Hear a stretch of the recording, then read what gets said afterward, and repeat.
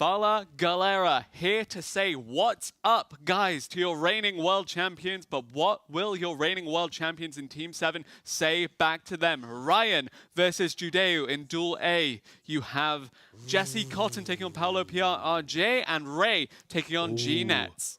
And we do see immediately that Jesse Cotton is the designated memento player there in Duel A for Team 7. I think that's somewhat of a surprise because we see Ryan, you actually being on this deck for the last couple of weeks. And wow, Ryan on Duel A. No way! Okay. Ryan is going crazy here. Valor combination on the Neptabus.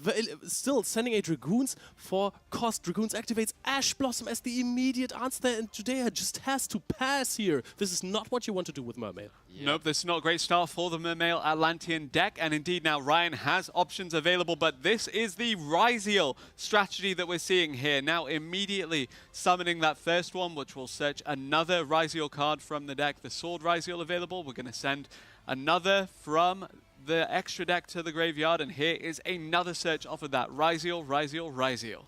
And we do search for Node Ryziel here with the extra Ryziel. You could really tell Ryan looked relieved when his effect of Sword Ryziel resolved. It felt like it may have been his only starter, but when that first starter goes through, you are basically off to the races. Now the Duo Drive is going to get infinite cards because it searches 2, and also there is still already the Node Ryziel in the hand. It's really tough to stop the deck from now on here. Oftentimes I'm seeing the aggregator just used here to help prevent any kind of disruption on that effect resolving, but right now looks like Ryan is happily just resolving all of these effects. 5 cards in hand, great card on field. Let's go. Also, he has started with Sword, as you said, Basti. That is not the greatest start. So basically, every time your opponent normal summons Sword, there is a very high chance that they don't have a better starter in hand, or even another starter, because let's face it, all of the other Ryziels except for Node are better starters. We're talking about starters, and it looks like Ray's hand was full of them because there's no disruption on G-Nets as he sets up with the Malice here. It's just going, and this game looks almost gone if there's no disruption here.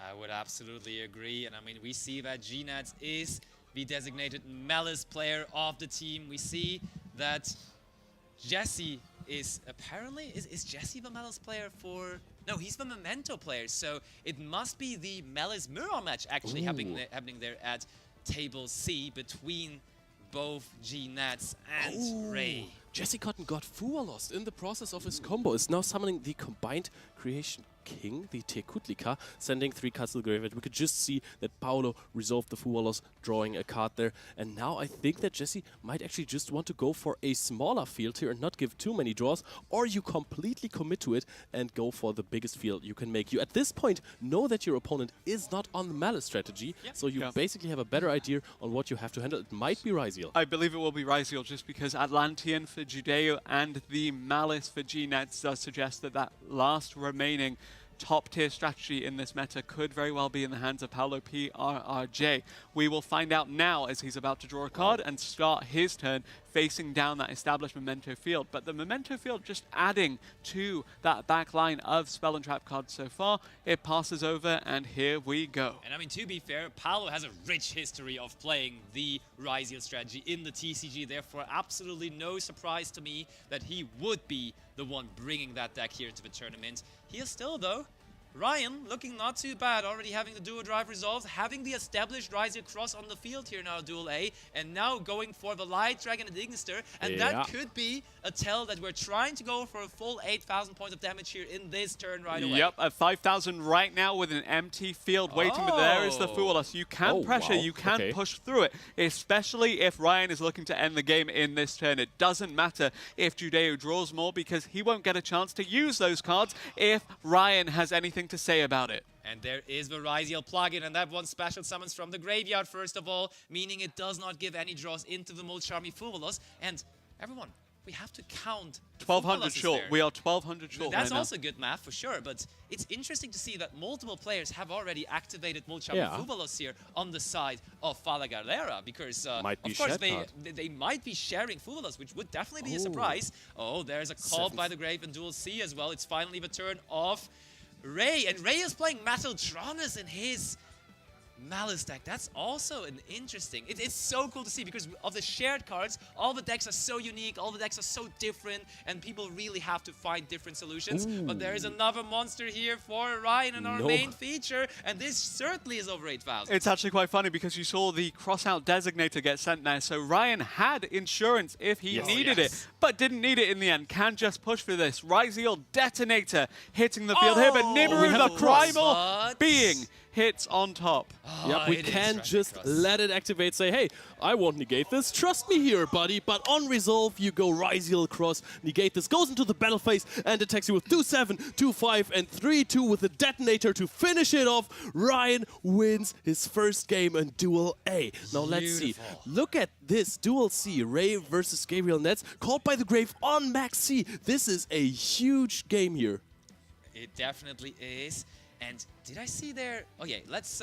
We have Duel B here, and Paolo is playing the. Fiendsmith. Fiendsmith So actually, cards. Paolo, we thought would look towards that Fiendsmith Snake Eye strategy because, Fiendsmith Ryzeal is something that he's played in the TCG as did, well. he did. Big fan of the Snake Eye deck as well, so definitely a lot of these cards that work well with that Fiendsmith strategy, but right now has to deal with the Creation King, chaining the effect there from Jesse. This duel is still very much anyone's to take. Yeah, it's not many cards left in hand here for Paolo. It's only the two. We still get to activate the effect of Memento Mictlan, targeting our big fusion monster, meaning we can basically bring back any Memento monster from the graveyard. There is Maxi on Okay, our own that'll turn be two of Paolo. draws. Wow. That'll be two draws from the Akihiron and this special summon back from the grave. That's good. That's as good a response as any, and that solves the huge. problem, hopefully, that you raised of Paolo not having too many options left in the hand. That is incredible. Maxi definitely is a card. If this is a Ryzeal strategy, I mean, I don't completely know what he played before that, but if he draws into a Ice Ryzeal, for example, this could very well be super crazy.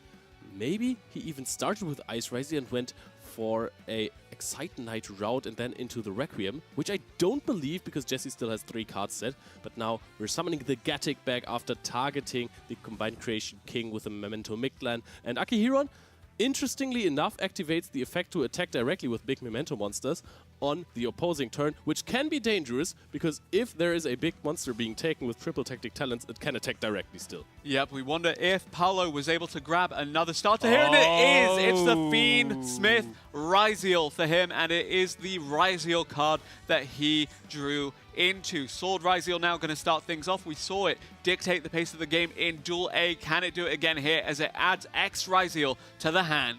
But was that a normal summon or was that a special summon? Oh, we're going to activate the Fiendsmith Engraver here from the graveyard before we are locking ourselves That into could the be rank 4 interesting. monsters or level 4 monsters with the Engraver, even though that might mean that we do not get to search with Axed.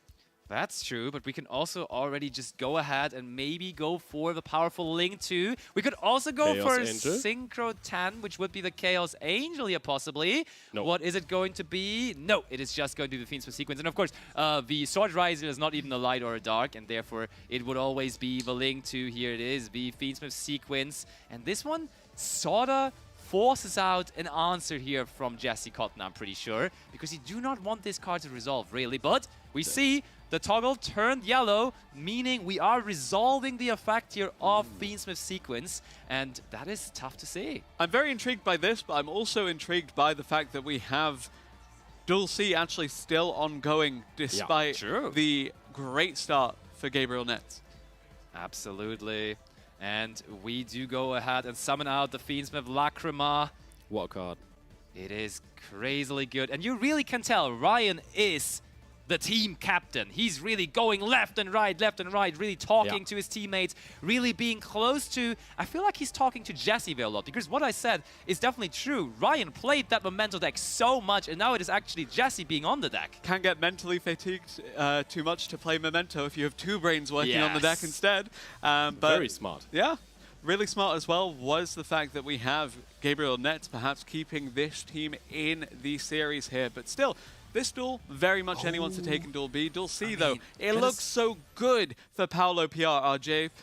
Sorry, it looks so good for G-Nets. Can he close it out? That is so huge to have the Yeah. Caesar on field. That is such a big Oh security net. That will my. show us as well. We're going in here because this means actually the Caesar means that Memento Fusion can be negated and the Bone Party can be negated as well, which are some sort of interruptions here for the deck. So a lot of these face downs from Jesse Cotton, it's Memento, so you have to consider they're within the theme. So that means that they're not necessarily negations, they're not necessarily disruptions, but they are things that can be dealt with. Now, Mulch Army, Fualos. No, it's Perulia, actually. Yeah, Perulia that's good. It's a coming level out. 4. That is enough. You have Yes. X in hand. You can actually go for Duo Drive and then continue your combo. The sequence might not be the most useful card you will have on the field, but if you're at this point, you're kind of sure that there's no infinite impermanence set on the side of Jesse. So I think just summoning X there, dumping something, and then going into the Duo Drive, There that it actually is. seems very, very much like a good play that is very likely to resolve. And we sent the Meteorologic Aggregator from the extra deck to the graveyard here to get out the X. And now we have 2 level 4s ready to become a rank 4. What rank 4 would you like, Paolo PRRJ? Because you are not being stopped right now. You're allowed to delve into that extra deck. Will you get the Duo Drive? Will you get the...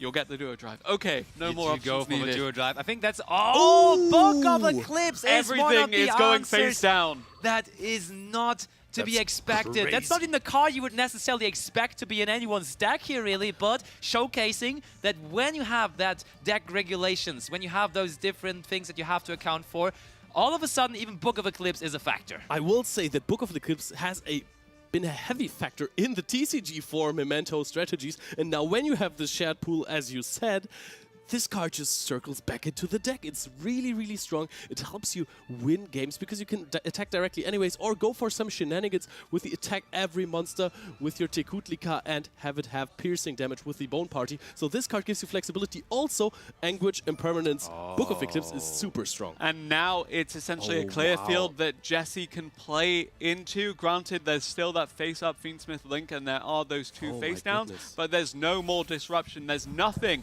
stopping this fusion, and there's nothing stopping Mementotland Twin Dragon from hitting the field in favor of Jesse Cotton here. But there is Superstar Sky Crisis in Duel C, and that is essentially 1 turn bought. We don't see that to pressure the lead when someone's ahead. Instead, it's the last chance for them to stay in the game.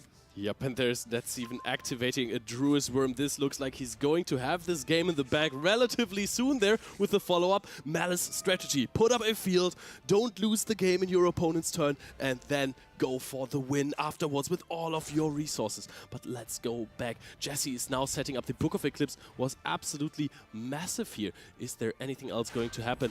Yep, that makes sense. The Gatic is being attacked over by the sequence. I was surprised to see that the sequence is still on the field, but then I remember that this is Book of Eclipse and not Daruma Karma. Yeah, true enough. Almost is, but granted, not entirely. Draws. I think, yeah, draws indeed, There's because gonna be there are draws. so many face downs. But that does suggest that Jesse is going to try and push for game in this turn. We've seen Memento do it before. We've seen it time and time again. Will Paolo have another turn with which to benefit from these cards that he's getting? And I mean, might draw it's into cards like important. Yeah, it's important to see that there is Yeah. the Caesar now face Yeah. up again as well. So that is now again an interruption because it was flipped up. So it's not the easiest task here, but you do have to realize that the Tekutlika is not a special summon that happens because you're activating an effect. So you can just deal with it quite easily in the end, actually. So I said Typhon oftentimes just seen when That is someone's losing a so game, but now good. we have G-Nets pressuring his lead in Duel C with a Typhon of his own, continuing to climb. But Leo, what has got you so hyped? Oh, what got me so hyped is summoning out the Horned Dragon there, the Mementotland Horned Dragon, destroying it with the Mementotland Fusion, and now Akihiron just destroys all the Exceeds monsters, or the Horned Dragon destroys the Exceeds monster and the Akihiron. Akihiron is going to get you the Fusion back. Droland Lockbird is being chained here.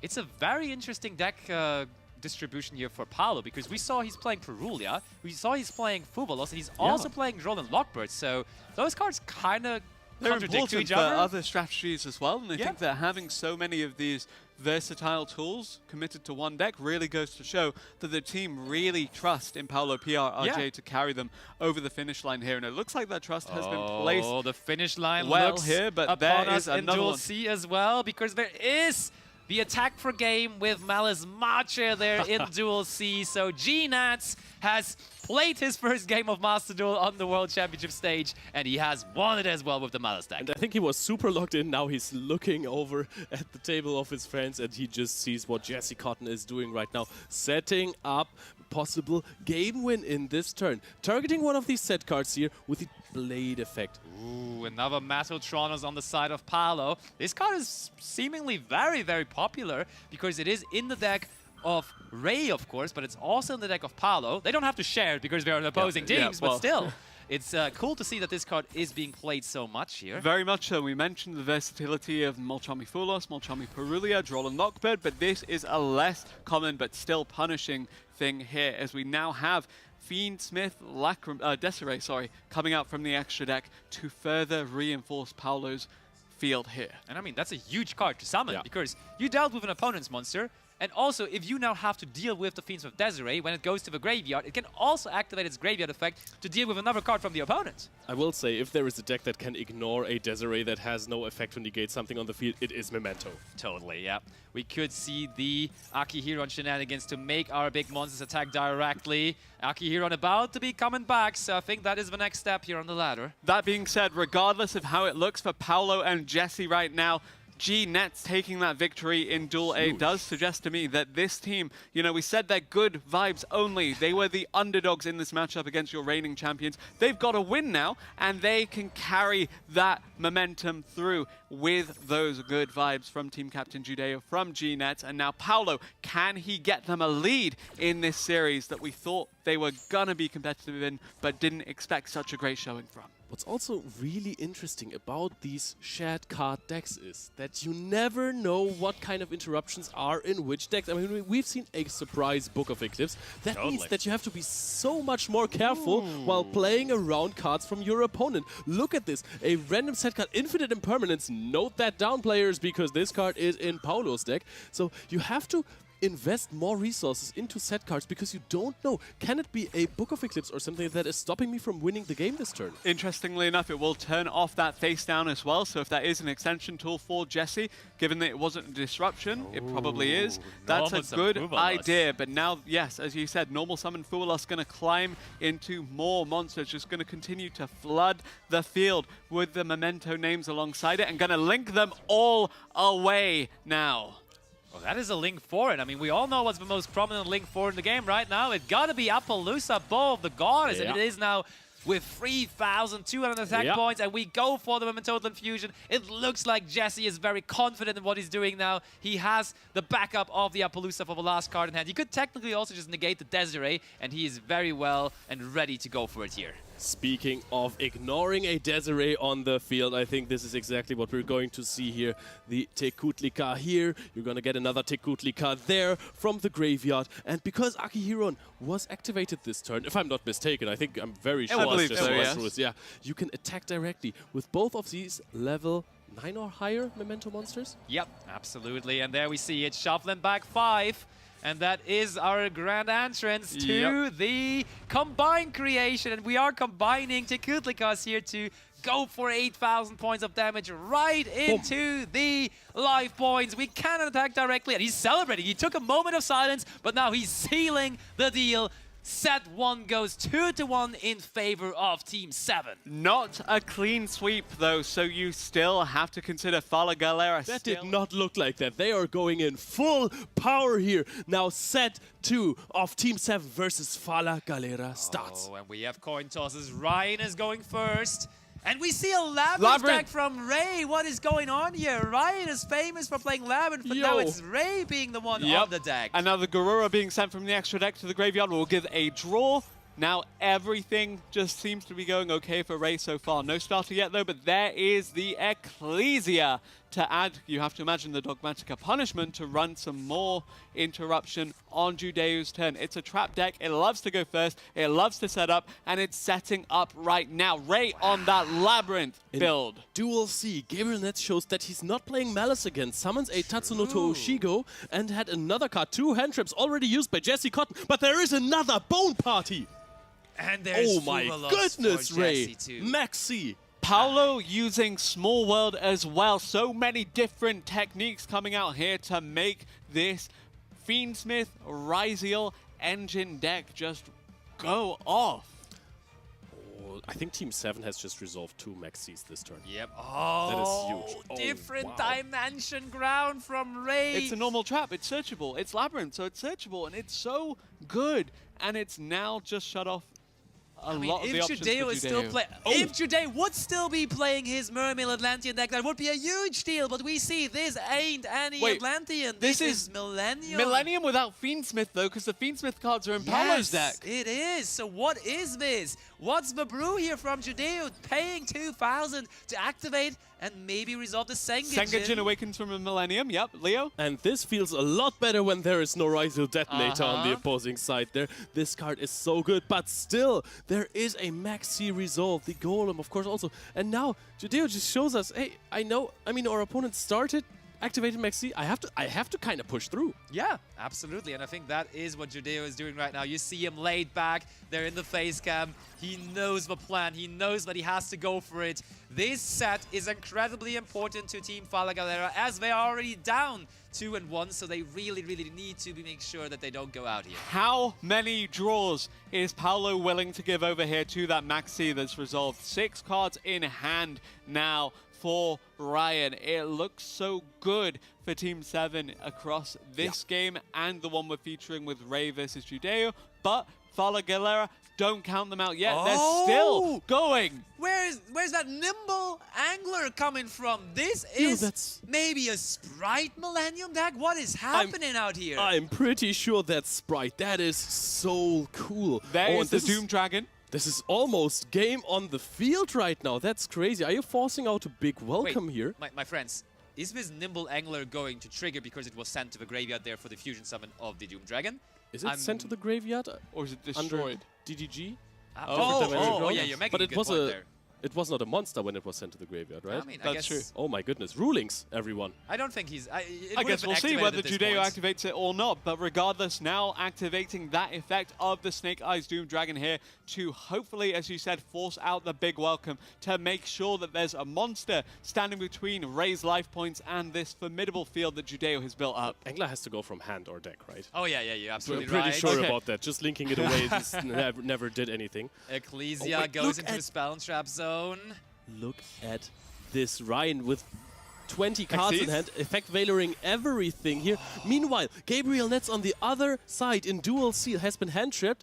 I think it was twice authorized. There's another card in the hand of Jesse Cotton now. I think it was at 2 at some point, but he is still going strong with the combos. Okay, Fuwalas on top of 2 other hand traps. Starter. This is Sprite. And let me tell you something, Sprite originally was a deck that sometimes would even run Dimension Shifter, so it really is not a strategy that cares about the different dimension ground that much, and therefore this looks like a situation where Judeo might actually be able to just go for it here. Talk to me a bit about the Photon Lord and why that was the go-to option here for the rank 8. Yeah, I think going for the other option, which would have been the Zombie Vampire, doesn't make much sense under the different dimension ground because it was sent to the graveyard, and this option here actually secures us against monster effects from the hand, as it is a once per turn monster effect negation, which is huge, and we could also possibly just deal with the Lovely, which was just summoned. I think that's the most important part there, that you can negate the Lovely and protect. Oh, and we summon out the Carrot. Do we even have another Sprite in hand? Do we have Sprite Blue? There's the Angler that we were so concerned about coming back here.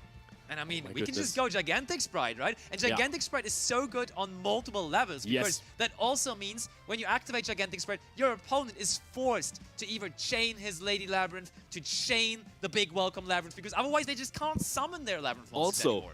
Also, how many hand traps do you realistically play in a Labyrinth deck? Yeah. Can you just commit into the Maxi? This is something that I've realized when playing Labyrinth with Maxi. Sometimes you don't have the best hand. You Maxi your opponent's like, yeah, I'm just going to win the game. I don't care for 20 traps that you have in your hand. Speaking of winning the game, not quite it, but still a good amount of damage for Paolo here. Ryan was able to run enough disruption that these attacks are not enough to finish him off, but still a decent position. But 6 cards in hand at the start of this turn for Ryan does suggest that we're gonna see another attempt at clearing out the field and another attempt at building out a very scary set of monsters for your Team 7 team captain. You still have to attack over the Lovely, though. I hope that Judeo is remembering that attack points actually do matter in Yu-Gi-Oh! As well. Imagine the last card in hand could just simply be Gamma Burst, though. And then Gamma Burst just makes them all big enough to attack over the Lovely. And I think just a simple Gamma Burst would be already good enough here. We're giving up on Sprite Carrot and Sprite Red here, though. That is dangerous, as now spells and traps, and mostly traps, of course, for Labyrinth strategy, are available again here for Ray. Gigantic Sprite coming down. It's gonna be able to get over the Labyrinth, but I guess we'll see whether or not there's a disruption here. As you said, bit of a greedy commitment because it gets rid of some of that insurance behind the spell and trap negation here. This is so funny to Many see. cards in hand for Ray. I think really Judeo decided to go for the greedy play here because he identified, hey, maybe we're a bit too far gone and maybe I do need to close this one out this turn. Playing to win and not to survive. This is something that separates the best from the good ones. Big welcome is I like this too. Yeah, big welcome is really important here because otherwise Gigantic Sprite just shuts it down almost permanently, or for this turn basically, but also on Duel C, there's crazy things happening. I think it's still GNet's turn. Now he's dropped a Droll and Lockbird on Jesse. And I mean, the interesting thing here is we can actually quote-unquote chain block the Lovely Labyrinth here because there is the Stovey Torby in our graveyard, and that's exactly what we're going to do. So the monster effect negation of the Photon Lord is not as relevant here, as we can just immediately go ahead and destroy it here in that chain. You may as well use the negate now on the Stovey Torby because otherwise you may as well lose it, No, right? I think you destroy the Gigantic Sprite. Oh, you could as well do that. Yeah, you're right. Because then nothing can get over this lovely Labyrinth of the Silver Castle. Lady in Hand does suggest that we have in the next turn an option to further extend, or even this turn, depending on what this mystery face down is. Now, looking at your other duels as they're unfolding too, Ryan has built such a commanding field in that duel B. It's looking scary. It looked so good before, but what is this? There's nothing on the side of Paolo. He just has no cards anymore. One Exceeds monster that is sitting there. And I think that Ryan is just attacking for game again. Current world champions are going at it. Going in with all of these main deck Ryziels here. One more hit with the node, and Ryan closes out yet another game. The captain of Team 7 is now ready to coach everyone else. And he was already doing that. You could really tell because Jesse was coached on Memento because that's one of his favorite decks. But now Ray is playing Labyrinth, a deck that he's so famous for. He reached over 80,000 points in a Duelist Cup playing the Labyrinth deck. Therefore, it is very important to see that he's getting some help here. And we are destroying the Photon Lord, and there is now this Bright Blue, and Ray is drawing card after card after card. But are they going to help them is the question. Card after card after card in hand for Ray, but card after card after card makes an appearance on the field of Judeo. The combos keep coming, the commitment keeps coming, and Judeo is just continuing to establish a field of monsters. So far, nothing that can get over that lovely Labyrinth of the Silver Castle, but the Gigantic Sprite is going to make a little bit of a way towards that, hopefully here. But Max being C summoned. rearing its head here. That is not particularly dangerous, I would say, when it is on the field. In the hand, but it is discarded. That's Gamma Burst. That is a Gamma Burst and a Max C attack for a game, perhaps. No. No. Oh, that's start. Oh, we're not even playing Gamma Burst? Maybe not. What are we doing now? I mean, it could be the last card in our hand, right? I think that's what that one's not known. Also, though, I think finding out what the set card for Ray actually is not that hard of a task, because we searched for Dogmatica Punishment with the Ecclesia. Therefore, I think that's what it is. Ninja Shadow Mosquito. Yep, this is the card to win games.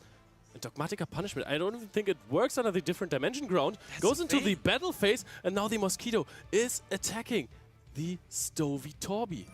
Judeo activates the effect of the Mosquito. That is such a unique tool to the Sprite strategy, but it might be exactly what Judeo needs here to close this one out. Going to shut off the effect of the lovely here and going to shut down this Stovey Torby eventually. Obviously, attacking with 0 into 2000 is never a good time, but this is still pretty good here.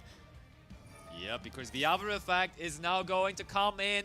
We are activating it, and we are going to inflict 2,900 points of damage here. And that is how this whole thing with the Mosquito works. We are just attacking and attacking with every attack now, inflicting 2,900 points of damage, meaning absolutely this should be the most cheekiest way of closing out this game here for Judeo. I think I can see a smirk there on the side of Judeo, trying to look only focused, but I think Steve stealing this game here away from Team 7. Yep, we It's said so Judeo important. under that Maxi had to finish the game in this turn, and he finishes it there and then. Ninja Shadow Mosquito closing that one out with this Sprite Millennium deck that we were not expecting to see, that Ray was not expecting to have to deal with, but now we have G-Nets on a Memento looking good against Jesse Cotton. Did we not promise you Spice Duelist? This is what it's at. This is the World Championships, and this is a Kaiju on the field of G-Nets there. What an answer to Memento field. Gamasiel, Wait, the what? Sea Oh, Turtle this Kaiju, but face. there is the turn going over here, and that should very well be it if G-Nets is able just to close this one out here. 8,000 points still for Jesse, but so many monsters on the side of the field of G-Nets. 2 cards in hand as well for Jesse, but are they enough to end this here? And Ryan is just sitting there like, guys, didn't you just have everything, basically? You have Fualos with multiple hand traps, and you had Maxi resolve after starting the game. That is insane. Fala Galera is not to be messed with. If Fala Galera take this one, if G-Net is able to go 2-0 on the day so far, they'll even up the scoreline to 3-3, going toe-to-toe with your reigning world champions in the opening match of the WCS 2025 in Paris. Okay, we're about to summon back our next Tekutliga monster. We've seen it being successful on the first set, and looks like Memento is going to bring in another win here for a different player this time around. And it is G-Nats who is sealing the deal, who is on an undefeated record for himself here so far, and he takes this second set away from Team 7 there. Memento is 2 for 2 here in the supposed... We said Malice was the deck to watch, but Memento seemed to be the deck to watch so far in this series, and this will be your last set of the opening match. Group stage round 1, match 1. It is Fala Galera taking on Team 7 here. Who starts this round 1 of the tournament with a W? Is it going to be our reigning champions, Team 7, or is it going to be Fala Galera? There is going to be a start here for Ryan versus G-Nets. Okay, G-Nets not winning the coin toss this time. We're seeing a 7th Tachyon. Now, we also know that Droll Lockbird is probably on Paulo's side. Unless there, he's changed his deck. Oh, wait, what is happening? There's another There Droll it is Lockbird. again. They're just, are they sharing Drone Lockbird at this point? Also, very important to know, Duel C is going into a difficult direction for Team 7, as Ray had to pass to one singular infinite impermanence on the White Rabbit there. Ray so far not having the greatest tournament, not having the greatest luck overall, but we've seen him clutch it out before. It was his Pearly deck that clutched out the World Championship last year for them. It is his strategy that got them to the World Championship in 2023 for that first ever time, and it will be him that this is relying on here. Can he pull this game back, or indeed is he going to have to look to his teammates? And now we can see on the side of Ryan, Star Ryziel is being summoned. Basti, what's the French name as we are in Paris? Étoile Ryziel. Thank you so very much. Passes on a Baguska, the terribly tired top here. Sets another card there. What is Gabriel going to have to offer for this? Baguska going to shut off some of these monster effects and maybe just slow down the game enough for Ryan to make a comeback when he gets an extra card off of the top of the deck. But is there an answer? There is! Book of Eclipse is everywhere. Maybe Book of Eclipse is the card of the tournament, and Ryan is shaking his Read, head Basti, there. read the Book of And Eclipse. there is Mementotlin Anguish as a normal summon. Gabriel Nets just saying, you know what, I don't need to bring Malice every single time. I'm playing actually Memento twice. So far it has been 2 for 2. Can it go 3 for 3 here? What a good start. Do we have any kind of interruption here, or is the Anguish going to resolve? It's resolved. The Anguish going to start things off here for G-Nets. Nets looking so good this tournament. 2-0 on the scoreline so far. Can he make it 3 and take down Ryan here? But in the other duels, we have Mulan Glacier, Judeo's favorite, actually running some kind of interference, but apparently not enough, as there are still 5 cards in hand for Jesse Cotton. Judeo had to pass after searching. I think Judeo was not very happy with his hand, and therefore it is the turn of Jesse. So this game is actually looking really good for Jesse, and again for the Memento deck. Memento is just going completely wild here in this match. I'm hesitant to commit to something that is looking good for one of these players, given just how back and forth the previous games have been. we've cast a curse time and time again, but let's see. We're going to see a Fuwalos resolve for Judeo on the Goblin Biker. Quick spell that summons out the Mammoth Goblin, gets to draw a card, but how many impactful hand traps does the Mermaid deck really run if you're playing against it? So that's the big question here. Can you just run through the 8,000 life points? Now Ryan is praying here. Oh yes, he is. Infinite Impermanence, finding a good spot for it. Nothing was changed, so that's huge. We do not have to deal with a Bone Party or with that Goblin Biker quick spell there. Is there any way of extending for G-Nets? That's, oh my goodness, Mammoth Fusion is not being chained. Of course, you want to let it resolve, otherwise you would have to destroy your fusion monster without it using the effect already. Are we going to see a twin dragon here, or do we commit another card from the hand, which might be another Mammoth card for the combined creation to possibly set up already for more? Wow, this is intense. And Ryan really jumping left and right in his chair. He wants to help his teammates. He can't really help himself too much here anymore at the moment because it doesn't really seem like there's anything he can do. What is this going to be? Okay, it is a Twin Dragon with a monster from the hand. Sleepy was used from hand, and that enables so much for Gabriel Nets now because you can just summon it back, activate the effect, search first, and then immediately fusion summon. Oh, yes. Yep, there's the destruction, and there's no disruption from Ryan Yu onto Nets, as Nets continues to extend here. Memento looking great so far this tournament, and so far in this set of games. You have Jesse going crazy in Duel B, and you have G Nets now looking to close this one out. The face down Baguska, the terribly tied tape here. The face down spell or trap for Ryan, not enough to stop this. But also Paulo has passed his turn with a detonator there. Now we're going to see a triple tactics thrust from Ray here. The Malice P. White Rabbit is going to be destroyed by the detonator here.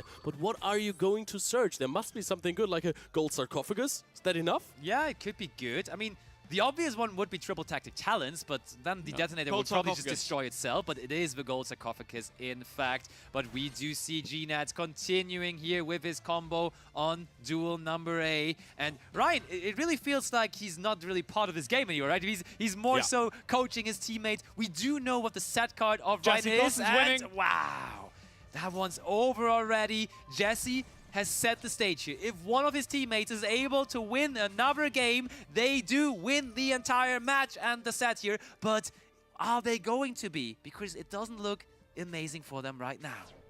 Yep. I mean, actually, the game versus Paulo, I'm still very much torn if he finds a way to play this. I also don't know which card is attached to the Ryziel detonator. If this is a aggregator, this could be a even better spot if you chain it to something like the Dormouse, even though Dormouse then later on triggers and aggregator finds no target. Okay, anyways. It's actually nice to chain to the gold sarcophagus. And sarcophagus is crazy. Yep, so talents can of course take that detonator if need be. I guess that would be the case, or you could draw two from the deck and then further extend with the Malice, but you have options. I think this duel actually right now is the more intense one, right? Why don't we bring up Duel C here maybe to the main attention, because it is really down to the nitty-gritty there on Duel C. So actually the detonator getting rid of itself does suggest that we now have the talents having to be used for not too much. Yeah, I mean, but you wanted to get rid of the detonator pop. There's only one sad card left remaining. Is this infinite impermanence? How many hand traps can Paulo have in his deck even? Dormouse activated its effect. 300 life points gone. Will activate the effect again. Can you go full combo or can you not? Paulo is responding with the infinite impermanence. The Dormouse is sitting alone, but Paulo also doesn't have anything. Does he have an engraver in the graveyard maybe? Both of them going to be relying off the top card of the deck here. It comes down to this. This will be the deciding game for them, but right now it's looking pretty like a just standoff between both of these duelists. And the thing is, Paulo needs to draw something good because Dormouse can just use its effect next turn again. Celine, Queen of the Master Magicians, coming down for Nets here. The extension into the eventual access code toolkit has won many a game, but there are countless options here for the Memento duelists, or about 15 of them given the extra deck. But hey, let's see where this goes for Nets. Paulo is shaking his head there. Does not look too happy about the card that he just drew. That does not look like a winner's face. Ends the he's turn immediately. passing. Does he at least have something to play with? Ryan is already celebrating this one here. Meanwhile, Gabriel Nets is just comboing away from him. While Ryan goes, hey, I won 2 games. So I think I'm fine. I did the job here. Gabriel would be 3 for 3 and then still Yes. Aplusa, the goddess, ready to run disruption on anything that Ryan may have, but right now just looking pretty good for Nets. That dual C is gonna be the deciding factor here. Is there a draw off the top of the deck that could save Paolo Piaro J here? As we have another Malice starter. There's no kind of stopping this. Creation King on the field. GNADS really feels safe, but we see the multiple Cybers monsters that are being summoned onto the field on Dual C. The Malice monsters on their own, when they're boosted by the Dormouse effect, are already quite big, so I think we do not need much more here even to close it out in the favor of Team 7. They were so close. Fala Galera, they almost had it. They almost took down your reigning world champions. But you're seeing exactly why this team is so clutch. We said Ray so far, not the greatest of tournaments, but he's gonna be the one to carry them over the finish line if this Malice deck has anything to say about it. Hard Crypta attacking, and we see on both tables people are attacking for game here. Hard Crypta banishing itself. 5,000 damage from the Tekutlika, but you know what has more than 5,000? Oh, GWC was activated. Hard Crypta is going to activate again, summon itself back. Dormos was used, so 5,600 for the Malice Q Hard Crypta. And there's the game! We spoilered it. It is the turn where Ray finally got to go off and they have to deliver. And it's all about delivering, and we are delivering you the second round of this World Championship here. Snipe Hunters versus Chiba Corp. Snipe Hunters won their first set. Can they win the second round here? Starting things off, we have Josh versus Puck on Duel B. And Puck is no-handing this right now, which means he has lost the coin toss, is not even looking there. Does he even have an interaction in his hand? Doesn't really look like it either. The blade is being summoned, destroyed. Anguage adds Sleepy. I think that Josh can just combo as he wants. And we saw Josh time and time again turn to this Memento deck when he needed a surefire victory in the Road to Worlds qualifiers. Yes, we said it's mentally taxing after a while, but he's in the zone right now. He has the Gatic in the graveyard. He has so much on the field. The Twin Dragon going to resolve. Memento looking good, but something else that's looking good is Joey's Malice deck, which is off to a great start. Yeah, there was an impulse activated by Quantal, Dominus impulse that is, but Gold Sarcophagus was basically a negation for that because it just does the exact What can you infer in same terms of the deck that he's running by the impulse? Atlantean Mermail or Oh, something it could be else? Mermail, it could also just be Malice. Yeah, that is both possible, and it's interesting to see because it is confirmed that Joey is playing Malice, so at least for his first pick here, for his first deck, he has turned his back on the Blue Eyes deck, and he is running the strong Cybers deck that there is Malice, and for now, he's the one being the one to combo. And speaking of comboing, it does seem like on table C, it is also Team Chiba Corp with Enzo being the one playing in control with the Ryziel deck over there. Yep, there's the Malice Q Red Ransom coming out for Joey here. Quantal just sitting back, just thinking, is there an interaction? There is. The Bestial Magnamut now going to come down. Does the Bestial Magnamut now tell us anything else aside from the Dominus Impulse about what deck this could really be? Screams Malice right now because this can be an interruption, but it's most of the time just an extender for you. Also replaces itself, of course, in the end phase with most likely a Druid's Worm that you are setting. Oh, I think we have Malice in Underground already in hand, adding Malice in the mirror here because this is not an interruption that stops you. Oh, we're shutting off the access to the Bestials immediately with Malice in the mirror, and therefore we're going to banish our own Red Ransom using this as an extender immediately. That is beautiful by Joey. Wow. Yep, very well sequenced by him to get through that. Quantal, you had 2 disruptions, but they've both been played through. What's next for Quantal now? 3 cards in hand. Actually, 3 cards in hand for both of these duelists. The only difference is Joey has a setup graveyard, a setup banishment, and now a setup field. And his turn still, of course, which is also nice. Oh, and Emra on the bottom table C is just activating Upstart Goblin there. Emra, what are you bringing this time around? We said he's usually the wild card on Team Snipe Hunters, and what wild card is it this time? And meanwhile, we see the field of Enzo there as well. He summoned Baguska after his entire Ryziel combo, so this is a real tough task to overcome for I do Emra wonder here. what Emre thought that Enzo was playing to play this kind of deck into it, depending on what this Upstart Goblin does lead into. I think it was the complete correct call from Emre saying, okay, I think I'm going to play versus Ryziel, so I'm playing. The Upstart Goblin tells me that it might be Sky Striker combined with the Tenpai strategy. Yep. So you play it for consistency. If Tenpai gets to play, it deals about 16,000 damage. Always. What does that tell you? Slayer is there on the bottom for Emre. Dual C looking spicy there, so we may as well have a closer look into Dual C there. The Ultimate Slayer resolving and putting not the Baguska, but I think the Detonator back Yeah, the into Bagusta deck. is still a little bit scary though, because once that was off the field, the Detonator's effect would be live, and that would be just further disruption on top of that.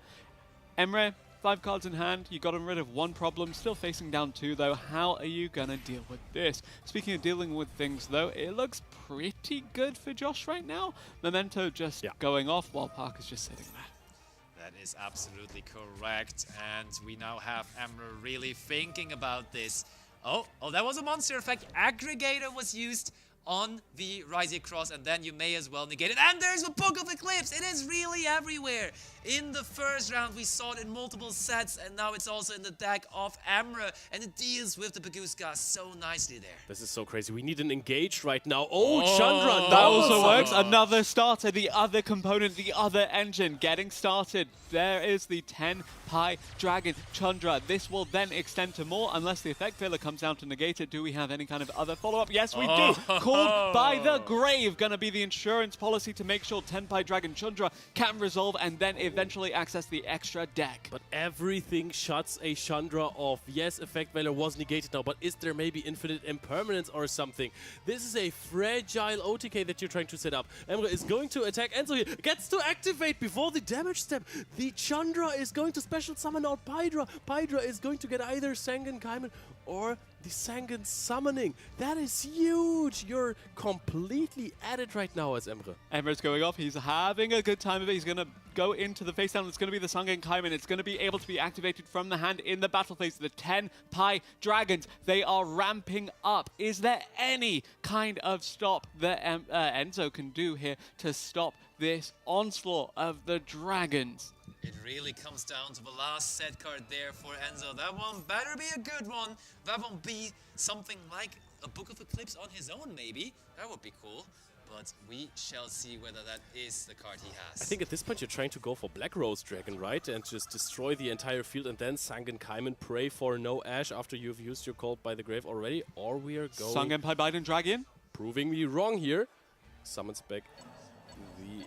Oh, and that is going to be a Ryziel Plasma Hole. Oh, that's a good one to have as well, though.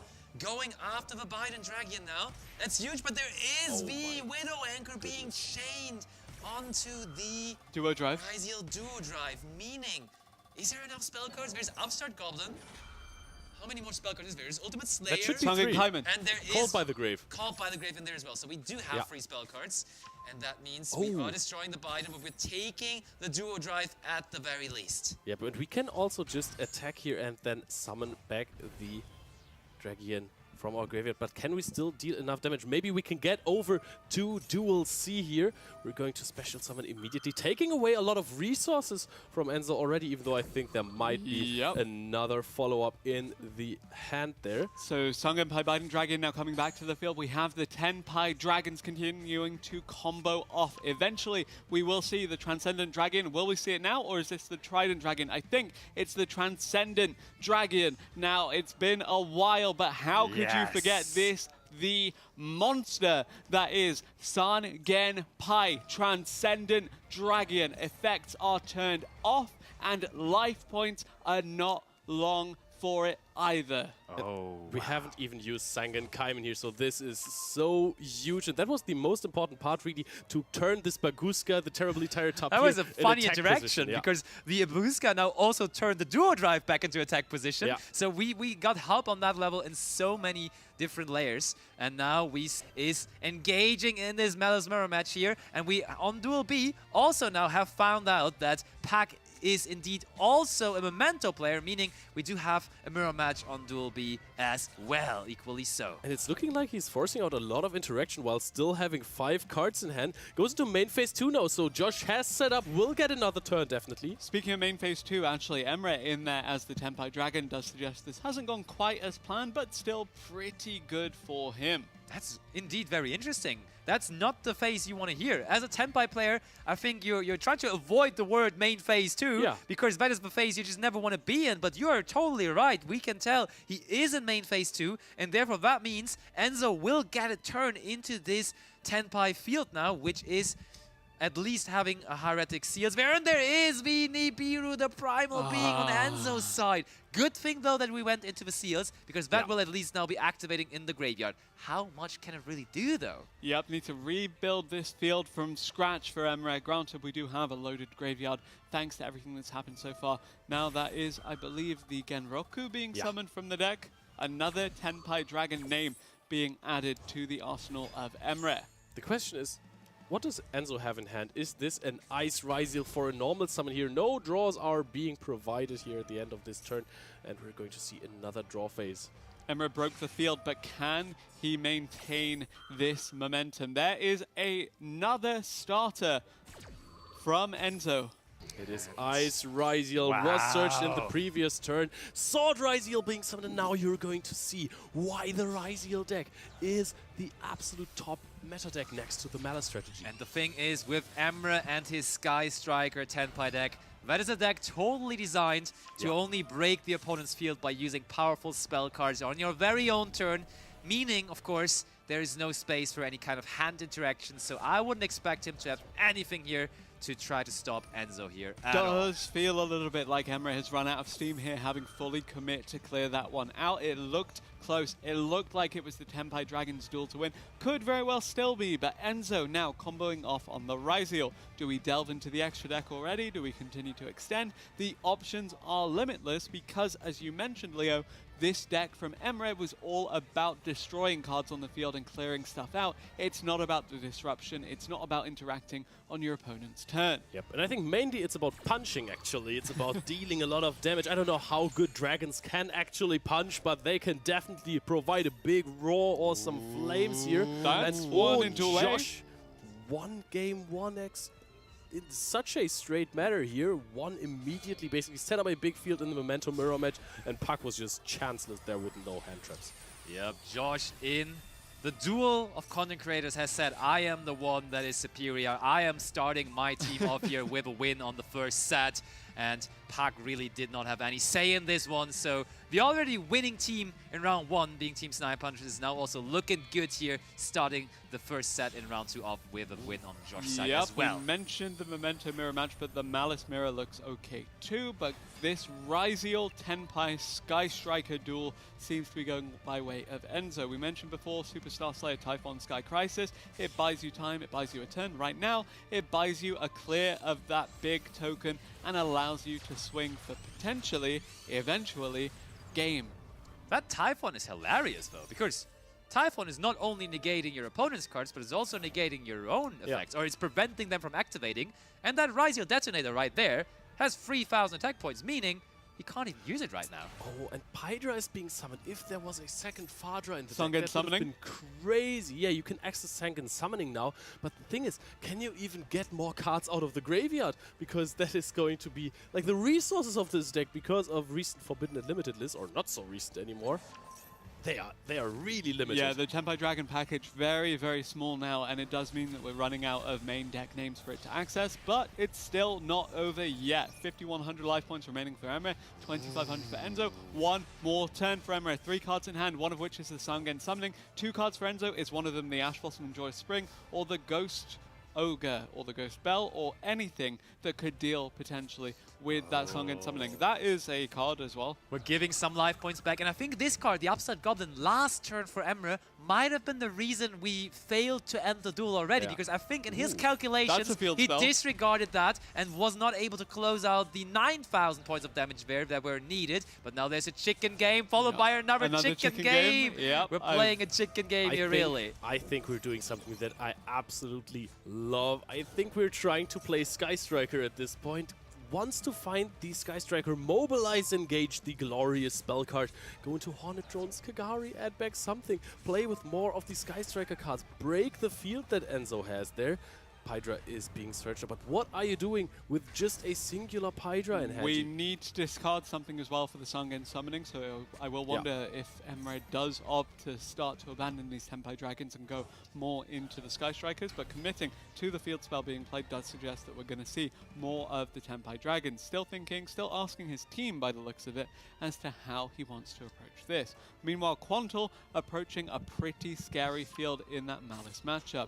Triple Tactics Thrust being sent to the graveyard, saying, look, probably not going to get an effect activation because the Typhon has no materials, and the detonator is currently That's what I was just thinking. Typhon now coming out for Emre as well. We open ourselves up to this by summoning the Typhon. That was our second summon from the action deck, and now the Typhon can just deal with the detonator, and then we have a Typhon stare down here right now. Both Typhons, 2,900 attack and defense points, meaning right now no way to overcome it for Enzo here to go for game. Emre's deck can explode off of just one card, but will he get the chance to access that one card at the top of the deck, or is Enzo going to finish this one off here? Oh, wait. Meteorological Aggregator being sent for the Ice Ryziel. You just need more cards for this because X cannot search right now. You have the Superstar Slayer Typhon. Oh, and there is Purulia Normal Summon. That is huge. And that looks like Enzo is going to outvalue the Sky Striker Tenpai strategy here. Light Dragon and Ignis Stars, of course. Who needs value if you can just go for a game? That's very much the Tenpai way. Destroy it. That's the first attack coming in. And Enzo, after having a dangerously close second turn where Emre almost got him, closes out this game here on Duel C to equal the score overall here in this set. And we continue the trend of once the Tenpai Dragon deck sees main phase 2, it's over for it. But now Quantal will look to take a lead for Snipe Hunters here. 1-1 on the scoreboard overall. Josh, of course, outing Puck, while you had Emre drop his game against Enzo. Quantal versus Joey. Team captain versus team captain. Malice versus Malice. Yep, and Joey started. Look at this hand. This is a whole binder right there. 9 cards. Access code Talker. No cards in the hand of Quantal. Just to overcome this field with such amount of resources is almost impossible. So Joey is going to get the lead for Chiba Corp versus Team Snipe Hunters. And that was not something we were expecting given the outcomes of that first round. And yet it is showing that Chiba Corp, they're still in this. This series, though, still very, very much alive here. Could be anyone's to take. Now it's time to talk. Now it's Other side, we had Emre, who was playing Sky Striker Tenpai, and who might have Ryziel as the second deck versus... Oh, indeed, he might. He may very well have that Ryziel as that second deck, but right now it's Enzo sticking with the Ryziel of his own after finding victory in that one. This is 2 duelists that won their first game in this set, and it could very well be 2 duelists again looking to close this one out for their team. With Molcharmi Fumalos getting answered though by Enzo and the crossout designator. There's no way. So Molcharmi Fumalos really being in so many decks, at least as a one-off. We see this card everywhere. Crossout Designator is such a dangerous card to play in this team format, except for maybe Maxi, but being able to hit something else is almost lucky, I want to say. And hold on, did you realize what's happening there on Duel A? Pack has shaken off the Memento deck and has replaced it with the Crystron strategy all of a sudden. Wow. That's really interesting because, as we said, Crystron was the deck of choice for Tasku when he completely destroyed the Road to Worlds qualifiers with that strategy. Now, Crystron kind of fell out of prominence once people started main decking that Artifact Lancia to go with Malice. It just kind of fell by the wayside as a casualty of that because Lancia was so good at shutting down the Crystron by extension. But there's a lot of nuance to this. There's a lot of skill expression. There's a lot of chaining on top of an Ash Blossom to guarantee some kind of value is generated for Park here. When Emre, after losing there on the first set, now has switched over to the Ryziel deck on Duel C, and one singular impulse from Joey stopped his Ryziel combo entirely as we see him passing on a singular Ice Ryziel. Gold Sarcophagus going to start things off here. It's going to be a free summon for that Malice deck eventually as well. Gallant Granite, just going to add the Nibiru, the Primal That's Being nice. for Enzo there. I like that as a tech in the Ryziel, just to guarantee that you get a searchable disruption. Just missing some Mitsurugi cards here to get the full value out of the Nibiru, the Primal Being, huh? Pretty much. Now we have Node Ryziel bringing back Sword Ryziel, and you can really tell that Enzo is just so comfortable, so confident with the Ryziel deck. He doesn't even take 10 seconds to think about his next move. He's just always on top of it. Ooh, we have an Infinite Impermanence there. Or was it in fact Veiler? Emre was in fact Veilering. Okay. The Dormouse saying maybe after Gold Sarcophagus start, this is not going to be a hand with too many extenders, but the normal summon White Rabbit makes this infinite times more difficult for Emre here to come back from this. Well, I mean, this is looking honestly really good on all three of the tables for Team Chiba Corp. Do we just have, if they win it here 3-0, the 5-1 victory for them here, or 8-1 then, which it translates to in the end? That would be impressive. Could very well be a clean sweep, clean-ish, given the fact that Josh was able to take that first game. Yeah, Chiba Corp, they could very well just close out this set convincingly, but we've seen comebacks happen before in previous tournaments. We've seen it earlier in the day as well, so I'm hesitant to count out your 2023 World Champions as they look to face off against Chiba Corp here. Josh sets a monster and sets a spell and trap card that may have been an alrightish play in 2010, but since we have Yu-Gi-Oh! Master, that has never really been too acceptable. Okay, we flip up the Baguska. Don't count out my crawlers, my friend. Okay, Crawlers, okay. Maybe that's the amazing second deck of Josh. Yeah, true. We only have seen Memento so far. I don't think even for that deck that's a good start, to be honest. But Axe is going to be the follow-up here. We're going to see this negated here, unless you're negating your own Baguska. That's nice with the Mariologic Aggregator. Yep. Interesting to see that Enzo is saying, oh, Okay. wow, called by the grave on this. Punishing him for not just putting the Baguska in attack position. That's Yep, really so the interesting. Baguska now being live still does mean that all of these monster effects are shut off, so there's no more extension for Enzo here because Josh had the presence of mind to hold the Call by the Grave for that play. There's a pretty easy fix for it, Yeah, though. You can that's just manually turn the Baguska into attack position. That's not that big of a deal, as we are now in a new turn. But before that, let's just quickly draw another card with the Ryziel across. No biggie. And I think Enzo is feeling confident and comfortable still here.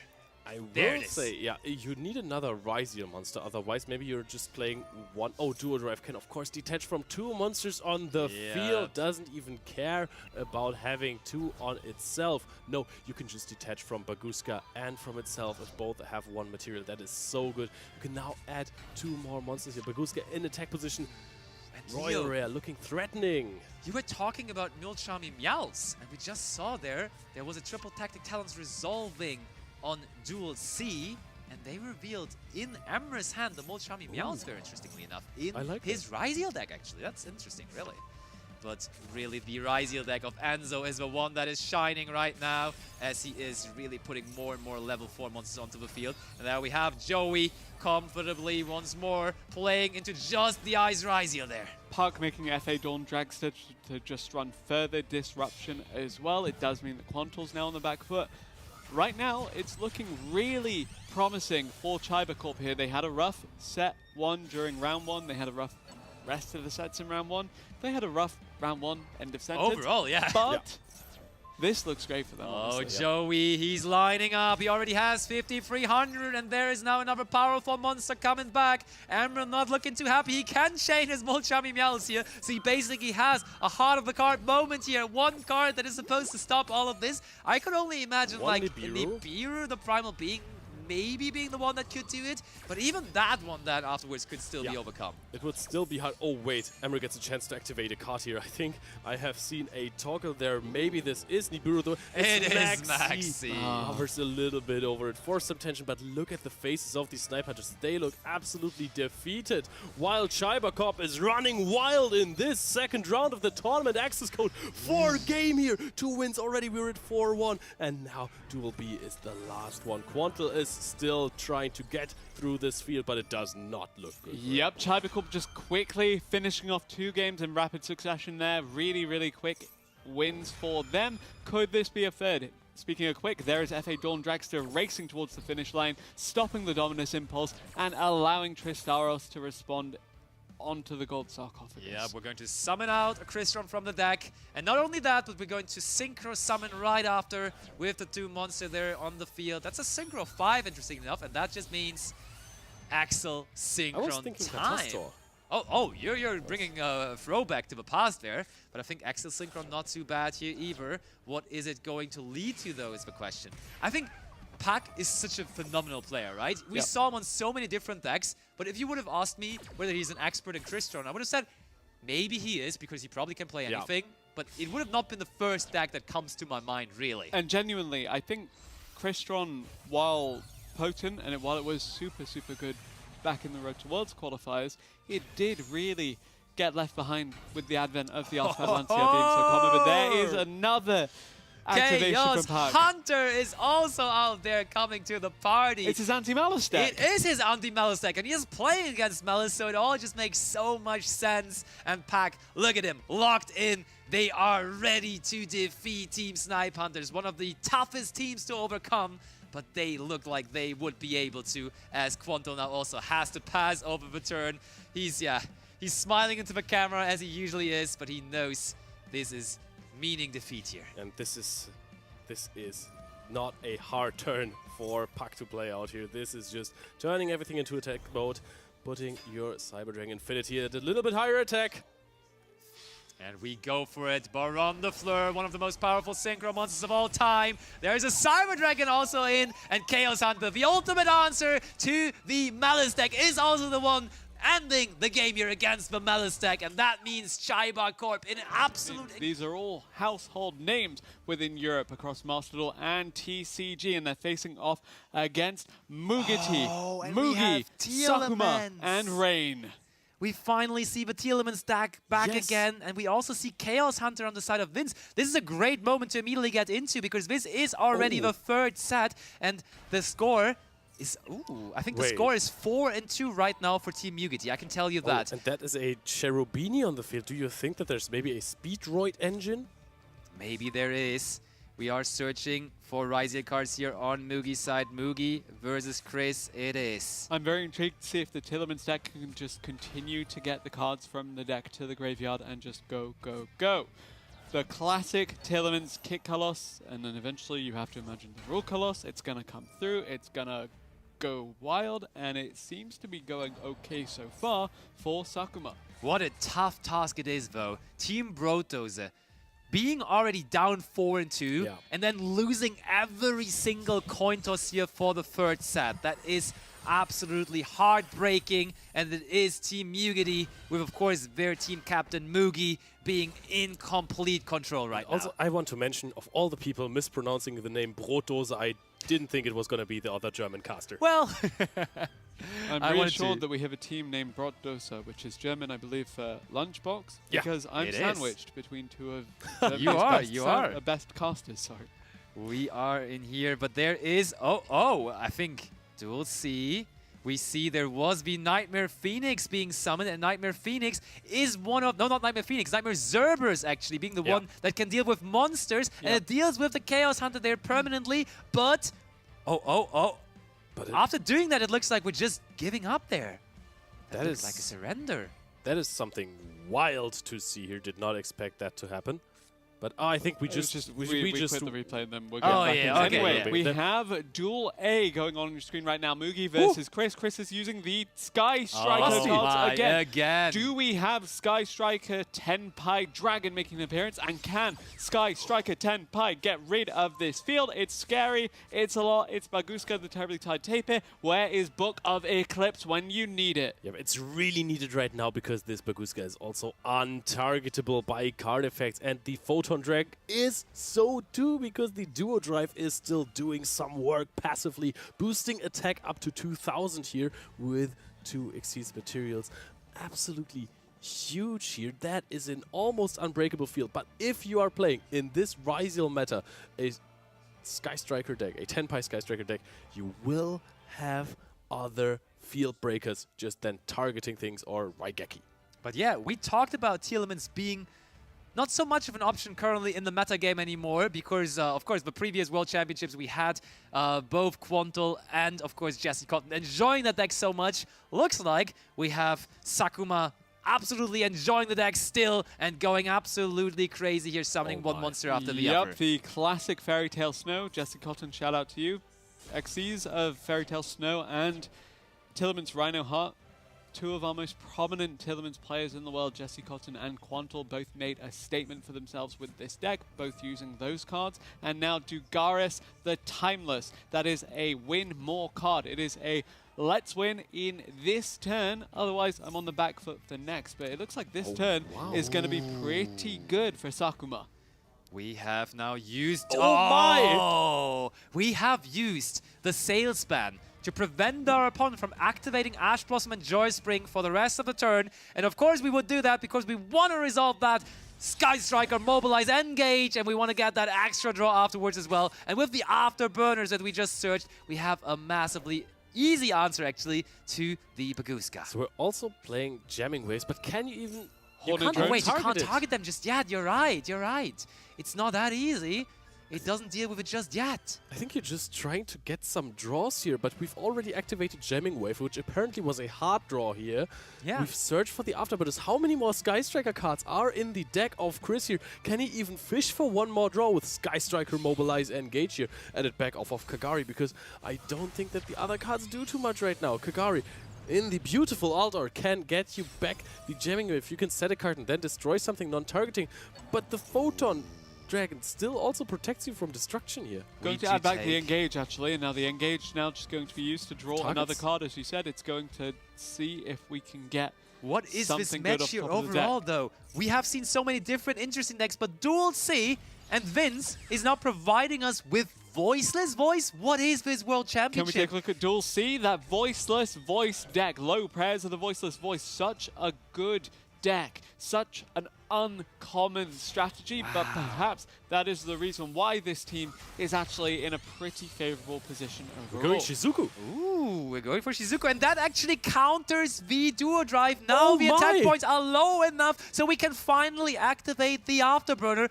Massively nice play here from Chris, and it's actually, I think I talked to the team captain, I talked to Bronas, he said that was one of your moves. You can actually just go Shizuku out the sort of lock that the Star Leech is providing, and now just go after everything. That is crazy good. It This is. so strong. I've never seen Shizuku used offensively like that. It is great to see that.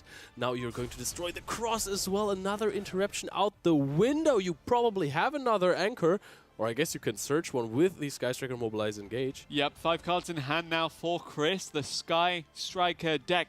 Is there a Tenpai component to it? Probably, but right now it's the Sky Striker cards that are leading the charge here and leading Chris and Brotdos back into contention in this game. Oh, Widow Anchor is being used here from Chris. We're about to negate a monster, but that's not even here at this moment anymore. The most important thing, we also get to take a monster, and we can then convert the Shizuku and the Baguska, possibly, or whatever monster we take here. And it looks like, oh, it is the Duo Drive that we take into a link to that. We have the Tailorment Fiendsmith in Duel B. We have Voiceless Voice in Duel C, but it is Sky Striker a Zeke now coming out in Duel A that is commanding all of the attention right now. There is the Tenpai Dragon.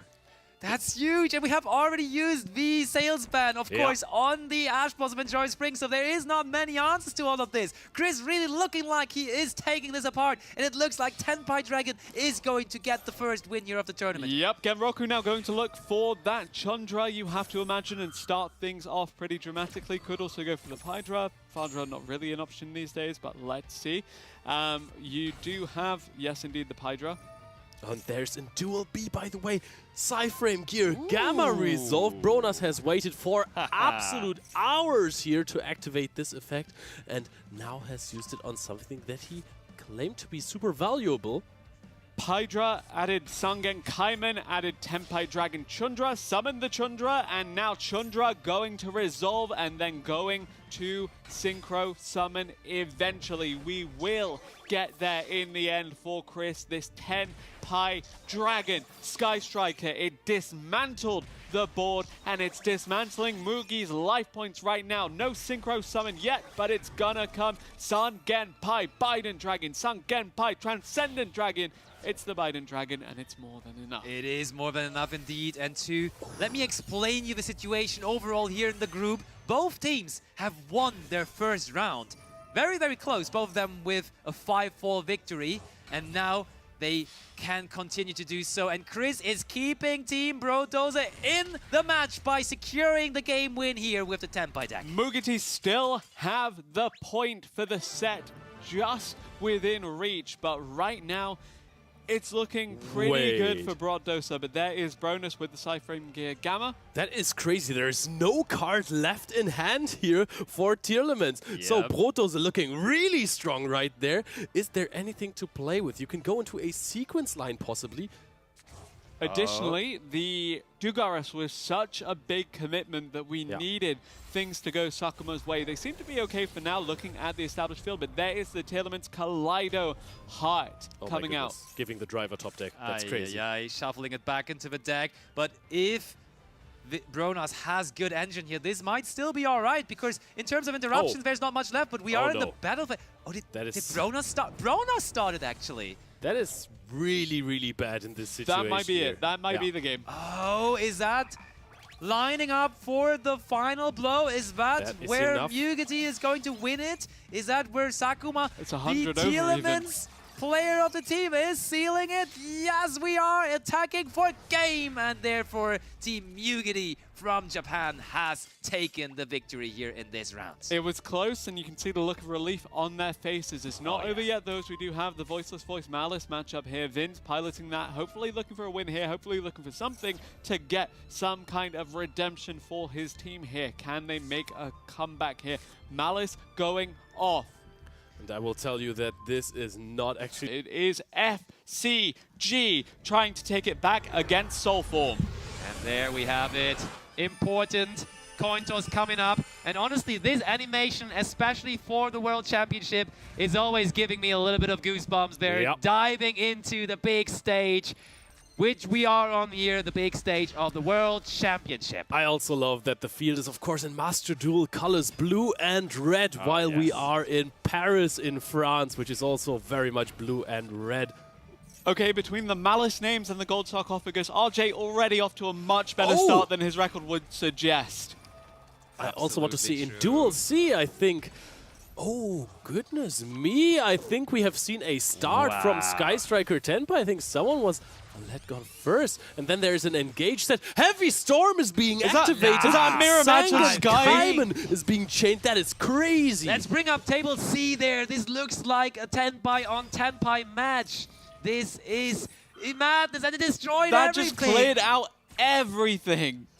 That is massive. Sungen Summoning looking good. Again, we said this Sky Striker Tenpai build, it does not interact in the opponent's turn. It's all about clearing the field. But how do you clear this? God War now allowing the Tenpai Dragons to come out. Chundra led to Pydra, thanks to Genroku, and there's more to come. Biden Dragon being dug for in the extra deck, and then it just continues from there on out. The field spell still alive as well does suggest we can even potentially see the Trident Dragon make an appearance later on. There's nothing that can be done here to stop this onslaught. And I don't even think we need that. We summon in the main phase. Wow, that is crazy. The Transcendent Dragon now called by the grave even on the Genroku. But this now means that in the battle phase, nothing can happen. No Ash Blossom, no nothing. And you know the last card in hand, that's Sangan Kaiman. We are going to search Fadra, special Fadra, activate Fadra, summon back the Chandra, and this is way more than enough damage. This is already game. This is God War taking the first game here. We said FCG, they needed a win for the redemption story to even have a chance of happening. Well, there is one. 4 more to go, and they can crack this group wide open. Wow, what a start. Oh, and we have the very common matchup so far of Memento versus Malice. That was faster than the speed of light here. Yes, it was. We're going to see a White Binder being summoned again. White Binder is actually, it is such a crazy card, but it gets even crazier. If it becomes a disruption on the opponent's turn as well, taking out memento names can be quite useful at times. Most of the time it's like even better if you hit something else other than Tatsunoto or Shigo. Appaloosa with one more negation remaining does still remain a threat here. RJ has a great setup here. At the moment, SCG looking fantastic, though we've seen them lose other games. Exactly. Speaking of other games being lost, there is Duel B going by way of Soul Form. This is already evened up. That lead gone, but RJ, it's up to him to take it back in favor of FCG here. Did someone tell them that we have to leave quickly or something? Those two games are incredibly exciting and fast. Immediately over, and the only game remaining is between RJ here and his opponent on the other side, who's trying to counter it with the memento strategy, but he just gets his two monsters back into the hand there. The games are fast and one-sided, but the series is very much alive, and it's anyone's to take. 1-1. RJ, can you clear this one out and take your team to a lead? Granted, I'm a bit apprehensive seeing SCG be able to take another team to an even score in games, because we've seen them lose from the 5-4, from the 4-5, from that.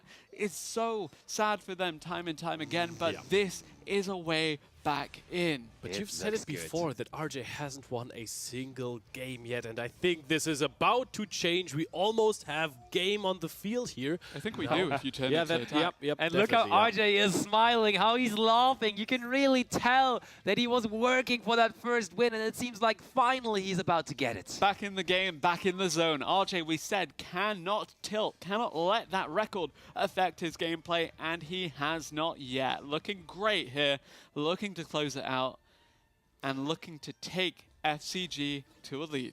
There is the battle phase. Is there anything there to stop him? I wouldn't imagine so. Bogan is already raising his hand there, signalizing that he's about to lose, because it is going to be RJ winning here. I really, really like that RJ was considering to still do something in the main phase here, going, hey, we saw Sky Striker, Tenpai Dragon make an explosive finish in that first set. We saw Malice find a little bit of success as well, but will we see Memento able to make a comeback, and will we see Memento actually make a impact here on behalf of whoever is piloting it? Mimoy is going to summon out here an X. Oh, we are going to see FCG starting off 2 games here, while of course there is going to be also a memento combo on the side of Soul Form. So right now I would say, even though this is pretty early in the duel, advantage is already on the side of FCG. And Duel B sees a Call by the Grave on Maxi, the classic. You cannot let that card resolve, and therefore it is absolutely a no-brainer to use the Call by the Grave on it. So really looking beautiful here for Team FCG. Oh my goodness, also followed up by triple tactics, talents. That looking is at huge. the hand, what are we going to send back? There is the gold sarcophagus, but we're going to send back the impulse. No more disruption, can just freely Malice away here in Duel B, but Duel A heating up. RJ now doing his thing. RJ is the Malice player, and I think he has found some liking in winning. As we said, he has not won before for his team, but now that we are in the 3rd round, he has started with the wins. I'm curious to see what God War is playing this game, because obviously you do see his teammates piloting the Malice, piloting the Ryzeal. Duel C is where we may very well see something else once the Memento turn is over. Yep, we have, again, the decks that we have seen so far the very most. We have Memento, we have Ryzeal, and we have Malice right in the spotlight, but of course the other decks still sort of unknown for the moment. Now Malice underground? I want to ask you guys a question, because I feel like the meta is going with the alt art Appaloosa Bow of the Goddess. What is your take on that? I love the original artwork more. I think I saw a Royal Finish original one earlier. Okay, not too bad. I like the original art more, but I pulled the alt art from a pack, so I just went with that one instead. All right, that is absolutely fair enough. Right? But there is the Red Ransom coming back to the field from the banishment. I love the Master Duel way of comboing with Malice, because you're just using every single aspect of your engine. You're using Malice in the Mirror to add your White Rabbit to your hand, and then special summoning out the Chessy Cat with your Red Ransom banish, basically. So you can even include the 2 draws in your combo, which just makes this so much harder to break. A little bit unlucky for Suizo Kaku here, because you're seeing how he's unable to respond to this. The Malice field is fully set up and 5 cards in hand for RJ to mirror Suizokaku's, despite Suizokaku not having anything ready and waiting for him. That is absolutely true. Ooh, we see in Duel B, there is a 7th Tachyon, and I think we are searching for Artifact Lancea there. As we looked into their hand with the triple tactic talents, we know we're up against Malice, so having that option is absolutely ridiculously strong. So that Detonator, backed up by an Artifact Lancea, looking really good for Team FCG. Don't forget about the 2 set cards and Ryziel Cross as well. True. Huge there. On the side, FCG is cautiously so far optimistic here because we did see them manage to lose from being up 4 games earlier. So Oh, that's true. yeah, That was the last round. Even so, definitely a great position for them to be in, and this is their first steps towards their redemption arc and their first steps towards the finals. Let's go FCG as you take on Soulform. Soulform, though, they look so good earlier. They're still looking good now, still keeping it competitive. This is still anyone's duel to win. And there is the gold sarcophagus, and it is being reacted by with that Artifact Lancea, and turn is back over to FCG. So Duel B looking really very much like it would be the next game for Team FCG. I'm quite curious. Duel C, we are going to see, we've seen the Engraver earlier in Memento. Ooh. Is this going to be a big combo here? Okay, Lacrima is being summoned from the deck. Sometimes you can see Memento players just playing a Moon of the Closed Heaven and then a Requiem to summon out an Engraver to just bring in a little bit of Caesar action, or just sequence and Lacrima into Caesar action. But I'm still not 100% sure as to what God War is playing, so I guess we're about to find out once the turn does pass over. Yeah, I mean, it can't be Tempire, right? Because Tempire was the deck that one of his teammates played. Looks like RJ is now also done with his turn here on the main display in Duel A. And now it is on Suizokaku to somehow crack this. And it's not going to be an easy task. But was Suizokaku the Tenpai player of the team, maybe? 2 negations live on the Appaloosa Bow, the Goddess. Do we have something? There is the Ryziel, you have to imagine, and there it goes. Meteorologic Aggregator going to come through, going to try and negate the Appaloosa Bow, the Goddess, and there is X-Ryziel on top of it, hopefully successfully resolving. Oh, and Duel C just sees Artifact Dacta being summoned there in the Memento combo. That's another way. We just saw the 7th Tachyon for Artifact Lancea. I'm sure now we're going to see Artifact Lancea being set. Oh wait, it's a different artifact. What is going on at Duel C? Is that Mjolnir? It's Mjolnir, I think. Yeah, Mimoe actually won Duel B in the meanwhile while we're looking at these artifact monsters. But speaking of the artifacts, let's take a look at Duel C. There it goes to the graveyard. The Memento deck is continuing to link away. Often to what? Azalea, okay. Azalea is destroying the own card. We have destroyed our very own artifact there. Wait. Please explain this to me. I was going to think that this is going to be a Paradise Smasher situation, but that's not possible. And why did we do that, actually? Because the artifacts, they have to be destroyed on the opponent's turn, right? So we just brought the Mjolnir into the graveyard with no real purpose. And we lost the Azalea in the process of it. Trust the process. Okay, I'm fine with it. All right, we've fusion summoned, we've link summoned, now we're Xyz summoning. Oh my, what is this deck? Imperial Princess Quincery in the Memento deck. What? Okay. All right, we're going Mjolnir now. We're going to hammer it down, summon it to the opposing side of the field, Okay. Oh, and now you can't summon artifact monsters anymore. Of course, we're locking our opponent out of the game here. God War is now, until the next end phase, not going to be able to summon any monsters or special summon any monster except for artifact monsters. This gives me serious... This is Gimmick Puppet. Puppet vibes. This is madness. What are we seeing here in the World Championship by Team Soulform, who's currently in 2nd place of Group B? This is absolutely insane. Paradise Smasher, who? Honestly, between that, the Goblin Biker tech, I'm really seeing a lot of... innovation in Memento, right? The Memento, seriously. It can, I expected it to be a very fully committed kind of full-on engine, but that is actually and we see God War unbranded. Man, this tournament does not disappoint us in any round. We have one more deck we have not seen so far. I mean, we spoke about this being kind of reminiscent of the Gimmick Puppet Nightmare lock back in the day. Well, Albion the Sanctifier Dragon is part of the branded theme. And we go in, normal summon the Quem. But with the Mjolnir, what actually is the restriction that is currently applying? Because there must be a whole lot of a reason why we summon that to the opponent's side of the field. So we need to very much clarify. I'm on it. And find out what that actually is going to mean. And I also have it up here, the artifact Mjolnir. Actually, I think it actually just tells you. Oh, there so I have actually it. the turn has now passed, so I do think it was the no special summoning non-artifact monsters. Thankfully, Branded, they have capacity to play in the opponent's turn, capacity to play in the end phase. Granted, you're still locked for this end phase, so unlucky for God War, but there is another Branded card. Branded in High Spirit's going to be used here. But yeah, to break it down, Mjolnir basically says that you can special summon an artifact monster from the graveyard, which they did not do, but also you cannot special summon monsters until the end of the next turn except artifact monsters. So really no way to summon anything there, but we send away the artifact now.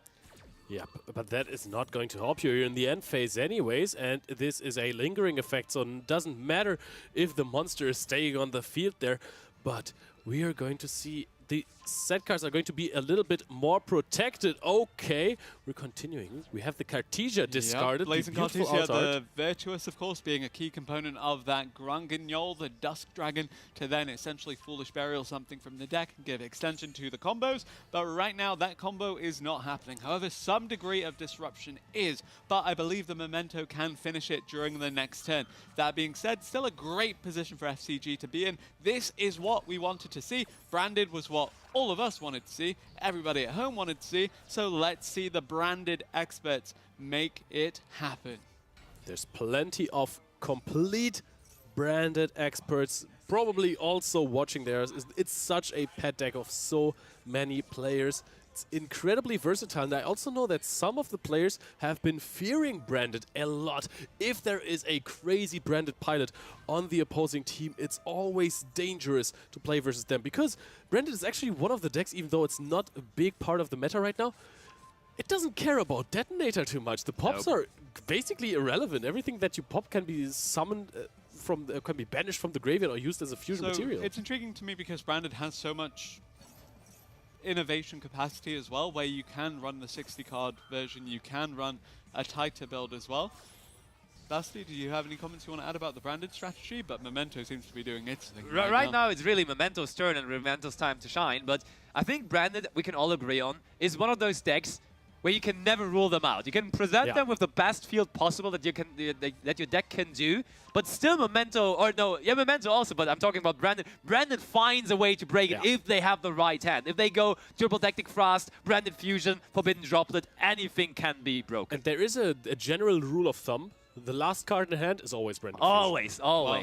And it is semi-limited at this point in Master Duel, so you will will always see it. Screener and Branded Fusion. Anyway, looking at this game, it looks still pretty good for Memento, but looking at Duel B, we do have a fantastic lineup for RJ. That Malice full field is in full force, but here is an attempt at a comeback by Suizokaku.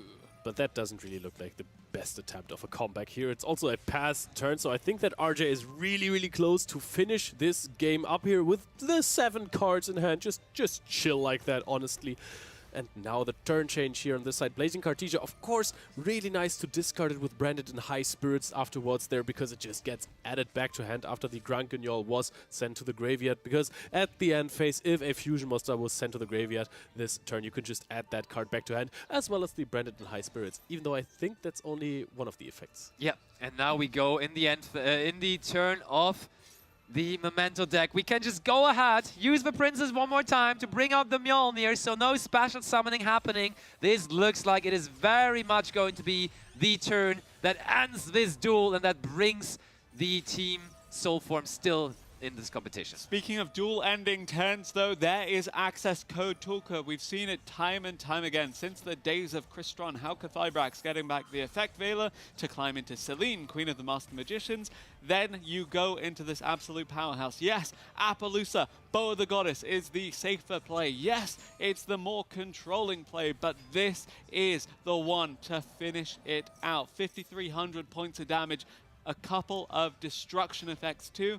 Fantastic card about to wreak havoc. Just going into the battle phase, we are able to attack directly, so we may as well 5 plus 3 is 8, so 5,000 plus 3,000 also is 8,000, and therefore that is the game win. Finish. Yep. Oh, that's lovely. So that means we do head into the last set with a 4-2 lead in favor of Team FCG, who are desperately, of course, still on the lookout for their first win. Whether FCG are going to be piloting that, because if they get a single win, they win the whole round. Ooh, silent mining for RJ. That gotta be the, of course, Malice deck, which is relying on multiple new support cards. Or the card is not new, but it's a new way to find consistency in the deck. It's and innovation to fill up for Lockbird. the non-shared card Yes. cards as well. You're delving deeper into the expanded card pool, but there is the Malice Trap in response as well. There's an XC summoning the bottom left of your screen to the Ryziel deck, doing Ryziel things, looking okay so far, whereas God War, he stayed with the branded, and he's going first this time around. Has the Quem, has the Aluba, the Jester of Despia, has the branded fusion ready and waiting to go. Albion, the Shrouded Dragon, branded, doing branded things. Honestly, let's go actually over to table C. We want to see what this branded deck is doing. We want to see it in action. We want to see branded fusion resolving, and they have triple tactic Frost as well, Even just more. next to it. That is huge. But also, if you're looking at Duel A right now, there's something that rarely ever happens. I think that we started off with an MTP 05, answered by a Droll and Lockbird. And this makes the combo actually a little more tricky here on the side, because Red Ransom is not going to be able to search you some extra follow-up here. So I'm quite curious as to see how RJ is going to do this combo. I think it's going to be a Splash Mage first, which would lock you out of Appaloosa Power of the Goddess. Ring Brum, the Striking Dragon on Duel C as well, by the way, so this does mean that we're seeing extension, extension, extension. Totally. And I mean, the thing is, Leo, that you have to pay attention to,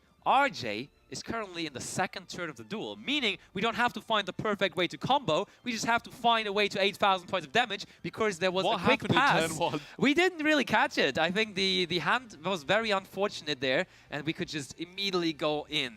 Despite that, obviously with the earlier rounds, you know, we did say kind of for FCG you have to disregard it and you have to focus on what's next, win the next 3 to secure yourself a way out. On the other hand, even if you drop this, because Soulform found so much success earlier, it does mean that they're still very much in the tournament, even if this doesn't go as planned. Because right now, FCG looking like this is their match. This is their set. This is their round, and this is their way back into the tournament.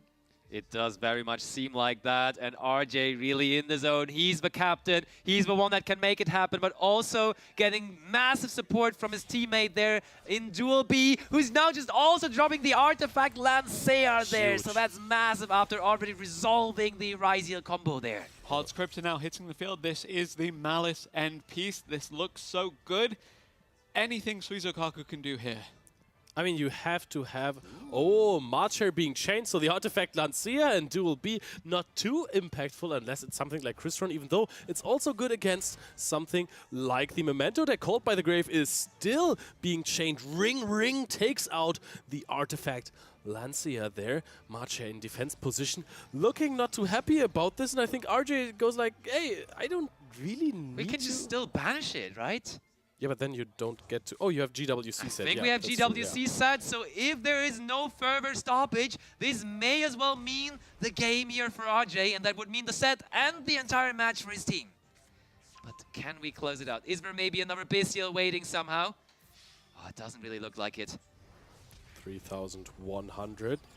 And now GWC06, the card that is ahead of everyone here, is now looking to be a crucial combo piece in the OTK for RJ. They're so close to deciding their own destiny, grabbing this tournament back by its heel, trying to go for the hard crypto, 5,600 attack, boosted by the Dormos, attacking for game, and FCG takes it back. That is such a relief for them here. Their tournament is still alive as a result, and they are so happy to be in this still. 1 and 2 on the scoreline for them overall, but that is still fine as we are amazingly well at playing is amazing. And there we have them. We do have Team Ragnarok on the left versus Team Dreams Future with the one and only Tasku and his teammates. Mist looks so incredibly locked in right now.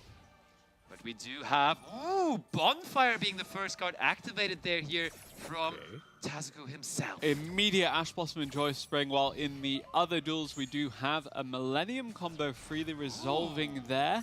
Luca, in the meanwhile, is also going to run interference. That's a Malice mirror match in Duel B, you have to imagine. So this means that this should be Ryziel up here. And right now it looks okay for Mist. But an Ash to answer the Molchami Fool Loss suggests this Ryziel is not done yet. Tasuku playing it out. And we at table C see that actually Nash has decided to go with his Snake Eye deck. We saw Snake Eye very, very much a lot at the previous World Championship in 2024. But now it is still out here, still ready to compete, still a decent factor. And from what I understand, it actually is the deck from Nash's side that is supposed to be his anti-Malice deck. But we see the Malice deck actually on the opposing side of Dream's Future is on table B. But honestly, who doesn't love a good Poplar? Fair, yeah, I'll give it to them, for sure.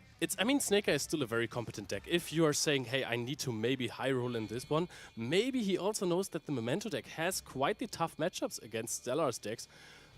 I think it's not too bad to say just, I'm just going to go in with my Snake Eyes here. Yep, we seem to be seeing a good setup from the Ryziel deck here for Tasuku, but then we also have Nesh doing Nesh things with that Fiendsmith engine there. Actually looks like it's Snake Eyes Fiendsmith at that, so I guess that was Nesh's other deck aside from the Memento. Snake Eyes Millennium Fiendsmith. I think this was actually what Mist qualified for Worlds on back in March, so very, very interesting to see it piloted by his teammate here, who I believe had a good part in actually preparing this for him. Oh yeah, absolutely. That's the whole thing about Team Ragnarok. I think they, almost to the best degree, live that team preparation process. Basically, they have been a team the entire year already. They have done everything together. They have built their decks together. They have played those 3v3 tournaments. So it's only deserving that they are now out here performing the way that they do. And indeed, we see that Snake Eye deck, which now, of course, is very much hit compared to the Duelist Cup it qualified in, but it's still absolutely a decent force to be reckoned. Now the big question, can Mist find something? The Max C on top of Baguska Detonator looks incredible for Tasuku. Mist is now contemplating 4 cards in hand. Your opponent only has 1 more card, basically, or rather 2. Ice normal summon. Baguska puts in a defense position immediately. Can you do anything about it, or is it time to start coaching your teammates? Another card. I mean, I thought maybe we just immediately go into a Typhon, but we are just summoning another monster out. Maybe we summon our very own Baguska here. That would be funny. Going second in the Ryziel mirror match never feels good, but Mist will do what he can. Has access to the extra deck if needed. Can XC summon here, but that Baguska remaining live does put a damper on things and shut down a lot of the effects. Promethean Princess, Bestower of Flames arriving for Nesh, reviving the Snake Eyes Flamberge Dragon. This deck is still going, it's linking, it's special summoning, it's doing everything for Nesh in Duel C.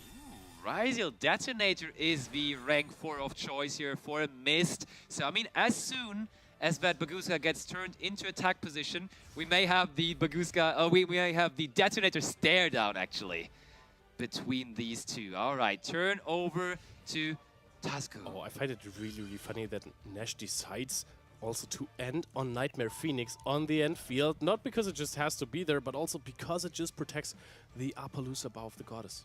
I mean, it's amazing because it provides that. It provides another monster that is of the fire attribute, so technically you can use it together with the Promethean Princess in the graveyard too.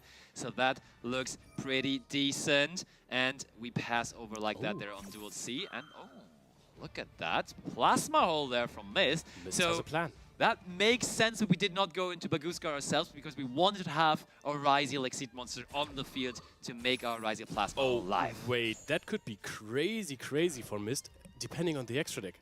Now listen, if Tasuku just tries to attack here and Detonator protects itself. That is of course huge, but I mean, you might still get to that protection thing because I don't think that Mist is going to activate. In fact, you can use the Plasma Hole afterwards and summon a Zeus in the battle phase, even though you could still protect you can absolutely do that. I do just want to take a step back and draw some parallels between these two teams. Mist and Stellar both being the most well-regarded Ritual Beast players in the world. having to change up the strategies here at the World Championship because that deck did kind of fall by the wayside with the release of Malice, with the release of Ryziel, but they both seem to have picked up some fantastic options for themselves.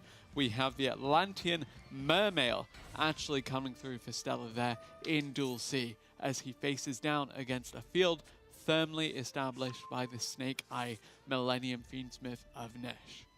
We are about to see whether this game can be closed out. And I gotta say, the books are back, right? We saw Book of Eclipse early on in the tournament. Yeah. We now have Book of Moon here as well. And we have Exo Sister Azoviel. I wasn't sure when I would be seeing my Exo Sisters back on the World Championship stage, but here is the answer. It, of course, is a rank 4, and it is going to activate its effect here, putting that face-down monster back into the extra deck. That is just what he needed there, and we are heading into the battle phase with decently more than 8,000 attack points lining up here. Yep, Tusku delving into that extra deck toolbox of rank 4s for the Ryziel and finds the exact one he needed to close this one out cleanly.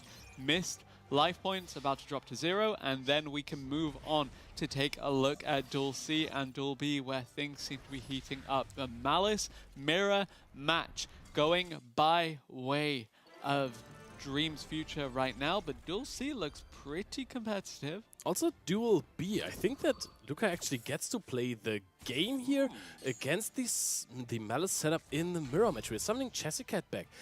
Do we actually get to play out this? All right, we're back to Duel C here, which is just a pass here on a Deep Sea Diva. This looks like Sebastian Lemke playing Time Wizard 2010 here, but that is more than enough damage for Nesh here. Why do you have to do me like that? But yeah, you are absolutely right. Stella apparently also on the very strong Mermail deck. We said that we haven't seen it that much, but it is also there. And we have the normal summon of Chaos Hunter. And it clearly level 7 is a level 7 monster indeed. We now attack for a decent amount of damage, and therefore Nash is about to equal the score. This match here is very much determining who is going to go into the top 4 tomorrow, and it's looking a lot better now again for Ragnarok. And that Chaos Hunter clearly identifies this as the anti-Malice choice of Ragnarok, and yet it manages to take a game off of something that isn't Malice. Anytime your specific counter to another deck is able to steal a game for you, it's a victory. It's a win in that regard. It's literally a win, but it's also further justifying your choice of picking this as your option to go against that deck specifically. I also like the choice to play this versus Mermail, just knowing full well, hey, I mean, if I go second, I will most likely also lose with Memento against this particular deck. Fair. But if I'm playing Snake Eye, I have the best chances of creating a crazy field that can't be broken here. And then Mermail doesn't have enough pushes to go through that. So let's just play the high roller deck that makes the better first turn field. But let's see if Luca can manage to pull this off, because there are 6 cards in the hand of his opponent. And I think that's freedom, right? Is this just playing through the Maxi or Fualos commitment and trying to finish the game in this turn? I guess we'll see if there's a draw off of this. No, just looks like there's 6 cards in the hand. Oh, now the Marshall last. There has to be something. Push. Oh, called by the grave on the Dormouse. And I would imagine that that's maybe the only Malice card that there is in the graveyard, so that the Marshall just simply stays in there. Is that even possible? That there's, like, after so many cards, maybe Tough to summoned imagine, Firewall yeah. Dragon. Wow, maybe it is that the was case, though. Maybe that was a Metaltronus summon here.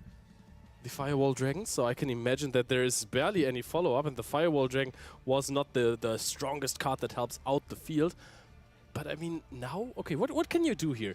Realistically, we have Link Decoder, we have the Firewall Dragon. I assume the Link Decoder was just hard summoned like that, right? It's not re-summoned from the graveyard.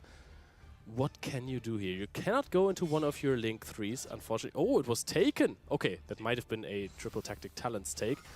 Maybe. Is that just access code talker? No, it's dark. Oh, that's huge. That's actually huge. We just now have to remember that taking a Dormouse here would not do too much, as that has been called by the grave. Called by the grave. So what can we find here? Is there something worth taking? There has to be. Oh yeah, you have the Marcher here. Oh, and the GWC. Yep, so you take the target away by summoning it back, I imagine? Yes, absolutely. That is exactly what's going to happen. But now you still have the Dark effect. I don't know if we've normal summoned so far. Because you can still just crash your Dark into that red ransom. Or do you just pass the turn? Some more background actually on the so successful Freedom here right now. Freedom actually considered to be maybe even the genius behind Tezuka, because everyone knows Tezuka as the Master Duel player that is just winning all the Duelist Cups, that has topped every single Master Duel event that there is. But just going after this season alone, the results from Freedom for the Duelist Cups actually were even a little bit better than the ones from Tezuka. Yeah. Because Tasco had one Duelist Cup where he did not finish top 10. It was like and was like 50 or something, And Freedom overall actually just did a little better. He did not manage yet to win a Duelist Cup, as Tasco has done multiple times already, but still, he has had an impressive season. And something we mentioned earlier was that Stella and Tasco were playing a lot together. Yes. With Yuki, and then Freedom was kind of a later addition to the team. Sorry, rather, Yuki was playing with Freedom and Tasku, whereas Stella was the later addition. Yeah. But regardless of that, the fact that this team was able to come together as a formidable force, despite having lost a third of their regular lineup, is phenomenal. Indeed, we are summoning out the access code talker, Marcher, and the returning Heart Cryptor are just going to follow by, and that, as we have seen plenty of times now, is more than enough of damage to make sure that Dream's future is keeping the dream alive. This team the lead in set 1, but here is set 2. Ragnarok taking on Dream's future. Now let's be ready for set 2 here. Give it up for our duelists. Let's see. Duel A, B, C setting up right now the beautiful World Championship 2025 animation. Lancea dropped in the draw phase. Called by the Grave is the answer. Ring, ring. Who's there? It's the Grave. Taking out your Lancea. You're trying to prohibit me from banishing cards. You know what? I'm going to banish the card that does that. As great a start as any for Luca here in response to Stella on this answer to the Malice. Now unimpeded on the gold sarcophagus, the combo can begin.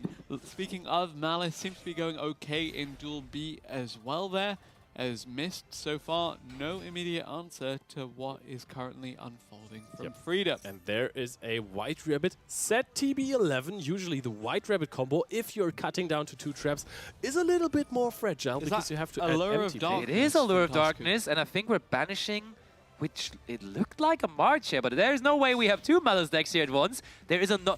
Whoa! It's getting interesting in here because that is a gimmick puppet all of a sudden appearing at Duel C. So let's go over to Duel C because that is a deck we had not on our radar, but it is now in the spotlight, and there we have it. So that was the deck I wanted to show you earlier because it was so funny that it just explodes in a single turn. And Nesh, we've seen him answer tougher decks. We've seen him manage in the most unlikely of scenarios, but right now he looks to be in a fantastically difficult position. You know what? Tasku is just summoning freely. Yes, Nash came out of really difficult positions, but those were games where he had a turn to play it. And I fear that this might not be the case because this deck is so well known for winning in the first turn by dealing so much damage. And Basti, I think you were absolutely right before. Some counterplay to these decks like Sky Striker Tenpai is just winning before they can OTK you. Yeah, I think that is definitely a smart move, and it wasn't a deck that I was necessarily having on my radar. It wasn't a deck that I could have told you, okay, there is going to be gimmick puppets. It is one that just simply makes sense, though. So the Gimmick Puppet Fantastics Machinix was one of the most recent additions to the theme, and it's been so good for the consistency, and then eventually bridging into the additional burn damage from the likes of your Giant Grinder and the other Gimmick Puppet cards. The main goal of this is to summon monsters to your opponent's side of the field, and then destroy them to inflict damage directly to your opponent, oftentimes before they've even had a single turn. Granted, it has a lot of choke points, it has a lot of times where you can disrupt it, but right now it's looking fantastic for Tasku here on the Gimmick Puppet. Rank up Magic Argent Force is going to be unique way of performing an Exceed summon, because you are just going to basically rank up without using real materials, and that is going to bring us out the Dark Strings there. And from, yeah, you broke it down perfectly. So best case scenario, you just want to end it on the first turn. But even if you don't, you are usually able to create a very, very powerful field. So let's see where this is going here. I mean, so far, no interruptions from Nash, so I think that... I mean, we don't have access to the field spell yet, so in Nibiru, the Primal Being could still hit us very, very hard. But also, by the way, a nice interaction that we have discussed earlier in the broadcast in Duel A right here. Herman Hansen had a nice hand drop. I think it was Molchami Fuwalos to answer the TB11. But if you're looking at the top right corner of the duel, there was Droll and Lockbird. And this is why I expected so many Malice players to run the Droll and Lockbird again, because you barely search ever in the deck. And if you do, it's not really the most important thing to do. So you can play Droll and Lockbird as an answer to Maxi or to Molchami Fuwalos. Yep, the rank up Magic Argent Chaos Force as well being added there to access the Chaos numbers does mean we then have opportunities to climb further with the Gimmick Puppet. A lot has been happening, no damage to the life points just yet, but just you wait. It's all gonna explode here as another Gimmick Puppet of Dark Strings does arrive onto the field here in favor of Tasku. There's no stopping this from Nesh. I'm sure this one now will be able to deal some damage, as there is already counters now on the field. And this is what this deck, next to just destroying things, is all about, because usually you're trying to destroy monsters that have counters. And as we can see here with Chaining 1 resolving, that is resulting in 3,300 points of damage, meaning it is immediately almost knocking out the half of the life points from Nash side. Yep, Fantasix Mushinix returning from the graveyard to add back some more extenders too. Rouge Doll added to the hand. This is oftentimes the choke point of the deck. You have to deny this resolution, but it went off earlier. It may go off again, and it may very well spell doom for Nesh here in favor of Tasku, who just needs 3 more wins from his team in the next 2 sets to close this one out in favor of Dream's future. Tasku now going into the Chaos XCs.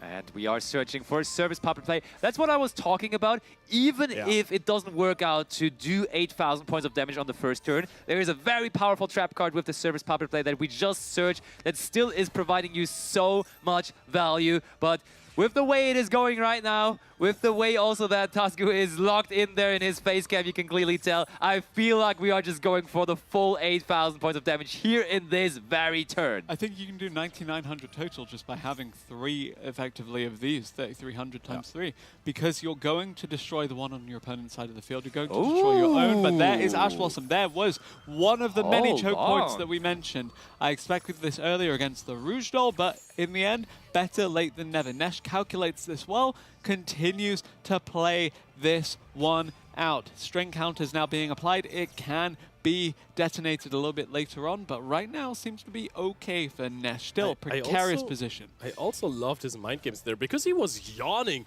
in the middle of his opponent's combo, just basically showing to himself, the camera, and maybe his opponent if they are in sight. I'm not impressed by anything that you're doing right here. And also, really nice play with the toggle, as we were saying, because it never revealed to his opponent. He also had it off, so there wasn't an opportunity for him to respond to his opponent. Always a scary situation when the Xyz deck link summons.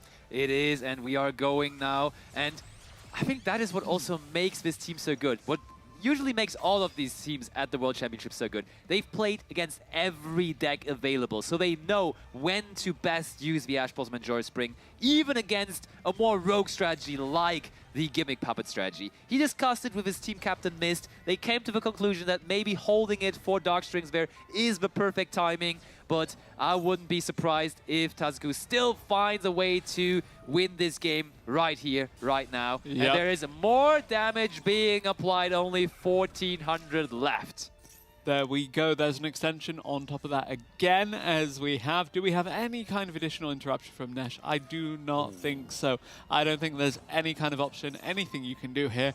Already down to 1,400. That's one Gimmick Puppet effect from totally done in this game. And on the bottom side, you can see in Duel A, Mist goes for an X play, and X gets negated by Infinite Impermanence. Of course, Aggregator tries to negate the Firewall, but that is responded to by the Firewall by sending a pack bid, and now the X is sent to the Spell and Trap zone. And after that, even if you have a sword, you can't summon it out because you don't control a Ryziel monster or have one in the graveyard. And that is super tough here.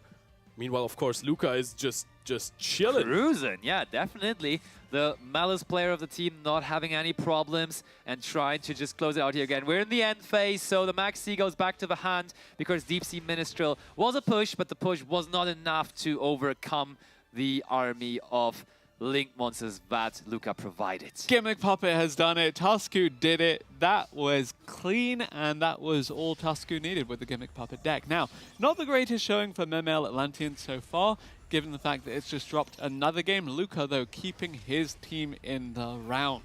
Yep, almost at the same time, securing the victory here, meaning that the overall score goes 3-2 in favor of Team Dream's future. And this is the last remaining game that we have here in the second set. And there is a normal summon of Ice Ryziel here coming in for a mist. But can this be enough? Infinite Impermanence chained, as well as we also have the MTP set here. You can just let this resolve, and afterwards, of course, let it resolve first. Very important. You can activate the MTP to just search for probably a Marcher or something and banish one of your own monsters before, of course, to then, because you control multiple Link monsters actually, banish the Ice Ryziel in the process.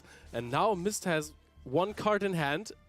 Has a dream, of course, but is that dream gonna be enough against Dream's future? No, passes the turn back, and that is almost already game on the side. And you see almost the preemptive celebrations where Stella and Tasco, the teammates of Freedom, who of course still has to close it out here, they are smelling that. They are realizing we can still do it. We have started awfully bad into this tournament, but we are about to make it a 2-2 score. Yeah, we spoke about momentum earlier. This is it in motion. Better late than never. They showed up when they needed to. They'll carry that through to a third set in round 4. And can they carry that into another victory and into another one after that to qualify for the second stage of this tournament? I guess we'll find out. Puppet single turn victory, even though we didn't see the field spell for it. So there's still so much more this deck has left to show, as both of these teams still have so much more left to show heading into a set 3. It is Ragnarok versus Dream's Future. Ragnarok 2 wins on the board versus Dream's Future at match point. One more victory will secure Tusku and team in their progression through this tournament. Let's go. Freedom gets to go first, and Freedom has changed the deck. Finally, Blue Eyes may be joining the big stage. At least the Primite cards with the Ether Barrel and the Drill Beam are ready, but usually this would lead to a Blue Eyes deck here.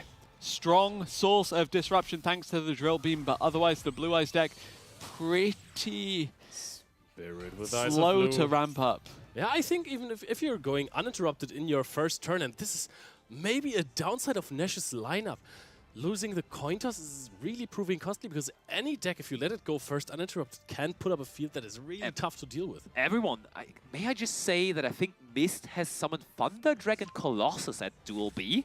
Shall we just take a quick look also on Duel B, because I did not expect that at all. There we have it, and there's a Nemesis card right after. What is this, man? I think we've seen him play Ritual Beast with these before, so this could very well be it, because the Nemesis cards were part of this, and the Arc Nemesis Protoss was so good back then. This looks like a brick, actually. There is no Protoss is also crazy today, I would like to say, but not if you can't summon it.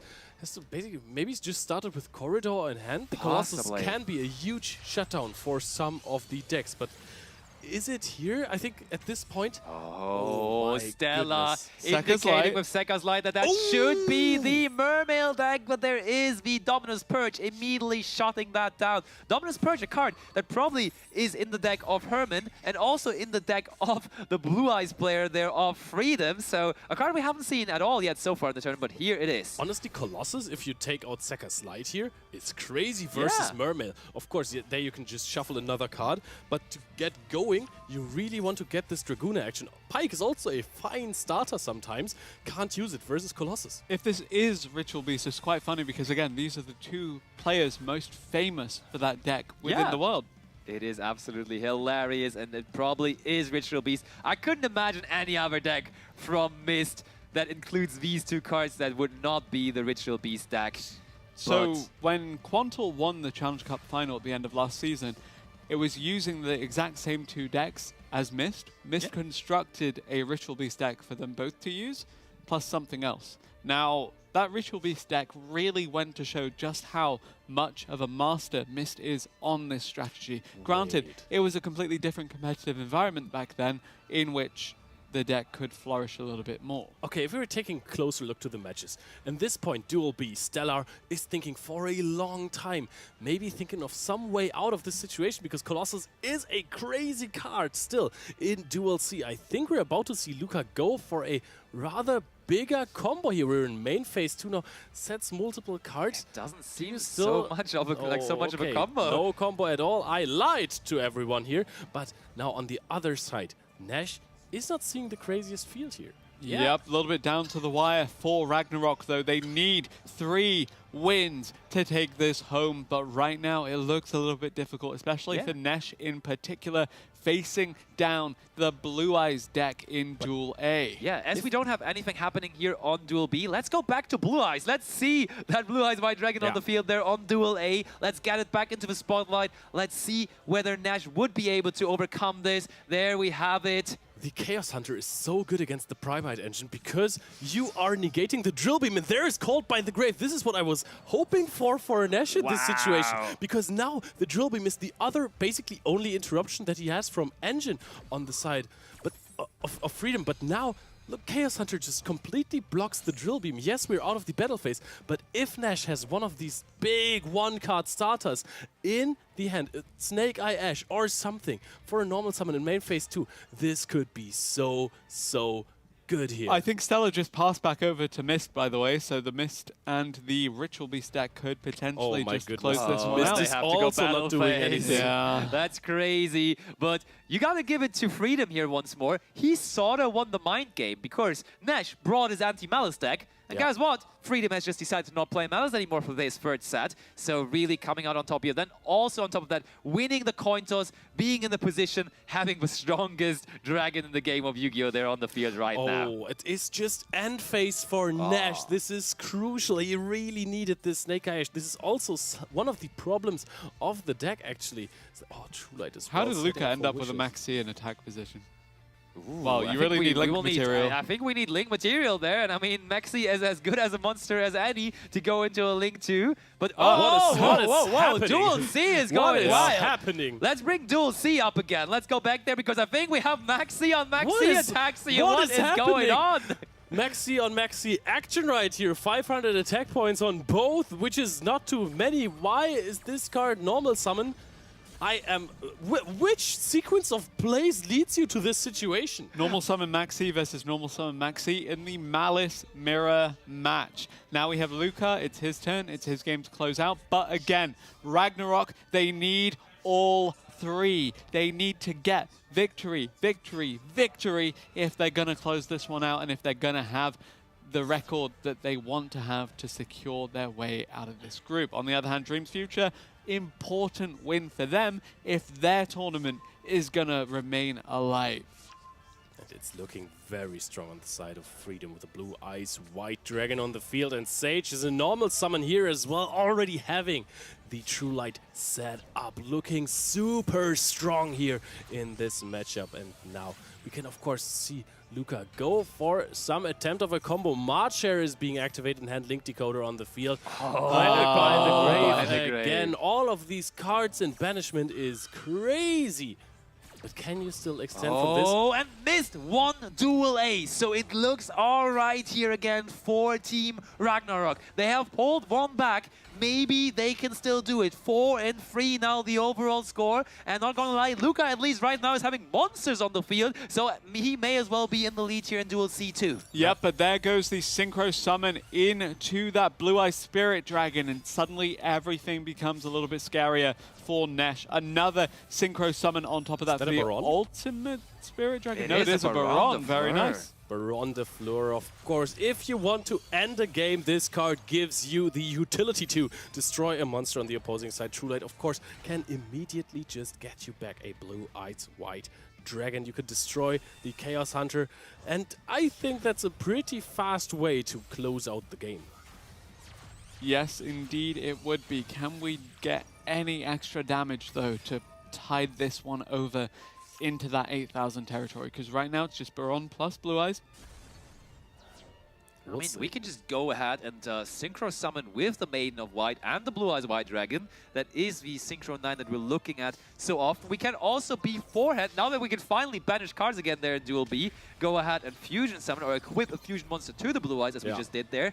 And Luca has to give another turn here to Tasco. Yep, the damage was not enough here. 2,800 life points there.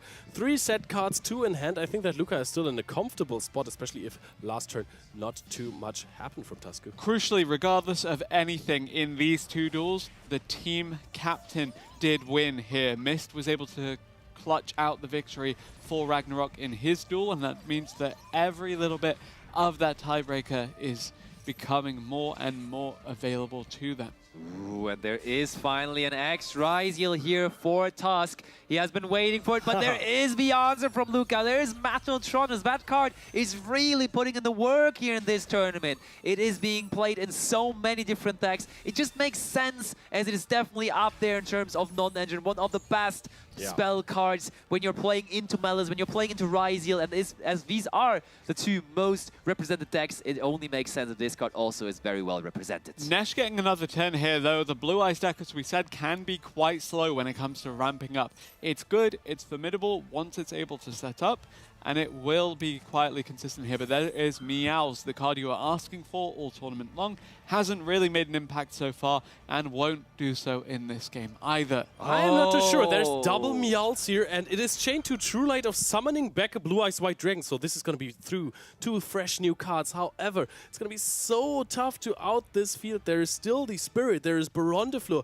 There is, of course, also after the Blue Eyes gets back onto the field, there is going to be the Primite Drill Beam. So Maxi is being chained here just so that there is no answer to it be found by Nesh with these 2 Meowl draws. And I think that even if they made it really, really close, Dream's future is looking splendid here.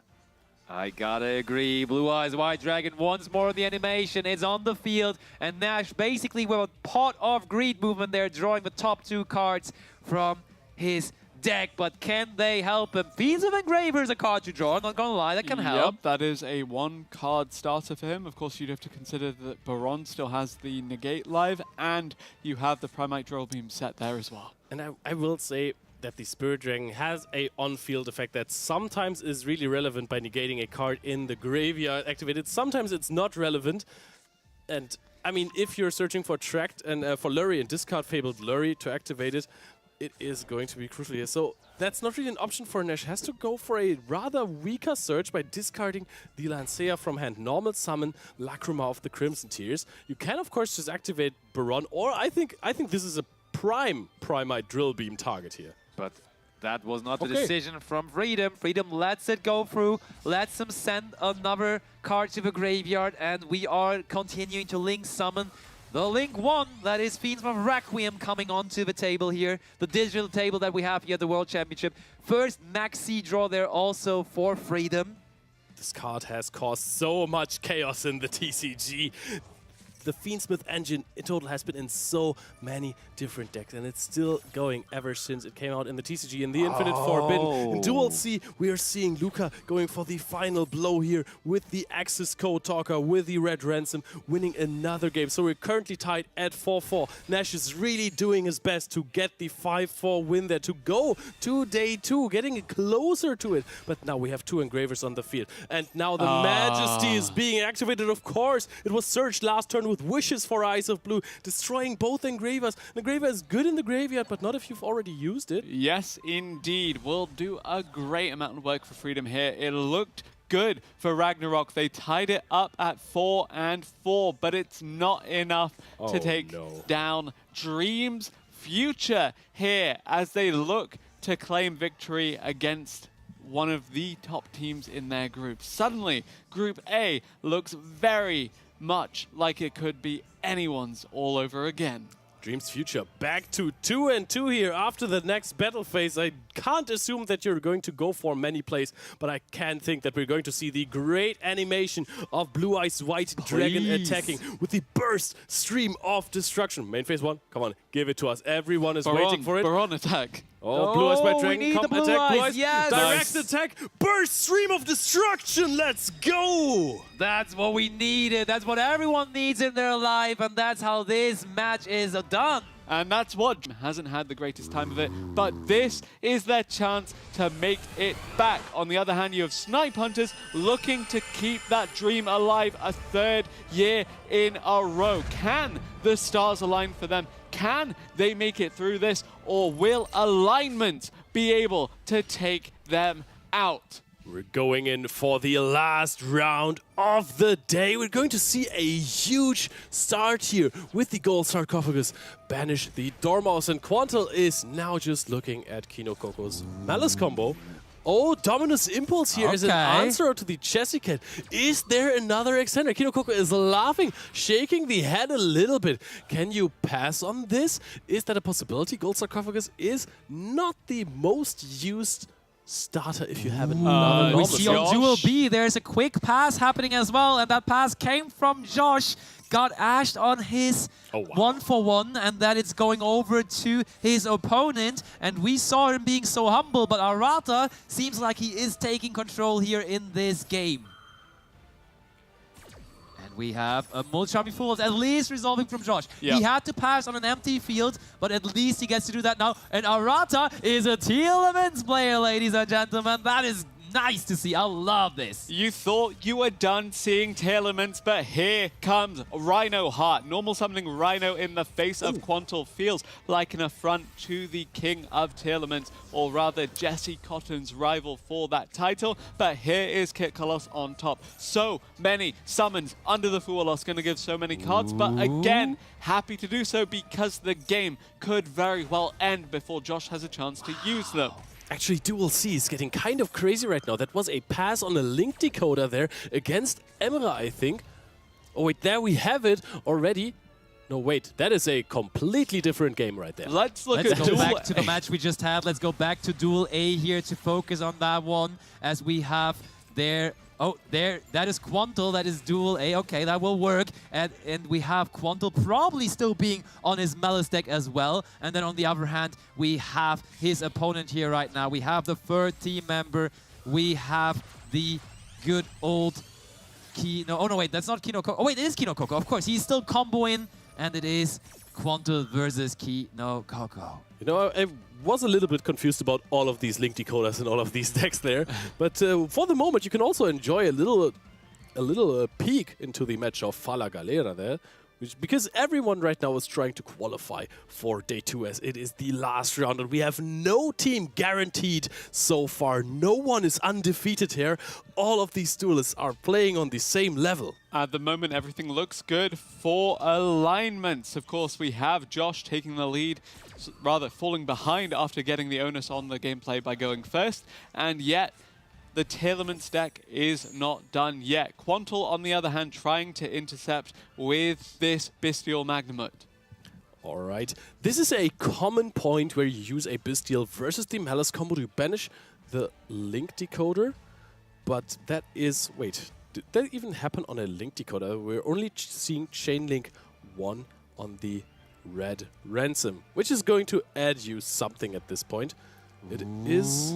Here we go. Enough Taillaments damage to close this one out unless Josh has something. Does he have an answer here? Is there something he can do? I don't think it is enough, right? It is awfully close, but I think we are going to be left with a couple life points there. And he has a few cards because of that Fualos, so there's still the opportunity. Is there Snow? Snow would be the one to make it happen. Maxi, someone... Oh. Why are we activating the Maxi here? That is surprising. Don't ask me. What are we going to do with the Maxi main phase 2? Josh just want to make sure that before we head into the main phase 2. Wait. 1,200 life points. That is Lacrima burn range, and I think that Josh just knows about that. Keep some hand trips there for possible Requiem shenanigans, but that is a track from the graveyard fusion summoning, and now you need basically a Skullmeister to negate this, but I think that you're... Oh, we're not even going into the Appaloosa here to possibly block something. SP Little Knight, Lacrima is going to activate the effect in the graveyard to deal 1,200 damage. And that is that. In the meanwhile, we see more of that direct to life points burn damage coming through in Duel C. Gimmick Puppet making its return to the world stage. We saw it earlier. We've seen it again here. Ooh, and it is ending the game there, and we have simultaneous burn damage to seal the deal here in those two duels. And that means that we have another Gimmick Puppet player actually on the roster of Team Alignment. So it's not only a choice that Team Dream's future mate, but also it is here on Alignment's teammate. And that should mean that this is a 2-0 score overall here, isn't it? Yes, indeed. So far looks pretty good overall. Let's look at Duel A though, as that is still ongoing. Quantal keeping his team in this, hopefully, but so far has yet to have a turn.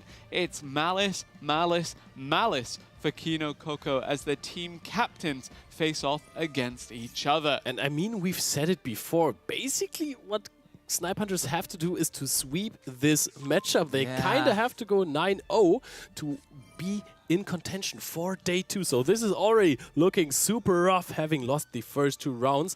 It's even going to get tougher to win this entire matchup here. Just looking at the faces on the players by comparison, though. Arata's laughing, Goyoku's having a great time. This is a team whose dreams of escaping the group were pretty much over. And yet here they are, for the love of the game, continuing to play this out and continuing to do great things. But it's Snipe Hunters. This game was so important. This match is so important. They need to win it. So you're seeing, there they are, focused, calm, collected. And we do have the White Rabbit now also gets to banish another one of our strong Link monsters, being that White Binder, drawing a card in the process. It's Malice on both sides, but it's a lot happier Malice player on top, being Kino Coco here for Team Alignments, and that should be another Link free, and that is Malice Hearts Cryptor. I mean, we have seen, we're actually passing here. We have seen Quantal a lot so far in those mirror matches especially, and so far it hasn't felt like he's been lucky on the coin tosses in those. So he's being full comboed a lot. Magnamod resolves in the end phase, adds a Bestial Druid's Worm. The field that his opponent is setting up, the Kino Coco field, is not too impressive. It is only a hard Cryptor with 1 set card. I don't even think it's GWC that is set.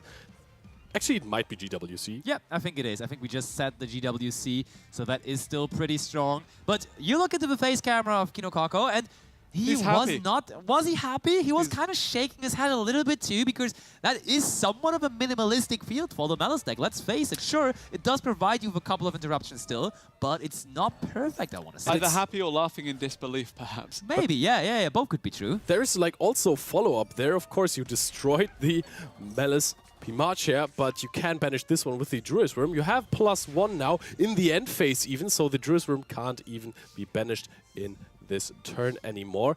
Now, 4 cards in hand for Quantal. Has another Malice card in hand. We know that because he attempted to use March here. Yeah. But just look at the face cams of Arata, Kino Coco, and Goyoku. They're just having such a good time laughing together here. It is the most fun tournament of the year. Even though the stakes may be the highest, it's still all about the fun that you have while dueling, and they're just having a good time together as a team. And Quantal is possibly now having a good time normal summoning the most strongest of the Malice monsters. Yep, that is as good a starter as any. Does Kino Coco have any kind of response here? I see them nodding their heads, saying yes, use that. March here is being activated. Then I think we're trying to set up a little bit more here via something like White Binder, banish White Rabbit from the graveyard, set an MTP. The thing is, if you only end on Cryptor with this follow-up, you basically get 2 banishes out of this, right? And 2 banishes would be enough to take care of the Dormouse starter. But we also know that Quantal has a March Hare in hand. So if there is another Malice card in hand, this won't be the end of it. Are you even going to immediately respond to the Malice P Dormouse here with a possible MTP banish and then Cryptor banish it again before it can activate the effect? I think we saw a decent amount of Malice mirror matches throughout this weekend in this tournament where it really felt one-sided, where one of the Malice players, usually the one that went first, was just cruising and dominating. But this one, just actually feels like we are going to get into an open conversation here between the two Malice players, where Quantal is not really out of the question here just yet, and may be able to just grind his way into this match. I like the approach that some other teams have taken that have tacked their Malice deck for the mirror match, because so far we've seen so many instances of Malice just going crazy in the mirror after winning the coin toss. And then, of course, Malice can play into Malice a fair bit, but you will basically never be able to break a full field and go for the game in that turn, and then you're just going to get OTK'd in the next one. So I think the idea of playing like Meowls or maybe even Latzea in your own Malice deck doesn't even sound too bad to me. Yeah, I do agree. That seems reasonable. And we see Kinokoko continuously bringing back more and more Malice monster. That Malice in the mirror, though, that we just searched is not going to do anything this turn. The empty PO7, though, that we just set, able to be activated this turn, as we have plenty of Malice monsters that we can banish. Yep, full field of monsters here. Unfortunately, cannot really be used as link material from this point onwards, because it is, of course, Quantal's turn still, but can very well be sent with the trap card to further extend. Does Quantal have any kind of response here with his starter now banished? I love the hopeful views from Emre and Josh going to the center, going to the team captain Quantal, hoping that somehow he's able to pull this one out, to somehow be able to make it happen. But this Cryptor is banishing the Dormouse immediately. I'm going to call it. Matcha is going to be activated, and Impulse is... Oh no, we're actually resolving this immediately. So now the White Rabbit, and Kinokoko is just laughing. There's nothing to lose here anymore. Going for the... He's having the best time ever, while actually Quantal gets to play. So what is going on here? And I mean, the speed with the Matcha resolving, with it was resolving, was actually concerning, because it felt like there was no response even available, and that's maybe why Kinokoko is laughing. Maybe he toggled off for some reason. That would be a funny one to do here in the World Championship, but we will find out momentarily. I mean, on the field there is just nothing for him. That's a bunch of monsters, but they don't do anything, especially in the face of an access code talker, which might be happening later. The set card is GWC, as we figured out earlier, and this card, it can be, versus some Fiendsmith shenanigans, can be an interruption to summon out the White Binder to get rid of some problematic cards in the graveyard. If you're banishing your opponent's Malice cards in the graveyard, I don't know what your problem is. Yeah, I don't think that is going to happen. And I mean, one thing we have to consider, 3,500 life points only for Kinokoko, which means essentially one access code talker, if we can then next to it just clean up the field a little bit in terms of monsters, might be enough to just go for it here. Or we could even just get one big Red Ransom onto the field and then attack over something else, and that may also be the writing on the wall. But we shall see. Kinokoko. You see Kinokoko is really shaking his head, and Goyoku is just laughing with him. Maybe could have done something a little bit differently there, but I'm not too familiar with the Malice Mirror match enough to say, okay, I'm qualified to advise the world contender on how to play the Malice matchup. That being said, though, Quantal's still in this, still able to play, now running through scenarios with his team, you have to imagine, and now calculating how can he navigate this. It's a formidable field, yes, but a lot of these effects have already resolved. A lot of these options have already been extinguished, and as have some of these life points. Ooh, that could be Lingoriba, but no, it turns out to be Link Decoder, which is summoning itself into the zone that the Cryptor is pointing to, using the Link arrows wisely and following it up by a Link free. And now it gets interesting, because that is the moment where the Bestial Druid's Worm is in the graveyard and will activate here as a chain link free after the Red Ransom and the Link Decoder. What are we trying to go after here? It is the Dormouse, just simply. Okay, monster in defense position. We want to make damage this turn. I get it. Yeah, I mean, there's 3,500 life points left for Kinokoko, so it's easy to win this game if you get a little bit of damage off. 3 monsters. There's GWC. Don't forget about the life points gain of GWC. A nightmare for every chain burn player out there. Ooh, but there's our very own GWC. And one thing also that Kinokoko will have to remember, Lingoribo can counter the GWC if it's summoned at the right time. So I feel like whenever there's just one Malice monster around, you gotta respect the Linguribo somehow and maybe just preemptively activate the GWC. We shall find out. We shall see. I think I can see a line, depending on how much information they have about the deck of Kinokoko, right? But I think there is a line in which you just summon out the Chessy Cat now, or Marcher at this spec. That works too, I think. Yeah. Even though I think we've already used this one. Yeah, we've used Marcher already, so yep. Chessy Cat is still in the deck, supposedly. Think you can just go for a Dormouse, banish the Chessy Cat now with this, right? And then go into a Linguribo sneakily, having the Chessy Cat on the field, drawing 2 more cards, then having Linguribo plus doing an access code talker. And now we continue with the Chessy Cat trying to find even more cards. And we are drawing. Quantal is really able to possibly do it here. They are continuing to push. Quantal has to keep his team around here. Quantal is the team captain for the first year. The last 2 years, it basically was Josh who brought this Team Snipe Hunters to the world stage. But now it is on Quantal's shoulders to carry. It is on Quantal's shoulders to make it happen. And that's also why this is the last game remaining here in this first set, in the very determining round 5 of this round robin. There is the access code talker with enough attack to punch over anything here, and almost enough to finish the game by itself. Still need something it's though. not GWC. Okay, that changes things up a little bit. Called by the Grave. We cannot prevent the attack gain from the access code talker, but of course we can at least take out one of the attributes from the graveyard so that the distraction is a little less painful. I mean, I think you have more than enough darks in the graveyard, or if we're going for a Linguribo here. What I can see exactly is Linguribo, and then you're linking those two off now for a Splash Mage, because Splash Mage is water. Yep. Summon back something, go into a possible White Binder there, and then get ready to destroy some more cards, even though, yes, a very easy way to deal 3,500 damage. You need another extender to go into a Hard Crypta to deal more damage. That absolutely is true. And we go in, Link free. Is that going to be another Malice Link monster? Indeed, White Binder is the one of choice. I mean, when you have a Royal Rare White Binder, you may as well summon it. Oh, now the access code talker. You have the Dormouse attack boost. You actually deal some damage. If you attack over Red Ransom or the White Binder, you deal 600, and then the access code talker attacks over the other one for enough damage. It is. You're so right. I think we are just actually in the position where we can end this. This turn, though, taking a very long time. So we shall see whether the in-game timer of Quantal even is able to still carry us through his turn. Another access code talker effect is being used here, banishing the Linguribo. You know what would be crazy? Just a Nibiru here. Oh, you're so right. We have not seen a whole lot of Nibiru overall. Destroying the 2300 is interesting because you could have closed out the game by just attacking had you kept both alive. Yeah, we're missing out on game here, right? If we don't have another monster to summon here. We get another trap card, though, with the White Binder. And, I mean, that's an easy choice. We just gotta get the MTP. But, yeah, the White Binder has not yet returned, right?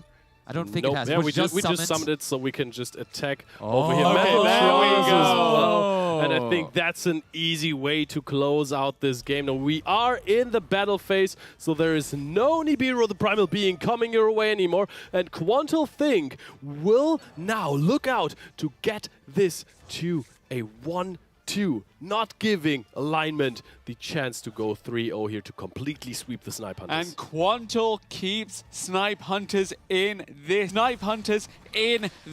tournament, and he keeps Snipe Hunters' dreams alive for one more year.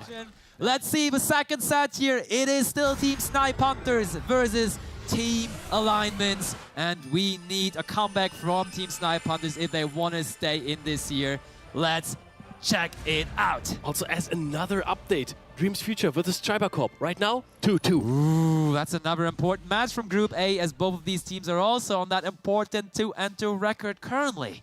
Oh, and we have a classic pass here. Not like this. Josh shaking his head. Has to completely give up there by just not using a single card. You can tell if you look at the face cam from Josh. He could use the Fumalos, but there even is Ash Blossom and Joy Spring, and there's the second Fumalos right after. Can this one resolve at least? This is going to be a Gamma, I'm okay, this one resolves. Oh, and we see a Skull Guardian there on Duel B. So we have another edition of Voiceless Voice at the World Championship here, and that is the opponent of Quantil there. So we have that again as the anti-Malice deck, apparently. And usually if you're playing Malice versus a Voiceless Voice, if you're playing on ladder in a ranked game, you're gonna go, okay, well, I think I can beat this Enfield probably with my Malice deck. It's so powerful. But there's still 2 unknown cards in the hand of your opponent, and in this particular format, there's a high chance that one of those is Lancea, Chaos Hunter, or Imperial Iron. We are almost at the 8,000 threshold with Ryziel main deck monsters. Snipe Hunters so far.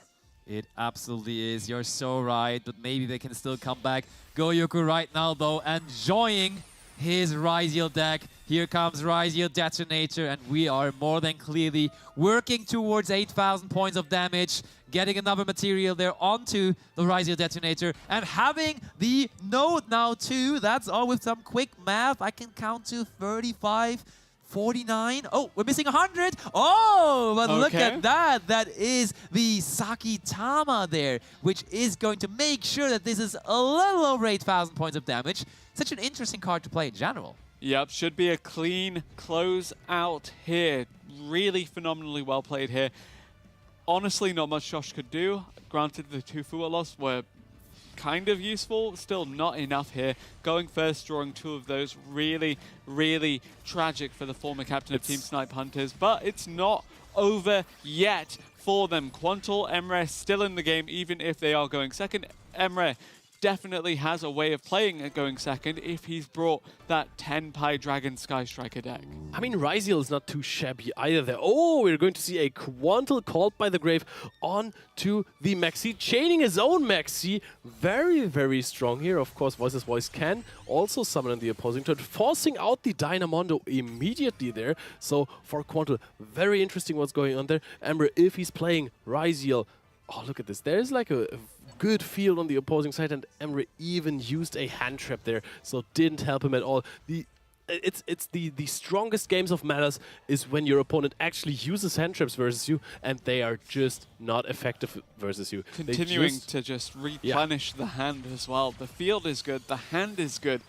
Everything looks good for Kinokoko right now, but Emre, we've seen the 10-pie Dragon Sky Striker build be able to make a comeback before. Can we see it again? It's now Quantilstone. He's playing the Atlantean Mermail that qualified him for the World Championship. Can he do something with it this time around? This deck has not been successful so far today, but this could be the chance. This could be the game we need to see it. It's the clutch factor of bringing it out in the deciding, such a valuable win for Snipe Hunters. It is, of course, also clearly a decision to play around the anti-Malice deck of his opponent. He was correctly anticipating that there would be an anti-Malice deck waiting on the opposing side, waiting in the lineup of Arata there, and that is the case, but Mermail not so affected by that. Yeah, but Abyss Ryan is now discarding the Shadow Squad, and Abyss Ryan is going to get negated anyways,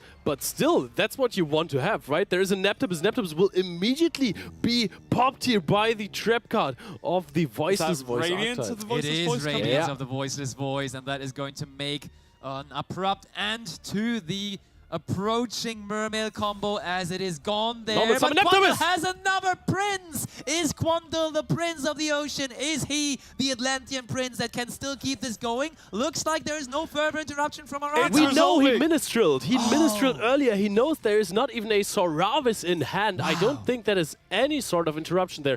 And if you've ever seen a Mermail deck uninterrupted, you know that it can win games. And last year, we saw Quantil lose to a comeback from Maguro off of one single card. This time, it's one single Neptibus standing against the Voiceless Voice field, and yet it is that Neptibus that's now resolving, that's now making things happen for Snipe Hunters. Not so quick though. When we know what is the last card in hand? Is it the Ritual Monster which we could possibly possibly ritual summon out on the opponent's turn due to blessings? Or it's not a ritual monster. We Okay, that's banished the perfect. Soravas from hand. That's great. Okay, so we should be somewhat safe. We cannot target the Skull Guardian right now, but now that we give back the continuous spell there to the hand, it is much easier because now targeting is again allowed. Yes, you can get rid of the Low, the Prayers of the Voiceless Voice, and eventually also the Skull Guardian will follow. Skull Guardian used the negation for the turn, so significantly less useful, but also once you deal with that, you can then swing for game and just continue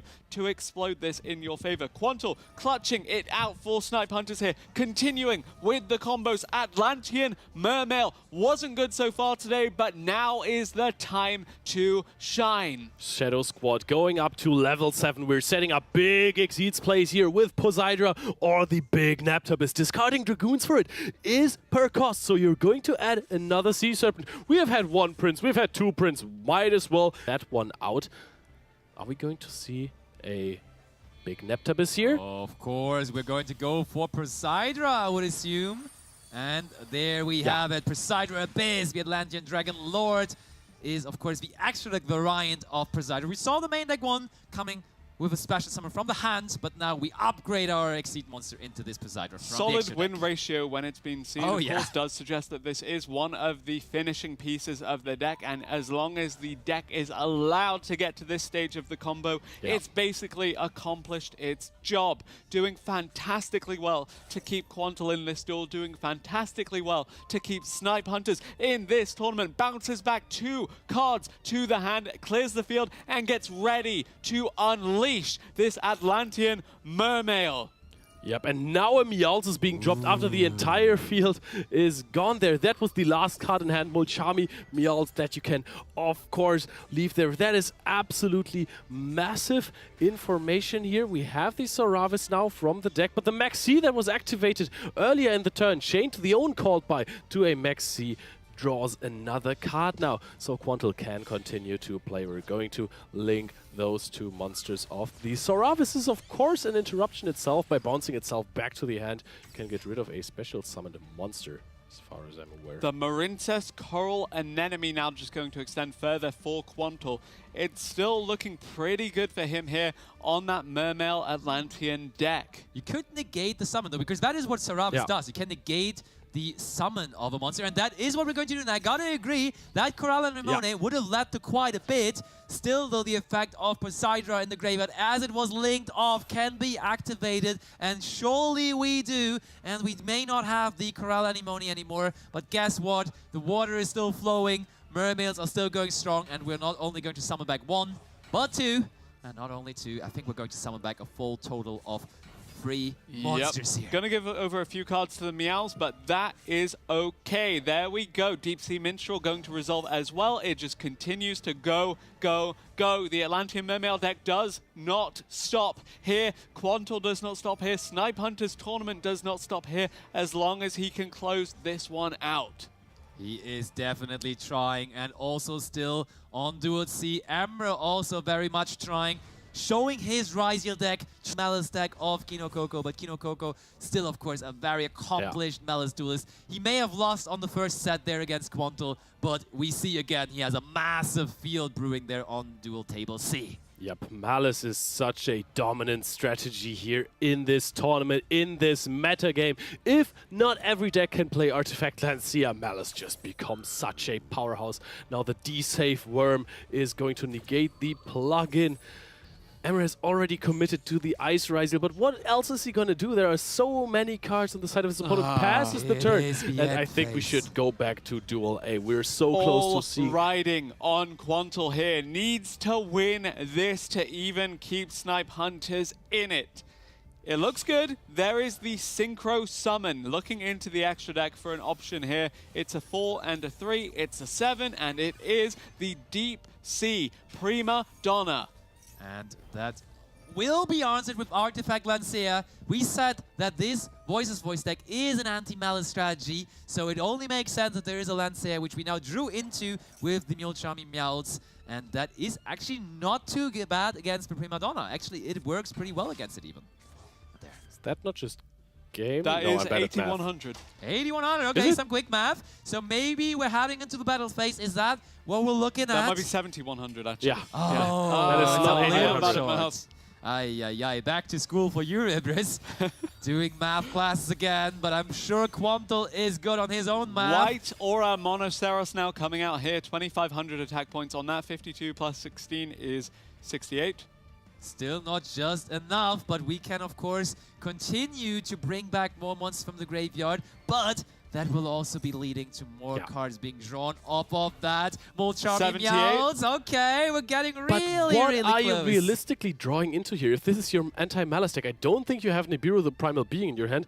Maximum a Chaos Hunter can be summoned here, I think. I don't think there are any other really impactful hand traps that you're running here. To be fair, though, the Chaos Hunter could at least buy you a turn, right? One more summon, one more Synchro summon here. Level 6 this time. It's going to be the Coral Dragon making an appearance. That is still not 8,000 damage. Oh, that is 8,000 damage. It is, with the boost that is applying there. It actually is, and we see Quantal not only in the first set, but also here in the second set, keeping the hopes alive for Team Sniper. Right now, which is Chiba Corp versus Dreams Future, are still duking it out on another table. But let's see. Duel B, Duel C, Duel A loading here in the last round of the WCS in Paris. Sit down, everyone. It's game time once more, and it was another coin toss lost here for Team Snipe Hunters. Josh not able to go first, but hopefully he drew his full house again, and there's a set free there. Nice. That's possible, maybe. That looks promising, unless it's Labyrinth or Dynamorphia. Probably the full Oh no, we normal summon full house again. You gotta be kidding me. We have some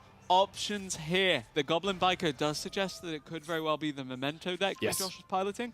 And here we go. Quantal starting first on the Malice as well. Emre starting first. Very sensible, yes. I think if your opponent normal summons Molchami Fuwalos to go for a Goblin Biker Grand Breakout, then you will Solemn Judgment that card. And I think that is going to result in a pass from Josh here. Sets one more card and gives it away to his opponent. How's it looking on the other tables? Looking pretty good for Snipe Hunters so far. Of course, Emre getting to go first with the Ryzeal has not been disrupted, able to set up accordingly. Malice, the same situation here. And it is Labyrinth, but there is Ash Blossom and Joyous Spring. And suddenly, this doesn't look too scary for Josh because the Labyrinth won't finish the game next turn. Yep, depends also on the last card. If that is a big welcome Labyrinth, of course. This is, wow, okay, never mind me. That is the Lady Labyrinth of the Silver Castle. That ain't bad. And imagine the last card now next to this is the big welcome or Labyrinth. Trap Trick. Okay, oh yeah, but we do give it over. Only 4,000 life points remaining for Kinokako, but now with the Lady Labyrinth on the field.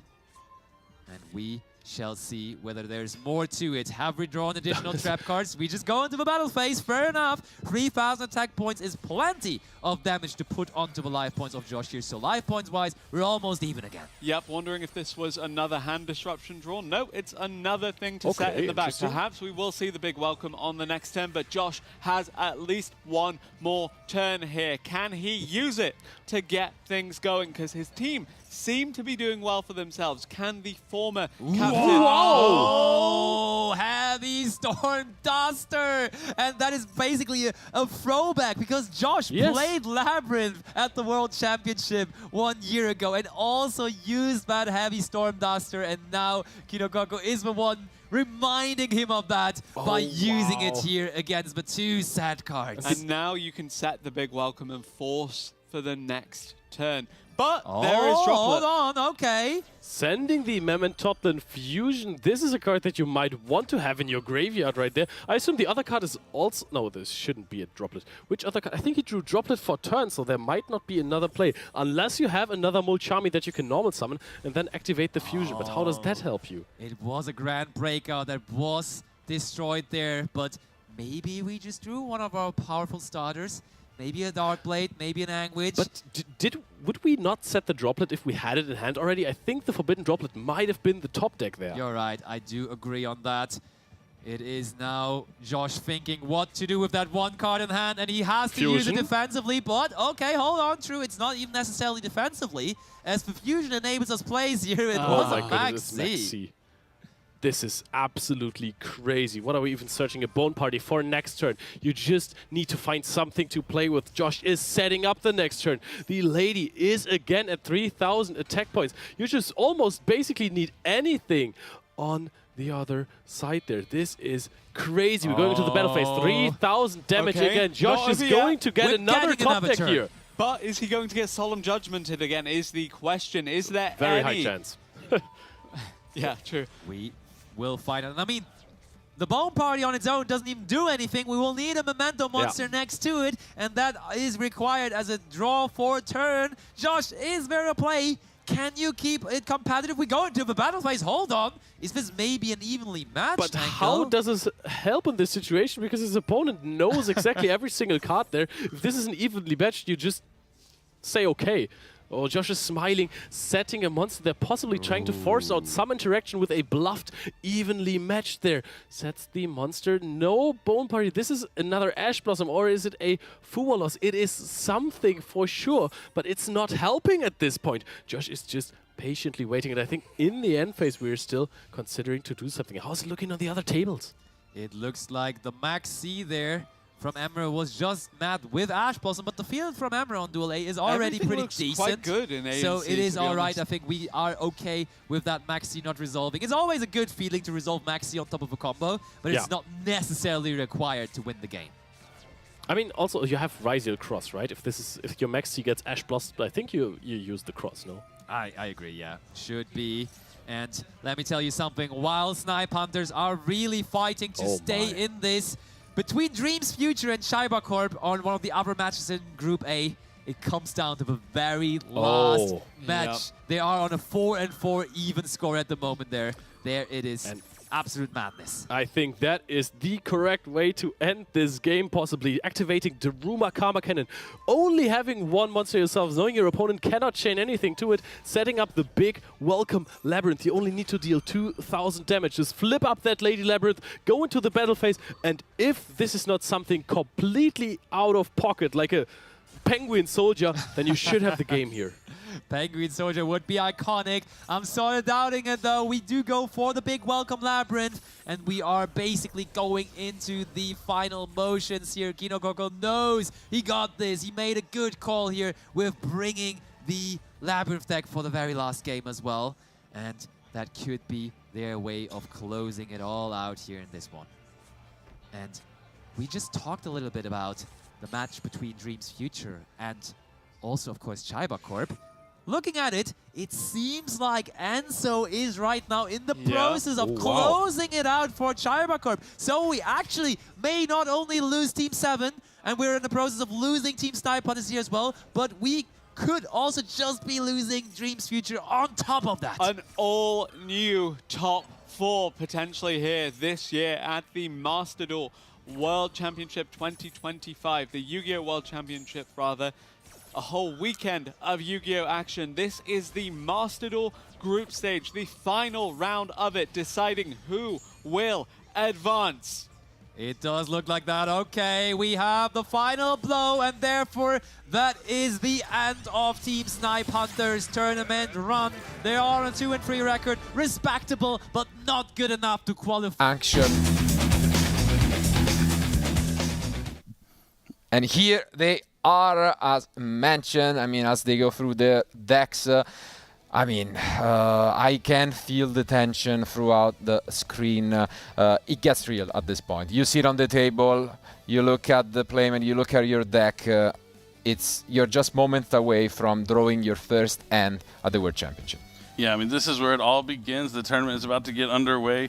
You see the players taking their decks out and going to be started to shuffle up and get ready for our first duel.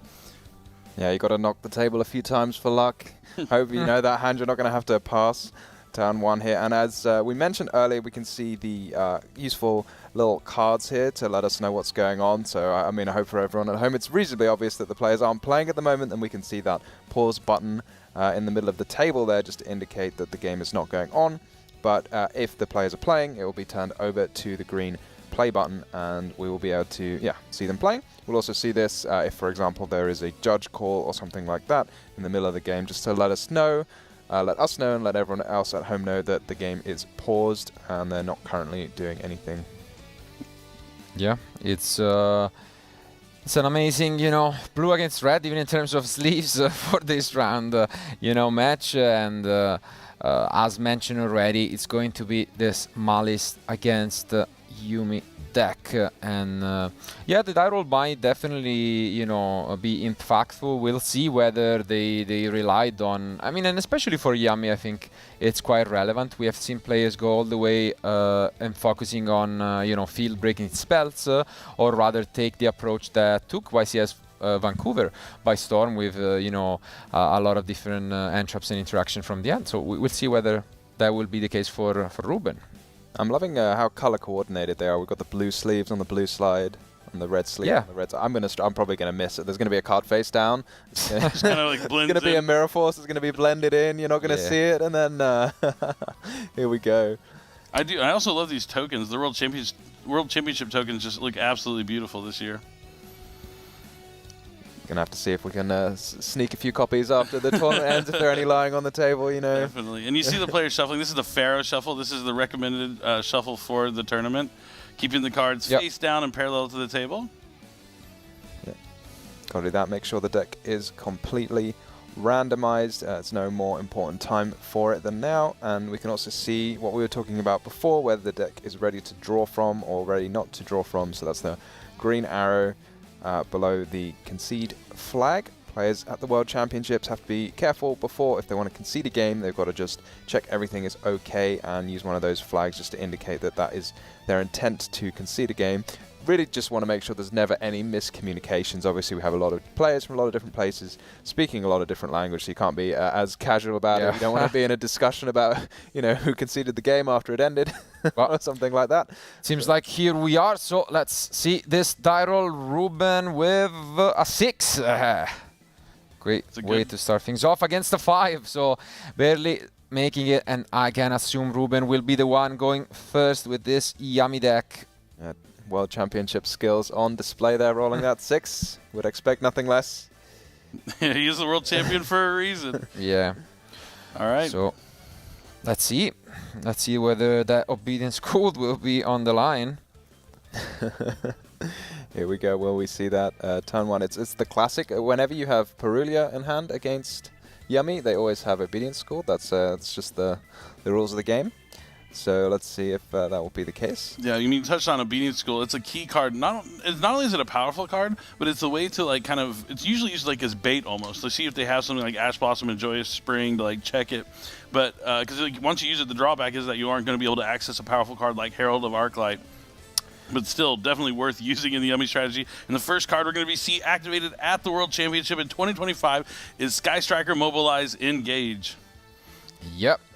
Obviously alternate artwork for anyone wondering. And yeah, I mean, we have seen this plenty of times before. I mean, given that the synchros are generic, you can just take advantage of these Hornet drones and yeah, just make it the best of it.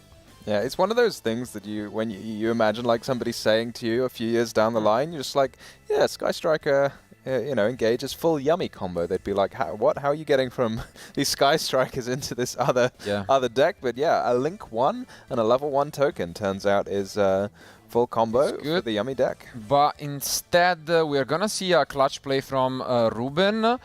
He's not gonna use the Sky Strikers, because if you keep this token around, the token actually says that it cannot be tributed.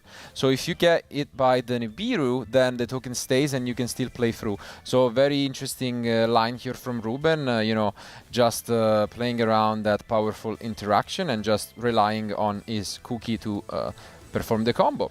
And we have not seen any interaction from Yuna up until this point, and ooh, here comes an interesting card. Yeah. Yeah, that's an interesting choice here from Ruben, going for the Star Ham over the Metal Marcher, which I think is the more typical play. But I guess he's got that Fubulos he doesn't have much of a use for. And as you said, Marcello, here comes Herald. Herald is a super powerful card against a lot of decks, like for example Draco Tail, they really want to send monsters from their hand to the grave, but I think Malice, the cards are getting banished, I think they're okay. And we see the Cupsy Yummy Way is going to let Ruben add some more Yummy cards from the deck to the hand. Now that he has the Herald of Arc light up for some protection for the rest of his plays, he's going to add Cupsy and Lollipo, the other 2 Yummy monsters that we haven't got to see just quite yet. Yeah, no. I want to talk about the speed of play here. I think that's something we're going to be able to notice throughout the World Championship, is players are going to be playing quickly because they want to avoid reaching that 50-minute limit. Yeah, very clean play from Ruben here. We're seeing like slightly, you know, unusual sequencing. I think when you first pick up the deck, you're like, okay, first I do this, then I make the Yummy Way search 2, and then this. Yeah. But Ruben knowing, okay, now he has the cards he needs, so he can make the Herald first and then do some other plays. No, he played amazing, and mainly from Nibiru, as mentioned, like keeping the token until he was able to make the Herald, and then he took it out of the field, and now, yeah, he just sequenced it quite correctly, and now he's able to add that surprise. With the Cupsy? Such a good card. I love it, honestly. It does everything. It does, you know, it's an extender, but also able to, you know, just return 2 cards to the end. Yep, and that's a Yummy Snatchy in the extra monster zone, which is going to allow Ruben to special summon Lollipo Yummy from the hand, and now he is very well set up. This may not look like a lot, but Yummy is one of those decks where it puts out a decent amount of cards onto the field, but has a ton of more interactions than you may realize from the beginning. Yeah, absolutely. And let's see. Also, here comes the third question, whether Yuna will even try, or maybe just preserve information, because this is a lot to deal with, actually. So yeah, what I want to see from well, let's see from Yuna. Oh, Dark Ruler no more in the main deck. Wow. We're already starting things off with an incredible, unexpected way. That is a bold move to include a card like that, but the preparation from Yuna, she knew she would need it, and it's already paying off here huge in the first round. Yeah, that is a super powerful start for Yuna. Following up with the Hornet Drones. These are 2 cards you would not expect in a Malice strategy. That's what I'm saying. We are in we're in store for a full surprises this weekend. And I mean, I'm pretty sure here Ruben is thinking mirror match, right? You see the Hornet Drones, like we have seen some builds playing, you know, Droplet and maybe Dark Ruler, so I'm pretty sure he's thinking he's up against a mirror match right now. And that might affect his play significantly, because you know, all you need to just combo is this token, but if you're playing Malice, that's not quite as powerful. And now, now all Ruben's form of interaction that we know is the Yummy Surprise that he has face down. Yeah, I mean, one of the things about the Yummy deck that's so fantastic is they don't use effects in the hand or grave, which makes it super powerful against those K9s, which require your opponent to use effects in the hand or grave. But the downside of not using effects in the hand or grave is once your field gets answered by a card like Dark Ruler no more, you don't have all of these interruptions. There are so many decks nowadays, they kind of have these like layered interruptions. That's what players like to say. You have some in the hand, some face down, some in the grave, some on the field, so you can't get cleanly answered, but you can. Look at I was looking for his face. Now he sees the backup Aniteckzetto and he's like, okay, was not expecting that one after the Hornet Drones in Dark Ruler. Yeah, that was definitely, you know, catching Ruben a bit off guard, and yeah, we had the Engage next to it. Yep, so she swaps the Engage for a copy of Wizard Aniteckzetto. And backup Aniteckzetto, that was a normal summon, I want to say. Special, probably? No, it's not a dark. No, it was a normal, yeah. I know, because Kagari, I think it says you need to control a Cyburst monster, and Kagari is a machine? Yeah, that's right. So, are we going to see maybe a Phoenix? Oh, SP. That makes more. The modern SP. Okay. My mind was forgetting that one. That one's much better. So what we're looking, if Yuna has something like Gold Sarcophagus, Malice in Underground, or March Hare, maybe banishing a Malice name from the hand would be a way to get some Malice monsters onto the field. SP Little Knight not being able to attack directly, not a big deal here, because the Dark Ruler no more is going to prevent her from inflicting any damage anyways, but forcing out the Yummy Surprise right now with the SP Little Knight. But this SP Little Knight's also going to disrupt the monsters coming back as well.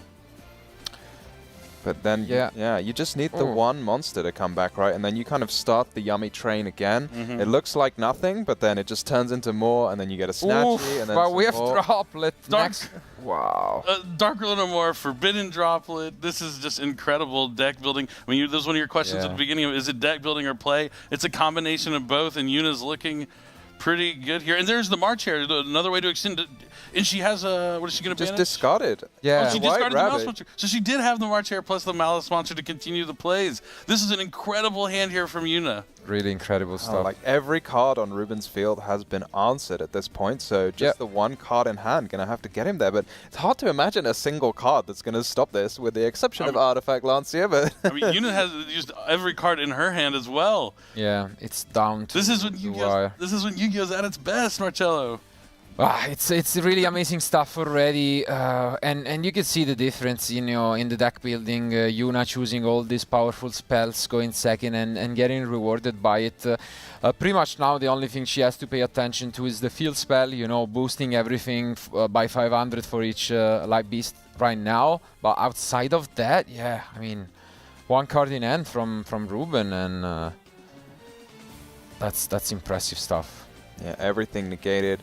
We're probably going to have a trap be insulated. I'm sure no one will be better than Yuna at pushing through any possible hand interruptions Ruben might have. The Malice deck is very good at that. Sets MTP 007, or sorry, 07. This is kind of the situation where TB11 wouldn't have been too bad to include in the deck here. Yeah. But still with plenty of link ratings, going to have access to something like Malice and Underground with this Malice Red Ransom coming down. Oh, and no interaction from Ruben.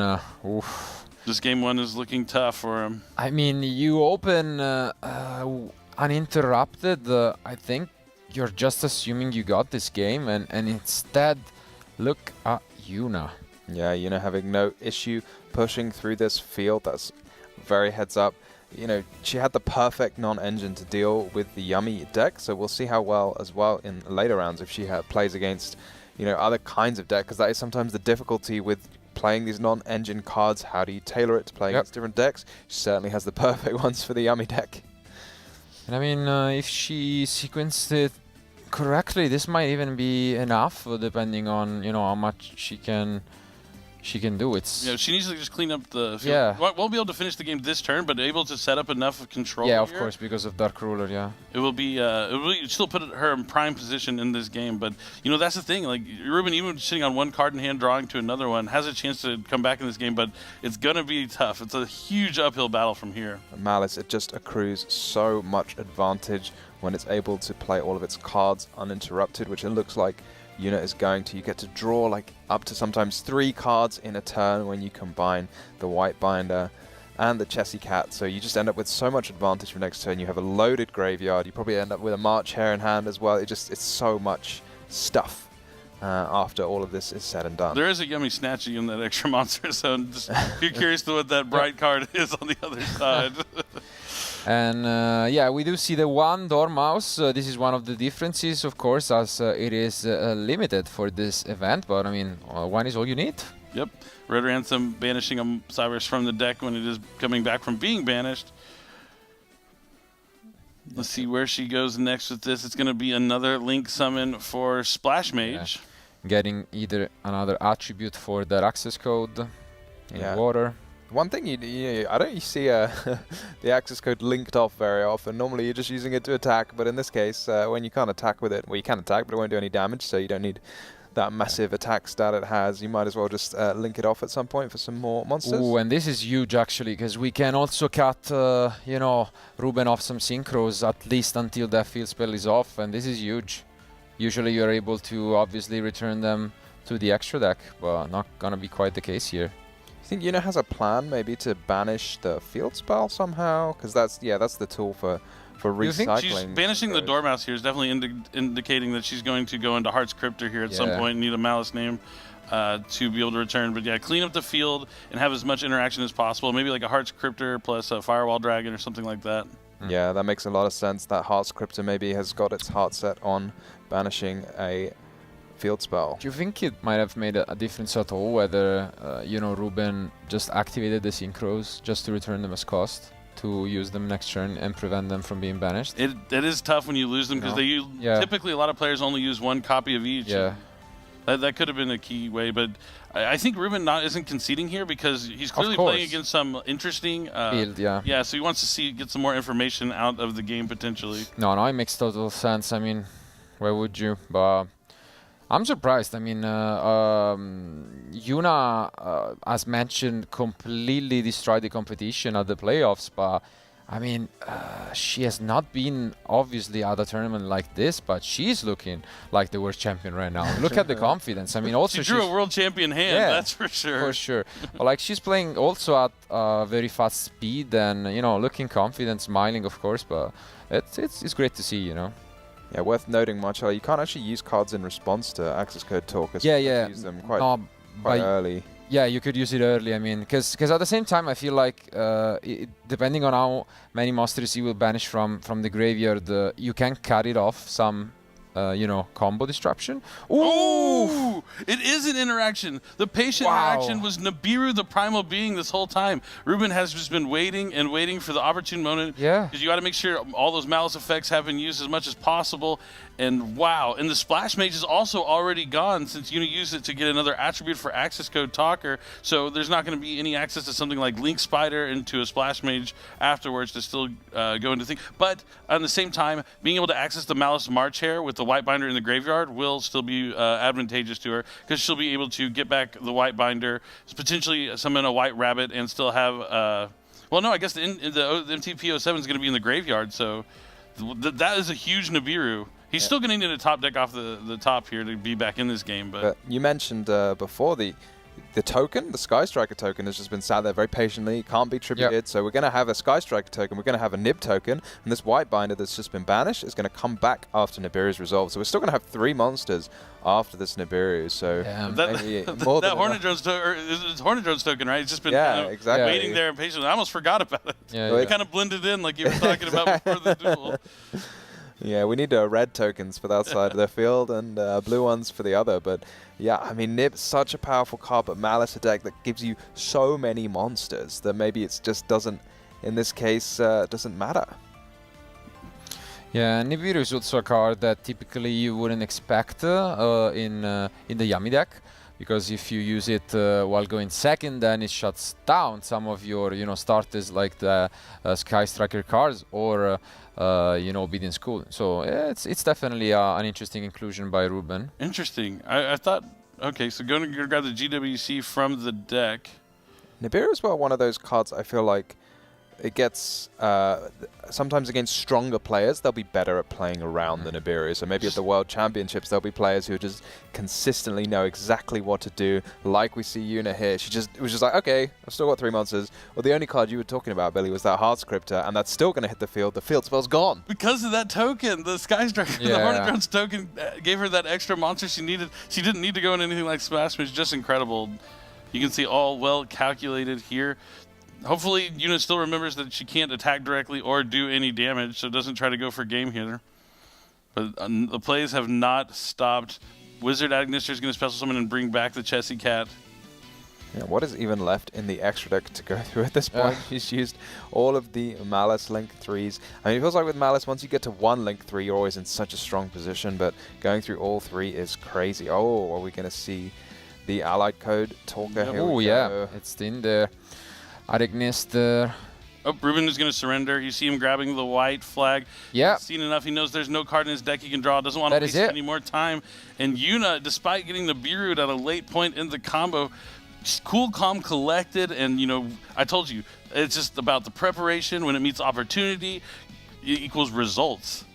Yeah, what an amazing show. And game 1 goes to Yuna, going second against going first. That doesn't work against this approach. All right, game number 2. We're going to jump right into it. Players are going to be playing quickly. Yeah, maybe Thrust is a card that Yuna might be using, because, as you say, the Dark Rule are quite uncommon, but I think it's quite common to include a few like kind of versatile targets if you run a card like Triple Tactics Thrust.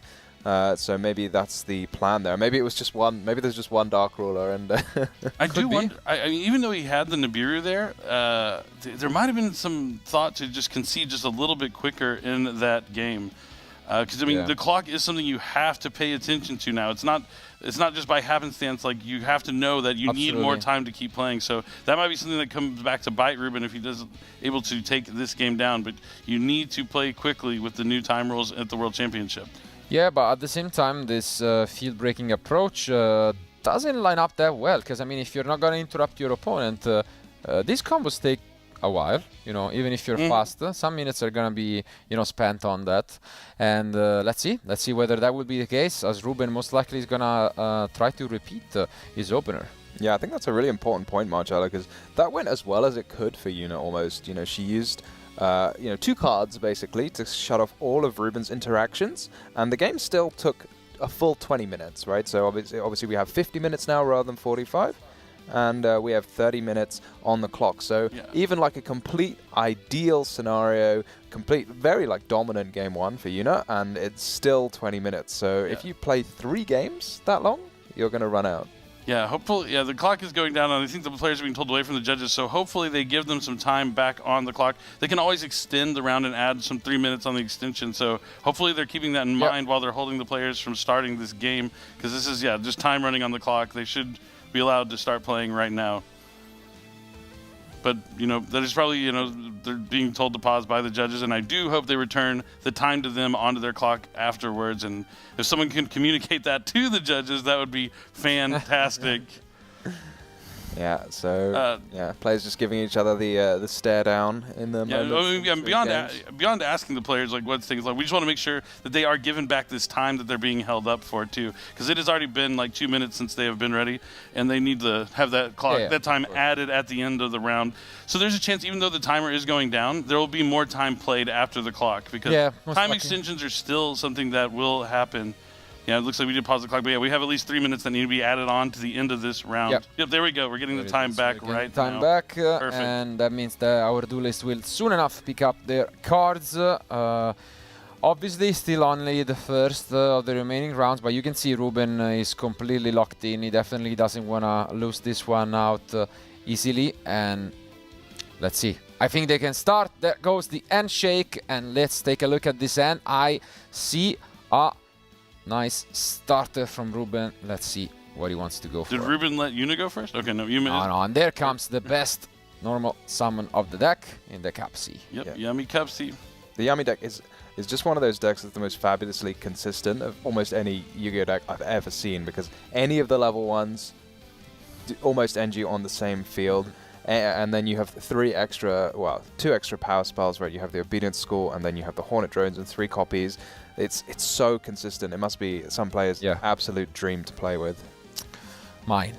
I really like the deck, but I mean, here I'm also interested in the sequence that Ruben is gonna go for. Most likely in-house, can assume that there is no interruptions in Yuna's end. It's gonna be Cupsy Way. Yep. That's a good guess. I mean, you can tell by him searching. You can't tell by the picture. Fair enough. We're probably going to get the other name, so the Lollipop and Cookie. Then discarding something from the end. What is it going to be? Yeah, I wonder if we see maybe a slightly different line from Ruben this game. Because last time he played very carefully around potential interruptions from Yuna. But when you see cards like Dark Ruler, maybe you think, I'm going to play a bit more greedy. You know, sometimes you have to give up something to do that efficient play around hand traps. So maybe when you see your opponent maybe not running so many hand traps, you can be a little more greedy. Absolutely. And for now, we are just gonna special summon and then actually use the Capsy Way to get into the Link 1. I'm assuming just to go into a Lollipop and bring back 2. Lollipop Way. Yep. Seems like that's gonna be the case. Yep. So we bring back 2 more from the graveyard. Again, uninterrupted by Yuna. It's gotta be an interesting choice whether he has another extender, because in that case you usually keep the Lollipop to special summon it, because I think you do need the extra body, but let's see. Because obviously these monsters have their effects negated. And here comes yet another Snatchy. Gotta keep summoning Snatchies because you don't have many other tuners, so this is quite a light end field here. That's an interesting decision, not going for the Herald turn 1 against a deck that you have seen, you know, play Forbidden Droplet options, but let's see. Interesting decision by Ruben. Yeah, it's a pass, so definitely a weaker opener as the one in the previous game, but maybe it's gonna work out. And the first question is, are we gonna see that Dark Ruler right away again? Well, this is maybe a good sign for Ruben, because cards like Dark Ruler are fantastic if your opponents put their whole hand onto the field, which is basically what happened in the last game. But this time, Ruben's still holding on to 4 cards in hand, so... Not quite. Yeah. And this will be an interesting one. I mean, showcasing just what the Yami deck can do. Is there gonna be a Ghost Spell, some interruption here from Yunnan? Oh, there is the Artifact Lancia. Prepared for Malice. Artifact Lancia we're talking about was not only just the most popular side deck card in the past, it was the most played card at many of the events previously, and it's still in the side deck here for Ruben. And any of the Yummy Way Synchro monsters, anytime an opponent activates a card effect, they can return themselves back to the extra deck and summon back 2 Yummy monsters from the graveyard, and that's what we see here. That's amazing, but we do see that thrust from Yuna. But you need to play through the Lancia. It's not gonna be an easy turn here. And we do see Ash Blossom on the thrust. Might be a quick one from Ruben. What an opener. Yep, Lancia, Ash Blossom, plus some decent Yummy monsters here. Is that a normal summon of March Hare? Yeah. Not what you want as a Malice player, but you also don't want to see Artifact Lancia usually. Let's see if this prompts any sort of response from Ruben. It looks like it does. He's going to activate the effect of Yummy Snatchy, pay 100 life points to Synchro Summon. Yeah, and although the Snatchy on field was, negated, the Snatchy doesn't force you to Synchro, summon with itself. So you can just use that one, and that works out. And we do see double droplet again in the end from Yuna, but I mean, that doesn't really do all that much. But since Yuna sent a spell, Ruben is able to chain the Yummy effect, so it's going to still put the March Hare face down and bring back 2 monsters. That's devastating. Yeah, it hasn't quite gone as happily as it did in the last round for Yuna, and I think the key difference obviously is the Artifact Lancia. Ruben has been playing the Malice deck a lot, I've noticed, at previous events. So he made the top cut at YCS this year with Malice. Yep. It makes a lot of sense for him to have respect for the deck by including those Lancias in the graveyard. It sounds like Yuna might be looking to concede. Yeah, that's about it. Reveals, is it Wizard maybe? But, I mean, anyways, Ruben with the comeback obviously doesn't want to give it easy to Yuna, wants to show everyone why he is the world champion at the moment, and let's jump back into action. As you mentioned, losing round 1 doesn't mean you're out. You can definitely still win the other rounds, but you really it feels a lot better to win round 1 than lose in terms of like the mentality going on. Yeah, it's hard to argue that. It's often when people say, about Yu-Gi-Oh, it's like, you plan to win, you plan to have fun. Well, I'm like, well, winning is a lot more fun than than losing. So a bit of both. But and in the meantime, I can also inform you guys that we had a backup future match, which was the one between Sebastian Samam and Akihiro Kato, and the winner of that match has been Sebastian, who has already concluded the backup future. So unfortunately, we are not gonna go back to that after this match. For now, let's focus on the one and finally with a chance of going first for Yuna, who has been going second all match long. Yeah, I mean, no matter here, right, we're going to have, even with no backup feature match, we've already seen plenty of action and there's plenty more to come. Are we going to see a full Malice combo from Yuna? Are we going to see lots of interruptions from Ruben? Let's find out. All right, it's time to duel. Let's see. Such an important, and we do see the Furulia right away from Ruben. Out of the cards you could see, like discarded immediately from the opening hand, I think Purulia is something you're fine with. Yeah, and especially if you open Disorder Drones once more. I mean, it's at 1, but has been hard-drawn twice by Yuna already in this match. Yeah, Purulia got a little bit better against the Malice strategy since Alliance Insight with the inclusion, backup at Ignister, Wizard at Ignister, and plenty of other monsters that summon from your hand, so it could be beneficial. But starting with Hornet Drones is going to be a way to get monsters on the field. At minimum, an SP Little Knight for disruption, depending on how many cards Yuna is trying to not give Ruben. But it will be a normal summon of Malice Dormouse. The one-off. Yeah, it's hard not to normal summon that one from your hand. Yeah, and it's going to resolve no permanence, no Veiler, no response from Ruben, and what an opener. Yeah, no Lancia in particular. It's got to be so happy for Yuna to see, because once you've resolved this Dormouse now, you're then going to resolve another summon, and you're going to get to a Link 3 before Ruben has a chance to activate a Nibiru or something. Oh, no.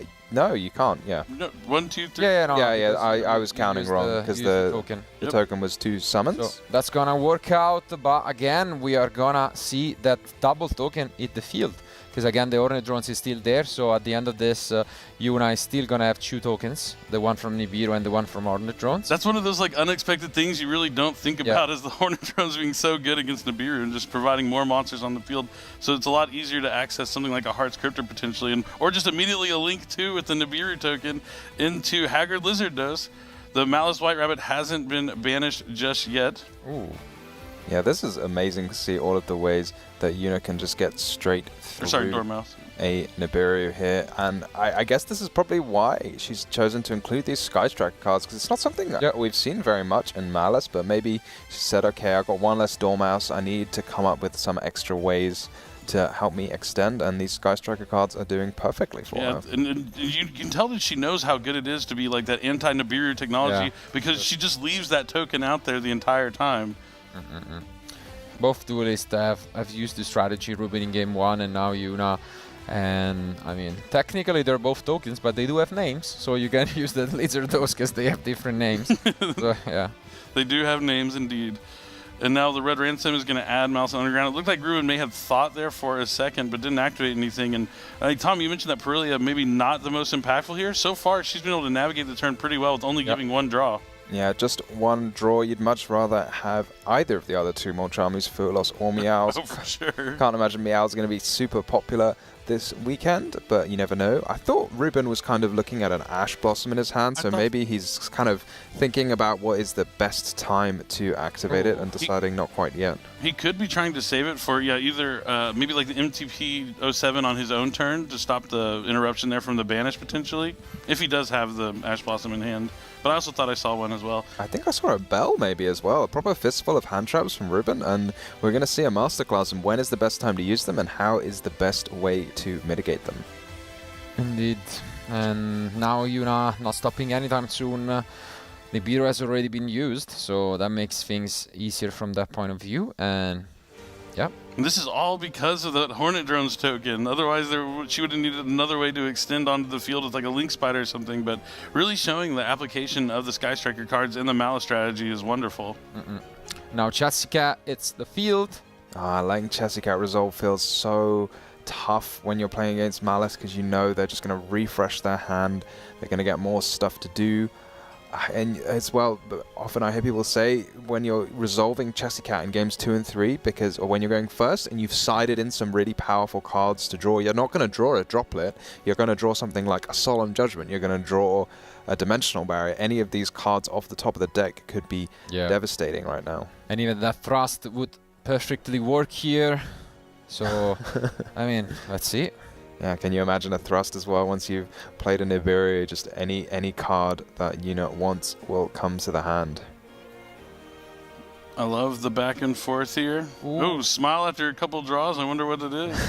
Is that the... Either like 2 of the cards she's already got, or 2 of the most powerful cards in the deck. There's no really in between. Could go either way. They're either the worst cards or the best cards. I tend to smile like that when they're usually the worst cards, that's for sure. Same.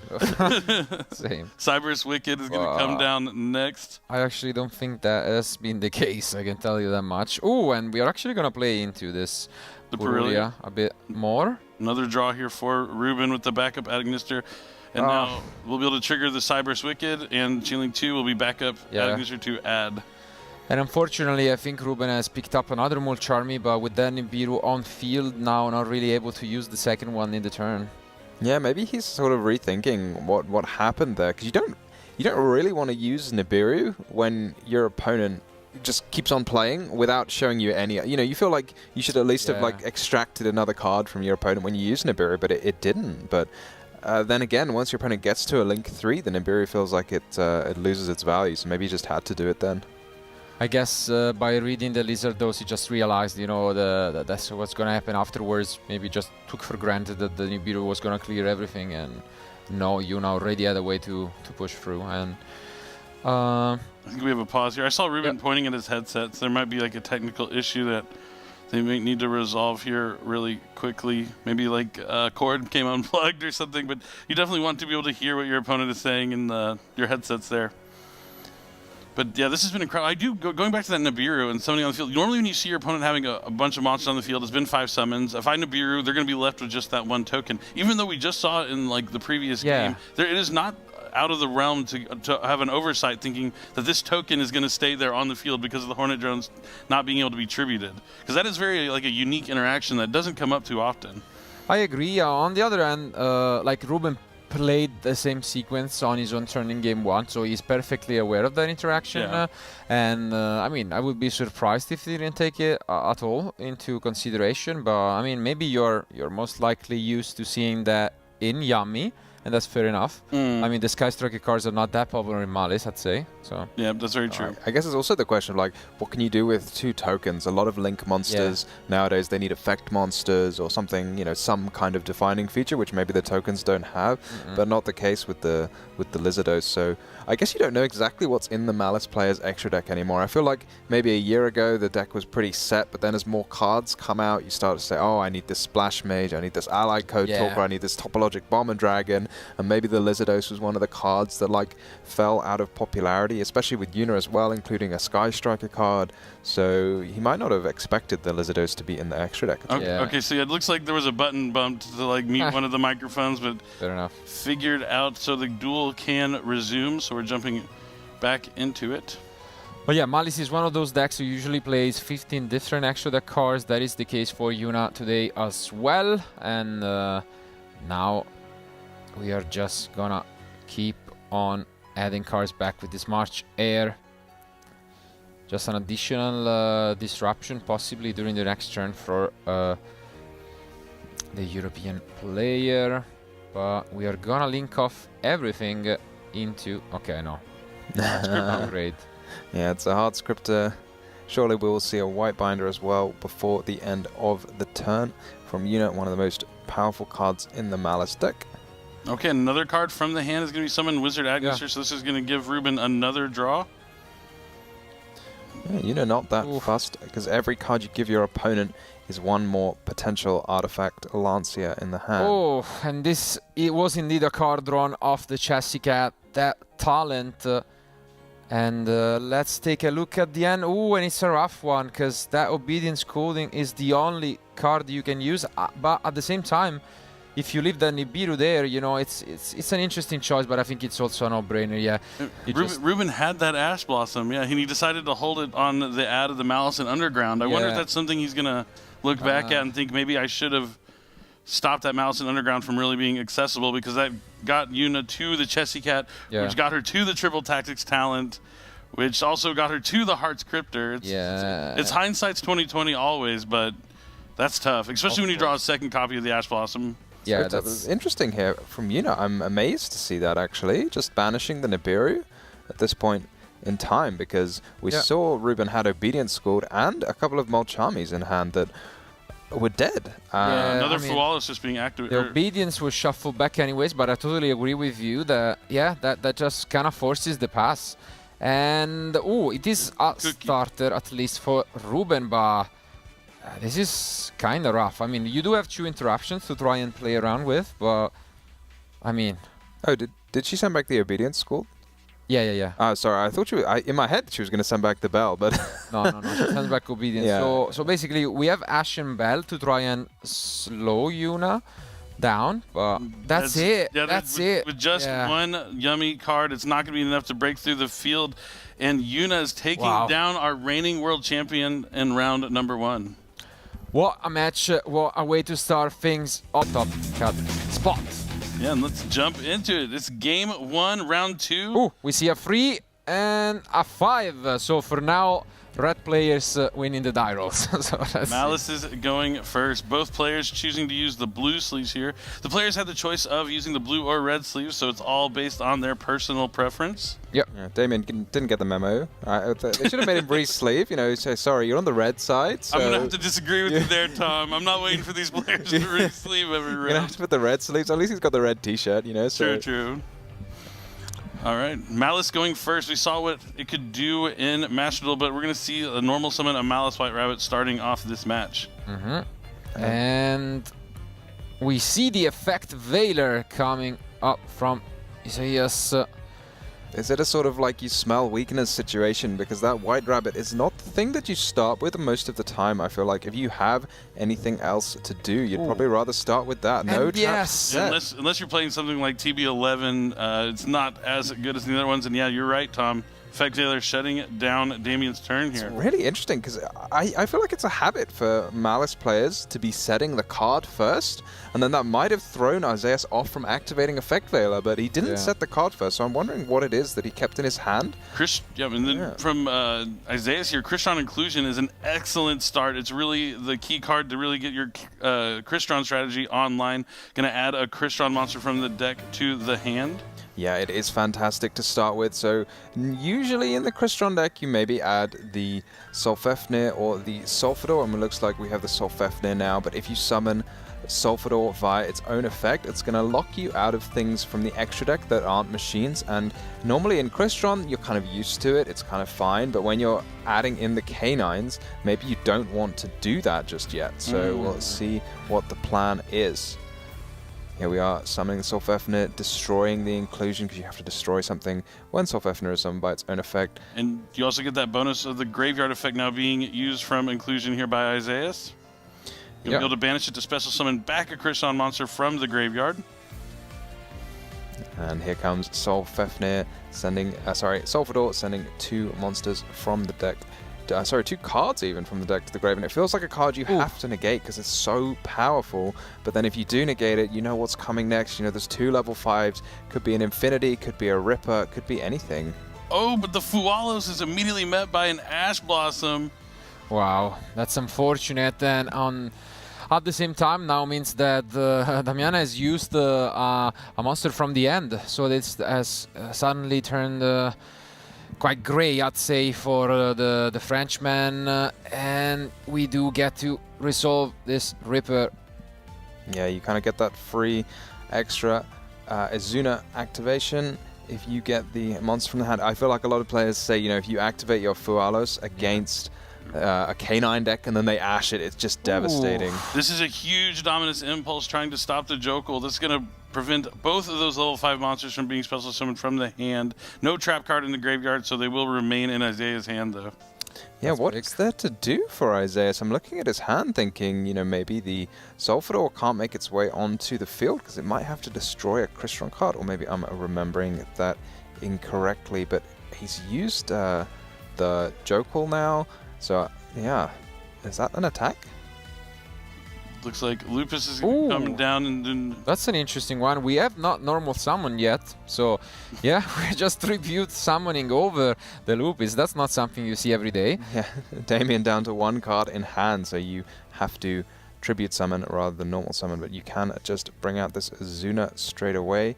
But once you've used the normal summon, it makes your Crystron line slightly weaker because you can no longer use the River Stormer and search Scrap Recycler because you would have to normal summon the Scrap Recycler if you want to use it. So, and the big thing here for Isaias is that Damien used that Mulcharmy Fualos, and so all his canine cards are online, so being able to tribute someone for that Jokul gave him access to Izuna, and now more monsters are on the field. Canines really are on the hunt from those monster effects being activated in the hand or graveyard. I mean, we're just gonna push a lot of damage. We do have access to some interesting options in the extra deck.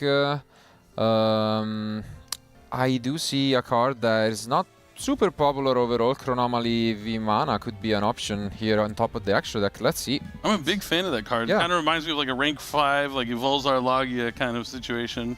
Yeah, I mean, it does make a lot of sense, especially in the Crystron Canine deck, because it is a machine. So when you've played a card like the Sulfador that requires you to only summon machines. It gives you an option, but here we see a Valon is just so good, especially in such a simplified game state. I mean, it's hard to get out of it, and we can even go into Zeus, and I do think that could be a right decision. I mean, not really a lot of end and graveyard interaction, and yeah, that makes a lot of sense. Wow, this is tough to break. Especially with one card in hand, drawing to 2. Gonna run shuffle the deck.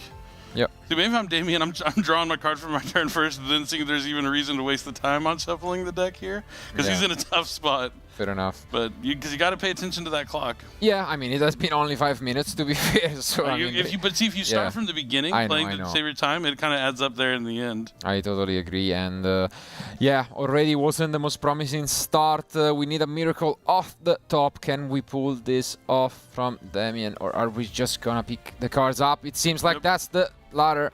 So game 1 goes to Isaias. Yeah, really on the backs of that effect Veiler shutting down the White Rabbit, which is really the only Malice card that Damien had access to. And even still, I mean, another key part of that game was the Fualos being met by the Ash Blossom, because that means he used the monster effect from the hand, but didn't yield any positive results from it, only negative, letting all those K9 monsters be able to activate their effects. Yeah, that's gonna be a always key component of any duels involving K9 cards. It's always so rough to maneuver through them, and that's why the Yami deck is so well positioned against it, because engine by engine it just doesn't use effects in the end or graveyard. Yeah, it definitely makes a lot of sense. Isaias drawing the Lupus, but knowing how to play on anyways. Heads up, being able to tribute summon. I think it's something you end up doing quite a lot between the Crystron and the K9 engine, because all of those level 5s, so you need to keep in mind that you can tribute summon when you need to, and it was really important there that he did. Yep, they really synergize well together, which is why we see so many players looking at using this strategy. I mean, before Justice Hunter's release, I know everyone was looking at Vanquish Soul K9. Wasn't a lot of talk about the K9 Crystron deck, but now that the set is out, YCS Vancouver has been played, it is becoming one of the top decks to look at going into any tournament. Let's see this opener from Damian. Doesn't seem like there is a Mulcharmy. This Purulia coming down. And yeah, a slight upgrade to the chassis. Yeah, slight upgrade to the Rabbit with the chassis cap. But we're going to be negating it anyway. Again, an interruption with that impermanence, shutting down the triple tactic cards. But we see a Sign in Mining, interesting inclusion in the deck. But oof, there is an Ash Blossom on it. Damien Breeze, Isaias has the answer for it every time he does anything. But a Link summon here from Chessy Cat's going to send it to the graveyard for potentially a Link Karibo. Yeah, but then the question is, do we have the Marcher? Do we have a Bestial? This is Link Disciple. This is unexpected, but Link Disciple plus a backup Aniteckzetto. His plays are nowhere near finished despite those 2 interactions from Isaias. Yeah, Malice, one of those decks that, I mean, we're seeing these hand traps, and it was very effective in game 1, but I feel like it's quite known for just breezing past cards like Effect Veiler and Imperm, and maybe why these cards kind of fell out of popularity over the last year or so, but we're seeing them all come back now. Wow, and a third interruption plus a fourth Izuna? What is it going to be? Oof. It is Azuna. 4 interactions from the hand here for Isaias going second. That's unbelievable. What a end. I mean, 3 different interruptions plus the Izuna. What a dream opener, honestly. Yep, Izuna is going to let him send a K9 monster from the deck to the graveyard. Of course, it's going to be the K9 Lupus. Lupus can summon himself back from the graveyard, and now performing an Exceed summon that'll be untargetable as long as Lupus is there as a material. Yeah, is it just going to be Valon? What are we going for? Could be up to the Valon to put that backup Aniteckzetto face down. And that's going to be the case. We resolve putting it face down. Have we stopped Damian once again? What an end. Wow. I mean, playing really an insane amount of interruptions. If I remember correctly, Isaias was he was the player who qualified using Gym Knights, actually, which is a deck that you can't use here at the World Championship since Battle of the Legends Monster Mayhem's not legal. But he's showing it's not the deck that got him there; it's himself, the player. as he is piloting this deck well. I mean, drawing those 4 interactions is absolutely incredible. Yeah, and I think I had a peek at the last card in his hand. It looked like a Chaotic Elements to me, but was that a Sulfador off the top? So going to be able to summon both a Sulfador and a Jokel. Jokel's so powerful in this deck, which is why players are more or less running 6 copies between Chaotic Elements and the 3 main deck copies of Jokel, just because those Crystron Canines, Crystron monsters are so powerful to get out from the hand. Yeah, I mean, doesn't get much better than this. Let's say, let's be honest. And yeah, just look at this. Wow.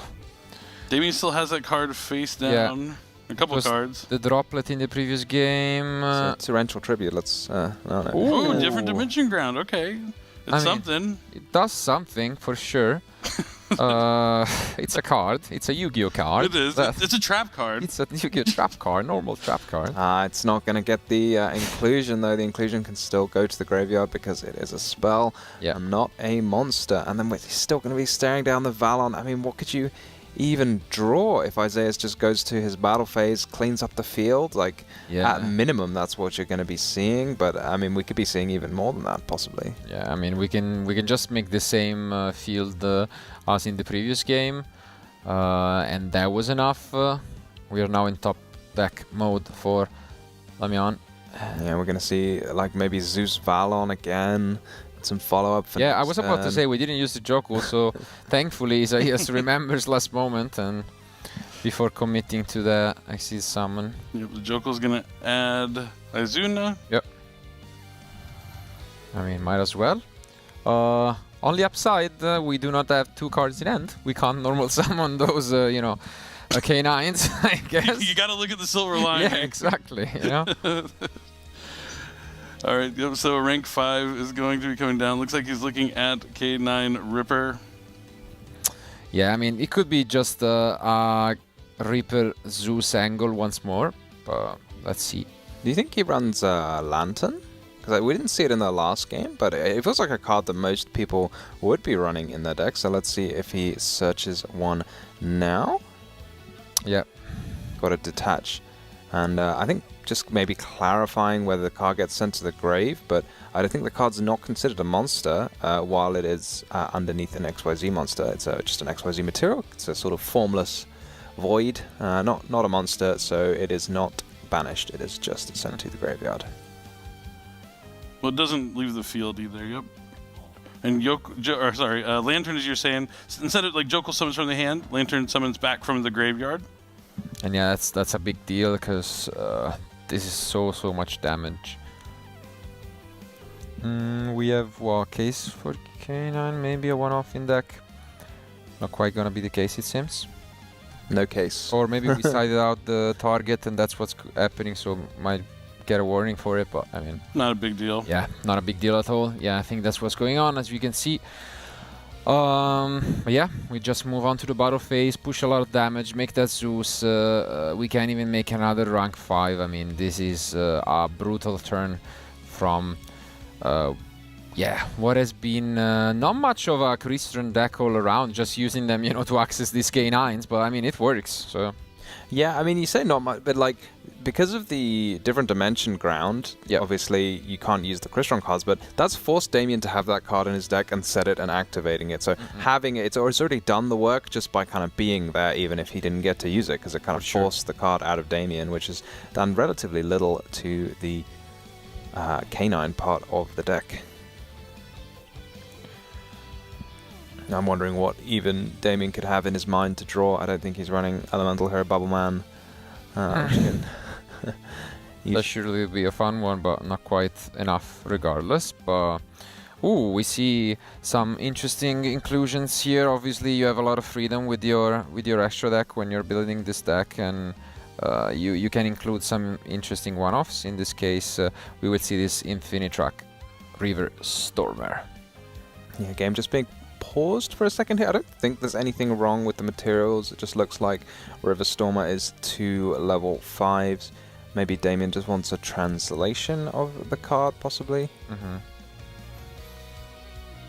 It gets scrap recycler, right? Like, might as well just say scrap recycler. Like, Detaching material. I think it does more things, but I don't know what they are. In terms of this game, that's all you're really going to be using here for Isaiah. But it's good to always make a translation for a card if you do need it. If that is what we are, in fact, waiting on.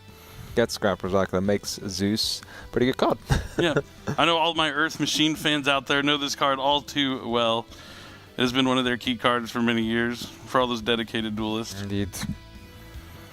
But this is kind of more of what I expected. If like, I mean, the Malice is still a strong deck, but we saw like, you know, really showcasing a way to play Malice. You need to find like some new ways to use it to really have it line up and match up against those powerful decks that were released out of Justice Hunters.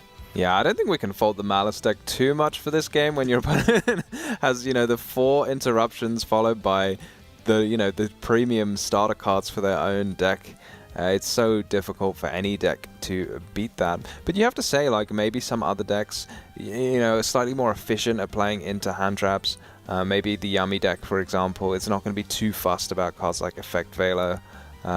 Whereas, I guess enough of them against Malice is enough to do the job.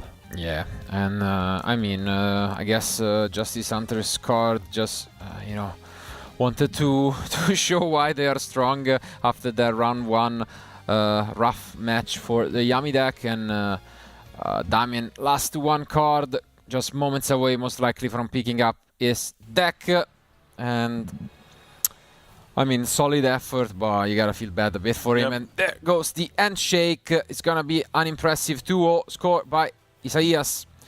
Dominating win, honestly, all around. Yeah, for sure. So we've seen now Malice win one in a very convincing fashion, but unfortunately lose one in a very convincing fashion, going first each time as well. So slightly unfortunate for Damien there. Yeah, definitely. I mean, going first, you're feeling pretty good. Didn't draw like too explosive of a hand to be top cut spot.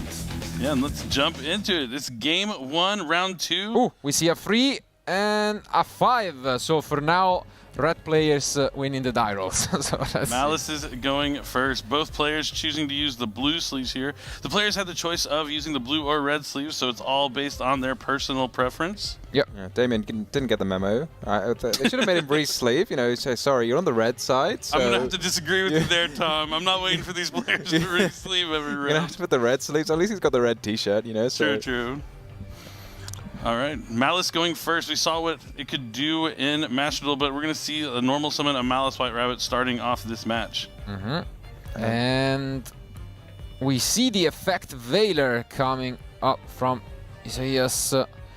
Is it a sort of like you smell weakness situation? Because that White Rabbit is not the thing that you start with most of the time. I feel like if you have anything else to do, you'd probably rather start with that. No traps set. Unless you're playing something like TB11, it's not as good as the other ones. And yeah, you're right, Tom. Effect Veiler shutting down Damien's turn here. It's really interesting because I feel like it's a habit for Malice players to be setting the card first, and then that might have thrown Isaias off from activating Effect Veiler, but he didn't set the card first, so I'm wondering what it is that he kept in his hand.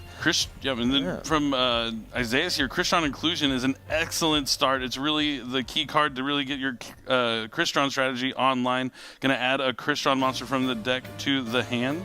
Yeah, it is fantastic to start with. So usually in the Crystron deck, you maybe add the Solfefnir or the Sulfador, and it looks like we have the Solfefnir now. But if you summon Sulfador via its own effect, it's going to lock you out of things from the extra deck that aren't machines. And normally in Crystron, you're kind of used to it. It's kind of fine. But when you're adding in the canines, maybe you don't want to do that just yet. So we'll see what the plan is. Here we are summoning the Solfefnir, destroying the inclusion, because you have to destroy something when Solfefnir is summoned by its own effect. And you also get that bonus of the graveyard effect now being used from inclusion here by Isaias. You'll be able to banish it to special summon back a Crystron monster from the graveyard. And here comes Solfefnir sending, Sulfador sending 2 monsters from the deck. 2 cards even from the deck to the grave, and it feels like a card you have to negate because it's so powerful. But then if you do negate it, you know what's coming next. You know, there's 2 level 5s. Could be an Infinity, could be a Ripper, could be anything. Oh, but the Fualos is immediately met by an Ash Blossom. Wow, that's unfortunate. And at the same time now means that Damiana has used a monster from the end, so this has suddenly turned quite grey, I'd say, for the Frenchman, and we do get to resolve this Ripper. Yeah, you kind of get that free extra Azuna activation if you get the monster from the hand. I feel like a lot of players say, you know, if you activate your Fualos against a Canine deck and then they ash it, it's just devastating. This is a huge Dominus Impulse trying to stop the Jokul. This is going to prevent both of those level 5 monsters from being special summoned from the hand. No trap card in the graveyard, so they will remain in Isaiah's hand, though. Yeah, what's there to do for Isaiah? So I'm looking at his hand thinking, you know, maybe the Sulfador can't make its way onto the field because it might have to destroy a Crystron card, or maybe I'm remembering that incorrectly, but he's used the Jokul now, so yeah, is that an attack? Looks like Lupus is going to come down and That's an interesting one. We have not normal summon yet, so yeah, we're just tribute summoning over the Lupus. That's not something you see every day. Yeah, Damien down to 1 card in hand, so you have to tribute summon rather than normal summon, but you can just bring out this Azuna straight away. But once you've used the normal summon, it makes your Crystron line slightly weaker because you can no longer use the River Stormer and search Scrap Recycler, because you would have to normal summon the Scrap Recycler if you want to use it. So, and the big thing here for Isaiah is that Damien used that Mulcharmy Fualos, and so all his Canine cards are online, so being able to tribute someone for that Jokul gave him access to Izuna, and now more monsters are on the field. Canines really are on the hunt from those monster effects being activated in the hand or graveyard. I mean, we're just gonna push a lot of damage. We do have access to some interesting options in the extra deck. I do see a card that is not super popular overall. Chronomaly Vimana could be an option here on top of the extra deck. Let's see. I'm a big fan of that card. It kind of reminds me of like a rank 5, like Volzar Logia kind of situation. Yeah, I mean, it does make a lot of sense, especially in the Crystron Canine deck, because it is a machine. So when you've played a card like the Sulfador that requires you to only summon machines, it gives you an option. But here we see a Valon is just so good, especially in such a simplified game state. I mean, it's hard to get out of it, and we can even go into Zeus, and I do think that could be a right decision. I mean, not really a lot of end and graveyard interaction, and yeah, that makes a lot of sense. Wow. This is tough to break. Especially with 1 card in hand, drawing to 2. Gonna run shuffle the deck. Yep. See, maybe if I'm Damien, I'm drawing my card for my turn first, and then seeing if there's even a reason to waste the time on shuffling the deck here, because he's in a tough spot. Fair enough. But because you got to pay attention to that clock. Yeah, I mean, it has been only 5 minutes to be fair. So I mean, if you start from the beginning, playing to save your time, it kind of adds up there in the end. I totally agree, and yeah, already wasn't the most promising start. We need a miracle off the top. Can we pull this off from Damien, or are we just gonna pick the cards up? It seems like that's the latter. So game 1 goes to Isaias. Yeah, really on the backs of that effect, Veiler shutting down the White Rabbit, which is really the only Malice card that Damien had access to. And even still, I mean, another key part of that game was the Fualos being met by the Ash Blossom, because that means he used the monster effect from the hand, but didn't yield any positive results from it, only negative, letting all those Canine monsters be able to activate their effects. Yeah, that's gonna be a always key component of any duels involving Canine cards. It's always so rough to maneuver through them, and that's why the Yami deck is so well positioned against it, because engine by engine it just doesn't use effects in the end or graveyard. Yeah, it definitely makes a lot of sense. Isaiah's drawing the Lupus, but knowing how to play on anyway. It's heads up being able to tribute summon. I think it's something you end up doing quite a lot between the Crystron and the K9 engine, because all of those level 5s, so you need to keep in mind that you can tribute summon when you need to, and it was really important there that he did. Yep, they really synergize well together, which is why we see so many players looking at using this strategy. I mean, before Justice Hunter's release, I know everyone was looking at Vanquish Soul K9. Wasn't a lot of talk about the K9 Crystron deck, but now that the set is out, YCS Vancouver has been played, it is becoming one of the top decks to look at going into any tournament. Let's see this opener from Damian. Doesn't seem like there is a Mulcharmy. This Purulia coming down.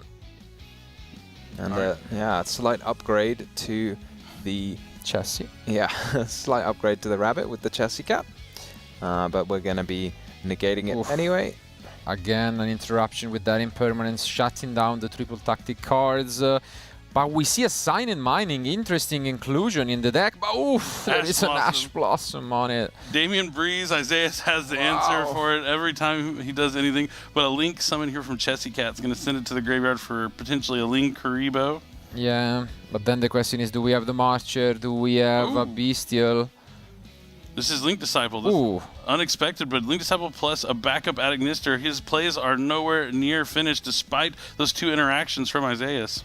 Yeah, Malice, one of those decks that, I mean, we're seeing these hand traps and it was very effective in game 1, but I feel like it's quite known for just breezing past cards like Effect Veiler and Imperm, and maybe why these cards kind of fell out of popularity over the last year or so, but we're seeing them all come back now. Wow, and a 3rd interruption plus a 4th Izuna? What is it going to be? Oof. It is Azuna. 4 interactions from the hand here for Isaiah going second. That's unbelievable. What a end. I mean, 3 different interruptions plus the Izuna.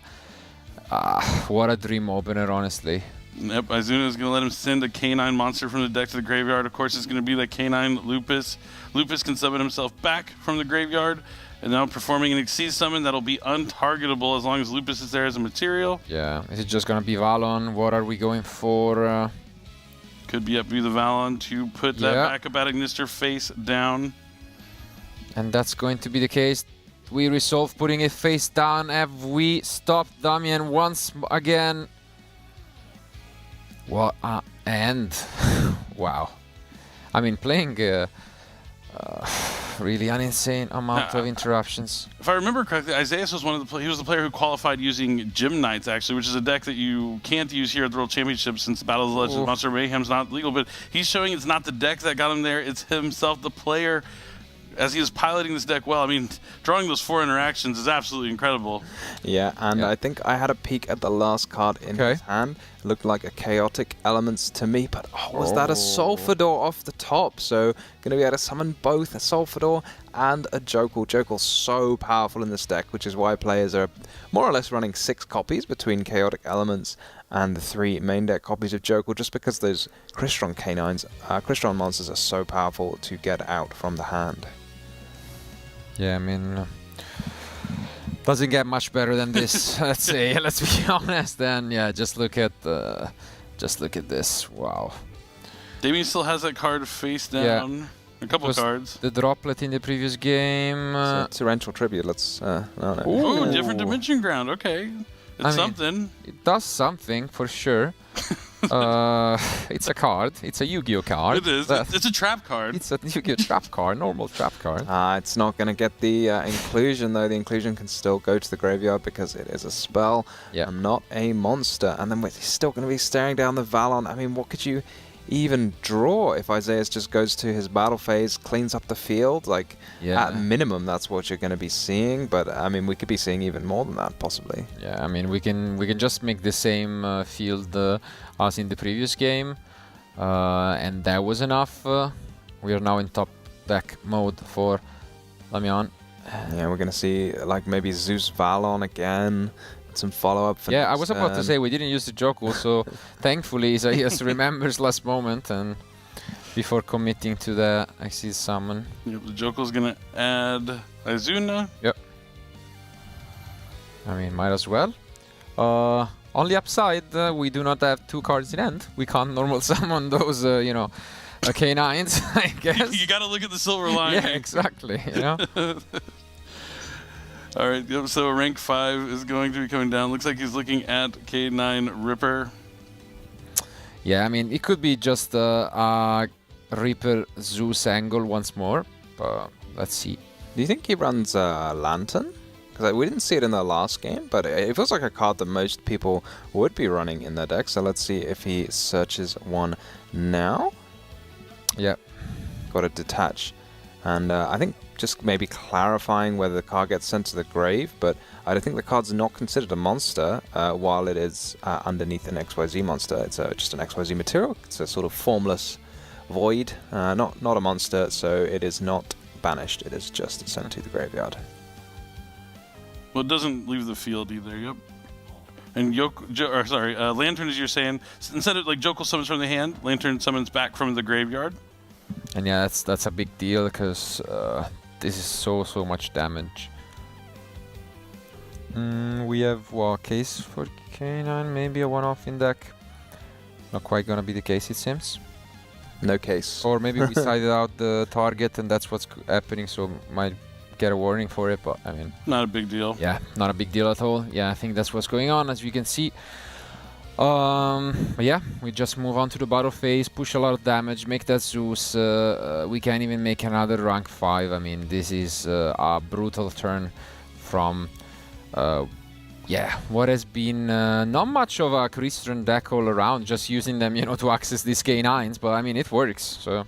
Yeah, I mean, you say not much, but like, because of the different dimension ground, yeah, obviously you can't use the Crystron cards, but that's forced Damien to have that card in his deck and set it and activating it. So having it, it's already done the work just by kind of being there, even if he didn't get to use it, because it kind of forced the card out of Damien, which has done relatively little to the K9 part of the deck.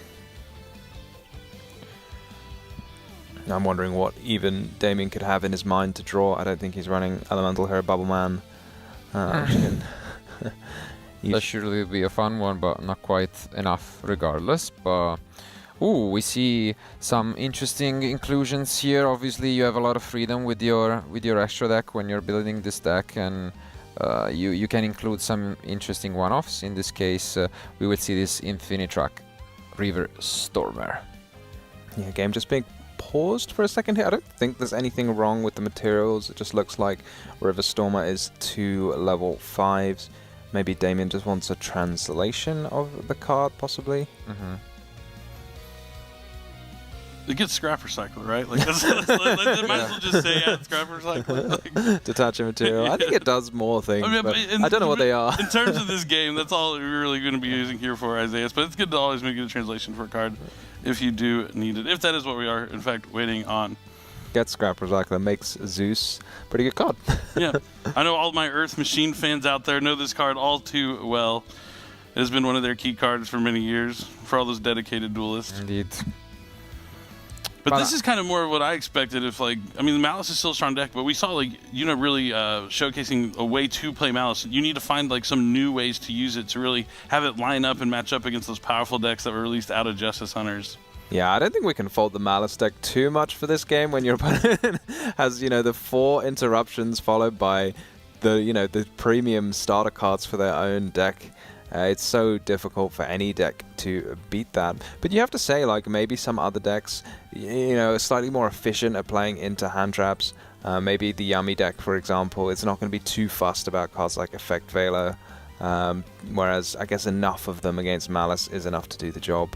Yeah, and I mean, I guess Justice Hunter's card just, you know, wanted to show why they are strong after their round 1 rough match for the Yami deck, and Damien last 1 card, just moments away most likely from picking up his deck, and I mean, solid effort, but you gotta feel bad a bit for him, and there goes the handshake. It's gonna be an impressive 2-0 score by Isaias. Dominating win, honestly, all around. Yeah, for sure. So we've seen now Malice win one in a very convincing fashion, but unfortunately lose one in a very convincing fashion, going first each time as well. So slightly unfortunate for Damien there. Yeah, definitely. I mean, going first, you're feeling pretty good. Didn't draw like too explosive of a hand to begin. There it is. It's still only game 2, and it's going to be the one between Johannes and Ryohei. And as you can see, we have yet another deck among the types. Lunalight. Are you guys surprised at all? Oh, I'm a little bit surprised, but I did kind of talk about if you can get a good meta call, you think people are going to be playing field breakers as opposed to those interactions from the hands. Lunalight has the opportunity to shine. Oh. Yeah. Oh, it's actually 1-1. I think they're in game number 3, which makes a lot more sense with the time on the clock. Yeah. Yeah, we see you, Billy, showing me that deck in your deck box this weekend, the Lunalight deck. It seems to be a favorite of yours, and it's certainly an interesting one. Yeah. It does quite a lot of powerful things.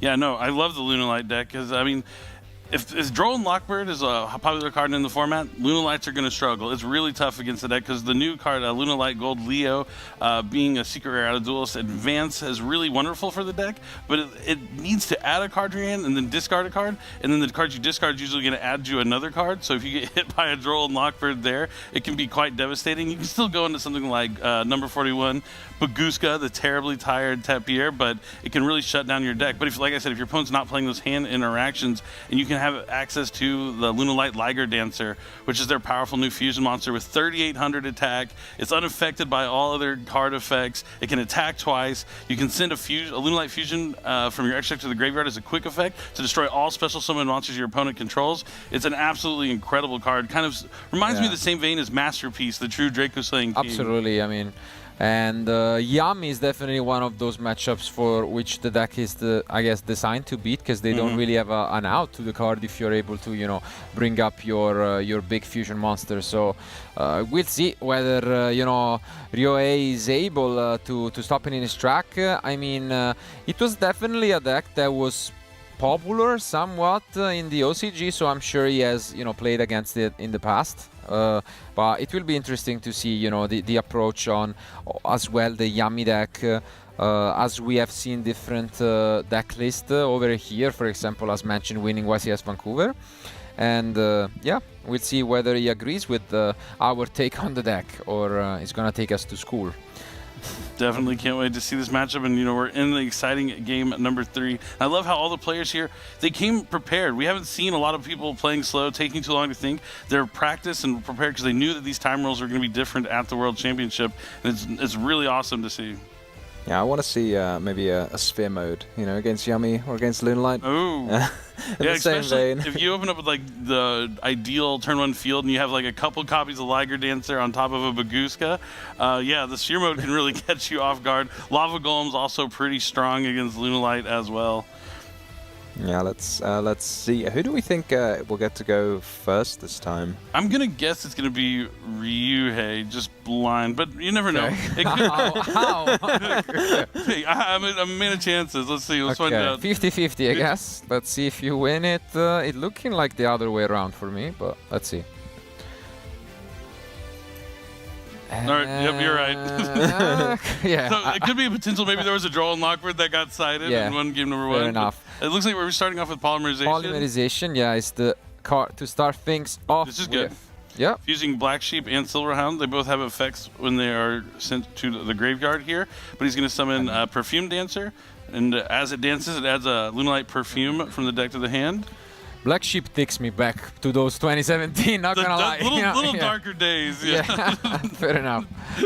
I mean... Fusion Substitute, Norden, yeah. I enjoyed it. I don't know. It was fun, it was fun. Yeah. Yeah, that was one of the most powerful combos we had at the time, but nowadays people are using Black Sheep even more effectively, because you can start adding back polymerizations and things like that. Yeah, way more effective in the Lunalight strategy, but the Infinite Impermanence cutting off the Lunalight Perfume here from the Perfume Dancer is huge, because not only does the Lunalight Perfume special summon back a Lunalight from the graveyard, it's also a way you're going to access stuff like Lunalight Tiger or Lunalight Wolf from your deck to your hand. But it looks like he's going to add back the Silver Hound with the Black Sheep effect, since it was sent to the graveyard. We saw an Impermanence from Ryohei. I mean, the question is always, when you play against a deck that might not be, you know, the most popular, where to use your interruptions, and we'll see whether that was eventually the correct choice from. And the Silverhound here is going to special summon out the Leo. The Leo is going to add from the deck to the hand unless Ryohei has a response, and it's going to be Dominus Purge. With the trap in the graveyard already is huge, because Leo also has the second effect that if Lunalight's sent to the graveyard, you can add one back from the graveyard. So negating it and destroying it is huge. Yeah, this is rough for Jahan. It's like losing the search and the monster can sometimes be really devastating. A bit like one of Marcello's favorite cards, I want to say, the Cyframe Gamma. You get the negating and destroying can sometimes just mean all the difference there. This might just be an SP Little Knight here. Yeah, we see it on the top. We're thinking about it for sure. That's really rough, because it looks like Janus has got 2 copies of Triple Tactics Thrust in his hand. And had to face 2 interactions from the hand, but they were both trap cards. Yeah, you can see he's smiling a little bit, but yeah, I think that's about it. This Just is gonna banish the trap, but brutal here. wow. Yeah, get that out of here. The the dominance purge. And that's a pass. Yep. All right, play back to Ryuhei. Will he be able to capitalize on the disruption that he had? Yeah, it was such a strong start for Johannes there, backed up by the 2 thrusts as well, but the absolute perfect answer for Ryuhei. Yep, just an SP Little Knight. It's going to have to see if that is going to be enough. I have a feeling it's not. You know, I can't. I don't want to give up on my Lunalight man here. Well, sometimes, depending on the hand for the Yummy deck, right, it might be the case that it's tough to play into. If you just open like 1 or 2 Yummies or just a single Yummy and then you have to use an effect and then the SP can banish something, but it doesn't look like that's going to be the case here. That looks like a copy of Sky Striker Engage for Ryuhei, so... He does still have the Silverhound interaction here. He can banish it alongside a Lunalight Fusion to negate that Engage. We'll have to see if that's going to be enough, though. What do you think of negating Engage? Because I feel like you just want to wait maybe for drones. I mean, no one is really playing other targets, but just in case, get rid of the drones. Yeah, because then if you get rid of the drones, I guess, yeah, there's going to be tough to be able to get to Kagari to add it back later, but we're going to see a normal summon of Flawless. This could be a Typhon just coming down. Nope, it's a Link summon. Yeah, Purulia sent to the graveyard. Almirage. And that is a Link 1 monster, and now he can special summon Yummy monsters from the hand. That is the case. No effect, of course, to play around that SP, but that lock into a synchro summon could be the Capsy way. Let's see. Lollipop way, not the one you want to have, but as long as you can get into Cupsy way, you're ready to go. It's going to add 2 Yummy cards from the deck to the hand, and he'll have to send one to the graveyard. Yeah, no change. The Lollipop way, I feel like, looks the happiest out of all of them. He's like, I have my lollipop. I'm so happy. But adding Cupsy and Cookie, the other 2 Yummies. Yeah, maybe we should have added next to the croissant macaron like Lollipop against Cookie. We're talking about all these croissants and macarons. I'm like, is it lunchtime yet? I'm getting hungry. Looking at all the Yummies. I had the same problem when Dolces came out. I was like demoing those cards, and I'm like, these cards are just making me hungry. I could go for a waffle right now. But the Cupsy's going to activate the effect on the field, and this is going to prompt Johannes to chain SP Little Knight to try and banish both. We are just having a think whether we want to put back in the extra deck, but no, that's not going to be the case. So now we're free to go. And this deck can surprisingly push a lot of damage thanks to the field spell. So and speaking of surprises, he adds Yummy Surprise from the deck to the hand. Yeah, once you get that field spell in rotation, all of your monsters gain 500 attack for every other beast on the field, which is just so much damage. It's a bit like equipping like Mage Power, or sorry, United We Stand to like all of your monsters at once. It's so like, much damage. It's like exponential growth. Yeah. Not just a little bit at a time. They all gain the boost for each one, and there is... Here comes Mignon. The field spell that we're talking about. I mean, you only need a monster now to just win, because you bring back 1, everything is already boosted by 1500, so as long as you summon a 4th one, that's 8000 by default without their attacks, so as straightforward as it gets, and you can just get into the Lollipop way if you want and summon back 2 and that's game. So that could be an easy way out for Ryuhei. Obviously, you never know what Johannes is holding into. Could be an Ibiru. You don't want to, you know, maybe expose yourself. Could be 2 copies of Triple Tactic Thrust. Oh, yeah.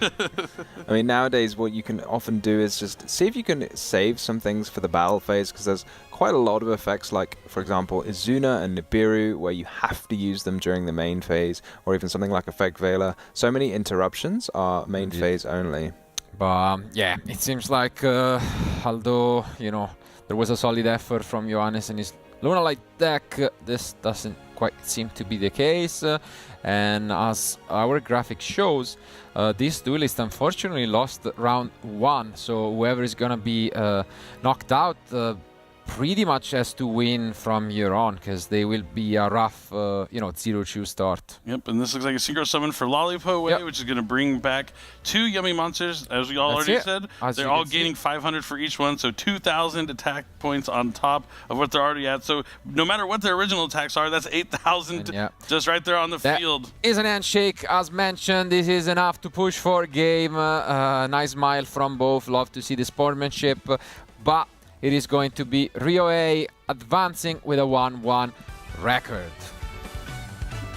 Definitely the start you want to see.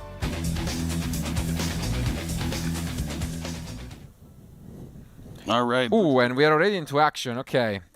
It's a yummy mirror match, I believe, and we do see that Dark Ruler, which probably was negated by Solemn Judgment. I don't know. Let's try to, get a... I'd imagine that's what happened here. But Metal Tronus, it looks like it'll be the next activation here, trying to special summon a yummy monster. He doesn't have to banish them both face down if he chooses not to, if he just wants to have a monster on the field.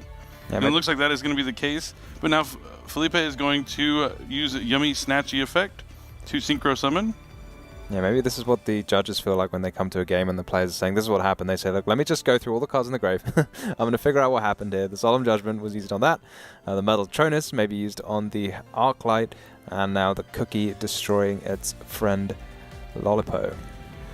Yeah, I mean... Oh, it looks like the Yummy Snatchy was summoned back alongside the Cookie from one of the Synchro monsters tagging out. So on summon, the Cookie destroyed the Lollipop. Oh, he chained it to the Metal Tronus.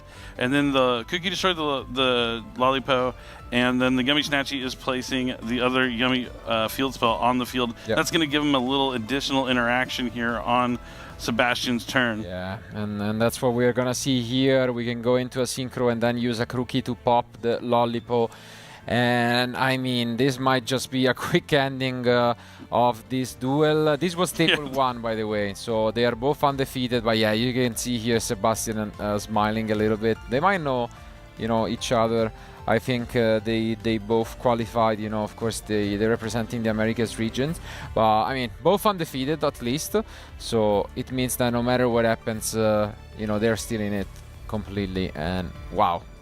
Well, yeah, maybe still in the tournament. It's not looking like Sebastian. You can also tell from his body language, showing that his last card in hand is Dominus Purge, which he can use, but he will have no other cards really. He might just be conceding. Or no, he is using I didn't even see that he got purged. That's what's going on. He was using the Capsi, and now he's saying... he's trying to surrender now, because the whole time he was trying to use it, he had the graveyard in the hand. So at least you got to jump in and see the quick ending to this one. But it's cool to see that they went the distance to game number 3. I really like the surrender card. I got to get my hands on one of those. It's your favorite card, It's my favorite card. Use it all the time. Maybe in my later years, for sure. All right, let's go ahead and jump into it. It's game 1 of our round 3. Ooh, and we see a 3, but we do not see what Keitaro had as a result. So let's see who is going to open with. And I think it was one Nako at least pointing at himself. So yeah, I definitely see what you mean about the Vanquish K9 deck, because it's not a lot of decks where they have different engines, like we saw Ryze or Mitsurugi. You can get from one to the other. You can make Duo Drive or King of the Feral Imps or something, but you can't really do this in the Vanquish Soul deck. There's no way for the K9s to start picking up Horizon, for example, but for now we're just going to be seeing some Malice action. But even again, going second, I mean, Olisu is just a phenomenal card, arguably the best around, if it resolves with the right attributes, and that's always an important question. But for now, it doesn't seem like there is much of an interaction.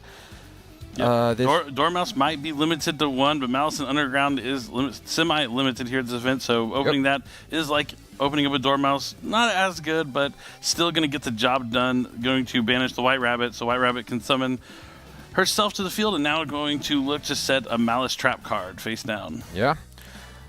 Ooh, it's TB11. Wow, okay. This is a card we haven't seen play in a lot of Malice strategies in the TCG, but we see from the Asia region, TB11 is a card still included in their Malice decks.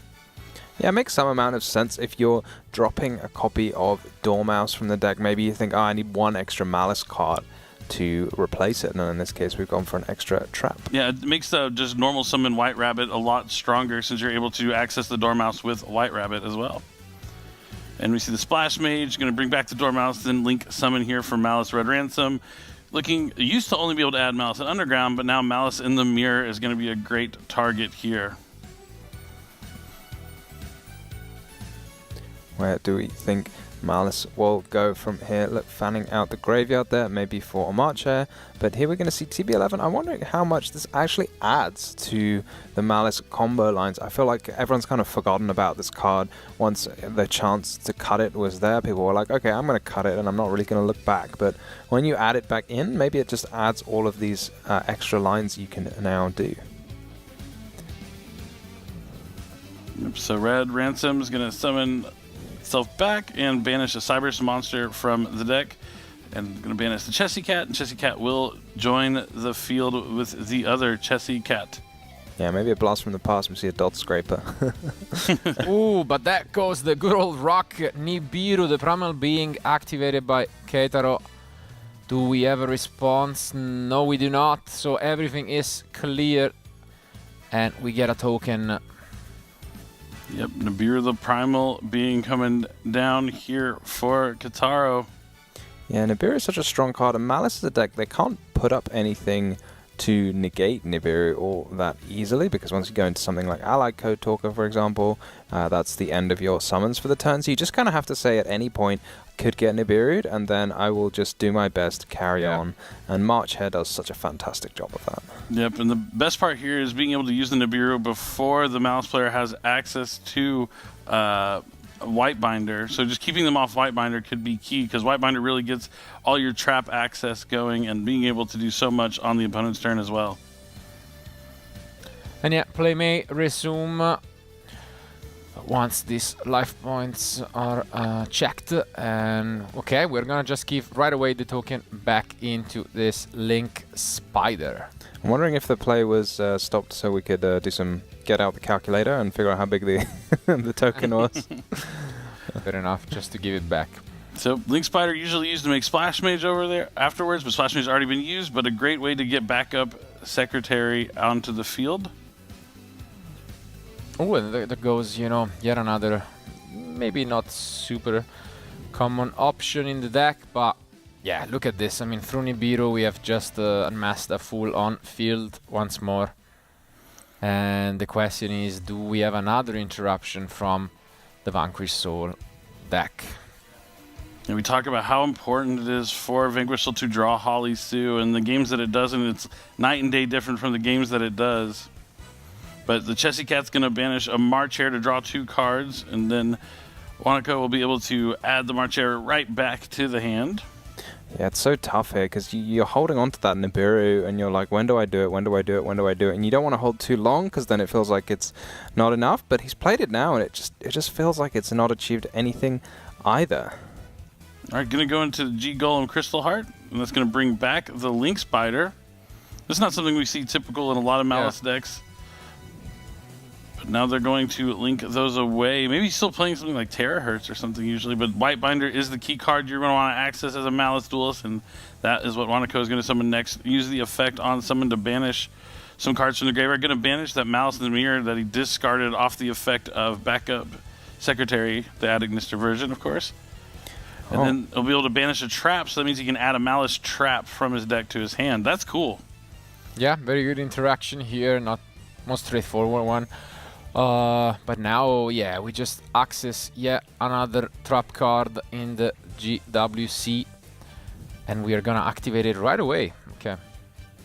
Yep, so he's gonna banish the Whitebinder, summon back Red Ransom, gain 2,300 life points, and then special pay 900 of those life points to special summon back Whitebinder and get a fresh draw. Yeah, quick shuffle there just to make sure the deck is randomized before we draw once again.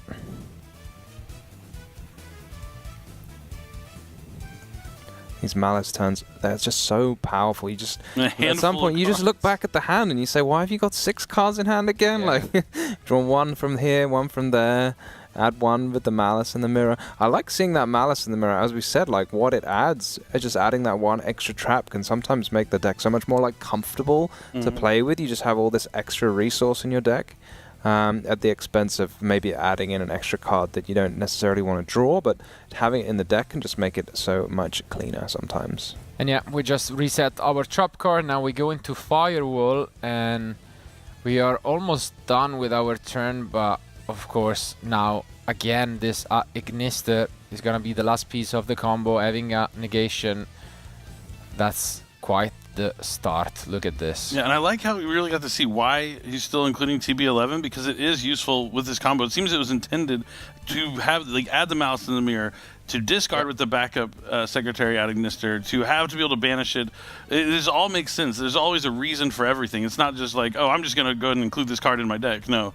Wanako knew what he was doing, and it's for a specific reason. It's fantastic to see. And this is, all through in Nibiru to still have an incredible end field. Yeah, and having drawn cards, not only is it the field, it's also the hand. I can see at least an Ash Blossom, but maybe some more cards. So Keitaro are going to have a tough time getting through everything. I think we both saw what that draw was, yeah.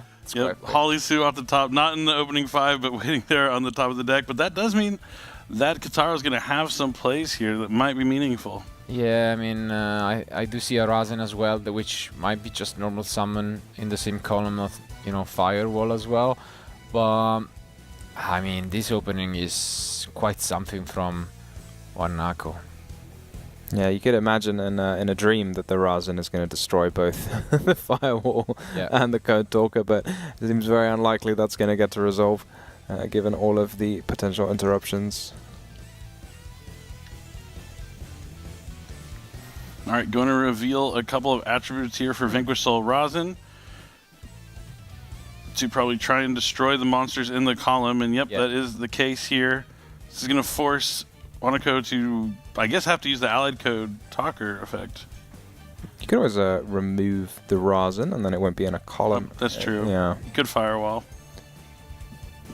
But it looks like, he is going to go with Allied Code Talker to just go ahead and negate and destroy it. Was that a summon Razen or not? I don't think I've ever seen anyone do that in my life, to be honest. So. I decided not to go for the search effect, which is quite interesting, yeah. Wow. Next is Holly-Sue and Zhao Long. Going to try and summon both these monsters from the hand. Nah, one issue with the Vanquished Soul deck is if you have to push through some interruptions and you lose cards in your hand, then all of a sudden the remaining ones don't work. Whereas a lot of other decks, if you just sneak through one card right at the end and then you can just one Dormouse at the end, you push through interruptions is enough to end the game. But there's not really any Vanquished Soul cards that will do that all by themselves. You still need other cards to reveal to get the value out of them. Yep, and we see why Wanako decided to use the Allied Code Talker first here to put the White Binder in the graveyard, so the White Binder could be summoned back with the GWC06, and now on summon, the White Binder is going to be able to banish up to 3 cards from either player's graveyard. The key one is going to be that White Rabbit to be able to access another Malice trap card from the deck if he doesn't already have access to MTP07. Yeah, you'd almost really want the MTP07 to already be face down if you're Keitaro, because it means that it's, the face down card isn't something else. But in this case, it probably is going to be something else, because it looks very deliberate here, this summoning of the White Rabbit and searching a trap. So he's going to still have the MTP07. Firewall Dragon hasn't used the effect just yet. I believe his monsters can't be destroyed by card effects either, since the Red Ransom is pointing to the Dormouse. I think we revealed, what was it, a Borger next to the Jayalong? I don't know, it's quite bright. I thought so. So, Dark and Fire, I'm assuming, but we get this hit with Ash Blossom. Blossom as well. Wow. Not letting him special summon a monster from the deck. And so, we're just gonna use the Jayalong effect to special summon itself.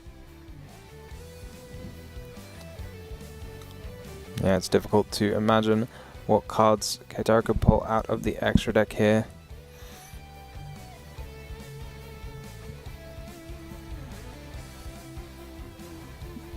Yeah, rough start, obviously. The goal would be to try and go for a Zoo somehow, but that Firewall is still active. Yeah, a Firewall and an MTP can be activated now. Yeah. Yeah, but it looks like he's going to activate the MTP before the Ripper can do any good here for Kataro. Going to banish the red Ransom. But we see a main decked copy of the quick spell coming down from Keitaro. It's the forced release. Yeah, slightly sneaky interaction here because the red Ransom was banished. The force release might be able to also destroy the white binder, and then when the MTP resolves, there wouldn't be a Malice Link on the field. But Wanako is going to be heads up to that, and looks like it's prompting the Firewall being used just now. Yeah, I think so. He's going to return his own Splash Mage back to the extra deck with heads up. Adds a March Hare from the deck to the hand with the MTP-07 resolving and banishing Nibiru. Now Kataro just sitting on one card in hand versus Wanako's formidable board. Yeah, just look at this Malice once more, proving why it is a deck that, you know, many might have thought was not going to be this popular, but 5 duelists out of 27 decided to bring it, and up until now they are being quite successful. So yeah, it just keeps going. Red Ransom gets so much advantage now. 2 cards added to hand. Only, I think, the Dark Monster that was revealed, which I think was Heavy Borga, as you mentioned earlier. So difficult to do so much with just a lone Heavy Borga. yeah, and it is indeed a pass, which means this duel is gonna go to Wanako's way. Yeah, this is looking like it's about to end pretty quickly. Just put the monsters into attack mode, enter the battle phase, and attack. And we're going into a game number 2 here fairly quickly with a dominating showcase of the Malice strategy, showing it can still contend with these strong, powerful new decks that really got pumped up by the Justice Hunters release.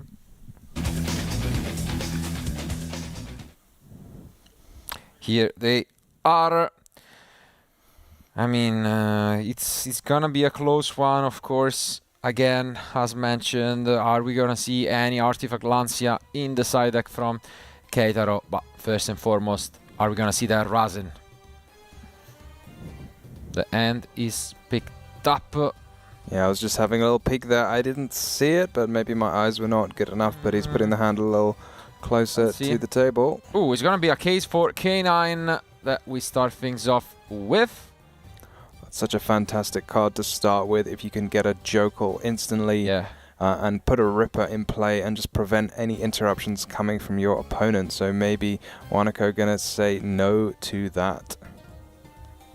Ooh, but that's, yeah. I mean, I guess with an Ash Blossom, it's always gonna be a matter of, do I try and risk it? But if I don't, most likely then they're gonna get to the Izuna, so whenever I use this Ash Blossom later on, it's gonna be a bit of a, you know, downside for me as well. I mean, it really speaks to like the dynamic that K9 brings into the matchups. Like a card that normally would auto use on something that adds, you have to have a lot more consideration, as you mentioned.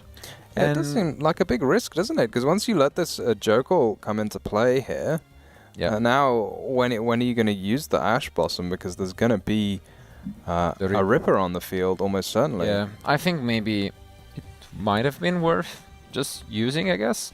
But yeah, because now we get so much advantage. And the only question is, as you were saying before, there is no real way of going from the K9s to the Vanquished Souls. So let's see if we can access that engine, because, I mean, otherwise it's going to be pure K9. I have... Okay, thank you. No. I was about to say. One is Izuna. I mean, one, yeah. It's surely Izuna and forced release, right? I think so. It would be nice to... Just come on, hold your hand over it just for one more second. Oh, that's Izuna. And yeah, I mean, you can't have such anything but forced release, surely. So yeah, those are the 2 cards that are looking like is being added to the hand here. I mean, you can always get a second case, no? If you then go into the Reaper and set the forest release. There is a case for a second case. Yeah. It doesn't Ripper. It requires your opponent to have used a monster effect though before you get the set. You get the set as a little bonus. That's why you got to get them to use that Ash Blossom and Joyous Spring as fast as possible. You just got to activate a card and then look at your opponent and then they say no response and then you say, are you sure? Like, are you sure? You sure you don't want to stop this? It would be really helpful. I'd appreciate it if you stopped it. No, I think it's kind of confirmed that we do not have access, because I think we are normal summoning Izuna. Yep. So this is just going to be a K9 turn here from Kitaro. I see a Jiaolong, but... Okay, for Jiaolong pretty much needs other Vanquish Soul monsters to get onto the field there. I mean, we could normal summon it, I guess, but yeah. And go into Rock and add it back? I guess. I mean, if we have 2 fires outside of it, maybe, but I mean, no. Ripper is going to be coming down next. Yeah, sort of interesting choice there to keep the Jiaolong rather than summon it off the Jokul. Yeah. And then you'd have the Lanterns effect. Exactly. Maybe he wanted to do something else with it. Okay. I do see another fire, but I don't know if there is a second one. Probably no. No, there is none. So only 1 fire in hand. So it's a pretty cool fire too. Yep, definitely a cool one. Yes, we are just gonna normal summon Izuna now and send Lopez possibly for next turn. We can be a little short. Yeah, I feel like if you just summon the Jokul, you'd be able to have an extra rank 5 right now, but yeah, there's something to be said for keeping extra fires in your hand. It is an important attribute, and maybe you just want extra Vanquish Soul monsters, because maybe he's hoping to draw a couple of cards off this Rescue Ace Impulse that you two are just talking about. Yeah, but even having the Izuna with the Lupus in the graveyard still kind of threatens another rank 5 during the opponent's turn. Sure. Which could be useful. But I do agree that against Mali specifically, I would like to, end on an additional disruption, possibly just the Valon, and not having it right away to stop a normal summon, could be, not ideal, but it's a pass, so... Not the strongest field. No, definitely not. No Vanquish Soul cards at all, and I think we are happy, if we are Wanako, so... And is that an old school Raigeki? Here we go. Wow. Raigeki coming down. Simple but strong. And that's brutal, yeah. Wow. What's the forced release gonna do? Oh my goodness, is that a K9 Hound? That is definitely not something I'm used to seeing in TCG decks for sure. It obviously has some way of not being destroyed. Yeah, it cannot be destroyed by card effects, yeah. But I think that turn or battle. That's basically all it's going to do here, but at least he continues to have a monster on the field. Yeah, but that's definitely not something we expected. I mean, as an extra deck slot, but I think, it kind of confirms that, I would say Extravagance is not in the deck. I would be shocked if that was the case, but let's see on the other end. Okay. A tough start, but, working with what he has, normal summon March Hare, linked away into Almirage, so he could special summon the Wizard and bring back that March Hare. This is at least 3 monsters, including a Malice name, which is all you really need to access something like Red Ransom or White Binder from the extra deck. Yeah, I think in Malice, if you can get to that link 3, then you say, I will take it. However ugly it has to be. Let's see which one he chooses to go for. Salamangreat Almirage continues to be great in every deck but Salamangreat. Ooh, and we go into Splash Mage, which we could be punished for potentially, but not for now. Keitaro doesn't want to respond at all. And that means we can finally get into our link 3 Malice monsters potentially. Yeah, maybe you do it now on the Red Ransom, so you will get to trigger that Fire Attacker immediately once it is summoned. Yeah, and there goes the spicy, fire monster we were talking about, Rescue Ace Impulse. Oh, but is that an Ash? This patience on the Ash is going to pay absolute dividends. It will allow, if he does have another copy of Izuna or something in the hand, to happen. We know he has the Lupus in the graveyard as well, but I don't know if he added another copy of Izuna. Yeah, normal summoning that Izuna makes you kind of wonder. I mean, I suppose you're not thinking necessarily about Raigeki, but Book of Eclipse definitely something on the mind of Vanquish Soul players, surely. Yeah. So maybe holding it in the hand is preferable, because you can't use it unless your opponent lets you summon the Lupus anyway. Very true. So it's like, it's nice to get it on the field maybe, but in this case, going to be punished for doing so. This is just going to be an access code talker. It is. Yeah. The Hound still will be able to survive. I think Malice have got plenty of ways to destroy things, or get rid of things without destroying them. For sure. Oh, he's keeping track of how much attack the Hound is gaining. He gains 500, I think, every time your opponent activates a monster effect. Something like that. Or maybe it's a monster in the hand or grave. That would make a lot of sense, right? It seems very canine, but yeah, I don't think the attack's going to be too important. So he's going to target the Hound to try and destroy it by banishing the Red Ransom, but of course Hound will protect itself, and Red Ransom is going to summon itself back at the cost of 900 life points and banish the Cybers from the deck, and of course it's going to be Malice Dormouse. 300 more life points will be paid, Dormouse touches down, and the Hound grows stronger, but so does Wanako's Field. Yeah. This Hound is just gaining attack after attack points after attack points. Yeah, but here we are. Maybe we're going to search now for the MTP, for example, that could remove it, and that would almost be game on the field by itself. Maybe now even you just say, okay, I'm going to go to the battle phase now, because anything you use, you might have to use straight away. That does make a lot of sense, but looks like Wanako is choosing just to go ahead and use it right away.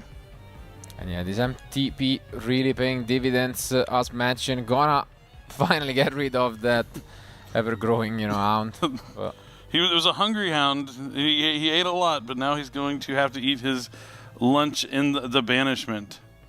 And I mean, we do have the Lupus, but that is not enough. And Keitaro extend the handshakes. And yeah, I mean, what a show from Wanako. Once more, the Malice deck dominating on stream. Yeah, and like kind of a different way from that we've seen it played in the TCG. TB11 is a card that a lot of players have cut from the deck for quite some time, but Wanako really showing you why you can use it and how that is going to be the deck of the choice of the weekend. But this is going to be game number 1 of round 4 of the WCS, and it looks like they started in a Dimension Shifter. It looked like a Fualos, an Ash Blossom, all sorts of stuff happened within the first 20 seconds of this match. Let's try to recap. First of all, I mean, Felipe is the duelist we barely saw in the backup future, one of the undefeated one, but as you can see, up against Shane on 2-1 score apparently. But yeah, I must assume, there was Shifter, then Fuba, which has been negated by Ash. So, I mean, Shifter is quite annoying for the Yami deck. Definitely. With the Synchros wanting to tag out and return themselves to the extra deck to special summon back from the graveyard, that's not going to be able to happen here for Felipe. Yeah, I also feel like the Snatchies, you often like burn through quite a few of them on your first turn, but you don't really want them banished. You can get them back eventually, but you have to do that by having a field spell in the graveyard. But without any field spells in the grave, obviously you can't get any in the grave. With the Shifter, you're going to have a bit of a struggle. And I think we could even see a pass with just, the surprise bounce and the Akruki setting up 2 interruptions possibly. I mean, you don't really have to go into much else, but let's see. I think Felipe is going to have a think about it. I think it's kind of reasonable. You could just pass with the surprise set. You might be thinking of just going into 1 more copy of Yummy Snatchy potentially, just to have more options to synchro summon with. Yeah, because actually, I mean, I didn't keep track, but we actually have to use the Yummies summoned by Obedience Code. Yeah, and I think that's what's going on here. Otherwise, they're gonna just be destroyed in the end phase. And makes sense. We just make an SP and call it a day, I think. We just set the... Ooh, we set 3 cards. Now that's better. Yeah. Rest of the hand going face down to the spell and trap zone. Oh, you can't summon. Yeah, you can't summon it, right? We are under Obedience Code. Yeah, that's right. That's right. We have to go into plan B, and that's why, the pass just made sense, I guess. Or there has to be some downside to summoning 3 monsters with 1 card. That's right. Good catch. I guess we just make Snatch and pass then. Yeah. But if you make Snatch, your cookie is gonna be destroyed, maybe. So maybe you make a Synchro, but then you have to give up a Snatchy. I guess Capsi, I mean, it definitely makes things more complicated. Might as well just add 2 and then just banish 1. You can see how annoying it can be to just having to deal with that Shifter. Yeah, and it's interesting because, okay, never mind. The Shifter is in a Vanquish Soul Canine. At first I thought it was in another Yummy deck, and I was like, that's kind of bizarre to use Dimension Shifter in Yummy when it's a pretty strong counter to the deck. But much more obvious the shifter would be in the Vanquish Soul Canine strategy. And it looks like a pretty nice hand. I'm seeing maybe 3 Vanquish Soul monsters, but it is rough with the Vanquish Soul deck. If you use a couple of interruptions on your first turn, you've used the Fuva, which has not been replaced, so because it's been Ash Blossomed, and then you've used the Shifter, you're starting with fewer cards in hand, and then you might not have those attributes in hand that you want to reveal. Yeah, this could be the time for you, Marcello. Being able to have Vanquish Soul get a win here on a feature match would be quite nice. Possibly. I mean, this is still a lot to deal with, but let's see what we get off the top. And Medlov is a good card to start things off with. Yep, now that they have access to Vanquish Soul Start, it's a little bit stronger than it used to be. Being able to get the field spell there and search out another Vanquish Soul monster of a different attribute than the one you have on the field could be huge. And here comes a Dominus Purge, negating Mad Love, and having that nice upside that even though like often decks can kind of tag out their Vanquish Soul monsters to play around cards like Infinite Impermanence, Dominus Purge just negates the effect directly, so there's no way for it to sneak through somehow. And it looks like he's revealing a couple attributes here. Yeah, I mean it works all right because the defense of Capsi is just slightly higher than the Medlov potentially, but we are just gonna bounce back, as we can see here, the lowest, which is this Capsi. But that has to be a little annoying there, right? Because now you got nothing to synchro with the Snatchy. Yeah. But when does the Croaky trigger? I know it triggers. Does it have to be destroyed or left the field or something like this? I'm sorry, the what? The field spell. Oh, a croaky. Okay, I was like, what do you call it? I don't know. I think maybe your accent just threw me off there. But I think it's when a monster synchro summoned. No, that's to destroy, but it's got another effect. Yeah. Yeah. It is. I mean, I'm pretty sure it's leave the field, which means we could have used it. Just summoned another summon Cupsy from deck, maybe something like this. Stake Your Soul, a great card here. It's gonna be banished, right, from the Dimension Shifter. Yeah, drawing that clutch fire monster there off Stake Your Soul, because I saw the stake, two darks and a earth, but no fires. But then drawing a fire to turn on Stake Your Soul, so powerful. Yeah, this changes everything. So, but yeah, I do agree with you, Tom, that maybe we just forget about that. It doesn't need to be destroyed or something like this, or it would be go to a particular place. That's no. It's I can check. No, it's just leaves the field by an opponent card effect. That's it. Oh, interesting. Yeah. Anyways, here we see arguably the most powerful card in deck. This Olisu with the perfect attribute. With the remaining cards in hand. Gonna summon a Xiaolong from the deck. The whole hand on the table here for Shane. Okay, we are just gonna switch, I guess, Capsi to attack. Yep. Might as well take the extra damage, and I guess we do play the K9 cards. We might just go for Reaper here. One card got to be on the mind maybe is a yummy surprise. I can't remember if Felipe searched it, but it is quite a popular one to search. And yeah, that is exactly what he knew about. And let's see. He's going to try and return the 2 monsters on Shane's side back to the hand. Ooh, and it says okay. I think he's responding using the effect of Razan, but Razan was negated by Infinite Impermanence, so that makes sense. Not too much of a shoot.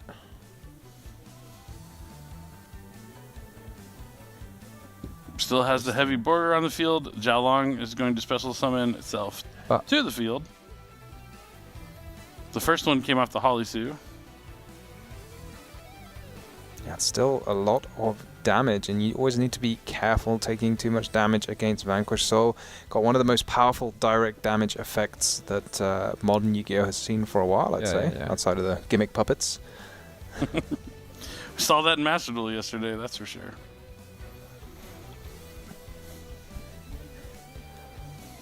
And that's what it looks like going into the battle phase. But we know Felipe's got that Cupsy in hand next turn, and next turn he will be released from the Dimension Shifter. Indeed. And I mean, yeah, banishing is surely annoying, but the field spell have just that additional effect to shuffle back even from banish. So, you know, you can recycle resources that way with the Yami deck. Yeah, it's going to be a bit of a bite as well that you can't add back the Vanquish Soul that you use with Rock, for Rock. And I guess that's pretty much it. Yeah, Shane shuffling the deck and solid attempt, but this one will be more on the grind side of things with Felipe getting yet another turn to try and push back. Yeah, I think he's got at least the one card in his hand. It's amazing, the Yami deck is so resourceful, because a lot of decks, if all of their cards were banished, you would be in some trouble. But Yami is more than happy to have its cards banished, and then you can just shuffle them straight back into the deck. And we get a draw of Burger, but whenever you see any color that is not a monster, you're not happy in these kind of scenarios. You really need as many attributes as possible, but unfortunately he picked up the first release, I believe, or anyways a spell, so not gonna help with the disruption. And now we get Cupsy. Are we running the second surprise is the question. A lot of players do. Yep. I mean, Felipe survived the hardest part of this duel. Is just getting to another turn after getting hit with the Dimension Shifter is huge. And there is the second surprise, so big in this spot. Is that... I think it's another Cupsy, maybe? Let's see, because the only annoying thing is once you already have an Akruki, you would like to first synchro and use the effect to pop, but okay, that's what's gonna happen actually. Yeah, because we are not using the effect of Snatchy, it seems like. Either we have drawn into the field spell, or as mentioned, we much rather make use of this effect and then synchro summon. Gotta keep the Crocky on the field. I can't even remember how I said it now. No, I think you said it the right way. I don't know. I was just in a daze for the moment. Other the time being in my head, I was like, I have no idea what you just said. It's the field spell. Yes. It's on the field. It was quite funny. But yeah, now the effect on the Synchro Summon is going to take down the Rock of the Vanquisher. Let's see if you can change the effect of Rock to summon from hand. But no, he's going to summon the white flag from the side of the table and surrender the game number 1 here. So sorry, Marcello, I spoke too soon about your Vanquish. I think you touched on something cool there. We're talking about side decking and Dimension Shifter. He had the Shifter going second, but having Shifter going first against Yami might be even stronger. Yeah, absolutely. But I see a certain card, which I'm hoping we might get to see, you know, later on from Shane. And I can tell you, it's been a minute ever since we see that in action. So let's see. I don't know what the card is, but I have a guess based off of the fact that it's Marcello saying he really wants to see it. That I might have a personal guess, but I don't want to spoil it. Interesting. I need to. I don't know what's in the decks, but I just know Marcello's, like, some of Marcello's favorite cards. Yeah, I mean, I have some controversial picks, let's say that. So I might have peeked into some interesting options, but let's just see. I mean, Shane definitely with you know, backs against the wall, not only one game down but also one match down as compared to Felipe 3-0, so really needs and wants to stay in this and win it. So I want to know, I feel like Artifact Scythe is probably one of Marcello's favorite cards. Maybe that's Sanctum is my favorite. Scythe is just, you know, the ending of it. So anyway, the ends to the mean, yeah. But it is. Oh no! I hope it's not The artifact we saw yesterday. No, it's not. Okay. It's not. It's not. Do you It's want? a- do it's you a want- song do you want that- a hint? Do you want a hint? I know Do it's- you Give me a wanna play hint. guess the card? Okay. There might We've be. been playing Guess the Card all weekend. Exactly, Just so y'all know by at the way. home. Okay, I'm gonna give a hint to any of you guys. There might be some Ojamas involved. No. And that's all I'm gonna say. Okay, But- that was not it. Delta Hurricane was for all I sure. was It's guessing. Delta No? Hurricane for Okay, sure. perfect. Oja Muscle. We'll see who gets it. Not quite. No. Not quite, maybe. But Ojama Yellow. yeah, imagine. It's. I mean, for attributes, maybe. They Is might there a work. level? Oh yeah, is there a level Yeah. 5 Ojama? Aren't they all light, I want to say? The fusion, is it 6? No, maybe it's they're- level 6. there's the none Ojama level- King? No, Yeah, none of them are level 5. Yeah. No, And they are all Ojama, no, light. it's definitely level 5 Ojama. Ojama Knight? Yeah. Ojama Knight is level 5. Yeah, you can summon it off instant fusion back in the day. Yeah. That's true. So, who knows? Maybe. Make a But here are our duelists. Nice fist pump. Let's take a look. Oh, and I see the card. I can tell you that much. I do see that card, so I'm excited to see it in action. And we see the Infinite Impermanence. And, ooh, Ardron Field Spell is a great way to start things off here with a Vanquished Soul start. You do have some controversial favorite cards, Marcello. I gotta say, that's a hot take. Did you see what card it is? I know. I kind of. It came to mind once you said the Ojamas, and then I saw a little bit of the card. I was Okay. like, I see. I forgot I they're even on No, that I card didn't. art. I didn't see it's my. I didn't say it's my favorite card. I said it's a nice card to see. I think because I mean I always love when cards that have not been played for like I don't know 15 years come back into the mix. So Yeah, it's a nice card to see. Maybe if you're Shane, but oh no, if you're Felipe, honestly, it might be an nightmare. But yeah, I think he may disagree that this is his Yeah. favorite card. I think maybe Chain Disappearance it's just a more fun version of the set, even though it's definitely worse. But maybe doesn't have Ojamas in it. It's got Man-Eater Bug. oh, that's Man-Eater Bug on the card. Isn't it? I'm pretty sure. Yeah, It's that makes like- sense. That makes sense. But you see Vanquished Soul really off to a great start. Holly Sue summoning Dr. Madlove from the deck, and the Madlove is going to grab Vanquished Soul Snow Devil. Now, Heavy Borger is going to return the Madlove to special summon Borger. That's right, the Madlove is the dark attribute that Shane will need to draw a card already. I feel like it's a very unique way of revealing cards. Maybe I've just not seen it before to like just put the card on top and reveal show the the whole entire hand. Yeah. Sure, I feel like you normally just put it on the table. I used to do that where you like stack your hand together and reveal the front card. Yeah, I kind of like that. Oof, and we see another clutch top deck from the side deck, I believe. I mean, this is an opener from Shane. I mean, if Vanquish Soul doesn't win this game, then my hopes are definitely going much. We're about to see your doubt. card. Here it comes. There it comes, some Ojama's spice with the power filter. I mean, for anyone not familiar with the card, I mean, the text is quite simple for it. I don't know, it gets pretty complicated. Yeah, I mean, either player can special summon a monster with 1,000 or less attack. That is it. Wow, what cards can you activate now in the Not the deck? Ojamas. Yeah. You can't activate Obedient Scold. You can't activate the Hornet Drones. Can't link summon. You can't for Link Snatchy. Summon. You can't Special Summon. You just can't do anything. You can normal. Summon. Lollipo is going to try and shuffle back the Holly Sue, but Yeah, Rocket get the it back. Vanquisher is going to chain to add it back to the hand, of course. I'm unsure that I would do that, if I'm honest. Yeah. Because this is the only thing that's going to happen, Exactly. right? And You're- could we see an RP Feather Duster is the question. Because that could be a way to deal with this game. Yeah, because there's just no... Ooh. It is hard to there. Feather Oh Duster. my. Let's go. Yummy. Wow. Oh, we still have a goat, though. We still have a black goat laughs. But Yeah, it just but- I just don't see... There was just no need to do this. Yeah, But absolutely. the Black Ghost Laughs is quite strong. I was going to use the Dust Devil.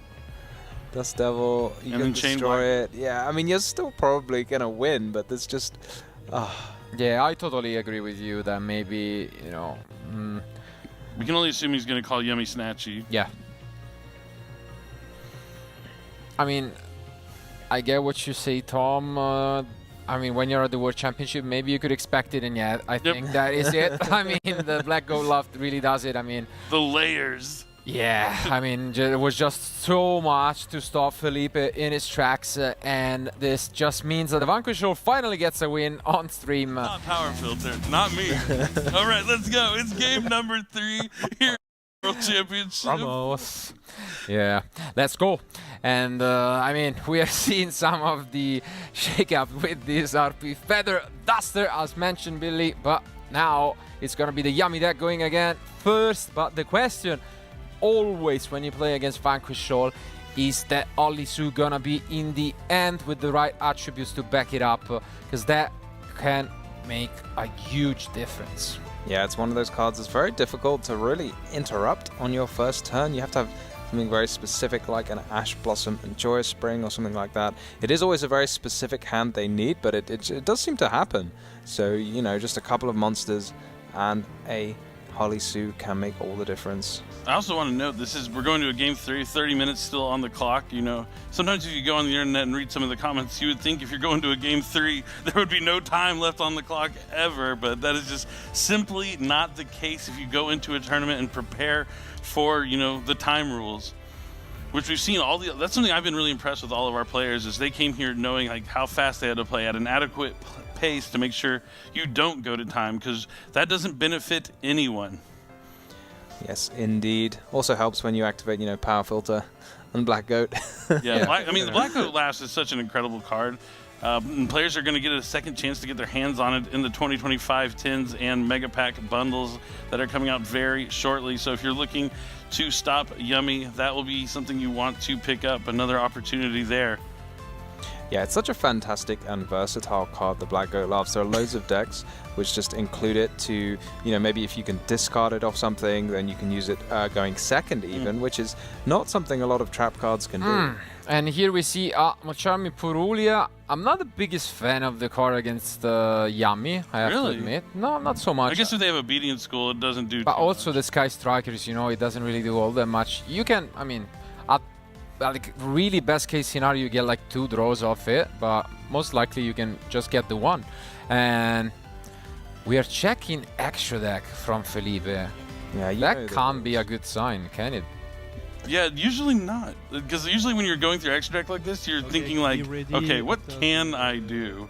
I feel like that's like the thought there. We have? Oh, we don't have any monsters. Oh, okay. That makes more That is a sense. good card, okay. That's why he's looking through his extra deck, is the Pot of Prosperity. Yeah, He's thinking fair about enough. what he's going to. Could it be that he might want to go for 6? Usually it's a 3 in this deck, but maybe it's just like, yeah, I think he might go for a 6, which is quite rare in Probably looking Yummy. for like Obedience School or something to help play around with that Perilia. But yeah, I'm also sure that, I mean, I'm sure that there is no other monster in the end, and that makes it, you know, tougher to start. So yeah, I would get rid of the second Herald maybe. I do always wonder though, if you like always want to go for 3 with Pot of Prosperity, I don't know why you'd want to actually include it in your deck, because it feels like not necessarily worth it if it's always a 3. Ooh, and there He it would have is. got, And he there would've got it it in is. 3. He would have got He it. would have got it in 3, Tom. You disbeliever. There it is, proving you wrong immediately.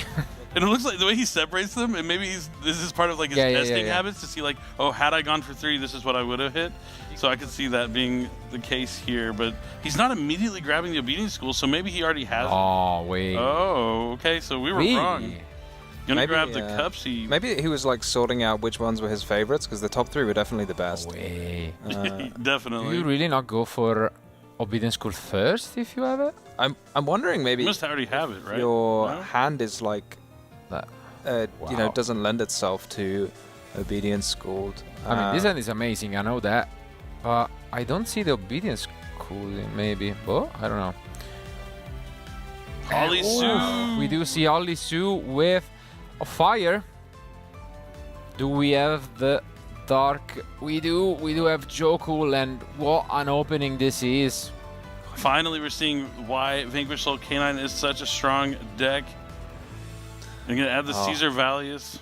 This is absolutely brutal, isn't it? Because you get so much, Yep. and you've invested so little, because the the Rasen's replaced itself, and there's going to be the Caesar Valius to pop card. This is just incredible. Holly Sue, Steel, no, Hornet Drones is gone. But now, I He mean, needs that Obedience School. exactly. Like, do we really not have it? Because I mean, even if you have Hornet Drones, I feel like you just go Obedience Chain, Hornet Drones. You can just keep it around, you know. And you have 4 monsters all of a sudden without giving a draw to Perilia. There is no way. I mean, yeah, this is quite the issue. As Tom mentioned, we do have the right attributes to just pop a card with the Caesar as well. Yeah, it's so powerful having that Caesar pop on the first turn, because players often want to set some like powerful traps. That's kind of what you do going But first. we do have Thrust. Maybe we can just go for that obedience with Thrust. That's an option. That's why he didn't take it. Okay. There you go. Now it's, how dare we question Felipe? He knew what he was doing. There's a reason why he's 3-0. He already basically had a copy of it with that triple tactics thrust. Smart stuff. Yeah, smart stuff indeed. And this does complicate things, because suddenly the one pop from Caesar turns from amazing to not so relevant at all. And yeah, this doesn't really give any draws as well. Mist is coming. Yeah, it's so much easier to not give any draws when you just get to summon all three straight from the deck. And you can see, yeah, this is not gonna be quite it. Yummy Snatchy's going to place Ooh, Field Spell. and we go for a Crookie instead. That's an interesting one. Makes sense if you've got a few monsters to clean up. Yeah, totally agree with you. And it also plays around Caesar, you know, more. Looks like he's going for, is that Cupsy way? Yeah. We're gonna go Cupsy way, and here we do chain the Caesar. We didn't want to chain the Cupsy way, maybe? Yeah, Oh, to the activation of Caesar? I thought so as well. Yeah. Because you can't, once they're on the field, like, there's not so much to do with them, but except also tag them out again, 'cause right? Maybe he's just using it to like check the Caesar whenever it's going to finally be activated. Going to discard a useless Sky Striker mobilized engage from the hand. I definitely think that was worth it, because I mean, you could have forced it out with the cookie, and at the same time, yeah, you would have. I'm not going to question Felipe for a second time this turn. I know. Fool me once. I know. Fool me twice. The thing is, you don't give get them fooled again. draw. Yeah.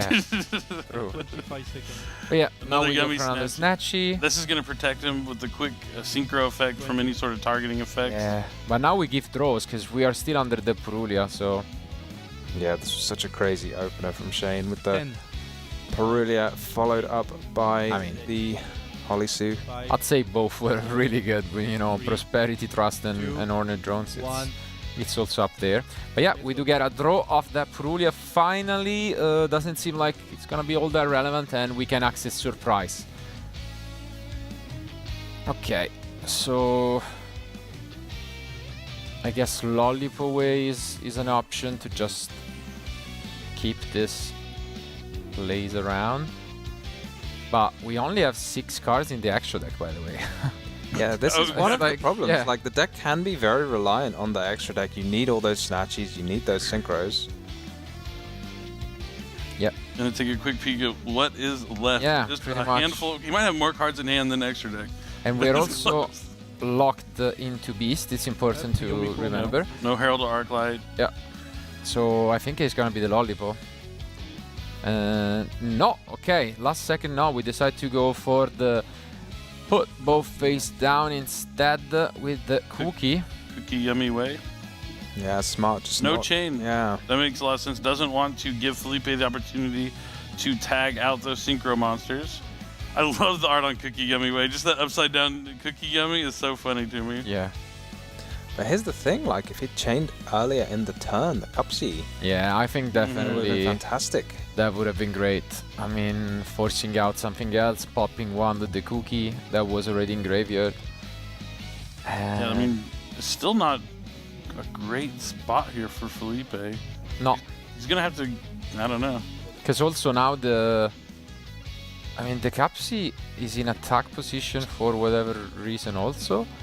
And yeah, that's 0 attack because there is no minion on field. You can put one on the field, but you're right. Yeah. Let's see. I mean, worst case scenario, we can just bounce, but no, yeah, it's gonna be a tricky one, yeah, for sure. Because those monsters are going to be flipped right back face up. And also I mean, not that it matters all that much, but yeah, we are in the same column, I guess. Let's see. It's gonna be an important draw here from Shane. And Mad Love. yeah, holding 5 monsters in hand, and now we can just flip 6 maybe actually. Yeah, and he's gonna flip those Caesar and Razen back up. Yeah, it's absolutely crazy start for Shane. He knows one of the set cards is a yummy surprise. Gonna flip up the Razen, flip up the Caesar Valleys. Valleys having the non-targeting destruction, also very handy. Ooh, but there is a Solemn, actually. Yeah, quick question, can it negate flip summons? I have no idea. Yeah. It can? It can. Okay. Definitely. I feel like it's one of those older cards that don't say summons a monster. They say they list all the different ways you can summon a monster. I just know that because it was always tricky with the. I have a Sangan set on the field and I flip summon it and then summon gets negated by Solemn Judgment. Was it ever on the field? Oh yeah, I remember someone explaining that to me when I was a kid and thinking it made absolutely no sense. I was like, it was definitely on the field. Well, it was face down. Was it on the field? You don't know what it was. It's one of those old puzzle rulings. And now let's see how Shane is going to navigate this turn with a full grip of Vanquish Soul cards. Going to normal summon Dr. Madlove. No effect. Makes sense. Doesn't want to let him tag out those Yummy Way Synchro monsters. Goes to battle phase. Going to force out the surprise.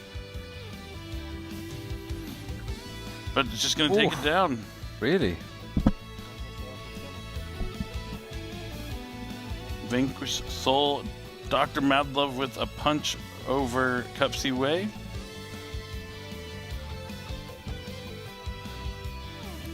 What a turn of events, honestly. He takes both down. Wow.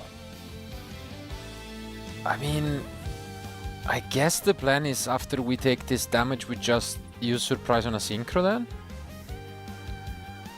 To summon it back? Yeah, I guess just to put everything back into perspective. You can't do. He's either going to take the 50-50. If you chain a surprise, it's just going to destroy what he brings back. Exactly. So he has to just let him pick and hope he misses the surprise. And he does. Oof, he does miss. So this at least gives Felipe a little bit of interaction because he can surprise back the Synchro, and then if Shane does anything, tag out the Synchro, bring back the Snatchy. Then he has the double Book of Moon with the cookie that he's going to return to the extra deck. Yeah. And he also has the destruction from the Quirky? A crocky? A crocky? A croaky? A croaky. What do you want to call it? I don't know. And a crocky sounds good. I feel like, you know, it is always surprising how much you get out of a single yummy synchro, but I feel like it's somehow not going to be enough to rely on this against the whole field. No, it really seems like Felipe had it in his bag, but maybe that one decision, that only one questionable decision is all it takes sometimes to, you know, end up on the other end of a duel, and it seems like that will be the case, because, yeah, we just see how much his opponent is able to do.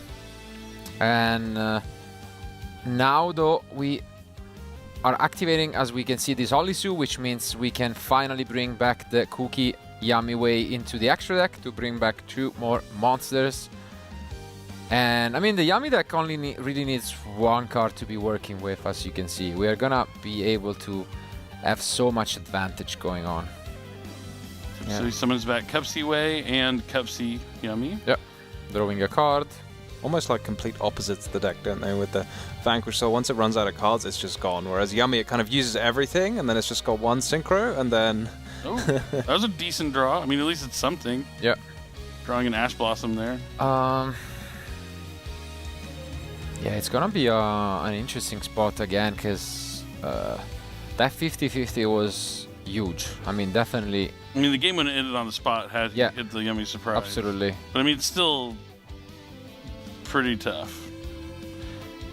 He only has a couple of forms of interaction, and I think Shane just has more monsters and interaction that Felipe is going to have. Yeah, for sure. So do you just let your opponent just keep summoning all of the Yummy monsters you played on their turn, so they get to play on yours? I think you have to. You can't leave them, maybe, but...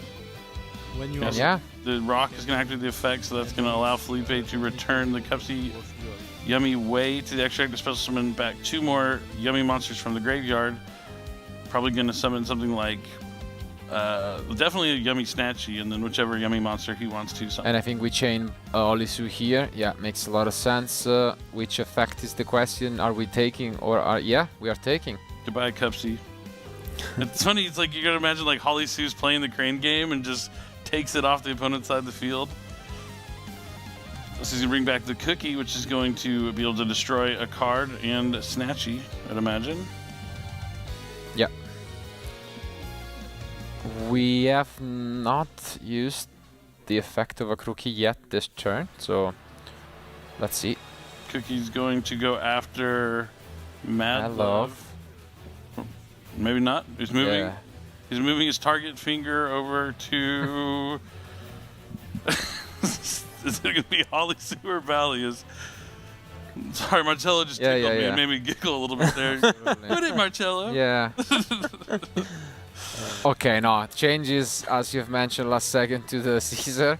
And now we are using this Snatchy. Interesting. Oh, no, okay, it's this Synchro effect. I was surprised. I'm pretty sure you want to keep the Akruki around. Yeah, we've used 2 out of 3 synchros. We're going to get to use some more in a moment. All right, revealing. Oh, for the Mad Love, this is? Yep. To return the monster with the lowest defense on the field in the hand. Yeah, maybe the targeting finger should have ended on the Mad Love. Because, yeah, the Caesar Valius had already been used, right? Yep. Yeah, that was the 50-50. And now a Ripper is coming down here for Shane. Yeah, I agree with you, definitely there. I mean...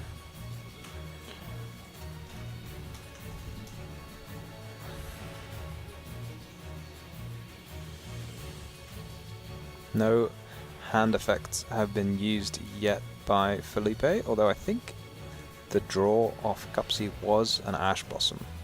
Indeed it was. But holding it here, knowing that things could just get even worse than they are already if he does use one of those effects from the hand. Looks like Shane's thinking about adding Lantern.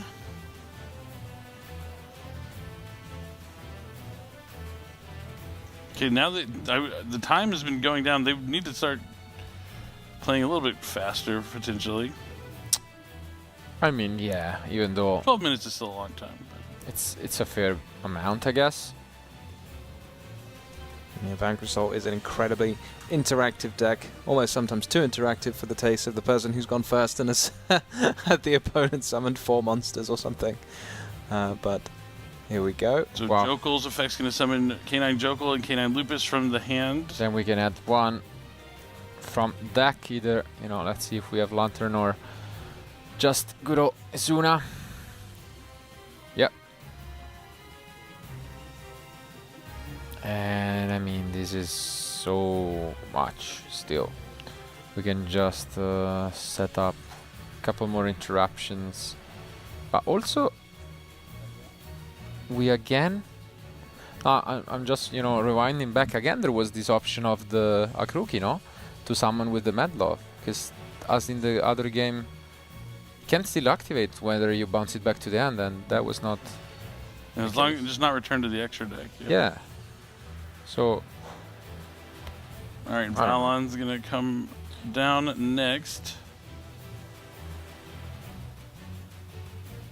And it looks like we're going to link away the Cup C and Ripper.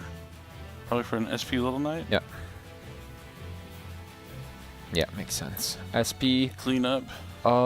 Decent decision here. You could also get rid of the field spell if you want, but... Well, surely if you banish it with SP, then the field spell will trigger. If you banish I mean, the Snatchy. Yeah, makes sense. Finally getting rid of this Akruki, and I mean, this is an interesting field. Of course, yeah, you have just so much interaction. Yeah, I mean, he's checked his opponent's graveyard quite a few times. He needs to lock in, because the only way I can really see him losing this game is it taking too much time. Yeah. Well, you say this, there's quite a few cards in hand for Felipe. I guess one of the issues is when you've activated a Pot of Prosperity, it makes your extra deck just so much weaker in terms of what it can achieve. And sometimes in these like grindy games, you need those weird extra options that you might not otherwise. In like most games in Yummy, I think you just, you know, you could probably do with the Yummy synchros and 3 Snatchy, and that'd probably be enough. But in a game where your opponent's got a lot of resources, you might need to pull some of your sort of niche objects out the bag. But that's it. So we do see a draw. And now we can special summon our Yummy monsters. At least that's the good news, I guess. But then we are we have at least 4 interruptions that we need to deal with. And that's rough. So we do... Starts with special summoning Cupsy. I would assume so. And let's see what the chains are going to be, because... I would put 4 even on the low side of the interruptions we're going to see. Okay. So I assume something has been activated. Maybe I guess the Mad Yummy SP? Snatchy, right? Or They went to the life points. I assume he paid 100. yeah, but It was a chain. okay. It was, I guess, SP was chained and then Valen was chained later on. So we still can normal summon and we get the surprise. So at this point we have Mad Love and Rock available. Yep, it looks like he's going to use the Rock of the Vanquisher to add back from Maybe the Caesar? graveyard. Yeah. Yep. So Caesar is back, and at this point we might allow Felipe to continue. Yeah, still so many cards in hand for Felipe. It's amazing just how much advantage you get.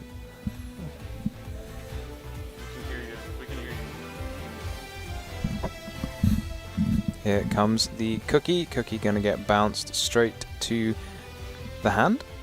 Yep. So maybe the plan is simply you just keep your opponent off any monsters, and then that'll be it.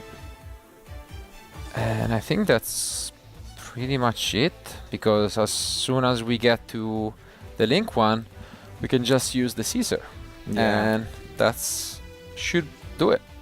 I mean, I guess we can put the field spell on, but we are out. And yeah. Yeah, he also has Holly Sue as well. Oh, he's just going to use Mad Love here, maybe. Or No, Mad Love has Oh, been yeah, used already. But yeah, we do have both the Olisu and yeah, that just seems like it's gonna be it. We only have monsters in hand, and there goes the handshake. Shane does the comeback and takes this round 4 by storm. Great effort from Felipe, but it is gonna be the vanquish. And we already see the hands. I believe they have already rolled, and I think Dino is going first, and yes, that is the case. Probably a big die roll in this case, as we open with the first White Forest card that we see all weekend, which is gonna be that Sylvie. You can see Dino just laughing there. He plays the card top, immediately picks it up. It's probably his experience of the weekend. As I was saying, it's like one of those cards where I kind of like, most people probably know what it does, but you want to double check it because it's not a card you're playing with all the time. So you just want to say, okay, I'm just going to double check all of these cards. Got to figure out what's coming for you now. And we're going to search a White Forest spell, and then we're going to search it, use it to search another White Forest monsters. And here comes LZ. Yep, Tales of the White Forest adds LZ of the White Forest. There's a couple versions of LZ. There's also the Azamina one, but this is going to be the original one. It's going to be able to send a spell and trap from the hand of the graveyard to special summon herself to the field and special summon. Yep, it's not going to be quite one of those spell and trap that works perfectly with the White Forest. It's going to be a Book of Eclipse. Definitely a popular choice. I've seen a lot of Book of Eclipse this weekend, both on Master Duel and now in the TCG. What do you guys think of the card? Oh yeah, it's actually wonderful. I really like the formats where you can play something like that because it's something you can use going first as a defensive option, but it's also something that you can use into a field as long as they aren't link monsters. But Mulcharmy Flawless is huge here against the White Forest strategy because they do utilize the extra deck quite often. I feel like in more recent sets, though, the White Forest deck have got some very powerful main deck monsters, and they really help you play through a Fualos. Yeah, but in this case, it's going to be the Arciela, one of the best cards, as it allows you to send spell and traps again to add any White Forest card. Yep, Let's you can see. send Morian, and Morian will be able to reset itself as well. It kind of works like a Book of Moon on a special summon monster, being able to turn a special summon monster face down. You can also reset it from your graveyard if you control a Diabell, I believe. Might be a level 7 or higher spellcaster, but... Yeah, all these themes of the Diabell and the White Forest all kind of moving together very nicely. Oof, and look at this. So much advantage coming off Dino's way, adding the Diabell Z, the White Witch, to his end. Yeah, are we going to have a sort of mirror match of everyone reading everyone else's cards? Maybe. I mean, Lunalight, I'd say it's to be a little bit more expected. Definitely also from the OCG players. I guess it has been played a bit, but White Forest, I mean, it is the unique deck, so no one else is playing it this event, and maybe they should, given that it's on a 3-1 record. Yeah, and especially with Droll and Lockbird not being as popular as it was before, it definitely works to the White Forest advantage. Now we see another Synchro Summon. It's going to give Tom another card, but it's also going to allow Dino to add back a spell and trap card from the graveyard. Diabell, Queen of the White Forest, one of the most powerful extra deck options for this deck, allowing to add any spell and trap back, so even the Book of Eclipse, and that is going to be the case. So we have a lot of disruption in terms of spell and traps. Yep, now it's going to send White Forest card to special summon Diabells. I thought you said that, Synchro, did you say it was called Dark Magician of Chaos? Is that what it was called? That's the first thing I thought about it when I first read the card. I was like, this is very similar to the old Dark Magician of Chaos. Now going to send down the, I believe it's the Philodiabell? Or no, the Philodiabell is the spell. This is the Curse of the Diabell. Yeah. And that is essentially a easy Raigeki, potentially. So if we want to use that effect later on. It adds Philodiabell. And then that adds another level 8, I think. Another level 8 Diabell, so there's one more dragon, I think, to come out of the deck. Yep, Diabell Star Vengeance. This does quite a lot for you, I think. You can pay half your life points and special summon a Tuner Synchro or something like that from your extra deck. Yep, it also can take care of a card on the field as well. That's a lot of things. Wanted, Seeker of the Sinful Spoils. I know those players doing Snake Eye format saw this card a lot, but now we don't get to see it as often. But it's going to add probably a copy of Diabell Star, the Black Witch. Yeah, because this is where the engine, you know, meshes into the Alzamina cards, which are also a key component of this deck, able to set up even more interruptions. Yep. Sends a Stellar of the White Forest from the hand of the graveyard to special summon itself, and going to be able to set a Sinful Spoils from the deck. And you set Deception of the Sinful Spoils. As you said, the Azamina cards are going to come into play. Dino already has on the field what he needs to reset the Morian also from the graveyard. That's going to be some great interaction. Do you have to reset it in the end phase, or can you just reset it? Just whenever. Just whenever. So he's going to be able to send the Vengeance, which is a great card to send for Deception because it can summon itself from the graveyard to add the Hollowed Azamina. This is a card that kind of cheats out the Azamina fusions. Instead of using monsters, you use Sinful Spoil cards to count for the materials required for the fusion summon. Going to just go straight into Ilias Silva, which is going to offer him a negate. I guess the good news is we did get 3 draws, a list of this Fuvalos, but this opener is starting to be quite impressive from Dino. So banishes the 2 cards, summons back the Diabell Star Vengeance. Looks like he's thinking he needs to set the trap again. He's going to use the original Sin Keeper's effect. Oh, wait, maybe he's just activating the Hollowed Azamina to return. Oh, no, he's adding it back. Okay. Yeah, adding it back because that main deck monster is an Azamina as well. So fantastic. That always trips me up because you always assume they're going to put back a fusion. Could we be almost done finally, or are we gonna do something else? Yeah, you have to wonder what this fill would have looked like if not for the Perulia. Yeah. Sorry, not the Perulia, the Fualos, yeah. Get a draw. wanted is, it looks like he's going to put back the Deception, so he's not going to be able to reset that there at the end phase, but not a big deal. Oof. Yep, gets to reset the Morian now. And I guess worst case scenario, we can just set the Book of Eclipse and call it a day, but let's see if Dino has something else in store for us. Yeah, that's going to be the Regeki effect for Tom to deal with. Yeah, that was in attack. And I believe, yeah, that is it. So we do set Book of Eclipse. We move on to the end phase, it seems like. And that's a pass for Tom. Obviously gonna have again a read. I mean, these are those kind of scenarios where time can be tricky. And I can already inform you that Dino's only loss was actually, I believe, the only double loss that we have seen this tournament. So he couldn't, you know, quite complete the round in time, and then unfortunately didn't, you know, manage to close things out before those 50 minutes. So it's obviously something to keep in mind. And yeah. Yeah, you see he's kind of hedged his bets on that, knowing his opponents are going to have to read his cards. He plays at a lightning fast pace. Yeah. There's only this is a huge combo that he really went through in under 3 minutes. Or sorry, I guess it's been about 8 minutes. Yeah, there's I'm used to 45 minutes. Yeah. So it's still a decently long turn. Yeah, that's a fair bit more. But yeah, fair enough. Now we do get a full end of cards, I believe 8, if not 9 for Tom. And let's see. Yeah, this is one of the times where you want to ask yourself, is my opponent playing sort of field breakers? Are they playing hand traps? Because if they're playing these field breaking cards like Book of Eclipse, they might start to stretch your negation. Yes, I mean, here we go. 1, 2, punch. Yep, Book of Eclipse with the call by to banish the Ilya Silva to try and resolve it. That's huge. Yeah. That's actually a huge response from Tom, who might just be able to do whatever he wants now.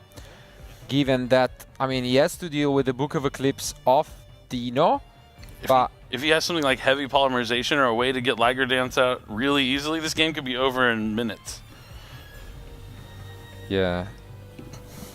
But like the thing is, now you can't use the Curse of Diabell anymore. It's completely useless. You can still use I Morian? guess, yeah.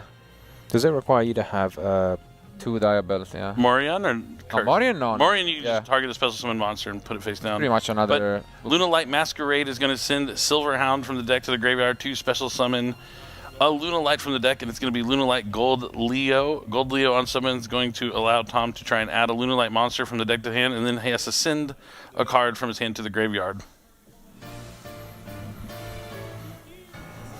Yep. This is the one like lock that is in the deck. Like while that monster's on the field that was summoned by Silverhound, Tom can only summon Luna Light monsters.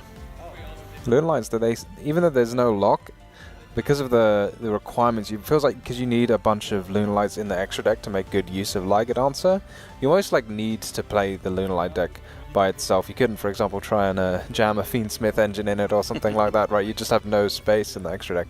It is quite full. It looks like he's adding Yellow I mean, he had the Yellow Martin already in hand, so he gets to send the Yellow Martin, and that's going to allow him to add a Luna Light Speller Trap from the graveyard. And it looks like he's also going to use the Gold Leo to add the Yellow Martin right back to the hand. And then he's going to go for a Luna Light Fusion. This is another way to get Liger Dancer onto the field pretty quickly because it lets you use a monster from your extra deck if your opponent controls monsters. We're going to see the double Book of Eclipse. Both sides of the field, we're going to have a nice bunch of face-down monsters. These flipping face-down can be very premium against certain decks, but against decks which fusion summon, it feels a bit weaker, because you actually then would much rather the monsters were destroyed, because you can always fusion summon with face-down ones. That's definitely a good point to make. That definitely comes up with the Yummy versus Draco Tail matchup a lot. But yeah, Luna Light Fusion is going to be the next card here from Tom. He's going to send Leo Dancer probably. But then he's also going to have to send 3 Luna Light monsters alongside that if he wants to go straight into a Liger Dancer. With all those cards he drew from that Mulcharmy Fualos, he's in prime position to be able to do so. And it's not like you're just losing all that value from using all those monsters. A lot of the Luna Light monsters will get an effect if they're sent there by card effect. But it looks like we do have a quick pause for some reason here. Or maybe just translating it. Tom, obviously from Germany, and maybe they don't read such good German in New Zealand. Potentially.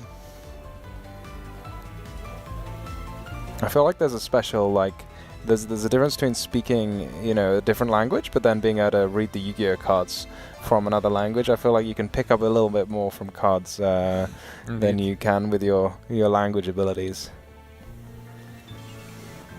But I mean, as mentioned at the start, this was gonna always be the future match of reading from both players, and that has been the case up until now.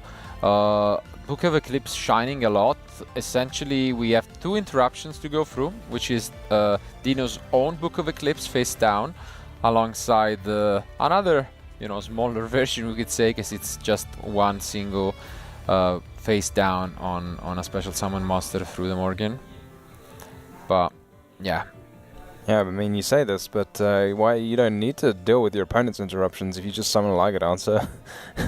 They cannot be used against it, so just destroy the field, attack, and go to game 2, you know? Looks like they're just having a quick discussion about something. I haven't seen anything crazy happen just yet. But it looks like, yeah, it's going to be a little further discussion. It looks like they might be done. It looks like he's looking back at the match, but it looks like we're going to jump back to us real fast. But, I mean, yeah, this is kind of the unexpected matchup of the weekend. I mean, the big surprise is 5 Malice, but Luna Light and White Forest actually just even be included is absolutely incredible. But, yeah, it looks like they figured it out, and they're jumping right back into it so we continue where we left off moments ago. Yeah, you have to imagine this Luna Light fusion about to resolve, and what else would we summon other than the powerful Liger Dancer? Mixing lions and tigers is no joke. I wonder how well it translates into other languages. Do you have a Liger in Italian, Marcello? Not quite, but it doesn't have the same ring to it. I've seen our dear Leonard, which is rocking today on stage, a leopard ring. And he did it on purpose, not even joking. His pun, not mine. Not taking responsibility for that. So I don't think anyone wants to take responsibilities for Leo's puns. His suit today is something else. Yes, absolutely. I mean, I hope you got to check out the Macedals team. He's just shining bright. Okay, so he's just going to use the Luna Light fusion to go into Perfume Dancer, looking to go into Liger Dancer later on. But Perfume Dancer is going to allow him to add a Luna Light perfume from the deck to the hand. Yeah, unless there's some sort of effect negation here from Dino. Okay, if he was in the feature match area, we wouldn't be able to see him. It would be just just have a disco ball in the player cams. I'm down to disco. All right, now he's looking at the graveyard. The Yellow Martin can summon itself back from the graveyard at some point by returning that Masquerade to the hand or any Luna Light card. Perfume Dancer also has the effect to return a Luna Light card to the hand and then special summon a Luna Light monster if you so choose to do so. Has there been a normal summon yet? I don't think so. Nope. So the world is his oyster at the moment. Looks like he's going to use Black Sheep to either add polymerization or add back a Luna Light monster. I do remember a long time ago when this deck was first popularized. It won a YCS, and it mostly just centered around summoning rank 4s, but a bunch of people thought that the Luna Light fusion was really important because it was Luna Lights, and everyone was kind of crazy rushing to get this card, and then that seemed to go around faster than people was going, no, you don't actually, no one used this. Yeah. Nope, here comes that normal summon of Kaleido-Chick. Kaleido-Chick's kind of the heart and soul of this deck, being able to send a Luna Light monster from the extra deck or deck as cost and copy the name. Dino is well aware of the effect there and going to activate the Book of the Eclipse before Tom Cannon. Keeping that the card face down, the Kaleido-Chick, is huge because you just kind of recycle that card from the graveyard over and over again. But as you mentioned, face down isn't great with fusion decks because you can still use something like polymerization to get it off the field. And the best part is Kaleido-Chick's effect, if it's sent to the graveyard for a fusion summon, you're going to be able to add that polymerization right back, or he can use the Masquerade to add polymerization back. And then the Masquerade effect will also let him use polymerization to banish from the graveyard for the materials, which is an easy way to get Liger Dancer onto the field. But he makes a second copy of Perfume Dancer just to get that Kaleido-Chick back into the graveyard. So we just need to figure out then how to get the Kaleido-Chick back onto the field somehow, but as you say, you've got that Perfume Dancer that can just special summon monsters straight out. And we got rid of Trust, even though, I mean, we could even use it, and This that all- speaks volumes. This means he is using the Masquerade effect to add back the polymerization, so he will be able to banish the materials from the graveyard. So the Kaleido Chick comes back out. Dino knows he can't let this card resolve, so he's using the Morian to put it back face down right now. Every time that card is touched down, Dino has gone after it. Smart stuff here from Dino.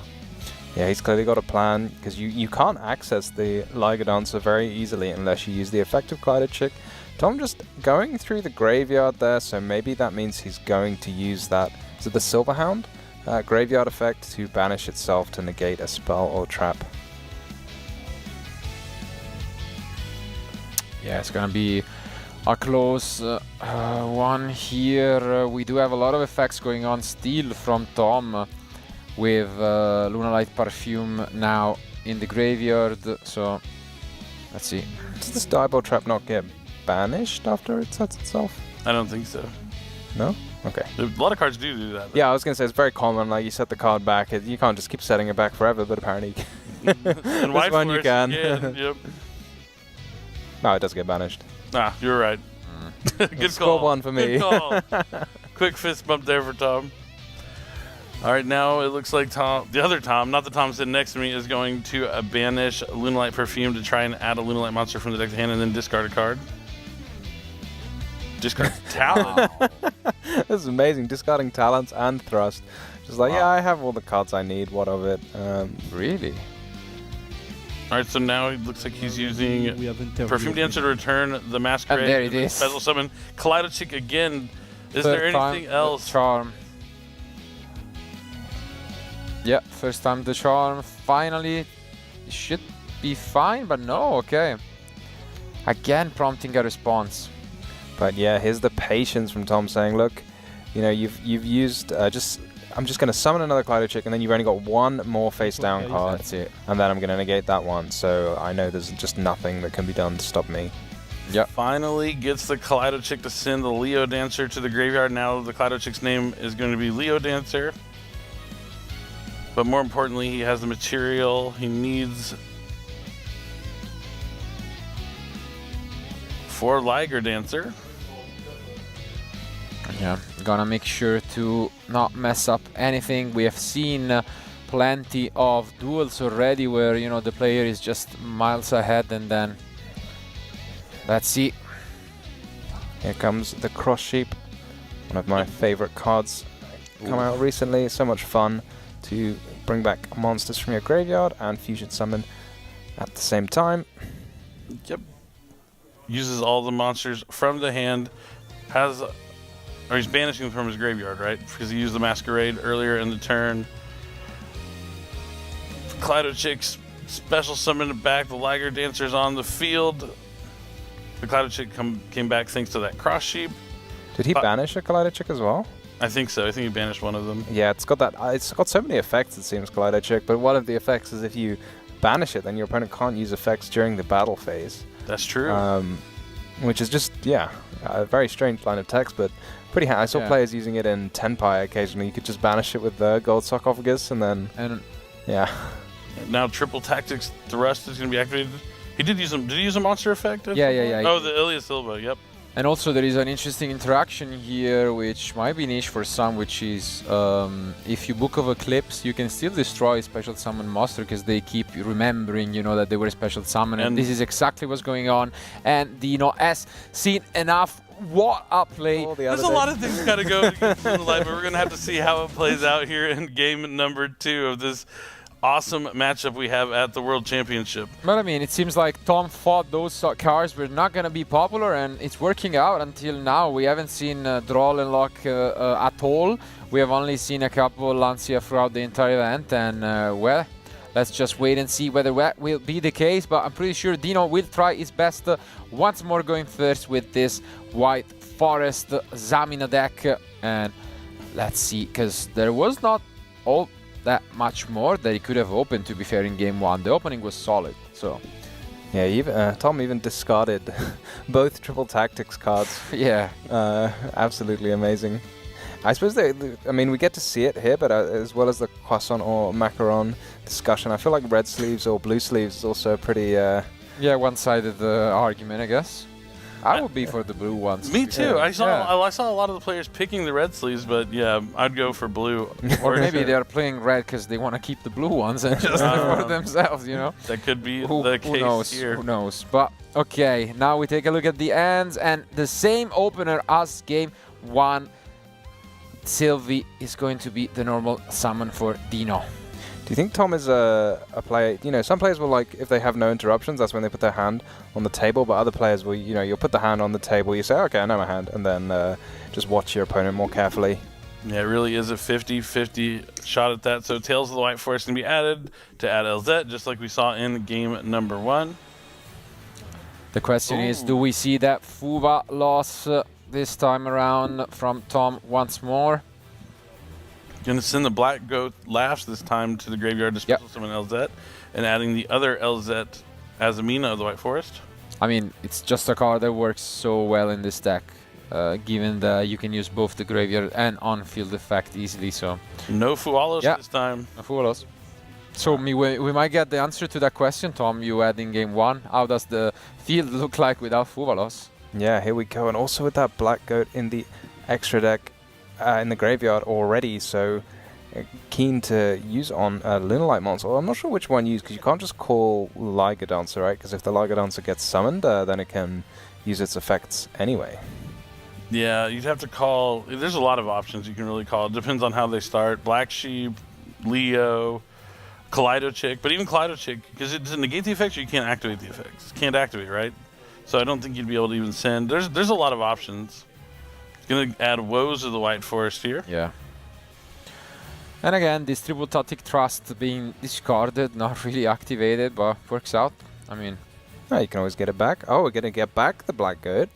So if it's set face down, then surely you would be calling a Liger Dancer. Yep, that makes a lot more sense, because yeah, when it's on the field, prevents them from being summoned. Oh, but there's so many powerful... I mean, the Perfume Dancer as well is so powerful. It's also a shout, but... So it looks like did he summon the Sylvie back by returning the Synchro? Yep. Nope. Oh yeah, and then he used Deception, attributing the Sylvie to add the Hollow Azamina. Yeah, Sylvie's such a cool card, having that quick effect to bounce or return a Synchro from the grave or extra deck. Grave or field, so it allows you to play around cards like Infinite Impermanence or Effect Veiler. Not that I think Tom has got any of those in his deck, given the shape of it we saw in the first game, but always nice to have. Yep, not being under Fualos this time, he's going to be able to go through the whole Azamina line. So he can access maybe wanted Seeker of the Sinful Spoils. Both these decks having so much fun now, not getting hit with the Droll and Lockbird. Yeah, definitely. Droll and Lockbird pretty strong against both strategies. Now Hollow Azamina is going to be activated again. Chain Wanted, one of my favorite plays that you can do, because you can send that Wanted from the field. Since the cards stay on the field till the chain resolves, and then use that as well to add the Black Witch. And he's going to send 2. So this means he can summon one of the level 8 fusions. Yeah, that's not something you see every day, but...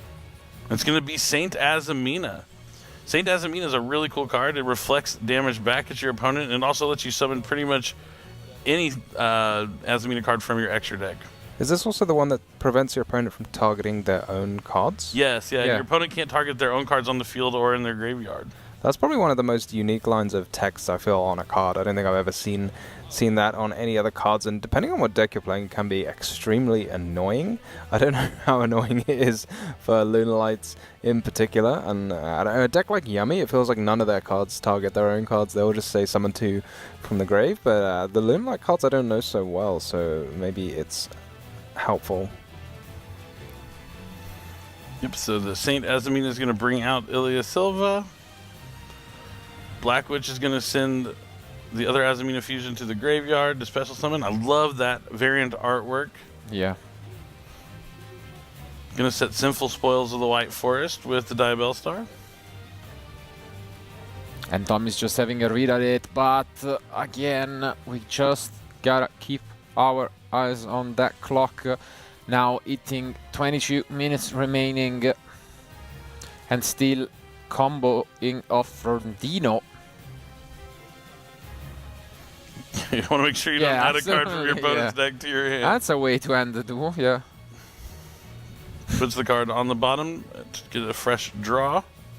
Draws fill a Diabell. We'll activate it immediately to add a level 8 Diabell. Maybe 1 year at Worlds, everyone will have their own, sleeves with their own name on them. Then you can't mix them up. Gonna summon the original Sin Keeper by sending Woes, and then Woes of the White Force is gonna set itself to the field. Woes special summons the White Force from the deck and then lets you synchro summon. Yeah, it's a huge effect usually that allows you to summon the Silvera and change all face-up monsters, in face-down defense position, which is... So Tom's not conceding yet, so maybe in his hand he has some sort of field breakers, but this is going to be tough. With only drawing to 6 cards, he can't target his own cards. It's going to have to be like something like Book of Eclipse plus Called by the Grave yet again. Yeah.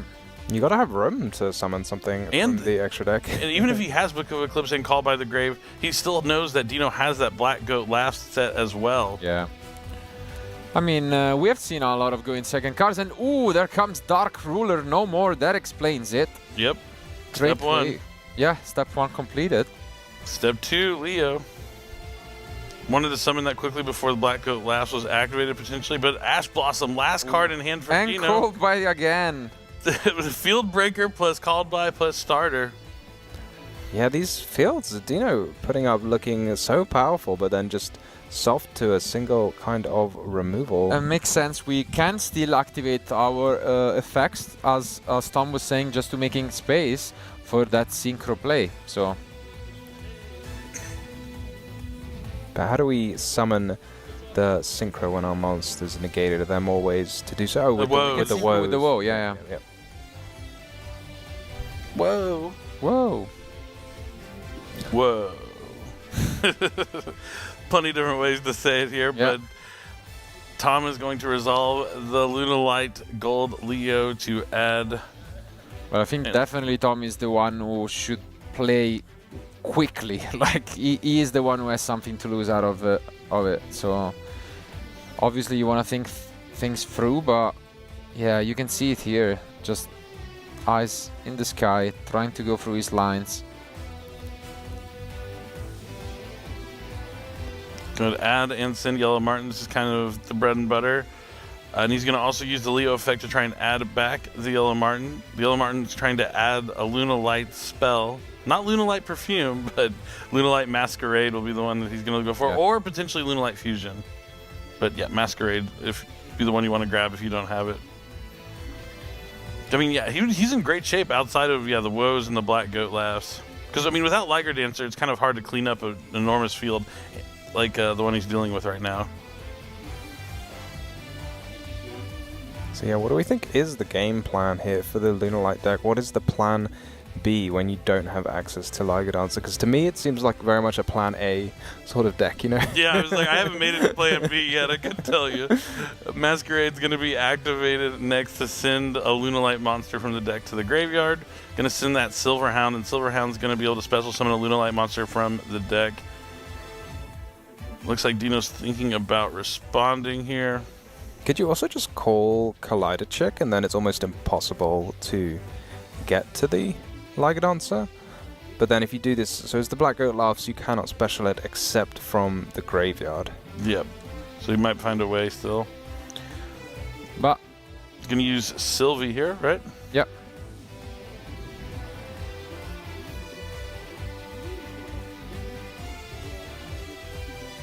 And Woes is being activated. It's going to special summon a White Forest monster, and then you can synchro. Oh, so we can just make the Silvera? Yeah. I think Silvera, is that's the field. Do it the old-fashioned way rather than just summoning it directly. There it is. Both cards are going to be put face down, and again, as we have seen, Tom can still use them for a fusion, but does he have access to it? Is the question. But also, Lunalight Fusion. This is huge. That's big, because also there is an extra deck monster on the field, so you can use a material from the deck. Kind of like Shadow Fusion used to do, but Do you call the Perfume Dancer or the Liger Dancer here? I think you have to call Liger Dancer. Just don't want to take the risk. Yeah. And it looks like he is going to call... Oh, no, did he call Perfume Dancer? No, okay, he called Liger Dancer. He's just going to make Leo, which it does have a pretty good effect that involves the battle phases. It's been a minute, though. So pull it up. Maybe he called the Perfume Dancer and this was all he could make. Oh, that could be true, too. Because I feel like otherwise you'd be going in for the Perfume Dancer here. So it can make a second attack, and then if this card attacked a monster, destroy all special summon monsters your opponent controls. So it can still clear up fields quite easily.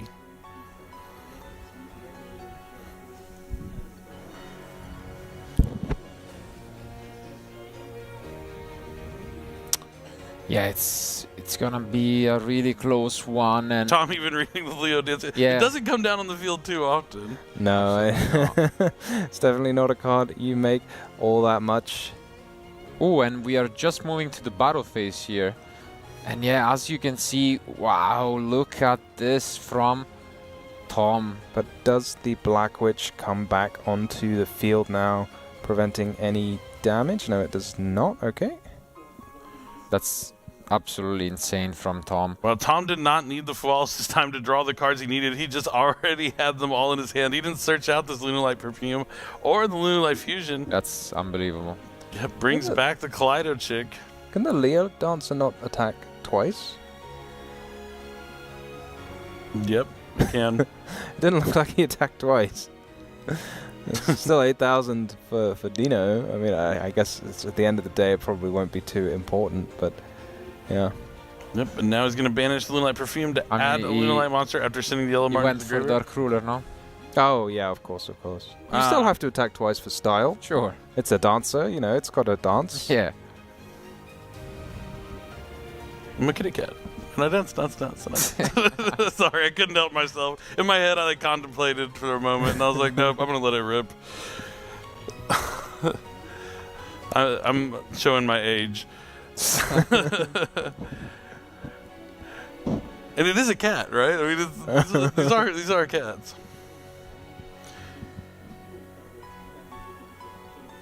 And yeah, I think Tom right now is just going through the graveyard interactions that could be relevant during the next turn and should do so very carefully because 14 minutes remain. I doubt that's gonna be enough to just play a game free at this point. We are all in on this plan of just winning 2-0. Yeah, it feels like it's going to be a tough one. Because, yeah, what does the deck end up doing at the end of the day? Yeah, is it just Baguska? But Baguska doesn't feel like it's going to be enough. But I'm not too familiar with White Forest's plan to deal with it. I think it might be pretty strong here with only 2 cards in hand, drawing to 3. He does have the Sylvie still in the graveyard, I believe, with some Synchros he can send back. And oh, Dugaris, okay. Not quite. It's gonna be the Dugaris, and we do use the effect to special summon back. I mean, there is a chance he did call Perfume Dancer, and he can still find a way to get to Liger Dancer potentially, but.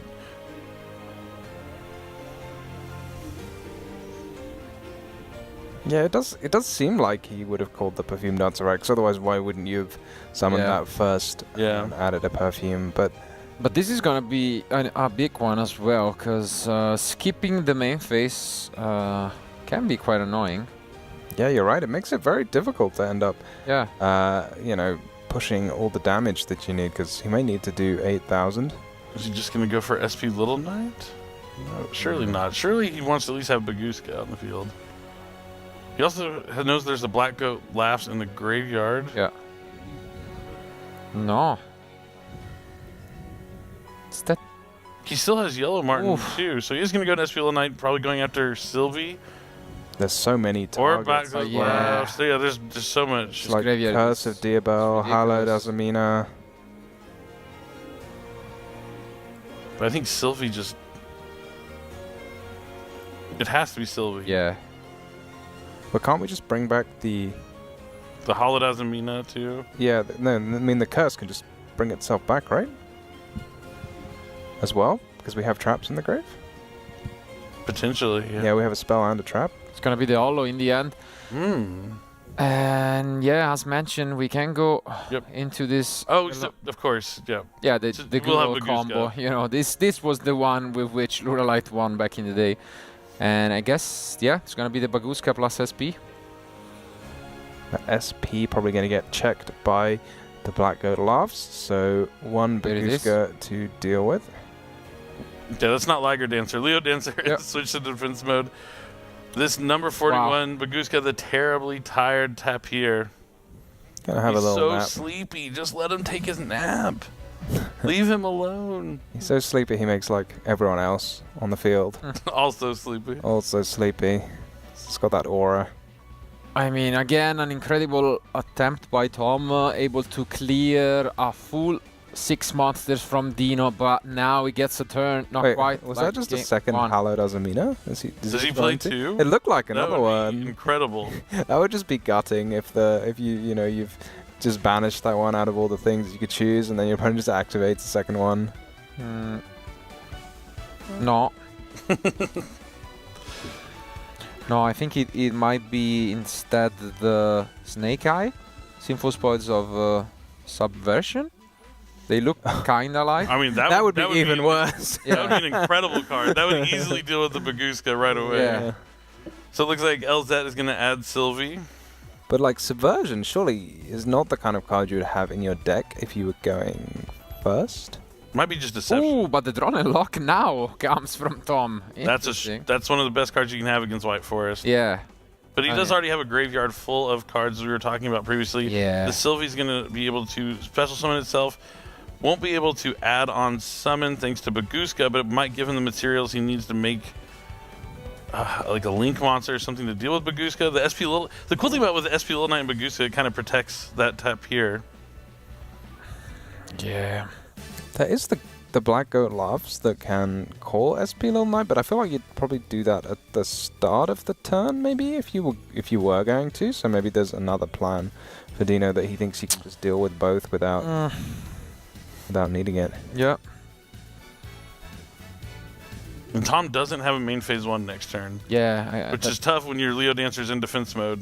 That's actually very funny because you could just pass, and what's Tom gonna do? Like the Bagooska's there, it just has to sit there. Yeah. Yeah, that's what I was wondering why he was digging with that Dugaris. Maybe he just felt like he really needed some more interaction. But Lina, the Light Charmer, and then another Link Summon's coming down here for his own SP Little Knight going after that Bagooska. This is huge. And it looks like Dino's looking to take them both out potentially as the clock is winding down. That's what I'm worried about. We've mentioned it plenty of times. We might see it on stream for the first time. Less than 9 minutes remain, and You know, Tom, if that ends up happening, Tom would look back on this game and wonder if maybe this is something he should have considered conceding if this result. But yeah, it means it's just that the Dugaris. Yeah. If he didn't skip his main phase 1, now he's in battle phase. Now we are in battle phase, and we gotta move to Memphis 2. Yeah, and this is what he's reminding, I think, Tom of. Yeah. So his Memphis 2 has been announced. Wow. Well. Yeah, that Dugaris seems like it might be one of those moments you look back at and be like, was that really necessary? Because if he had a main 1, now this would be over. Look at that. Top deck tanky. There would be plenty of damage to close this duel, but no. Nope, yeah. But you think, I mean, maybe if he hadn't made the SP, then Dino would have been able to do a lot more, because he needed to make the Dugaris to make the SP and Bagooska. Yeah. So it's maybe one of those situations where, you know, if you end on just Bagooska... Did the SP do anything? You could just, yeah. Well, the SP got crashed in. But you can make it still, no? Yeah. Well, without using Dugaris? Yeah. I mean, you had the 2 monsters, no? He could have used the Leo Dancer. He could have used the Leo Dancer rather than, the Dugaris. But even without he can still win this game right here. Like even though it's main phase 2, we still have 7 minutes on the clock. And if there's no interaction here from Dino, he will end up with a Liger Dancer on the field. So he's definitely not out of this by any means. No, absolutely not. But we just would rather it end faster, just because our nerves are on the line. Oh, absolutely. I don't know if I can take it. Like 7 minutes. Oh my. Yeah. Oof. This looks rough. I can't imagine what they must be feeling like right now. Oof. I don't know. It's definitely a complicated game state. Are there any more traps, we think, in the graveyard for Dino to keep bringing back his Curse of Diabel? And what are the plans for Tom? Now's not the time to slow down, Tom. Sorry, I'll talk faster.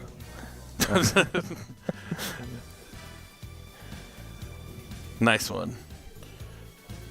What is he thinking? What is going to go next? Oh, here comes the wolf. Allows you to banish from your graveyard, so it's Perfume Dancer time, perhaps.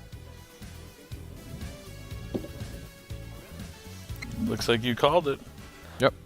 But what is left in the extra deck? Moonlight is a deck that seems to run out of extra deck more so than any other at the moment.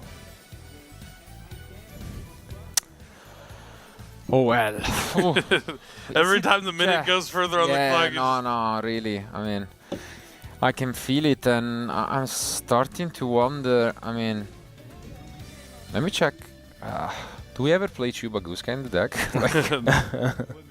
So he's gonna use the Perfume Dancer to return the Lunalight Wolf to the hand. Yeah. He needs to like commit. He's in a prime position. He needs to not. Yeah. Sometimes there's an optimal play, and then there's an effective play that's good enough to get you to where you need to be. So he summons a Cross Sheep, but it's already pointing to the 2 zones. Yeah. Just, like when the SP Little Knight's gone, I don't know. I guess he's just summoning the Cross Sheep to clear up room. And now he's going to use the wolf to try and summon the Liger Dancer, but like he needs to stop worrying. Oh, yeah. Because he also has the Hound in the graveyard that's going to be able to negate. Yep.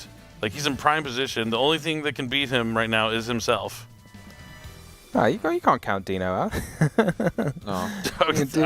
You're right. I probably shouldn't count him out, but that's it. It seems okay. So there are a bit less than 5 minutes remaining. And Dino draws into an artifact Lancia. That would have been better one turn in advance. Last turn, it would have been fantastic. He used Lunalight Wolf twice. Wow.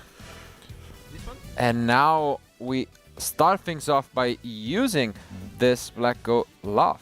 Did he call Liger Dancer? Well, what is the text on the Black Go Laughs? Because it doesn't cannot say activate the effects. Yeah, but it should. Unaffected. Does it say your opponent can't it activate could affect the player. Yeah. Yeah, it's one of those things. Given how fast he did it, I'm willing to believe that it says it that way. Yeah, and neither that he player. knows it. Yeah, neither player. So it's actually the one card that can stop Liger Dancer here. Or maybe he's just bluffing. And I mean, it worked anyways. Yeah. So now we move using this Lancia, as seen from the deception.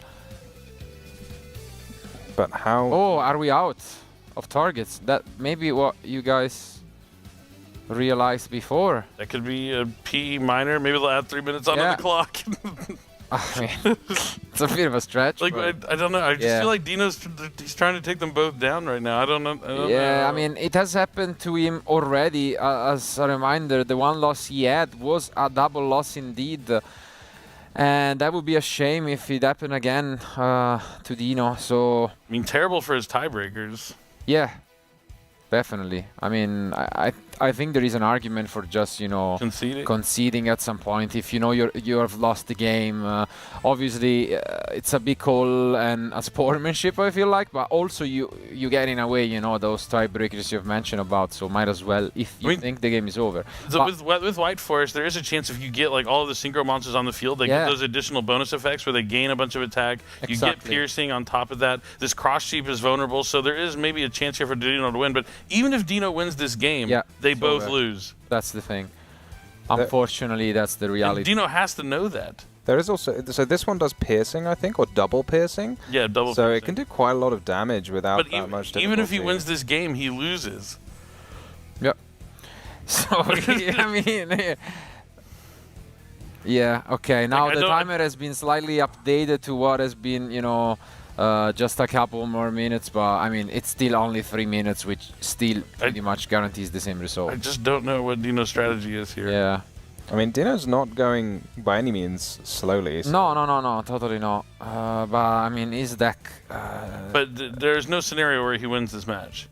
No, of course not. But at the end of the day, you know, there's only 27 players, and he needs to beat Tom, as well as all the, you know, as well as having high tiebreakers. Yeah. Maybe the difference between Tom having the win and Tom not having the win could be very important to him if he's directly competing with I Tom. guess. For a I top 8 think, spot. but if Tom has the same record as him, that just puts another person in his bracket. Like, he would rather Tom have the win to make the top 8. Like, this is only working against him and his chances at making top 8.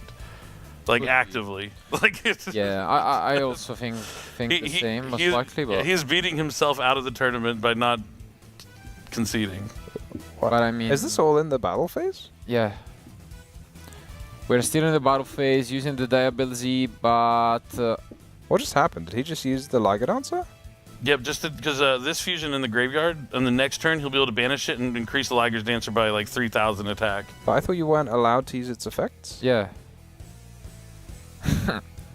Oh, True? And it also looked Well. like the diabil-Z was destroyed. I don't know, but it's going to end here. It looks like Dino, even though he isn't conceding, knows that the writing's on the wall. The Liger Dancer's effect is back online. Leo Dancer gets flipped face up. We might actually be able to close this one. I mean, as you can see, Tom Now is is not just the time to reading it. read. Yeah. You have a Liger Dancer. You have a Perfume Dancer. I Destroy these monsters. Go to battle phase. End the duel, Tom. Just do it. Yeah, but I mean, we do have a little bit less than 2 minutes here, but there is enough here to attack multiple times, I guess. Is there? I don't understand this game plan from Dino. I don't think he realizes how tiebreakers work. But it doesn't matter. The double Yeah, attack's going that to go is through, it. and it's going to be game. Wow. Tom is going to walk away with the victory, despite. It just becomes absolutely incredible. So let's see how it ends up. And here they are. It's very, very interesting mirror match, this one, because a lot of an interaction, and of course the K9 cards, we might see them finally, you know, at full power, just in terms of whatever they are gonna be able to do, since there is so much end interaction. And let's just take a look. You know, I'm looking at the pairings for this round. This is not the only NA versus NA matchup.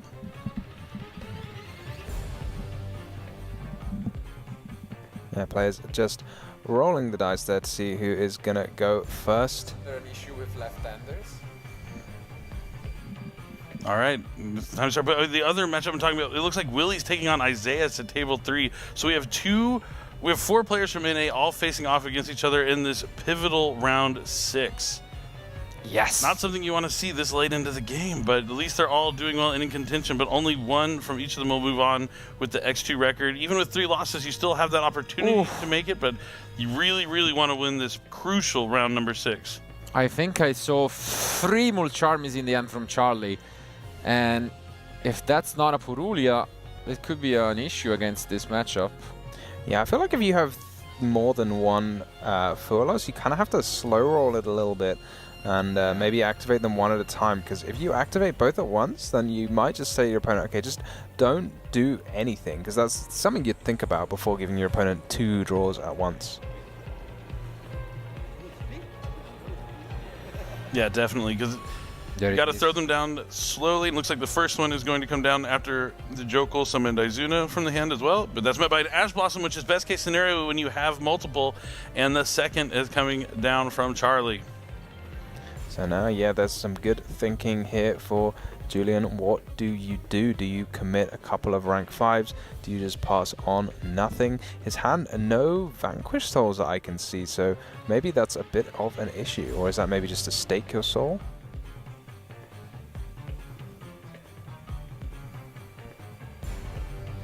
All right, Charlie's going to at least get one draw here as Julian Xyz summons into K9 Ripper.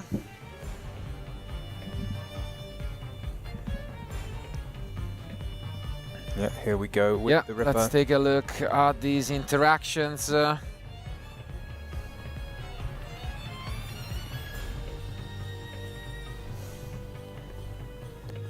And as you can see, we are gonna resolve. And also, like, what's really interesting about Julian deck is that he's playing a super high count of K9 cards. So let's see if we are gonna just be able to use full advantage of this engine. And let's go back to us in the meantime. So I mean, the game has just started, and obviously, as we can see, you're gonna have a full-on mirror match of K9 cards. There was just some clarification with the judges, so we're gonna have to kill just a few minutes of time while we go back to the match. And I mean, a lot of differences, we have to say, and in the players' decks, but assumingly play can immediately resume. So this Reaper is about to resolve, and let's see if we do have... yeah, I see it on top of the deck. The force release is in the main deck. So we're playing the full-on engine with the werewolf in the extra deck. And this helps out a lot going first. Yeah, so that force release gonna go face down after you have searched a card, because Charlie has used a card from the hand this turn. But will it be enough? Stake Your Soul gonna summon another monster from the deck. Charlie going to get even more draws. Yep. It's a real tricky question as to how much you're supposed to give your opponent under full loss, but in this case, Julian deciding that resolving a couple of Vanquish Soul effects more important than keeping Charlie's hand small.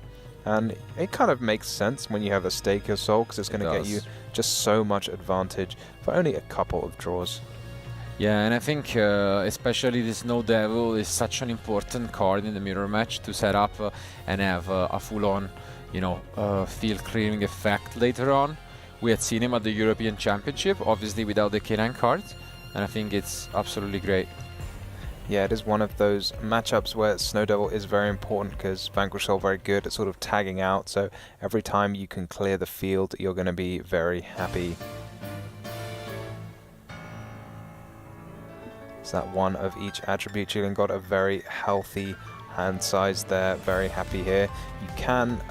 You are obviously going to have to return the monster for the Mad Love from your hand, from the field to the hand. It's still on the field at the end of the turn because of Stake Your Soul, but you can, I think, use the field spell first if that's what you want to do. Julian here kind of playing fast and loose, giving Charlie quite a few draws here by making the rock. Is he going to summon once more from the deck?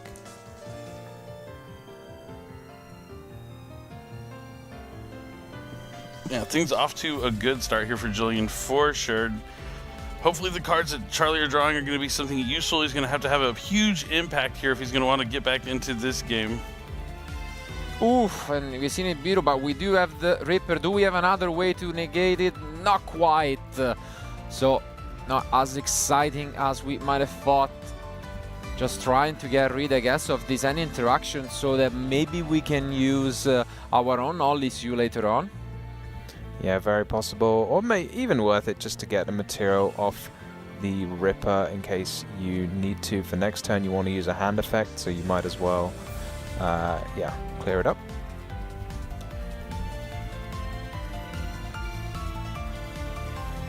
Julian got so many cards in hand, but the same for Charlie, so this is going to be a game that truly gets out of control here. It's really one of the most interesting gameplay interactions at the moment in the game with the Fualos. How many cards do you give your opponent? How much is it worth it? It makes you think very carefully. You're not just following that combo you've practiced 100 times. You need to say, okay, what's my hand? How can I organize things to give my opponent the fewest number of cards possible?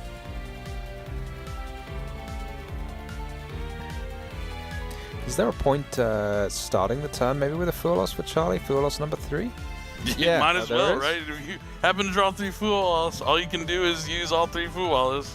I mean, it's there, so you do have the option to go into the extra deck with the Lupis later on, so you could get a draw. Why not? Yeah, in fact, there's 3 ways to summon from the extra deck already on the field for Julian, right? Well, one from the deck with the Holly Suit, one from the extra deck with Lupus, and obviously the face down Forced Release. Yeah.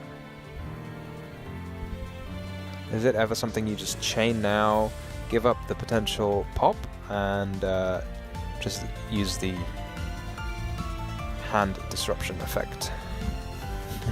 Julian just confirming there is a playset there.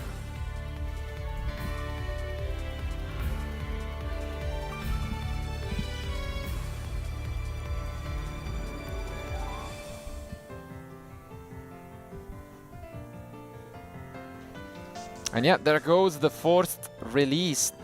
right away. First time we see it maybe on the werewolf. Last time it was on, you know, the less popular target. Is it going to be the werewolf? Yes, it is.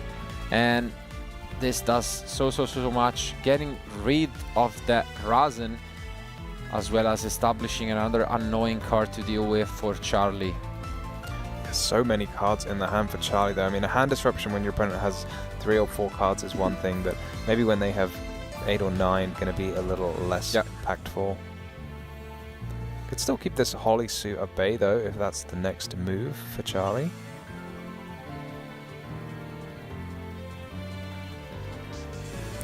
We do set a card, interesting. Presumably to play around the werewolf. But we're just going to activate we're it. just going to activate it. That makes it interesting indeed. No, it's going to be the Stake Your Soul for Charlie, revealing the Olisu. Yeah, one of the things that comes up actually is when people set cards to play around Werewolf, then you can go ahead and summon a Caesar Valius and pop the set card. So maybe there's mind games, maybe Charlie's just setting it because it's important, but maybe he's setting it to see if he can prompt Julian to invest his Caesar Valius pop into that face down card. Because you're kind of saying to your opponent, I don't want you to see this card, it's really important, I really want to keep it. So maybe that might just trick him. So I'm wondering what spell is it you're setting? Like, Stake Your Soul is important, Pot of Extravagance is important, but like, what are the other spell cards that you really need in the deck?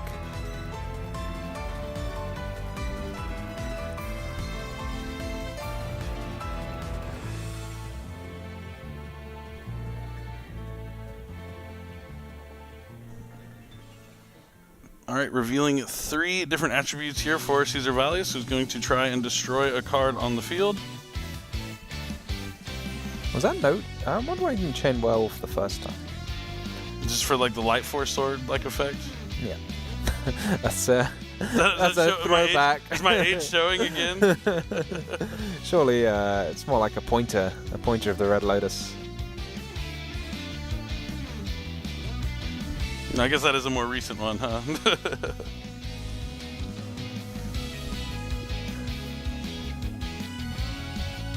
What's going on here? Charlie just kind of showed his hand very briefly. Why did he just show his hand? Like, surely you're resolving it. Maybe Julian's going to do something else. He hasn't said he wants to fully resolve the werewolf yet.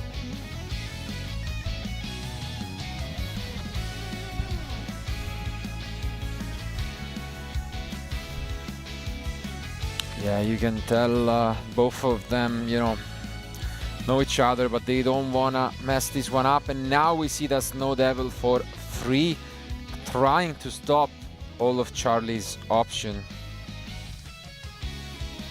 Yeah, this is the power of a non-targeting destruction here, because it forces Julian to, use a bunch of cards, maybe much earlier than he might otherwise want to.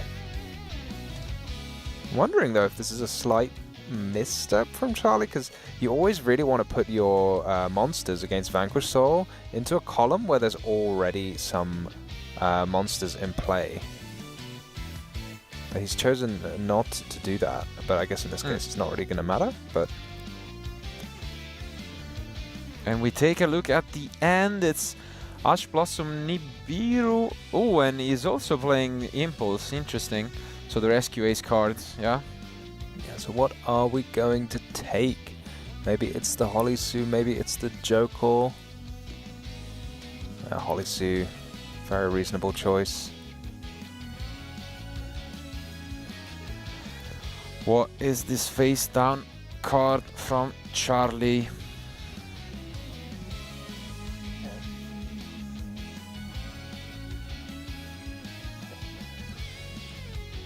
Is there maybe a case for K9 or something like that? But I'm trying to think what else it could be. I can't imagine that many players play Talents in the deck. And you obviously can't set a Pot of Extravagance. Okay, it's gonna be its own copy of a case for K9. It was so shiny it took me a minute to to recognize it. Oh, yeah, it's a good one. We've seen quite a lot of interactions. So let's see. I guess we did have Jokul in hand, right? So we can get Izuna. Yeah.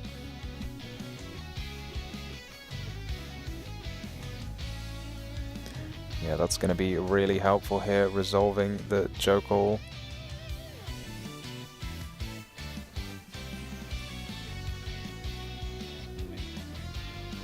Julian's still got a pile of cards himself, but how is he going to make best use of them? You can always just take a monster now with the Holly Sue if you want to. And maybe you just wait until a Ripper or something comes into play.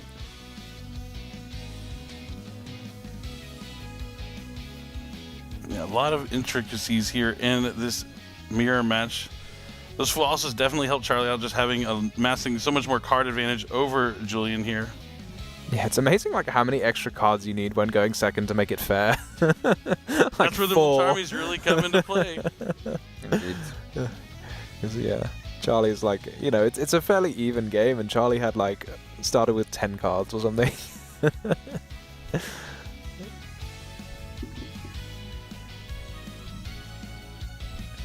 Is it time? Maybe a Valon, maybe a Nash Knight. All sorts of options.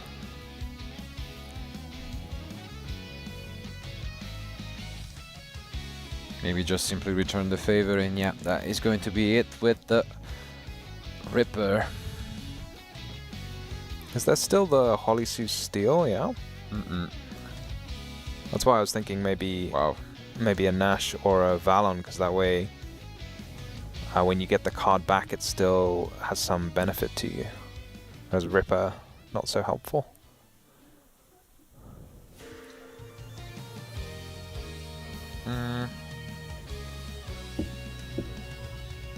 Not sure what we are.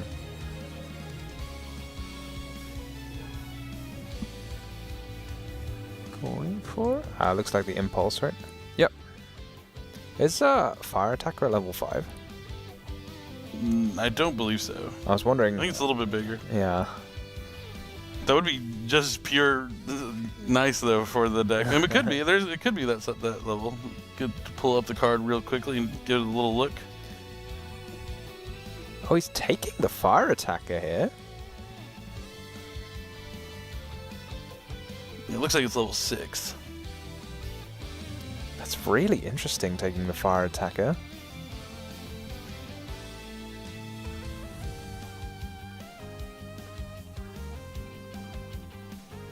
God, it's such a complicated game. Yeah, indeed. But definitely both these players are well practiced. I mean, this is definitely a matchup that you would want to know really well going into the World Championship. Expected to be the most dominant deck of the weekend, but while it was the most popular, hasn't really got a lot of success. But I mean, both these players with 2 losses, winning here is crucial for both of them. Now Charlie's going to activate Izuna, no effect to send from the deck to the graveyard. He just had to ash his own Fire Attacker. That's pretty funny.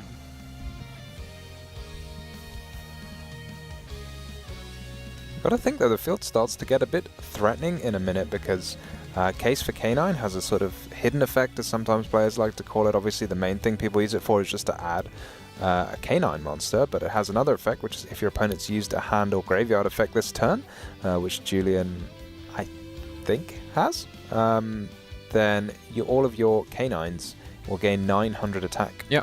Which is quite a significant attack boost. Indeed. Not quite the Yummy Field spell, but still pretty good.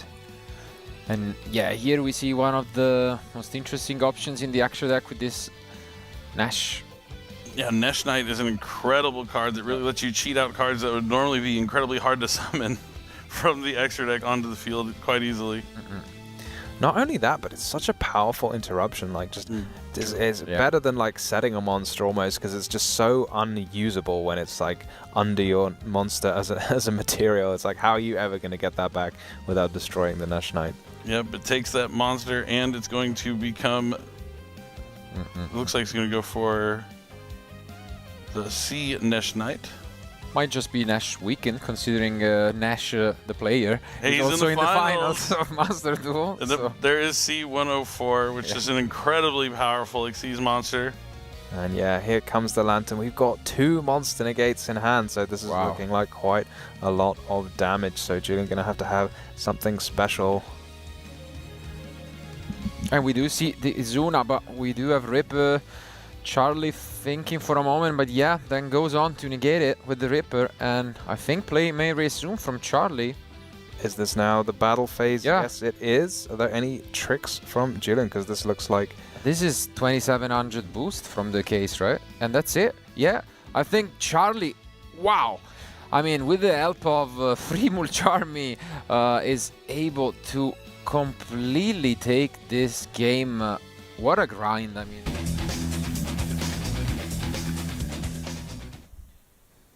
Yeah, Charlie definitely giving the most confident interview out of the bunch. I also interviewed him as well, and he has the same message when you say, what are you looking forward to this weekend? He said, lifting the trophy.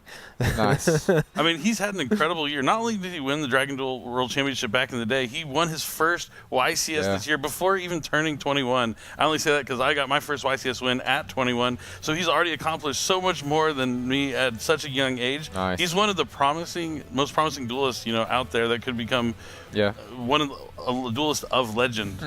But Julian, though, quite a unique answer from him. When everyone else, when they say how long have you been playing Yu-Gi-Oh, it's like 5 years, 10 years, and Julian's like, yeah, 1 year.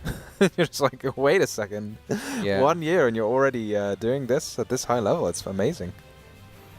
Yeah, he is an awesome duelist. I actually met him at the 2017 World Championships that we competed in. Really? Yep, him and Ryan Yu. They were both there. That's the one Ryan Yu ended up winning. Of course, yeah. More Mulcharmies for Charlie. Wow, this has been a trend at this point, but yeah, Purulia. Mulcharlie. Oh wow, Another one. He is Charlie Mulcharmy. Yeah. Yes, Mulcharlie. Mulcharlie is the new official name. I mean, it's approved. Yeah, definitely. And I was about to say, Purulia is usually the premium one against this matchup, unless they open, Stake Yourself. But when you have both, wow, plus Ash, which, I mean, I don't even know if that was needed, but I feel like you might as well, because you always want to keep the Vanquish Soul deck on a low number of cards if you can. And the problem, obviously, is the Canines give you so many monsters in hand all of a sudden that sometimes it can feel like an uphill battle. But we are going still strong from Julian, who could already stop, but not quite decide. I mean, as you have mentioned, Tom, in game 1 he tried a strategy giving Charlie a card and just ending up on a strong field. Didn't quite work, and now he's doing it again. Yeah, I mean, this is so rough though, because what can you do? In a game where you can, you're under 1 Four Loss, it's like you've still kind of got options, but Purulia and Four Loss is so devastating to this deck. It certainly is, but sometimes it's, gonna happen. But Julian's gonna have to find a way to navigate it through it here, going first. If he loses this game, he's still not, even with 3 losses, you still have that opportunity to make top 8, but it's gonna be up to the tiebreakers, really. Yeah. But I think this might be it. I would be shocked if we push, more outside of adding back, this Razen. I feel like this is already okay, and yeah, I think maybe Julian agrees, and yeah, just sets 1 and passes back to Charlie, who is gonna, be quite happy with the amount of Mulcharmies opened, a lot of, options in his hand at the moment. Wow, look at it. So many cards in hand. And throws into another one. This is unbelievable. Was it another Purulia? Yeah. Purulia is really good. If it, as a Purulia to start. Mulcharlie is just off to the races here in game 2. Julian can't catch a break here in this match. Anything he does, Charlie's also going to just happen to draw a card as well. Do you just negate this? That's the question, I guess, from Julian.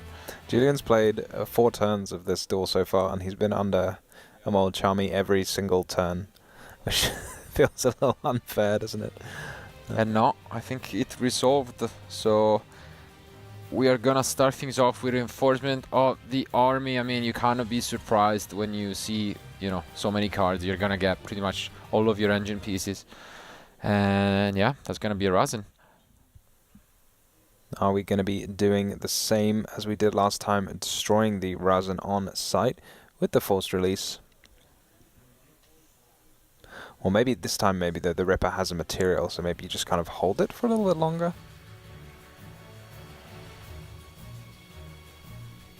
Let's see. It's gonna be normal summon in the same column as that Ripper. And no, yeah, same exact thing as game 1. We've played this game before. Yeah. But you have to think though, if this was the plan, wouldn't you, right, why wouldn't you just negate the Perulia? Yep. Just get the value and yeah. I was also thinking that, but I mean, I'm sure Julian has done this plenty of times before, and he's just gonna try to hang in there. Charlie just seems like he has so much available to him. I can say, you know, that stake your soul to just push even more. And he's gonna grab the heavy burger. Interesting pick, yeah. That's always a worrying sign when you're trying to add something that's maybe not the best. You think, does that mean you have all the good cards already in your hand? Absolutely. Is there already a Holly Sue? Yeah, there goes the heavy burger, maybe into Medlov. And I don't even think there is any interaction in Julian's hand. I think it's full on engine. Maybe, you know, of course you can use some canines if they are there, if Izuna in particular and Lupis are there, but yeah, you're just gonna werewolf. And what is in there? Double Joylong burger. Oh, both targets though for the impulse. That's a bit unfortunate, I guess, but Well, that hand is rough as well. yeah. You only got the one dark, so you just take that away. All these fires. Yeah, it's 4 fires pretty much. And If you just pop this on site, does it not? yeah.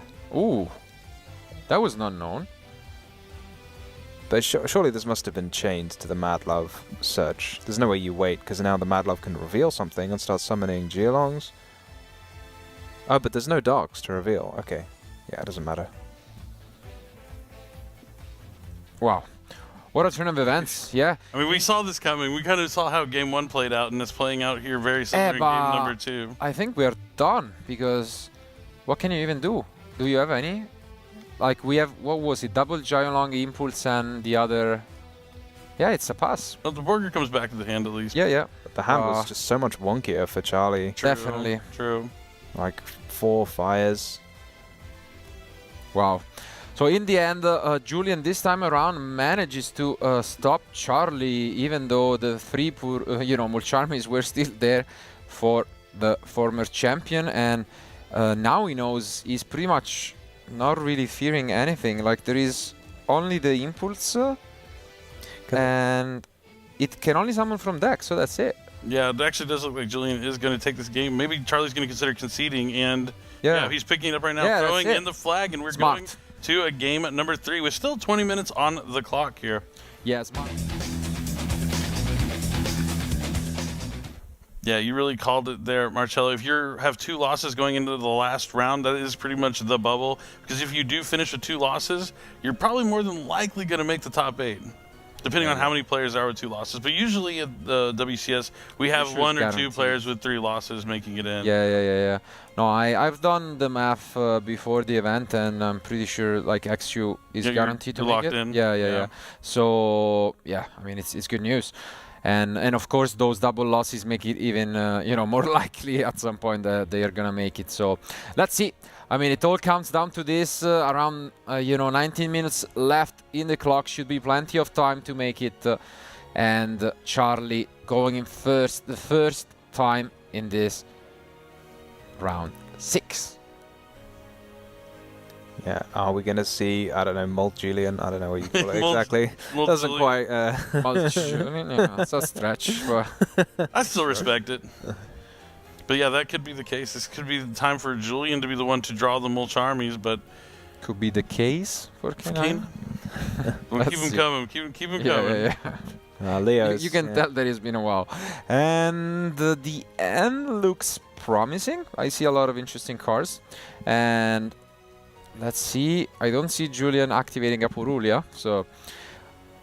Okay, we do see this Take Your Soul, but an Ash Blossom could be devastating here. Do we have a starter? If we are Charlie, do we have a Canine card? Nope, just Oh, a set and a wow. pass. That's brutal. He needed that Stake Your Soul to resolve, but instead the Ash Blossom from Julian is just huge. Also, because I'm pretty sure he had Olisue, Charlie, and that's just brutal if you don't have anything to make it work with. And now your opponent knows you have the Impulse in hand, so it will make things interesting for Julian, but that's definitely not the start we were hoping for. Yeah, how effectively can you play around that Impulse? And maybe if you're Julian, you just go straight for a Ripper here. You just go Jokul, summon Azuna, and make a Ripper as your first action, and then shut down the Impulse. Because when your opponent's like past turn, you think, I want to do everything I can. I don't mind if they hand trap me and prevent my other plays, but I do mind if they draw extra cards, because at the moment they can't do anything. Yeah, I totally agree with you, and I guess we are about to find out, because here we could just not use the search effect and go into Reaper. I think it makes a lot of sense. Yeah, because Jokul can just go and fetch a Lantern anyway, and then the Lantern can bring back the Jokul, so you're not like missing out too much. But we are gonna use the Jokul instead, and this could be a risky decision for Julian. Yeah, that is really interesting. Maybe he sided out Lantern, so he thought if he didn't use the Jokul now, he won't be able to use it at all.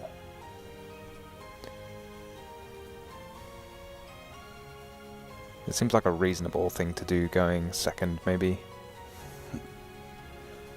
Yeah, this means that Charlie is gonna now access 2 fresh new cards, as well as then discarding one to the graveyard. But on the other end, this allows now the Izuna to be special summoned, and as well as the Lupus. Ooh. Yeah, it's kind of tough drawing from that side. Yeah. Gotta be careful. And now looks like he's thinking. Yeah, he needs to discard one, no? He's gonna discard another Impulse. That's an easy choice. Yeah. But as mentioned, now we can go into Reaper right away to just make things a bit easier, I think. Makes sense. Just prevent a possible Olisue from coming down on, you know. What sort of cards are you thinking the face down could be? Is it, I mean, almost certainly you've got to be considering the Snow Devil, and then maybe Forced Release would be a sort of bluff. Although having said that, you can summon it. You can summon a Ripper on your opponent's turn, so... Yeah. He definitely still has some interaction in the hand here against Julian, but looks like he's thinking about using it right here on the Ripper. Ooh. It's a tough call. Yeah. And also others on the face down. And... Ooh, Metal Tronus. Metal Tronus. Okay. Interesting. Side deck option, I guess, from Charlie. And it's going to just be activated right away. Yeah, that is quite the card to side in. I guess it's maybe one of those cards where you're just siding in because you don't have, you don't have other cards to side out for the Molcharmies. Maybe it's just one of those cards you need for the siding patterns. Because I can't imagine it's something you like really want. Maybe you do, but I mean, it's yeah. I guess it's alright, but if you need to take out those Molcharmies, maybe that's what it just is comfortable with siding. And well, we still have so much we can do. We have a normal summon. We have Izuna and Lupus, which we can use. So the question is, do we have Vanquish Soul cards? We might not. So Lantern brings back the Jokul. Yep. Do you even need them, though? You're going to have, like, there's the case for K9. Can you activate case? No, you can't, right? Because I think it's the on activation. Oh, I think we are out of targets, though. Just going to be a PE minor. Yeah. When you side deck, sometimes you'll side out those extra options that might not be in your deck. And that's definitely something that would happen here when you're going second. Of course. I mean, but fair enough. Is Azuna into Lupus not just more than 8,000 damage? Through the... Yeah, because you get the 900 boost, right? So all of your monsters are nearly 3,000. Yeah, could totally be the case. I can see it. How big is the I want to say like Rescue Ace? 2,200, something like yeah, that. 2,200. Spot on. Oh, is that good? Oh, yes. All right. Yeah. Okay. Yep, Nesh Knight. You're Coming right. Down, gonna clear the attacker. But yeah, why not do it this way? And then this way you can put up the Masquerade on top of the... for some extra protection. And yeah, here comes Izuna. I guess we can use Ash here if we want. Not quite. And But you have to Ash, otherwise it's Yeah. just... Oh, no, it's not big enough, actually. The National is only 1,700. oof. I mean, I guess, yeah, when you play between kind of like Is he not? Acquaintances Oh, slash he was friends, you see some good spawnmanship, because I And think... he's gonna summon Holly Sue. What Just did he a- reveal? Also, why did he summon the Holly Sea? Just to block some damage, maybe. I guess so. Yeah, but you summon Holly Sea just to block damage, that's almost like conceding. It is, Yeah. it's not the position you want to be in, that's for sure. What was the card in end? Did you pick it up? Like, revealed? I think it was another Holly Sue. Okay. Wow. But like, yeah, I mean, you I can't can't just imagine- give up no, the card. What happened to his Stake Your... Oh, no, the Stake Your Soul got stopped, that's right. Yeah. It's in the graveyard. No, but I mean, I can imagine just opening your end, maybe looking at, all this you right away, and then heartbreaking when you find out you can't do anything with it.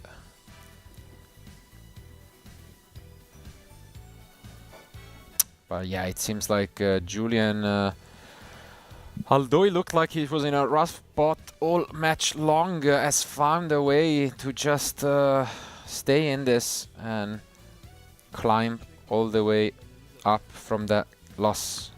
Yeah, it looks First like game. Julian is going to be the one that's going to move on with only 2 losses going into the last round. But even if Charlie loses this, you mentioned X3 with three losses and however many wins, 4 would be the case Yeah. here. Still not out, but definitely a lot more dicey than being locked in with 2 losses. Yeah, for sure. I mean, if Julian loses, then Charlie and Julian might end up competing for the same spot. That's a Zeus with a lot of materials. Oh well. Miracle draw off the top. I don't believe there is any part of extravagance to make things a bit closer. And there goes the handshake. Unfortunately, as you can see, Charlie obviously not happy with it. Has to just give it out to Julian. What Do you a hear me match. on the list? Yeah? Okay, thank you.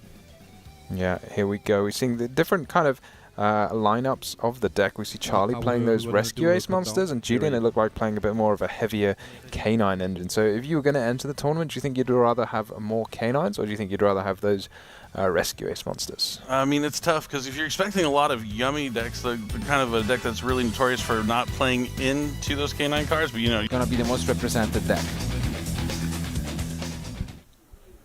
All right, here we go. The final round of Swiss. The winner of this will lock their spot in top 8 at the Yu-Gi-Oh! World Championship here in Paris, France. Yeah, here we go. I was thinking to myself, like, I think we had 7 unique decks, and wondering if we could possibly get... I was thinking, can we get 8 unique decks in the top 8? But obviously we can't, because there's only 7, so one deck has to have 2. But who would think it would be Lunalight would be the deck that has 2? Yeah, indeed. If there happened to be 7 decks in And the yeah, cut. I mean, the 3 locked-in decks are 3 different decks for now. So that is definitely at least what's gonna happen. Willie starting things off strong with an Obedience Schooled. This means we aren't going to see Herald of Arclight.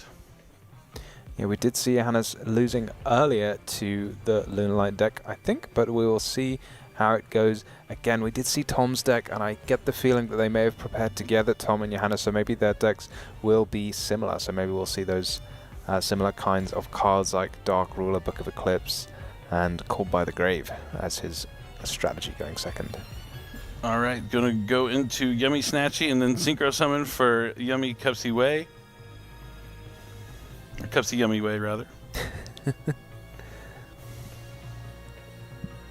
Going to add Lollipo and Cupsy, and going to send that Lollipo to the graveyard. Yeah, this is one of the most powerful cards that I've read in a long time, because you know there's sort of your synchro, just search 2 and then discard 1, because when you think, oh, discard 1, search 2, you should probably, it'd be more fair if you had to discard 1 first, right? You'd think that's kind of the way it should go, but no, search 2, discard 1. So if you don't need any more yummy cards, it's fine, you can just discard 1 of them. Whereas if you have extra cards in your hand, maybe like a Fool Loss or something, you don't need it, you can just discard that. So you've got so many options with this card. Get some extra yummies in the grave, or get rid of some cards in your hand that aren't so helpful. Certainly, and looks like Lollipo Yummy Way is coming out next, bringing back 2 yummy monsters from the graveyard, and then they're going right back, but for the Starham. Yeah. Oh, interesting take, yeah. But I mean, I guess you have to do it when you open Obedience Coding. Yep. Exactly right. So gonna make a Synchro monster, and then make the monster brought back a tuner, which gives you a 1 and a 3, which you can then use on your opponent's turn. Even though you can't start their turn with the Herald, you can make one pretty sharpish. And oh gosh, is that 3 face downs as well? Wow, what an opener this is. And I mean, I must assume that on the last round of Swiss, you know what you're up against, right? Like, I would be shocked if they didn't know. So it could be interesting that, you know, Willie just tries and opens like this against the Lunalight deck. Will it be enough? Let's find out. And will we see some, you know, field-breaking spells again, as we did for... Ooh, this is huge. Heavy Polymerization is great going second. It's an easy way to summon one of your fusion monsters from the extra deck. It lets you fusion summon using monster in your extra deck that has a fusion material of an extra deck monster. It costs a lot of life points, because you're going to take, I believe, like their attack points as damage to your life points. But it's a good way to get out your Lunalight fusions fast. This is incredible. Yeah. So is this a card where, again, like, we see maybe not starting the turn is that much weaker? Because if you start the turn with Herald in play, then you can just negate the first thing your opponent does if it's powerful like this. But now you know you can just get your first play straight through, because it won't be negated because Herald's not yet on the field. Yeah, and here, as you can see, we are not gonna be chaining, because basically you can use materials up to the number of monsters. So if you chain the synchro, you just give your opponent more materials, and yeah, it's not ideal. 4 monsters, they're all going to be banished, so he's not going to get the benefit of the effect. But Liger Dancer is going to come down right away at the beginning of the turn, and there might not be anything in the Yummy deck that's going to be able to deal with this Liger Dancer. Indeed. I mean, you can always attack it with... with what? Well, if you... Oh, you get big enough? Yeah, they don't even get big enough, I don't think. No, I think you can't, because the maximum you can reach is 37, I believe, with, you know, 2500 boost. Maybe no, if you put one in the actual monster zone, it's that 3000. Maybe you can, but still, then the field's going to get wiped. Yeah. It is definitely tough for the Yummy deck to out the Liger Dancer. And following it up with a Triple Tactics Thrust, it's going to be chained to return the Synchro monster, so Willie can summon back 2 Yummy monsters from the graveyard.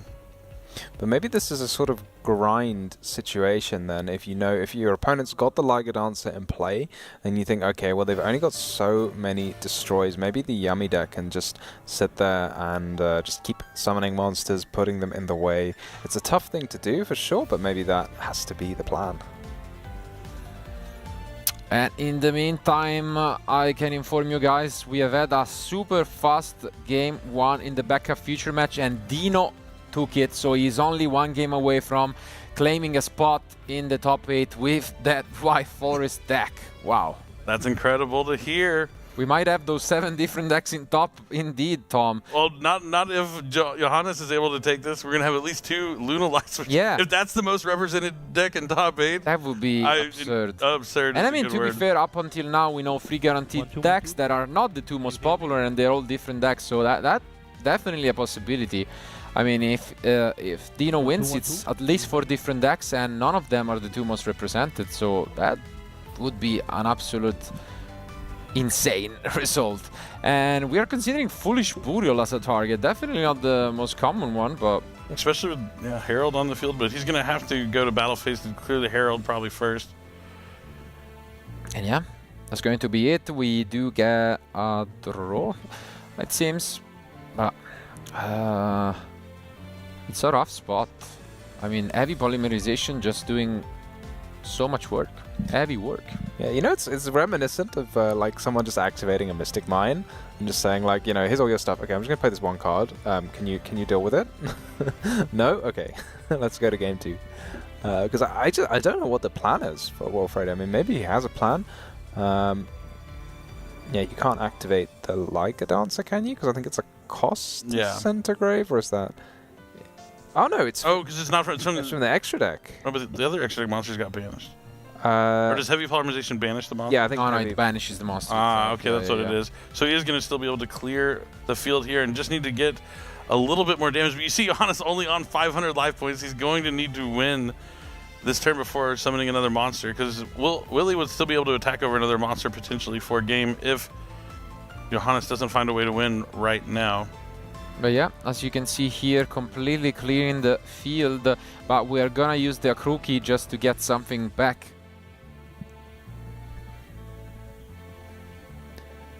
Here comes the cookie. I'm slowly learning. They're all too similar to get the names from telling them apart, but this one is the cookie. And cookie, when it's summoned, you can reduce the attack of monster, or if it was summoned by a synchro, you can destroy that monster. So quite a powerful effect, but not so helpful when your opponent's card is unaffected by card effects. Definitely not. Now Foolish Barrel's going to send the Lunalight Silverhound to the graveyard, which will allow Johannes to special summon a Lunalight monster from the deck. Willie still has Yummy Surprise face down. Yeah, you gotta do something though, maybe, because once you get a Lunalight Fusion with the Silverhound in grave, then the Yummy Surprise can be negated. So maybe this is the plan now, just use it earlier rather than later. He has it already, right? Because he sent the he sent a fusion to use the Liger Dancer. So he could negate the Yummy Surprise right now.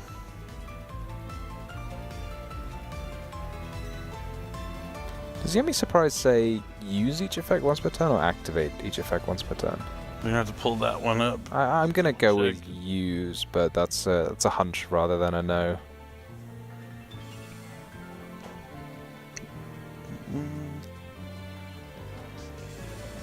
Activate. Oh, it's activate. So if you negate the activation, well, but you can only use each effect of Yummy Surprise once. You can only activate one Yummy Surprise, but use each effect. But to activate. No, you can use as many Yummy Surprises as you want. Activate one of these effects, yeah. But you can only use each effect once per turn. Yeah. So he's going to save it and negate the infinite impermanence, it looks like. Okay. We do get the Capsi Yummy way back.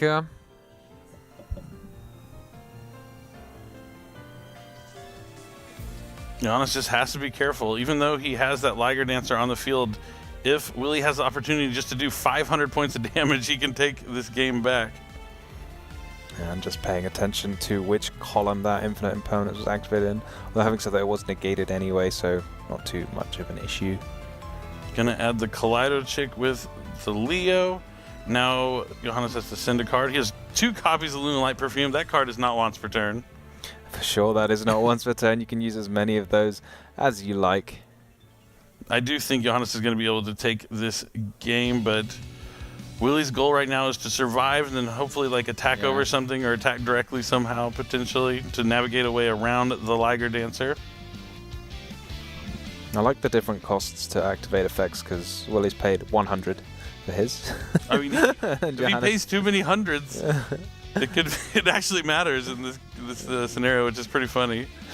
And yeah, we do get 2 monsters back with the Capsi Yummy way. Oh, but we might have a response in Called by.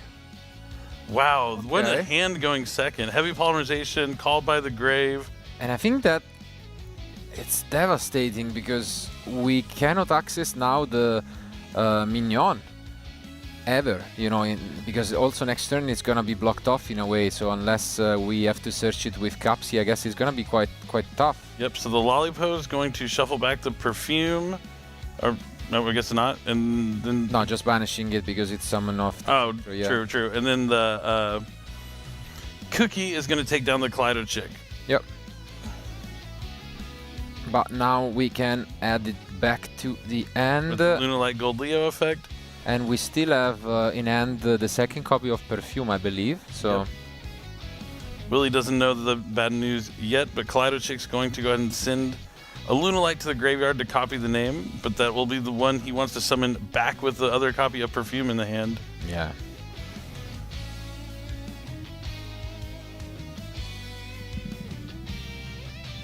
Things are looking pretty good here for Johannes.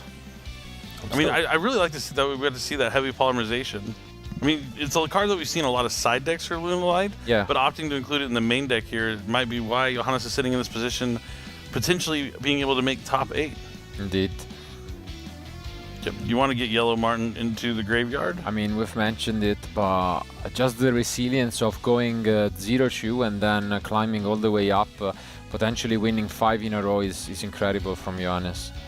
It's about the best you can expect after starting 0-2 for sure. But now it looks like he's going to attempt to use the Yellow Martin to try and return the Leo to the hand to special summon it out to the field. He needs to return the monster hand because he's going to need a card in hand to discard to utilize the effect of Perfume to add Lunalight Tiger or Lunalight Wolf from the deck to the hand later on in this turn. And yeah, you got to wonder maybe what is that last card face down for Willie. It's been sat there for a while. Could it be an Infinite Impermanence? Could it be a Dominance Purge? You have to kind of rack your brain and go, what did Johannes actually use that would force cards out? Maybe it's another surprise, because... Oh, it is. Good call, good as call. we learned. You can use multiple in a turn for sure. Oh. So he's going to try and return both of those monsters. Oh, but he targeted the Dancer.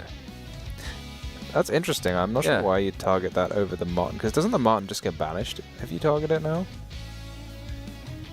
I guess. Oh, he wants it in attack mode. Yeah, to win. Mm-hmm. Yeah, that makes sense.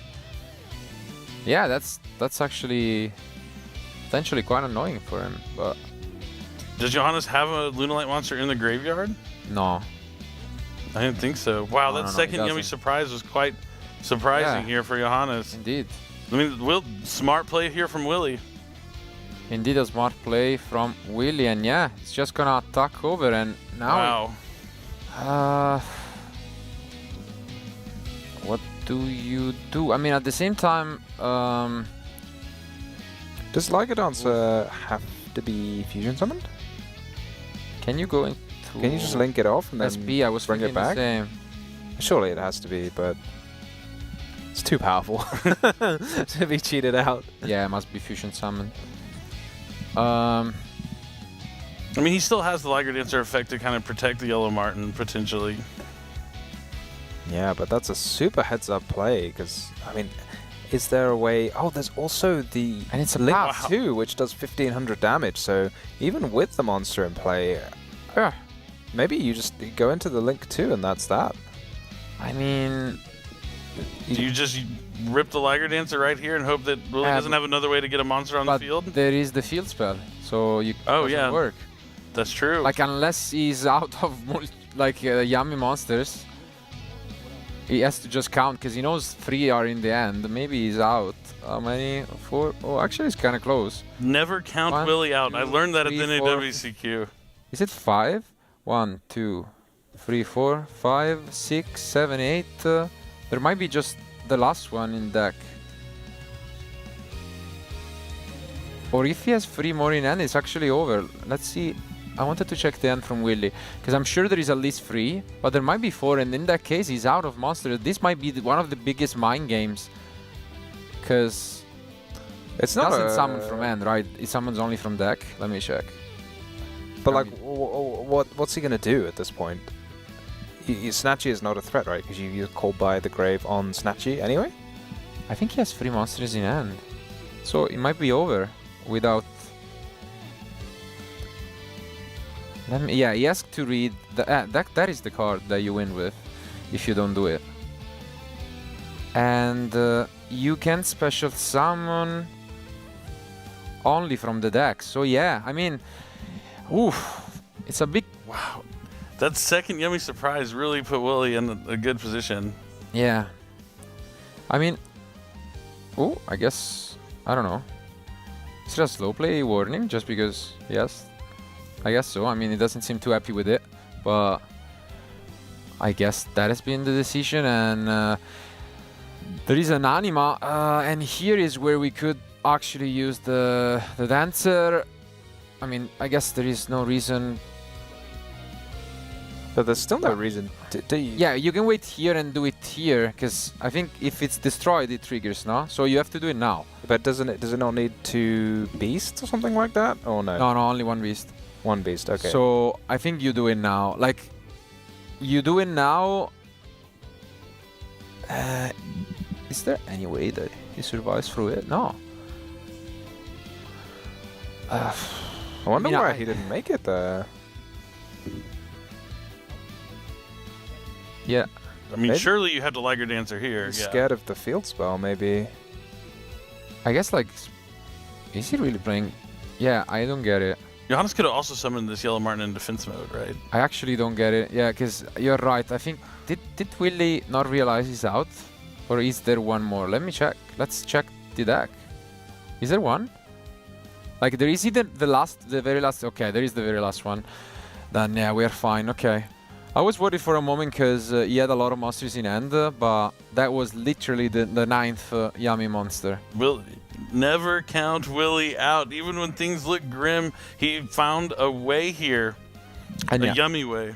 The yummy way. I mean, that's such a maybe a tilting moment for Johannes, but I mean, if anyone's going to come back, he will, because he's come back from 2 losses down. But you can give it 1,000 less defense attack as well and just swing over it. But an attack for game?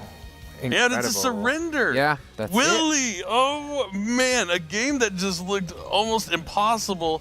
On the back of 2 copies of Yummy. Surprise there.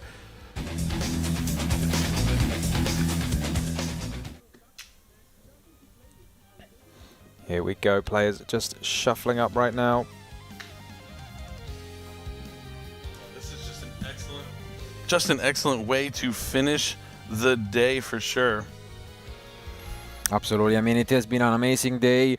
For anyone who has missed any of the action, just make sure to go back and watch it at the end of this day, because you don't want to miss out on some of these amazing duels that we witnessed. But we still have a lot more in store for tomorrow. But now let's find out who is going to be making it.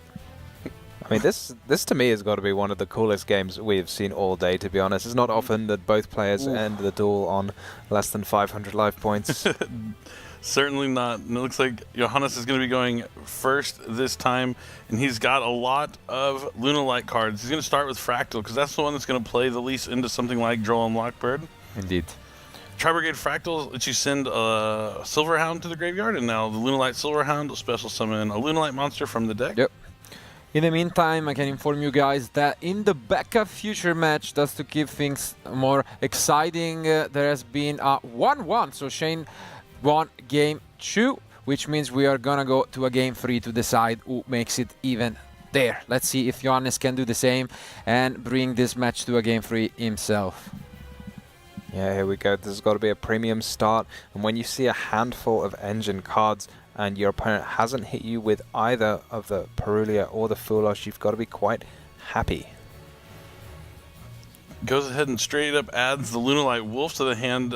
Willy, I know, is a good player, so he definitely probably knows that means the rest of his hand is just already all the other pieces he needs there.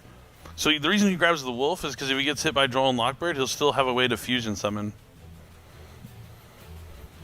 Now Kaleido Chick's going to be the normal summon. Going to send a Leo Dancer to the graveyard, really covering his bases in fear of Droll. Fire Formation. Tinky is up next. He's almost got all the materials to make the Liger Dancer right here, right? With the Wolf and a bunch of Lunalights in the grave. Yeah, this is going to be an ideal board for Lunalight if he goes in uninterrupted. We'll probably see like a couple of Liger Dancers and a Baguska. And potentially an SP Little Knight. Well, unfortunately for the fans of the Diabuild deck, I have to inform you that although Dino won game 1, he lost the following 2 games.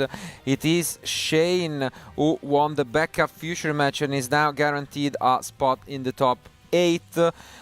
Dino must, will have to rely on tie breaks to hopefully, make it. But still, congratulations on an amazing run with one of the most unique decks in the tournament. And was that just making a Liger Dancer with a polymerization, which seems absolutely crazy? But I suppose that's one way to do it. He's used most of his hand there, but it's all going to come back. Yep, definitely. This is going to be quite the field. We might be going to a game number 3, but as I said, it's hard to count Willie out. But Lunalight Perfume is going to bring back the Kaleido Chick, banishing the Perfume, discarding that polymerization.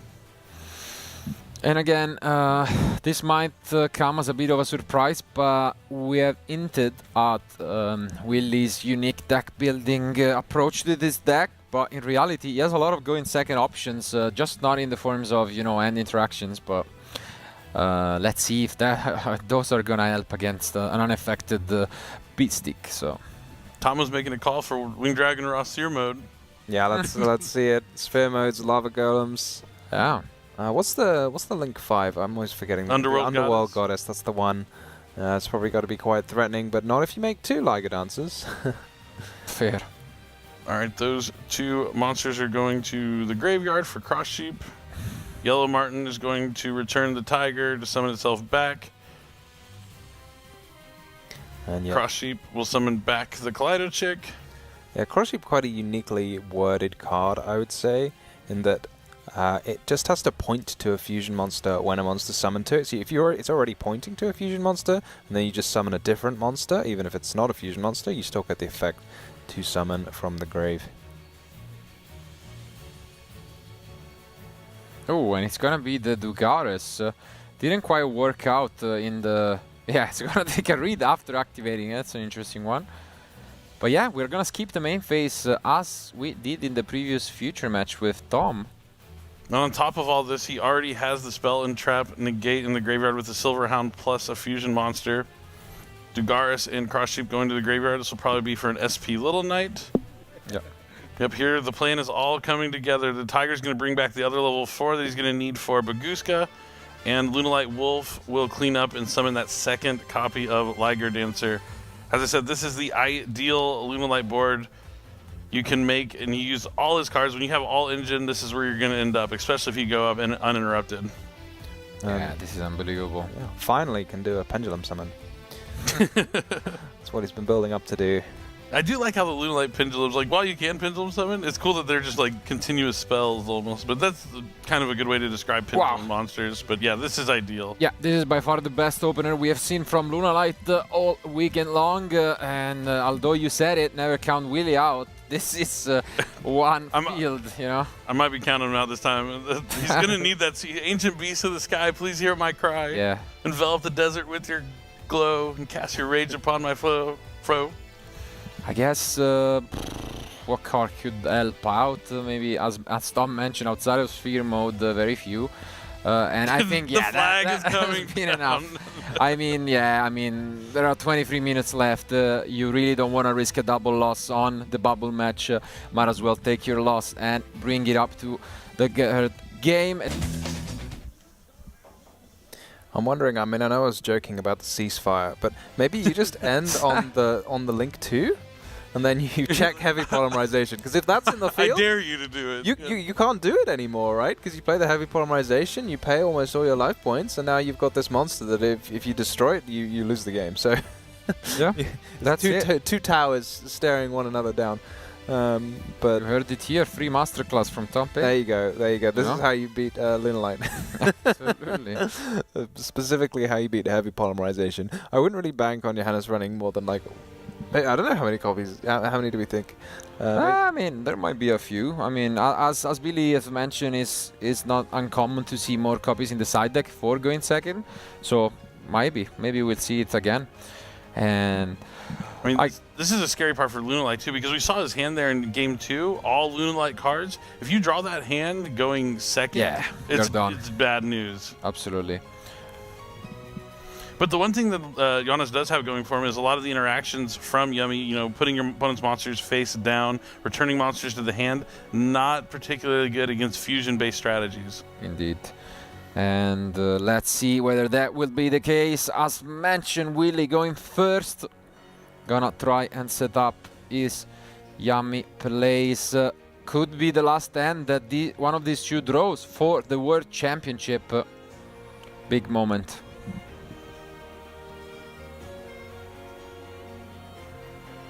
And there you go, nice fist bump. It all comes down to this last duel.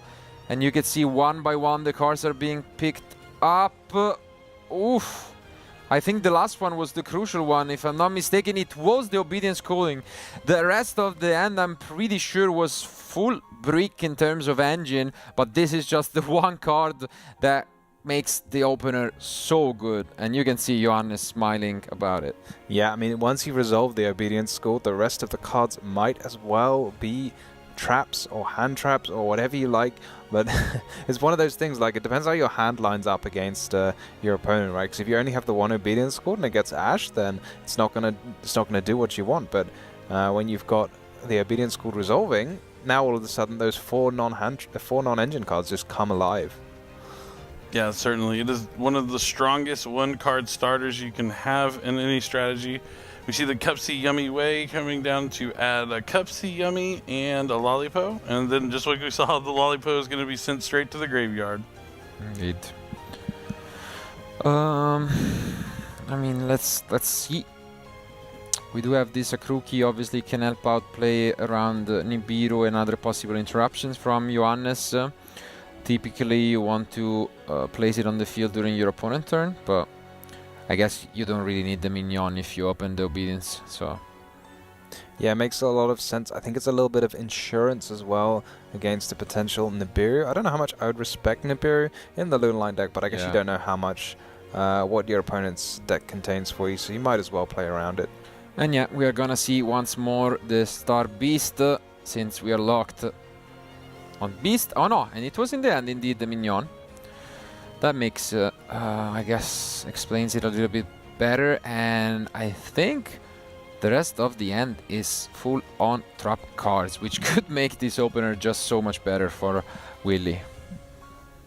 Oh my goodness. Oof. Oh, face down. Called, I mean, they're not interactions from the hand, but there are plenty of interactions that are going to be on the field. And on top of it, we are just gonna, you know, recycle some resources using the minion effect to shuffle back the Cupsy and the Snatchy. Yeah, Pot of Avarice, eat your heart out. We're just gonna return them back for free. I'd love to see a DD Crow here just on a field spell and just say, okay, you can attack me next turn with your, what, like 600 attack points?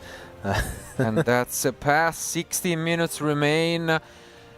Wow, what can we do? We start things off with that card, but we see the Solemn Judgment, so...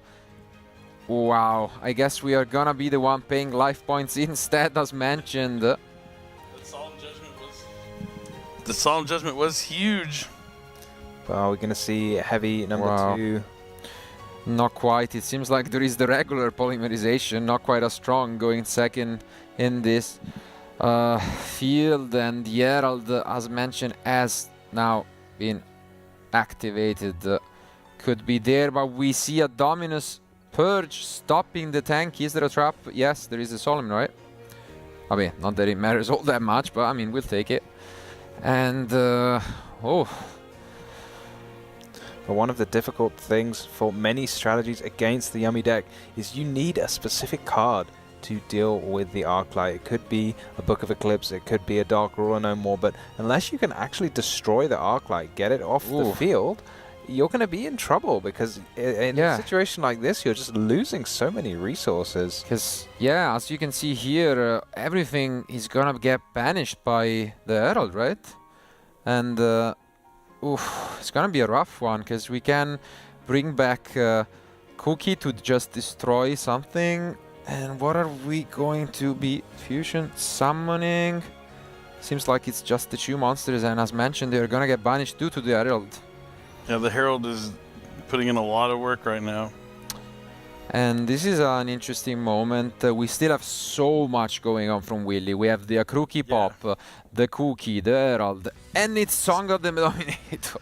This is a card that's really popular in a lot of Yummy decks. We haven't got to see it yet this weekend, but here it is. It's going to be able to add a Dominus card. Yeah, unfortunately, I mean, we have already used the Purge this turn, but I mean, it's so good here. Yeah, Willy just getting rid of absolutely everything, not taking any chances. We negate its effect, we book it, we still have the field spell for an extra pop. So yeah, Johanna's down to like one card. Like this. Oof, it was the second copy, but here goes Herald, and here goes the handshake. It's Willy who takes it. Never count out Willy. You said it, Bill. I mean, I've been here before. I've seen this game before. Willy is quite the duelist, and he found a way here to finish 5.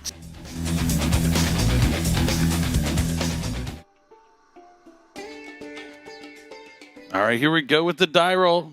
It's a 1, I believe. Oh, huge. Oh. All right, it looks like Julian wins the die roll and will be going first.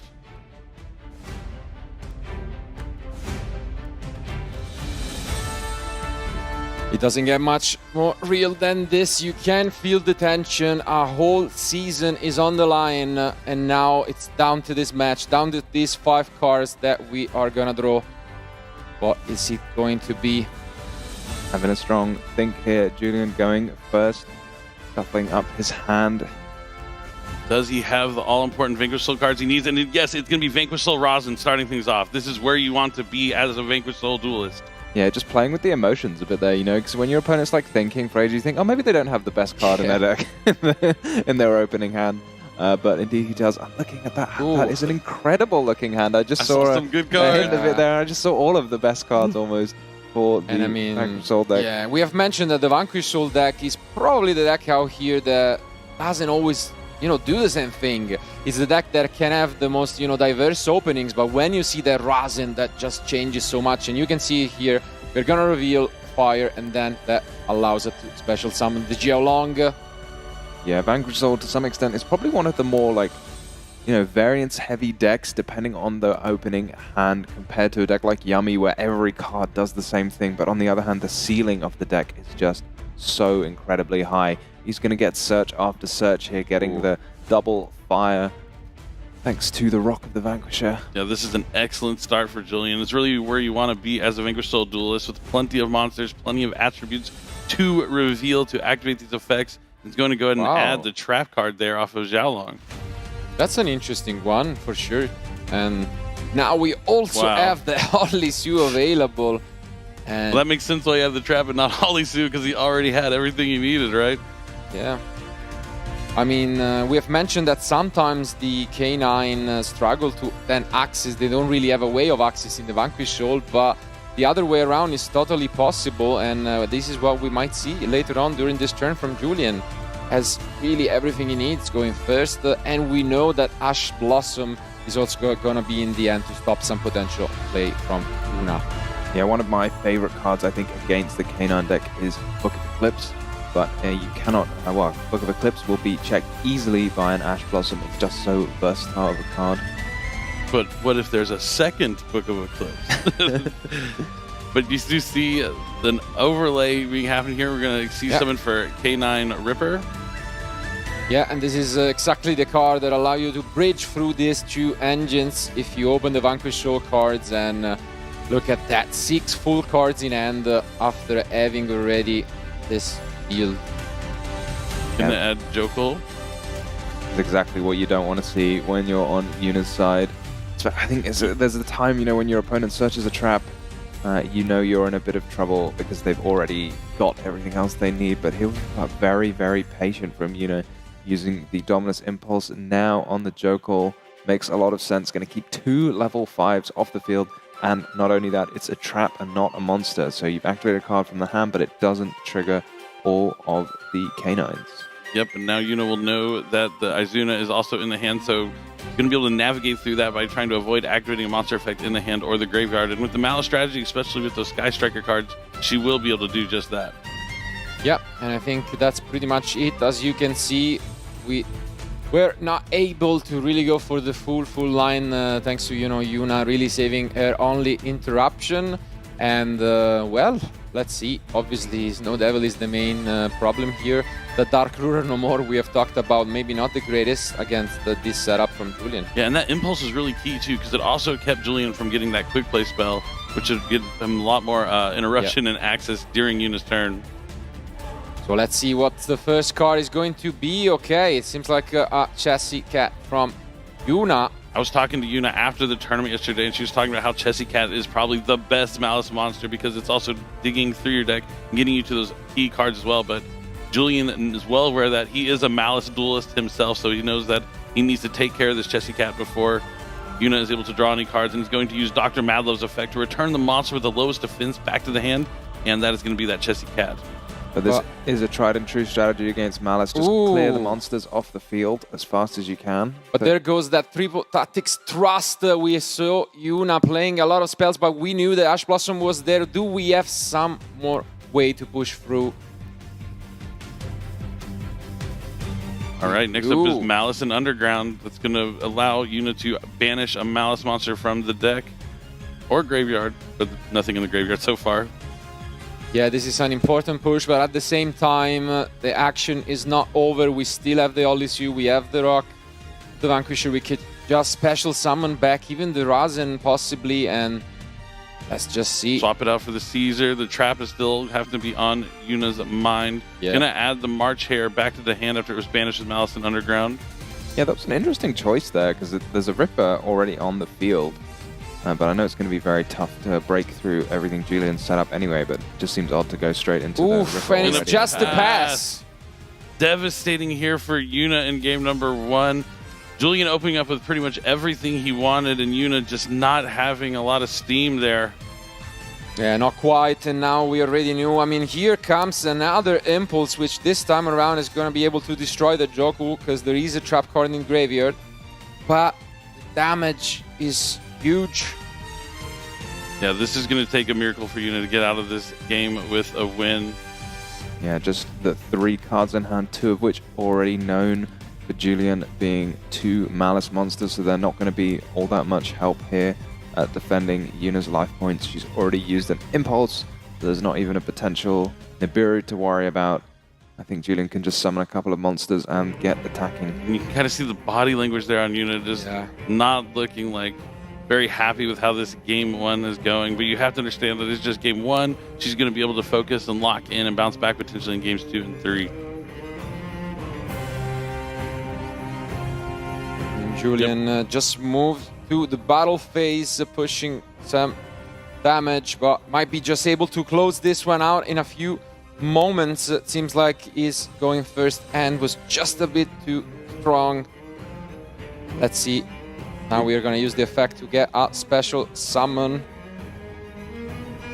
Yeah, we're going to get a monster from the deck, and that Geelong just revealed can summon itself from the hand. Heavy Borger as well to do some burn damage. So much damage available. Yeah. I mean, it was definitely, you know, quite the dream opening. I believe once you moved on to this day 2, and indeed that is it. Julian takes game 1 in the first quarterfinal, and that has been an impressive very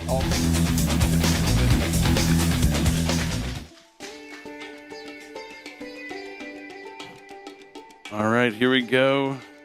Let's see how Yuna is going to begin this game number 2 and try and bounce back. And this time we are seeing the Sky Striker cards. There is that Hornet drones that she has been using all weekend to play around that Nibiru.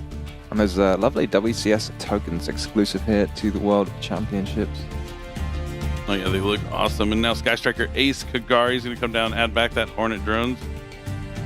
Yeah, let's see if she keeps on going for this line where she can afford to keep that token hanging around on the field, or if she's forced to use it to just try and combo off.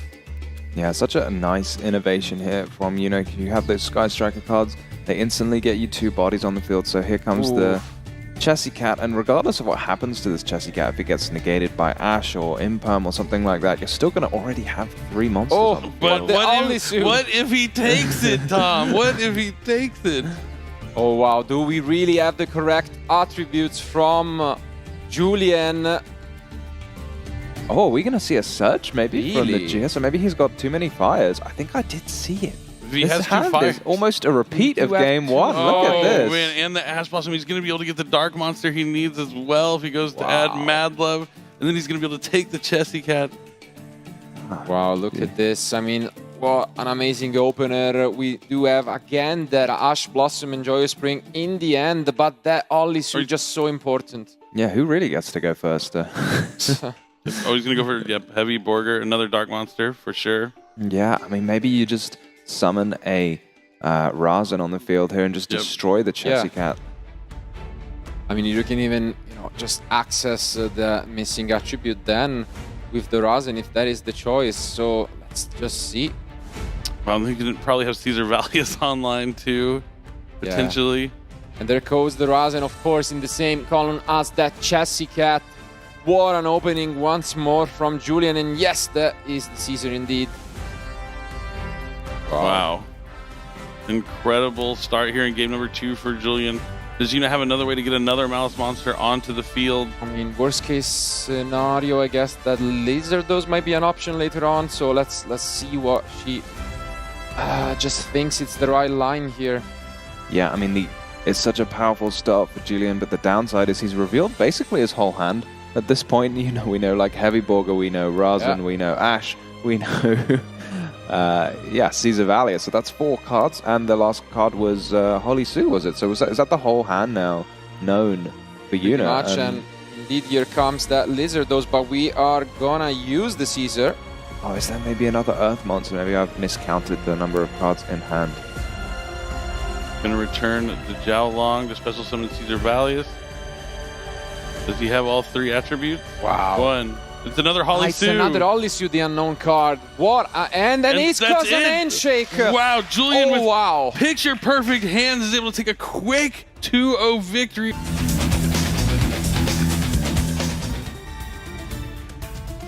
Here they are indeed, and yes, it is the clash between the Justice Hunters decks.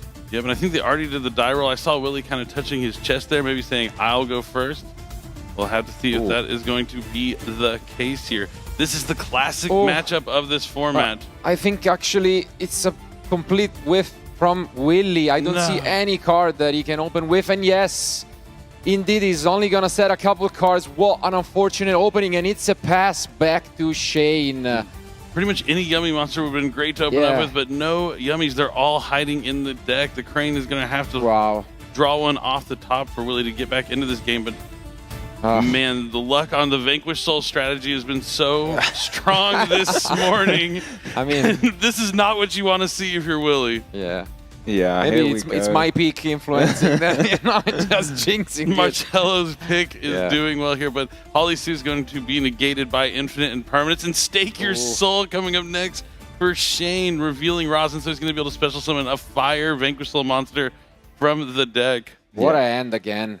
This is very tough for Willie here, because again, you play the Yummy deck because you just almost never brick. Any monster will do the job, whereas Vanquish Soul, you need these specific starter cards, and Shane just happily drawing both of them, showing off that Kurikara. Yeah, in the interview, he hinted at a tech card. That is here. Kurikara. Wow, what a choice. It's going to be striking fear in the hearts of our Lunalight player, that Kurikara, surely. I imagine it's pretty good in the Vanquish Soul Mirror match. Yeah, and I can confirm he's the only of the 27 players playing the card this weekend, so must have done something right with that.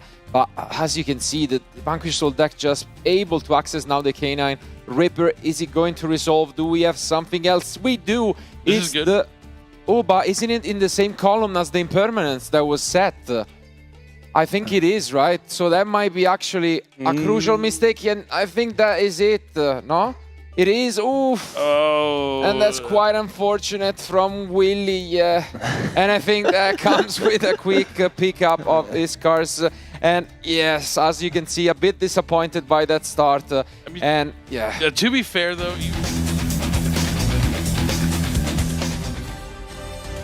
all right, quick handshake here at the start of game number 2. It has to be better this time for Willie, right? It can't be as bad again.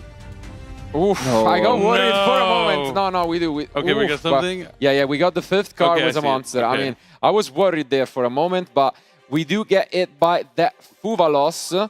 But we do have at least that Lollipop in hand. And let's see if we have an interaction on that Snatchy. All right, the Snatchy will resolve.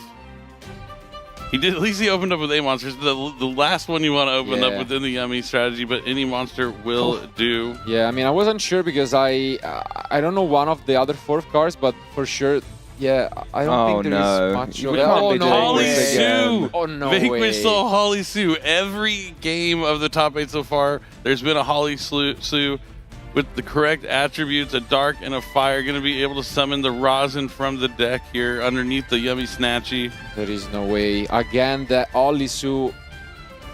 I mean, does he have something to stop the special summon from the deck? I do think Willie has like a triple tactics thrust in his hand too, so it won't just be the end all to be all. We're taking control here, you know? Okay, going to take control. Oh, fantastic here. This is actually going to work out really well because now he'll be able to grab Obedience School. Yeah, at the same time though, it will still keep on playing through that Fuvalos, so it's an interesting decision here just on how much do we want to do, but of course that's a great follow-up. And it's going to resolve. You can see Shane having a laugh at it. Loved this interview when he said the most important thing is, you know, you don't have an enemy in front of you. It's surely your opponent, but you can still have a chat. You can still have, you know, this nice atmosphere. And you can see both of them smiling and, you know, having a little bit of a chat. And you love to see that. Yeah, it's fantastic. But going back to the game, it is so tough when you combine a Fuvalos with some more interruptions because it means you have to give your opponent draws. Those cards just replacing themselves here. The Holly Sue might have been a card out of the hand, but just going to be replaced by more and more cards for Shane. That's certainly the case. Having the Mulcharmy Falls is not something Willie wanted to see, but he's going to have to continue to play.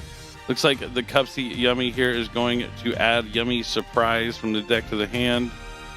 Yeah, but at the very least, he will get back the Snatchy, so you don't have to do so much. Snatchy, one of those cards, even if it's stolen from you and comes back in the end phase, is still a pretty helpful card to have on the field going into your opponent's turn. He's definitely probably happy he got stolen instead of like lined up to a rosin or something like that.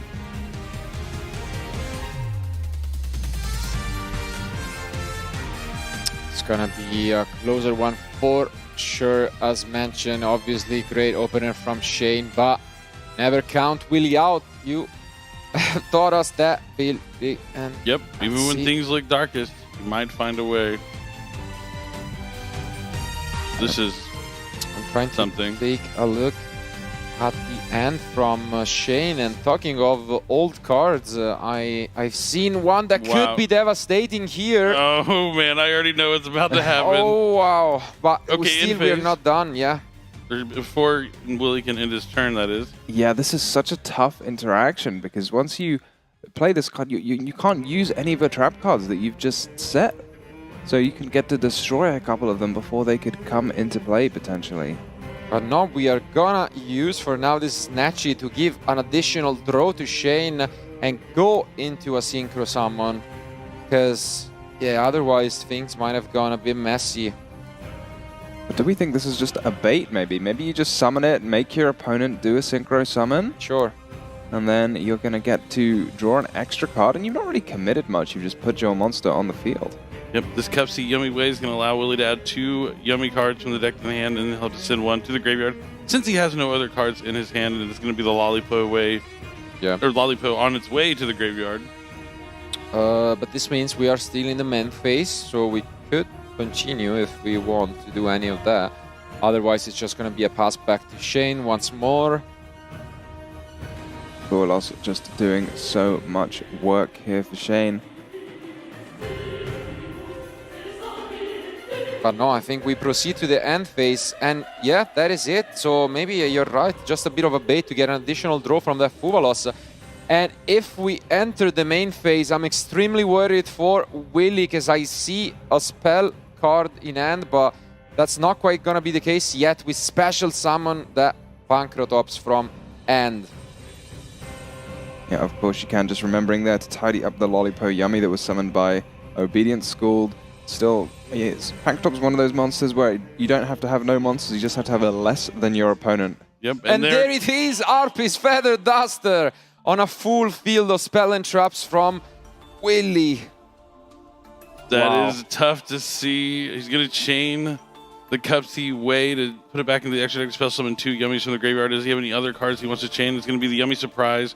Return Snatchy and Cupsy to try and return the Pancratops and the Caesar Valius. But It just doesn't You could chain seem the like Pinker an Tops to issue. destroy the field spell. You don't need to, right? You could just let it go back to your hand. I guess maybe. it doesn't. Oh, he's just going to go after the Snatchy. But he'll be able to chain it here anyways, as all he was planning.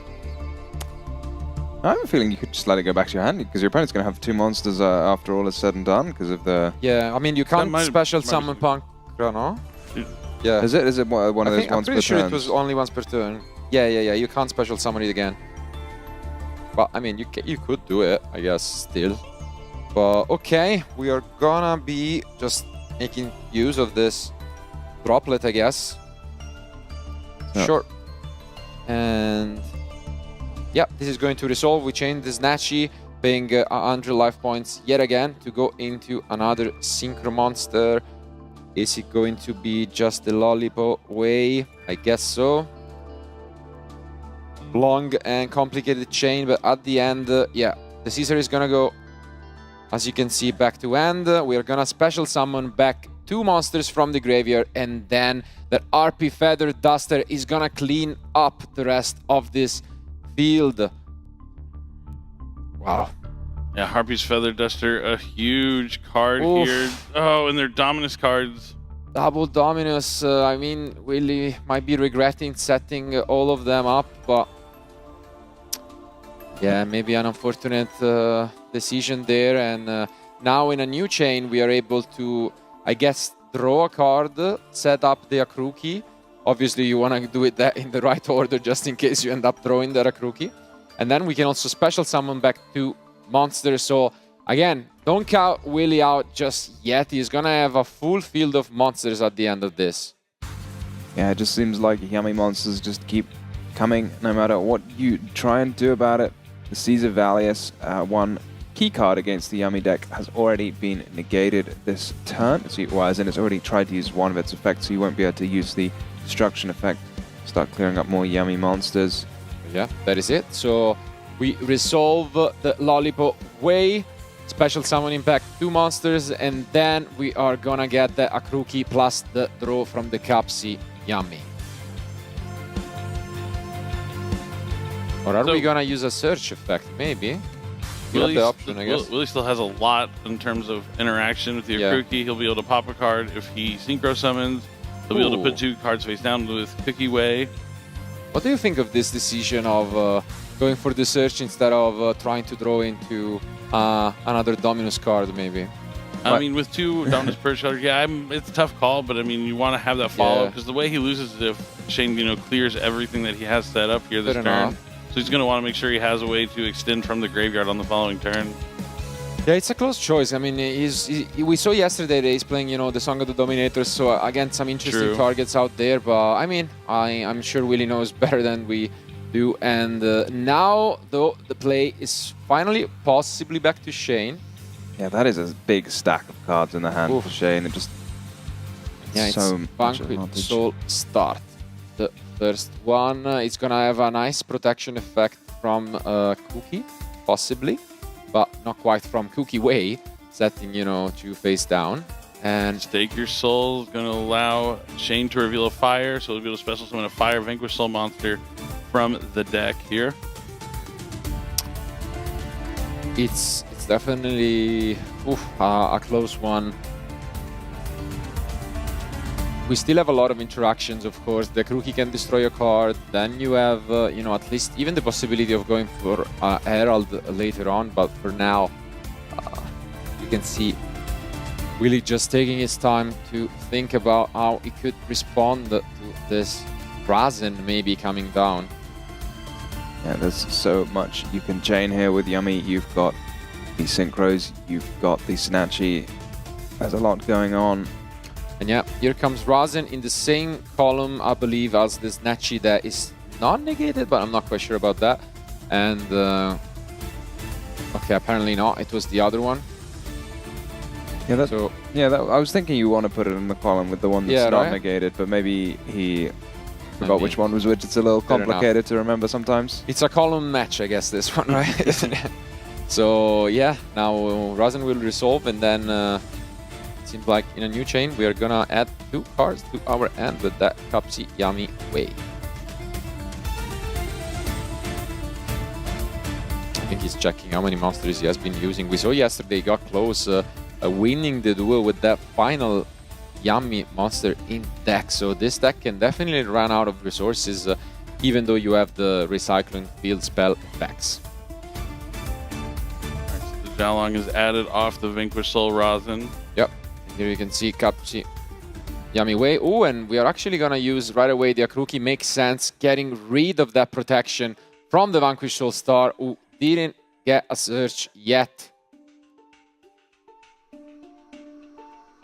And this is the Cupsy Yummy Way resolving, adding 2 Yummy cards, and now we'll have to send a card from his hand to the graveyard. I don't know. Yeah, I still think maybe, given that most likely we were gonna access this Cupsy Yummy Way, there was some merit for just trying to get the additional draw for maybe another interaction. But hopefully that doesn't, you know, come back to bite Willy. Yeah, Certainly not. Merit either way for sure, because that Yummy Surprise is such a useful card, because when you go into your opponent's next turn, if you have an empty field, then if you've only got Yummy monsters in your hand, just clearing one does the trick.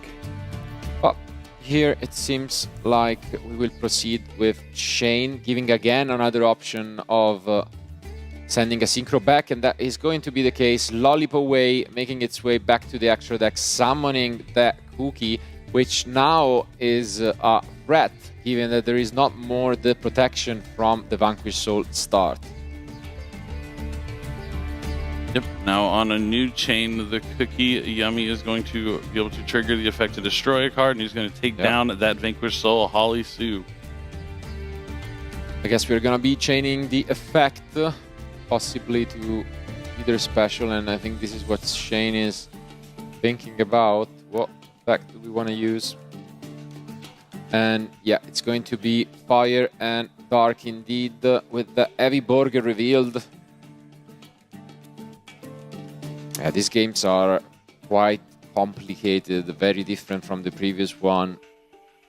So many decisions, and even just one small, you know, slip up could cost you. Yep, it's always a very complex game state, even when you have like blowout cards like Harpy's Feather Duster to kind of even things out. Yeah, it's still looking very uphill for Willy here, because there's just so many cards on the side of Shane. He's going to get all these Vanquish Soul effects. He hasn't even started playing with the Canines yet. We can see a Jokel in hand, waiting in the wings, and that's a level 5 monster in hand. Oh, and we pretty much go for the last, if not almost the last line of defense in this Cookie Yummy Way. We are still resolving the Olisu, and as seen, you know, this Caesar Velius was able to dodge the Cookie. But now, I mean, guess we can try and put Capo Monster face down, but we know the Heavy Burger is there, so at least one of them will be safe. And we summon a second Heavy Burger from the deck. Many duelists only on 1 copy of the card this weekend, but Shane goes for the 2.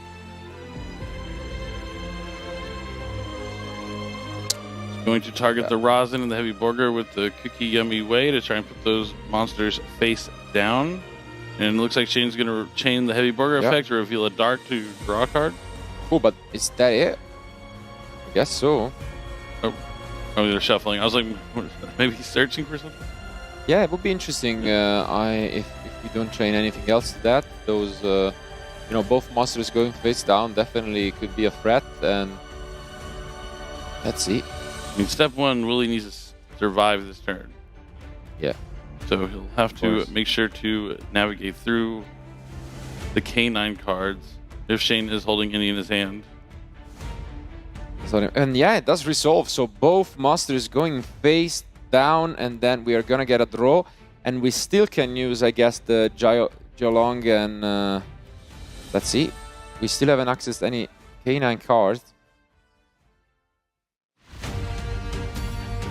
Close call here from Shane. And yeah, there goes the reveal. The special summon. There's some good cards in the graveyard. Yeah, I mean, just when you're going second. Pretty good end. Fawallows, Harvey's Feather Duster, Pankratops. Yeah, and here comes Xiaolong. We might easily have a couple Fire Monsters just to extend our plays further, but no, it seems like we move on to a Link Summon into that Rock of the Vanquisher. Maybe we do need it. Brock will be able to add back a Vanquish Soul Monster from the graveyard or special summon one from the hand. And this is going to prompt Willie to chain the Cookie Yummy Ways effect to return to the extra deck special summoning back 2 monsters. It looks like he's going to try and Lollipo to go after a card in the graveyard and banish that Caesar Valius. And that is the Caesar Valius gone for the duel. There's pretty much no way for Vanquish Soul to pick up. So he did use Rocket Vanquisher summon from hand, which is why he had the opportunity that to makes banish. sense now. If he went from the graveyard, this wouldn't have been able to work out that way. Yeah, because it would resolve first. But he wants the 2 level 5s on the field so he can bridge into the K9s. Yeah, I guess it's still nice to completely cut them off. I mean, if Heavy Burger sometimes is a one-off, Caesar Valius for sure is a one-off. And so that won't really be an option anymore. But as mentioned, we still have a lot going on. And even a Zeus play might be impossible to stop at this point. We are out of interruptions. So let's see.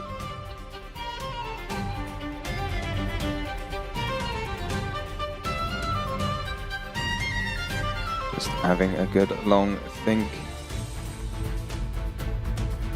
Crucial moment. You can see just thinking about Nesh Knight or Ripper. Really rough decision. And in the end, no, does not go for Ripper. It's the Nesh Knight. So we're probably going to be looking at a big Zeus. Makes sense to me. I mean, you do know that Yummy Surprise is in the end. At the same time, this looks promising because you get rid of so many resources this way. So let's see. I'm trying to take a look at the end. We have already used a lot of our Vanquish Soul effects for this turn. But yeah, seems like we are just going to use this Nesh Knight. I'm wondering how much you can just clean up by attacking at some point, because you're going to take this monster. You've presumably got another monster in hand for the joke hole, so maybe you just do so much from attacking you don't need to bother with a Zeus. Yeah, could be the case as well. Obviously, not that it matters all that much, but the Akrugi effect to special summon one from deck is still potentially active, but does not work if you just destroy them by battle, I guess.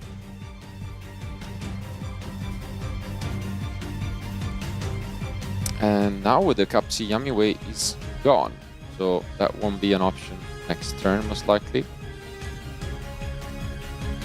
Hogging up those zones by the Cookie is proving to be quite annoying here, I think, because it's going to stop you extending too much with the K9s. Yeah, and what can you do? That's the question, because I think at this point we still have, a Heavy Burger that was revealed, and maybe Olisu and Jaco? Maybe Jaco can help a lot. Yeah, it's going to be the Jaco, yeah. Absolutely incredible. This is why he decided not to go into the Ripper. He already had the Jokel to get 2 level 5s on the field. The Jokel's going to be able to add a K9 spell. Or monster going to get Lantern. Yeah. Yeah, there's still so much in the tank with the K9s. Yeah, the only real limiting factor here, it looks like, is the space on the field. There's 2 face downs. Link monster already gone. Although having said that, you can of course use the rock at some point to go into the Vanquish Soul rocks. But yeah, this is starting to be a little tight, and not sure what we can access. We also obviously have not really used an effect from Willie to use that Reaper secondary effect to access the force release. But for now, we will upgrade our Nesh Knight, and this is something that we have seen our duelists this weekend do with this. The Chaos Honor Arc is going to add another material, being able to take a special summon monster from Willie's side of the field. And I mean, this is impressive. We can clear the rest and then make potentially, one big Zeus still. And I think, that is it. So we just move to the battle phase, clear everything, or almost everything. So I don't think, you have enough.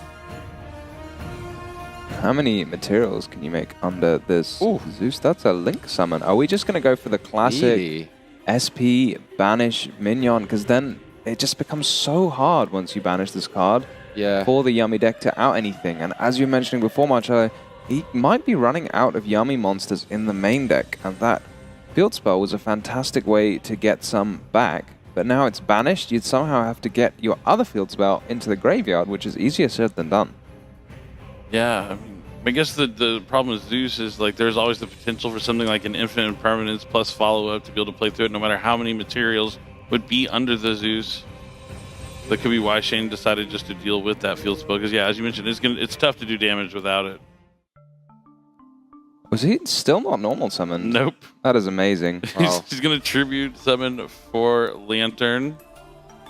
Yeah, I was just thinking whether it wasn't, you know, also, I mean, I guess the rock is relevant, but you could have also gone for the overlay over the rock, you know, to just summon the Vanquish All Rocks and then use the Vanquish All Rocks to go into SP, and that way keep the, you know, huge Zeus around. That I guess was an option, but this is also quite premium, of course. And gonna have the Valon also, which is able to turn a monster face down. Yeah, here it's where it's extremely relevant to count, and exactly I think that's what he's doing. I see 3, 4, 5 maybe monsters, because you know the maximum is 9 Yummy monsters, and the Akruki secondary effect can only special summon from deck, so that become extremely relevant at some point.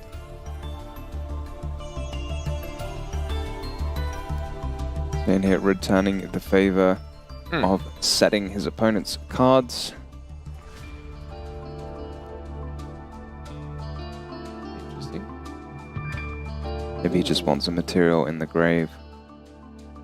Yeah, I guess you might wanna return the Olisu back with the rock. But yeah, Willie says, are you done? And yeah, we are indeed. So we go back to Willie for this turn. He's also gonna have a look at his graveyard, check how many resources are left. That's, yeah, around, I believe, 5 or 4 Yummy monsters in the graveyard plus 1 face down. It becomes such an uphill battle at this point for the Yummy deck. Once you've used all of those, well, once your field spell is banished now, all of your monsters are suddenly so small. Like you just lose the ability to attack almost. And the rock also makes it so you can only attack the highest attack monster while you control a Vanquish Soul. So currently no Vanquish Souls on the field for Shane. I'm not actually sure if he can get any on the field, so maybe the rock's protection effect not all that helpful.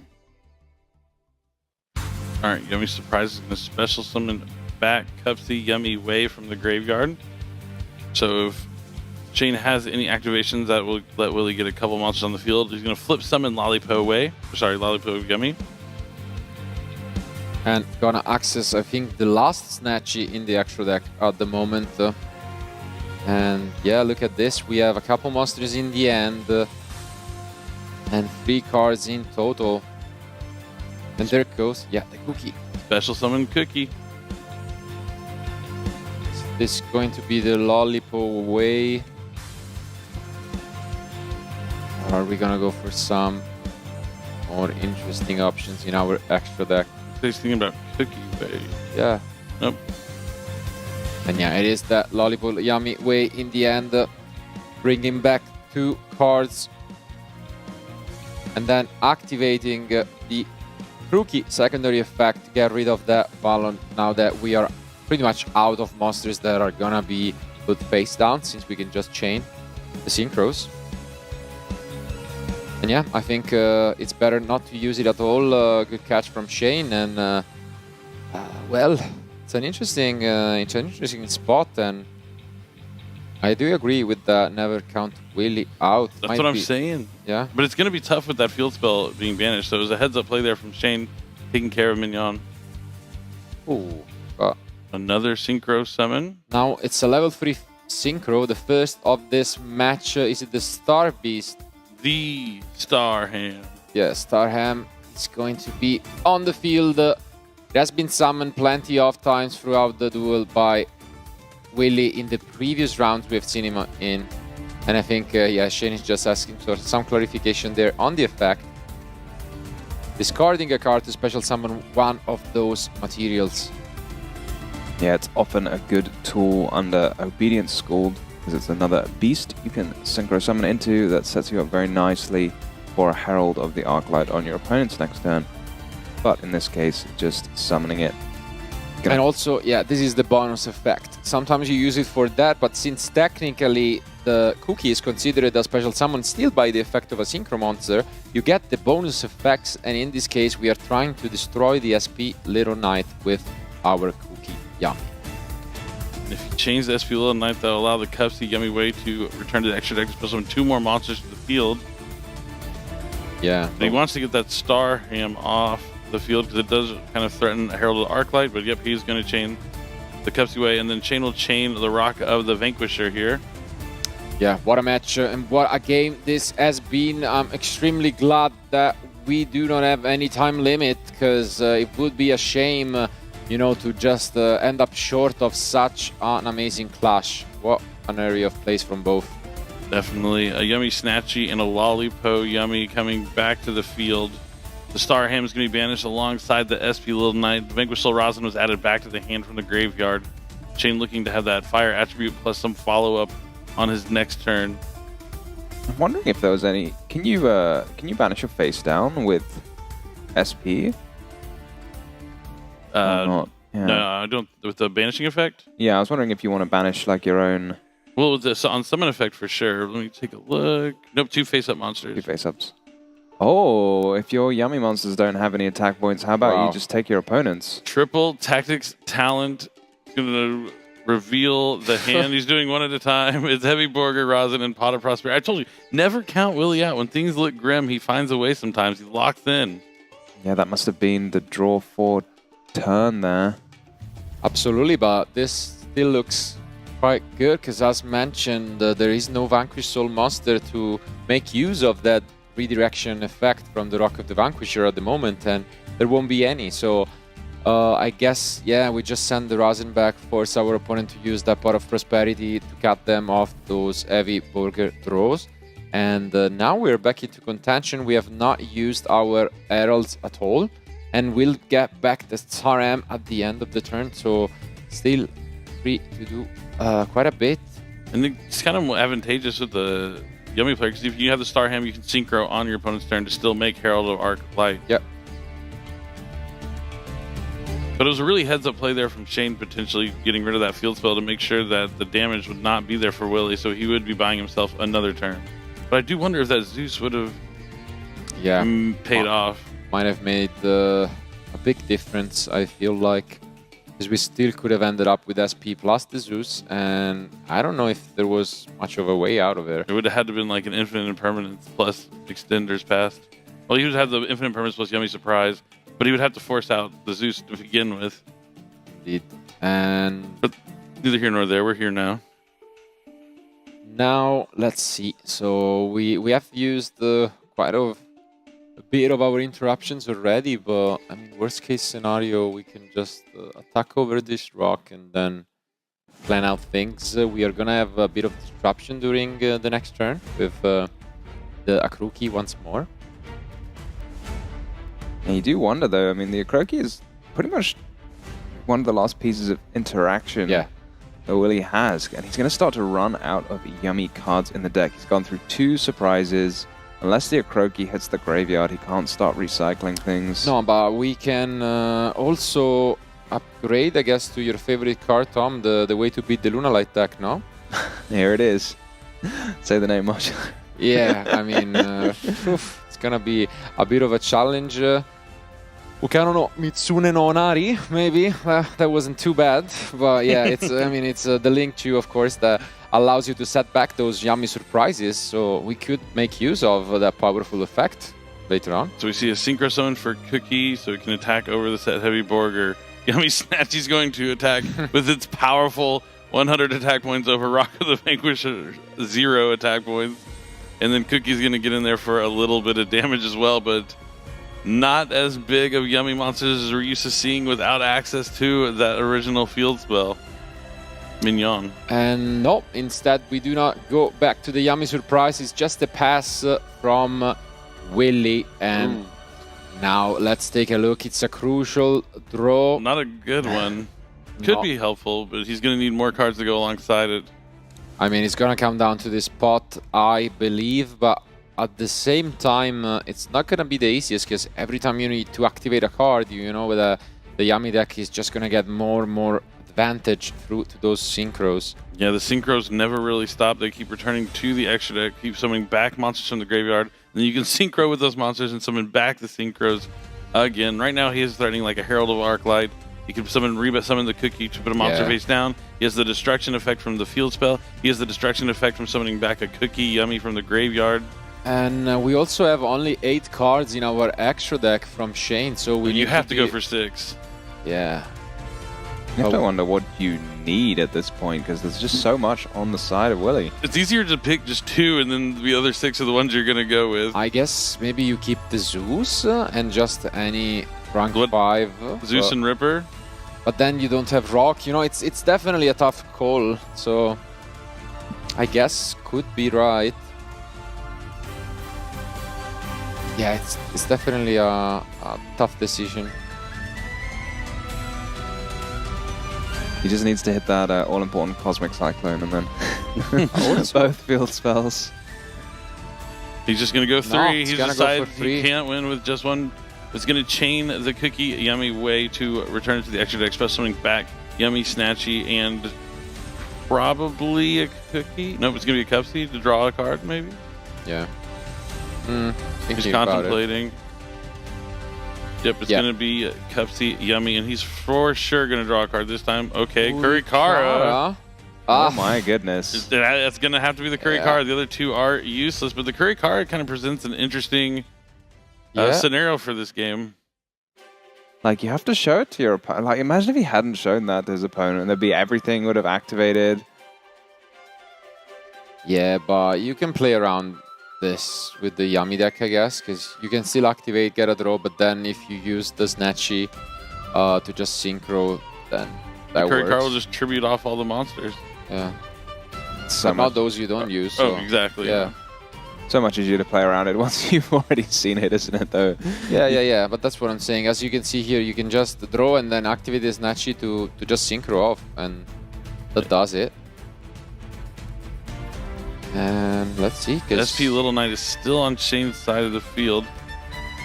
But yeah, Shane's hand is just Kurikara, Lupus, and Heavy Borger. Yeah, and Willy knows about the Borger and the Kurikara, so he knows that the one interaction has to be absolutely amazing. And yeah, as you can see here, we can just use this Akruki to force out the SP. And then if he targets either... Doesn't matter really what he targets, because he'll be able to use the Snatchy to synchro the monsters off the field. And it's pretty much over, because then you go into Herald, and then the last card is in check, so he's gonna chain the synchro, chain Yummy, Snatchy. He's going to be able to synchro away. And that's it. The Star As Ham mentioned, this and the cookie. Shane can see the writings on the wall. He really needed to go for the 6 off of that Pot of Prosperity. The first 3 didn't get him anything he really needed. The Snatchy's still on the field, so he might be able to summon the Kurikara from the hand still, but I mean, you can use it again, possibly here, so it never really stops, because it's not a once per turn effect. True. So, as you can see here, interestingly enough, we go for another Snatchy, but the SP gets destroyed by the Akruki, and now in a new chain, we can use the Snatchy to get into another synchro, and pretty much it's checkmate. Yeah, because you have to get off the field before the Kurikara can just tribute it off, since it would just be summoning itself instead of an activated effect.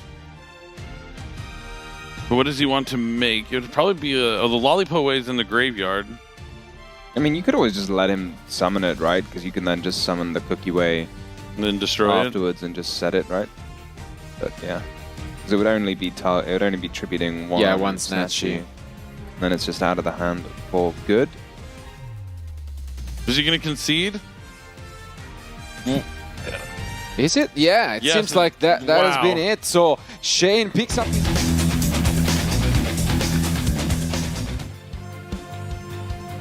All right, one more handshake here in our top 8 match, our second quarterfinal matchup. Will it be yummy? Will it be Vanquished Soul K9? Oops. Yeah. Accidentally like flipped over a card that as he was drawing his hand. That happens sometimes. Well, I mean, that's a good card to see, really, for Willie. He's not seen it the last 2 games. It's showing Shane that the card probably not that fantastic. I can't imagine how much it changes what you do, but let's see what cards do.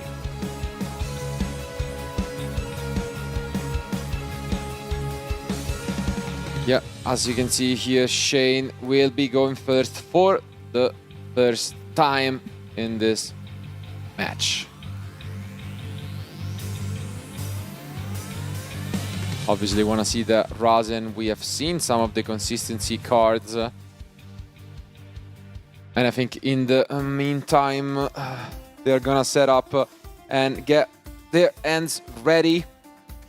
As mentioned, the last 5 cards drawn for one of these duelists. There goes the handshake. And we can start this final game. Do we have again the Rasen? Do we have Ollisu going for us? There are some interruptions from Willie, I can tell you that much. It won't be the easiest game for Shane. Yeah, but Stake Your Soul, revealing Ash Blossom, not a bad start. But yeah, Willie definitely has a decent hand that looks better than the hands he drew the first 2 games. But Songs of the Dominators is going to be activated to add a Dominus card and negate the effect of that Vanquished Soul Rasen on the field. Yeah, we don't quite have a trap card in the graveyard, so we are just going to pretty much use it as kind of an impermanence. But the downside of Songs of the Dominators, it does add a card from your deck to the hand. So here comes Ash Blossom, negating Songs of the Dominators. Is there a limit to what Ash Blossom can do? It negates seemingly every other hand trap in existence. Yeah, I mean... even though, as mentioned, there was no trap card, it still includes, you know, an effect that potentially can search, and so Ash Blossom and Joyous Spring can negate it. And do we have something else going on from Willie, or is this going to be uninterrupted? And we have seen just how much the deck can do, and you know, just that Snow Devil is so crucial in setting up, you know, interruptions in the form of both monsters and traps, which is where any deck struggles to deal with. That's very true. Shane's going to link summon Rock of the Vanquisher, sending Dr. Madlow to the graveyard, and then that Rock of the Vanquisher is going to add it right back to the hand, followed up by a reinforcement of the army here from Shane. So plenty of ways to access his Vanquished Soul Rasen here in the opening hand. Yeah, that's definitely an interesting choice. You know, maybe trying to play around Roll and Lock Bird, I can assume. Not starting off with that reinforcement of the army. But now I think we are just going to ask some clarification on the additional effect and the rest of the end. It's interesting. We have drawn into the unfortunate part of the K9 engine, I'd say, but... Yeah, Lupus, one of the tougher cards because you cannot just normal summon it, unlike all of the other ones. If your opponent has more than 2 cards in hand, it just doesn't have that effect. So you have to rely on your opponent to use a monster effect in the hand, but is it even possible for him to use a monster effect in the hand? No, it is not. He's just used Songs of the Dominators. Yeah, I think maybe they are debating whether with the Ash Blossom, you know, possibly that go back to the match. So now we have used the Ollisu, and thanks to that we can special summon that Jiao Long. And I believe we do have a right amount of attributes in the end. So let's see what Shane is gonna go for. Do we access the K9s? That is the question. We have not normal summoned yet. Yeah, it's still got that Rasen, still got that Thrust. Not going to be particularly helpful. But is there a way to get to a Dark? Oh yeah, there's the Mad Love already. So all the attributes are there. You are correct. I guess, what do you even play around? That's the question from Shane, I guess. You don't really know what, you know, Willie has been on in terms of interruptions, and it will be interesting because he pretty much has everything at his disposal at this point. Yeah, there is the Dominus Purge, but that's something you feel like may have been used on the field spell or something if it was there. So maybe for this turn, he's kind of got that play button face up for him as well, and can just pretty much do whatever he wants to do. But yeah, he's got to figure out what is the best way to end the turn. Do you end maybe with that forced release in the spell and trap card zone, do you end with the Vanquish Soul trap? Indeed. We go for K9 Ripper to add. Probably a Jokel or a Lantern. It's going to be sense. Jokel. Yeah, I mean, Joku can get you there afterwards. As seen, we do have the Lupus in hand, and now we can get the Lantern, possibly. And yeah, that makes so much sense. Still so much that he can do. I just got to figure out how to get K9 into the graveyard so you can activate a Lantern.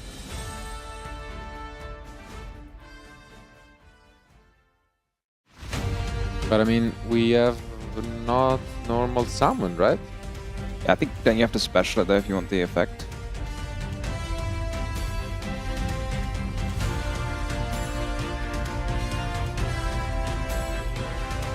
Nope. Nope, it'll just have the untargetable effect. Going to go into number C104, Umbral Horror. It's a very powerful card. Going to be able to banish cards, negate monster effects, have life points. It's going to be something Willie's going to have to deal with. Yeah. He's also going to access the quick play spell forced release, and that will allow the Ripper to be upgraded into a much more powerful K9 Xyz monster and werewolf. Yeah, so many interruptions here. There is a card in the hand for Willie in the form of Lightning Storm. So are things going in defense? The Valon is going in defense, but other monsters are in attack mode. One of those habits, do you put monsters in defense? I mean, I always like putting monsters in attack if they have more attack, but yeah, Lightning Storm is a card you have to worry about maybe. But regardless what an opener this is from Shane, absolutely amazing. One of the strongest fields from the K9 Vanquish Soul deck we have seen, if not the strongest, all weekend long. And it seems like in just a few moments the play will be back to Willie, who needs a miracle once again, always with, you know, the back against the wall, but never count him out. So it's never easy. He's got that Obedience School, he's got that Lightning Storm. And yeah, in the end, we are gonna get back to Razin to end as it was summoned from the Stake Your Soul. And I think the play is over. So let's take a look at this 5-card and a lot to play with. As Thomas mentioned, we might be seeing this Lightning Storm. And he's probably gonna go after the monsters. You have to get that Umbral Horror off the field. Yeah, that would. It can be destroyed, right? It doesn't have like built-in protection or anything like that. I don't think so. No. Okay. And well, as you can see here, we are pretty much forced to chain this force release, if that is the case. But yeah, is he just gonna go into Hound? We saw it yesterday where the Hound just stayed there and got stronger. He's gonna try and use Rock of the Vanquisher, and it's gonna be met by Song of the Dominators. And there is a trap card in the graveyard now. Absolutely there is, and look at this, trying to break this field quite effectively. Can't always just summon a werewolf and put it in defense mode. Oh yeah, that's true.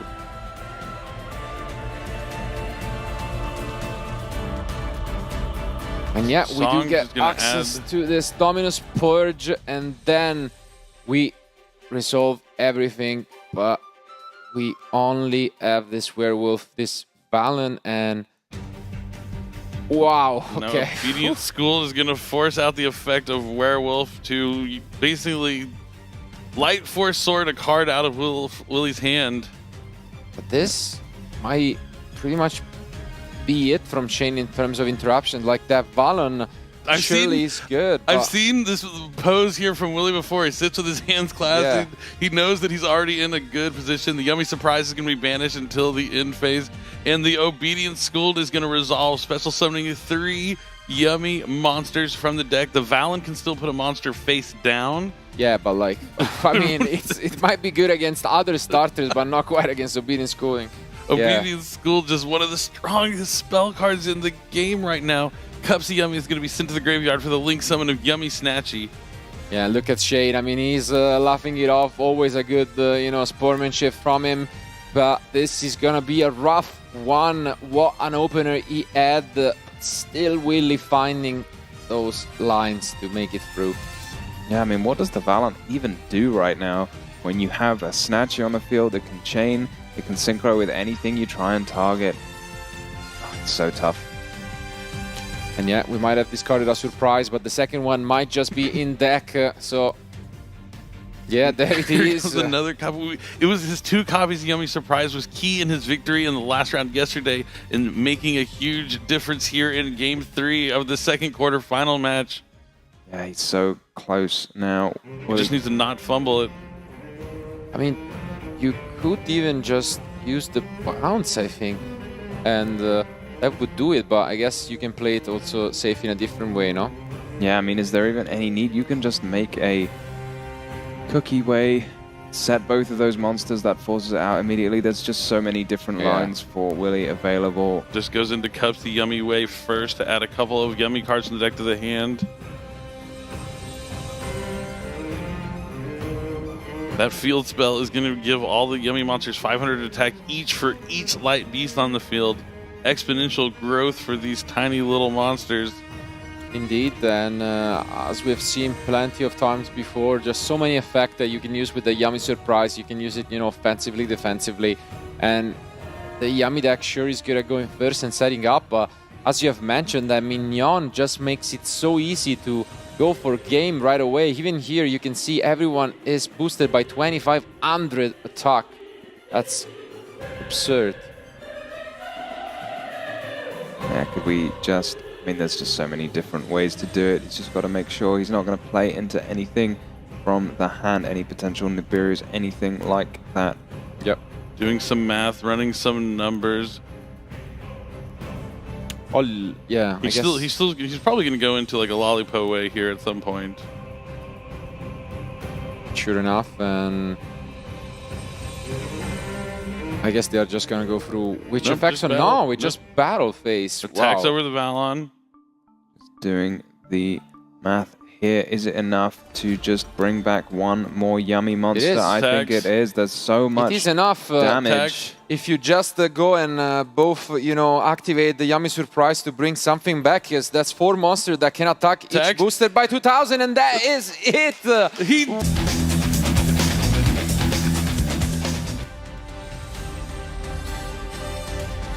All right, here we go. The all-important die roll before the duel starts. It's a 4 from Felipe. Not bad. Definitely not bad. And it's a 2 from Tom. Huge. This is huge. This is really huge for this matchup because of, you know, the Yummy strategies going second. Games 1 and 3 against Luna Light. It will be absolutely tough. But now Felipe has a chance to set up a turn 1 field that will prevent a Liger Dancer from coming out. But on the same side, Luna Light is a strategy we've seen that main decks cards like Heavy Polymerization. So tools for going first, tools for going second. Felipe is going to start off with a Cookie Yummy. Yeah, one thing that you really want when you're the Yummy deck going first, especially against a deck like Luna Light, which wants to fusion summon, is that Herald. Herald's such a powerful card. It not only negates, well, one thing that you want, negate anything you like, but also has this effect. Cards sent from the hand or grave, cards sent from the hand or deck to grave get banished instead, which can be very, very powerful. Already an unfortunate pickup from Felipe, forced to activate the Minion from end, not from deck. So, you know, always a bad feeling back in the day from, you know, those Salamangreat deck with the Sanctuary. And I mean, there has been a few also with, you know, Dragon Link decks back in the past, but I mean, not as bad when you draw the Minion, I guess. But yeah, he's gonna have to rely instead. And now, what card is he gonna give up? He's having a big think, and it's gonna be a Forbidden Droplet. Wow. Interesting. That is an interesting one to see for sure. The Cupsy Yummy Way is now going to be sent to the graveyard for a Link summon for Yummy Snatchy. That's an interesting line for sure.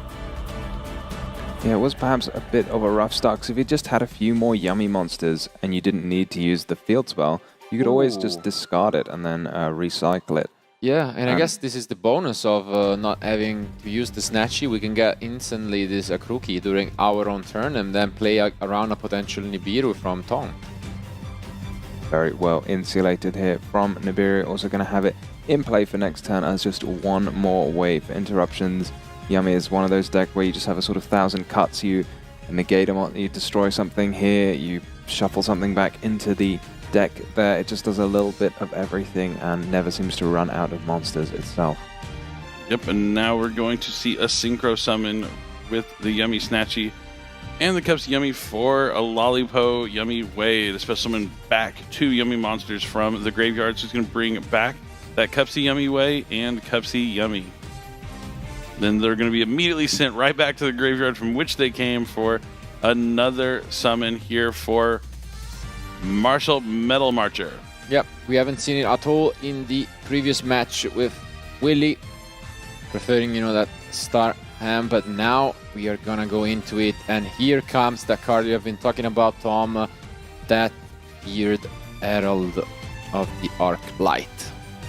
Yeah, this is definitely one of those cards that kind of shapes the meta around it, because there are so many decks where it's just such a problem and you really have to have a card in hand to deal with it. And I think it is the same for Loonlight. I don't think you can just play your normal strategy while Herald is in play, so it's going to have a plan to deal with that. And I mean, we have seen that Dark Ruler no more from Tom in the previous rounds. That would definitely be an extremely good card to see here. So, can he find it off the top? The one thing about this matchup that's a little tough, I mean, there's a lot of things going against Yummy, against Lunalight, but one of the main interactions is that Cookie Yummy Way being able to flip multiple monsters face down on the opponent's side of the field. But against fusion strategies, we've been talking about it, you can still fuse away monsters from the field, so it's not as game-ending as it is against some of these other decks that really need to use the monsters for link summoning. Indeed. And we might just be done here. We have a couple of Yummy Surprise in the end. And yeah, it seems like we're just gonna shuffle back some resources. Interesting to shuffle back the Synchro, I feel like. Usually you might want to keep a second Synchro in the graveyard, but I guess he feels insulated enough. So we are just gonna set a couple cards back, and it's gonna be the full end. Yeah, a little more than a couple. We have 3 face downs, everything remaining on the field. Wow. It's gonna come down to how Tom's deck is built for going second here in game number 1. You mentioned he does include a lot of key cards that are strong against the Yummy matchup. Absolutely. We have seen cards like Book of Eclipse and Dark Ruler no more. Do we have any of them, or is it going to be that heavy polymerization once more? Yeah, Dark Ruler, an even better card than Book of Eclipse. So we're going to start with the Book of Eclipse, and it is a perfect answer to this Herald of the Arc Light here. Pretty much have to chain it, because it's just going to get set if you don't, along with the rest of your Yummy field. So definitely a solid start here for Tom. Definitely, definitely. You needed to. And as mentioned here, you go for the Herald. Looks like Tom is considered chaining. Maybe he has something like Called by the Grave. Yeah, we've seen him draw it twice already on stream, to be fair. So wouldn't be the first time. And again, Called by the Grave to negate the Herald of the Arc Light, which is going to mean this Lollipo Way is going to go face down. But oh no, he's going to chain it to return it to the extra deck, of course. But the monsters he's going to bring out are going to go face down, except for the Yummy Snatchy, since it's a Link monster. So he's going to have to utilize this Yummy Surprise probably to bring back a monster from the graveyard here this turn.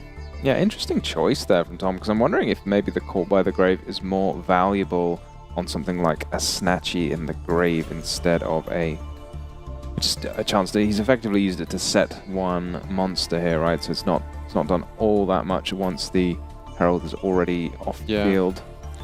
Fair enough. At the same time, I guess it's close. He does know that there is at least one Yummy Surprise there, so you could always chain it then on the Snatchy, and instead we are gonna use it right away here, I guess, and then accessing a Synchro Summon. This way, you know, our Cupsy is gonna get us a card. I think, again, it's an interesting decision here whether you really want to use the effect to add or to draw later on, but we're just gonna get to add the Lollipo. Yeah, I think a Lollipo in the hand is worth Is it? 2 in the somewhere else. I don't know. 2 in the deck. Yeah, I don't know. I think this is always an interesting. I mean, even here you're not really forced to use the Cupsy. You could just not use the effect, go into a Synchro, and then you know, summon it back and draw a card later on. But I mean, we'll see. We are prioritizing consistency, and I can get behind that, but I think Ash Blossom could be devastating against you know, Tom, especially now that he's out of Called by the Grave and with only 4 cards in hand. True, and it looks like Felipe is going to immediately use one of these Yummy Snatchies to Synchro Summon, so we'll have Yeah. Maybe a cupsy Yummy way to add some more cards to the hand here and then send that Lollipo that he added. But he wants to have a synchro on the field so he'll be able to chain it to tag out to bring back the Yummy Snatchy again. Oh, but he's going for Lollipo away right away. Makes a lot of sense. Indeed. And here there is an interesting question of, I mean, might not be the case here, but technically you could still go into another Herald, and although you can't use the effect to negate, the effect to banish still works, right? Yep. So that is looking like what Felipe is considering. He's going to the Starham, using the Starham's effect to discard that Lollipo away to special summon back a Cookie Yummy, and then the Cookie Yummy is going to be synchro summoned alongside the Starham. Yeah, that's one of the hardest working Yummy Snatchies that we've seen for a while. It's just performed 3 synchro summons in a row. And it's going to do another one too at some point. Needs a rest.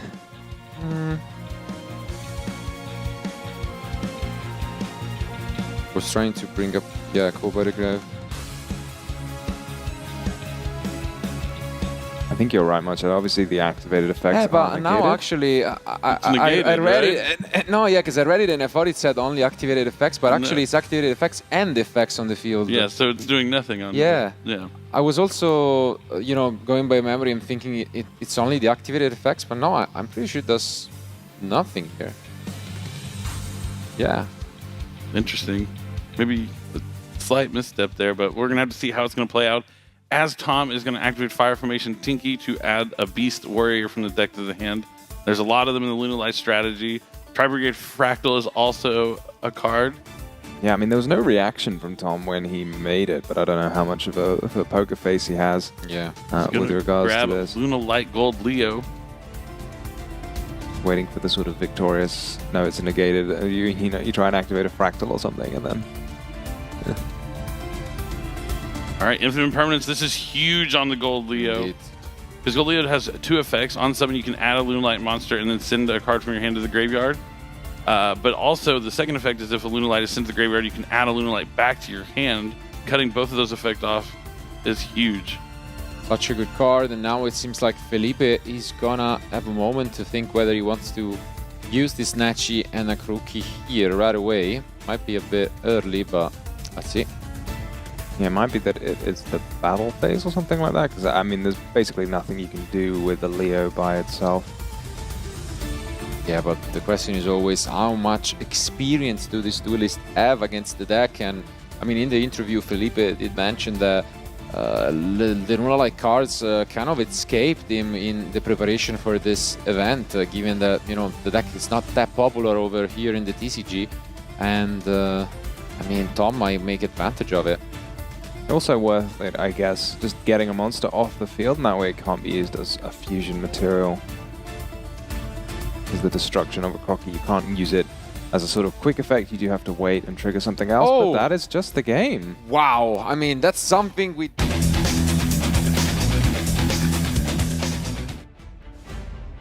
Nice handshake there, and question is going to be, can Tom find his engine? And I see a lot of disruption from Felipe. Yeah, showing his hand to the camera there, and what a hand it is. Everything and a Fuelos on top, so let's see how Tom can play into the Fuelos. I do see a Fire Formation Tanky, which is a great way to access the engine. But we start with the Foolish Burial. Amazing, amazing extender card. Yep, being able to send Lunalight, Silver Hound will be great, but if Felipe has that Mulcharmy Fallout, it's pretty strong against Lunalight. They special summon from the deck and extra deck. A lot. Yeah. And that is what we might be seeing here. Wondering if the plan under Fuelos is simply just to go full steam ahead and make your Tiger Lygodoncer anyway, because at the end of the day, it doesn't matter how many cards they have if they can't answer the Lygodoncer. And to be fair, the Yummy deck is one of those decks where it doesn't really matter how many cards they have. We do not go for Fuvalos. Interesting. We do not. Ash Blossom. Yeah. Fire Formation Tinky met by Dominus Purge.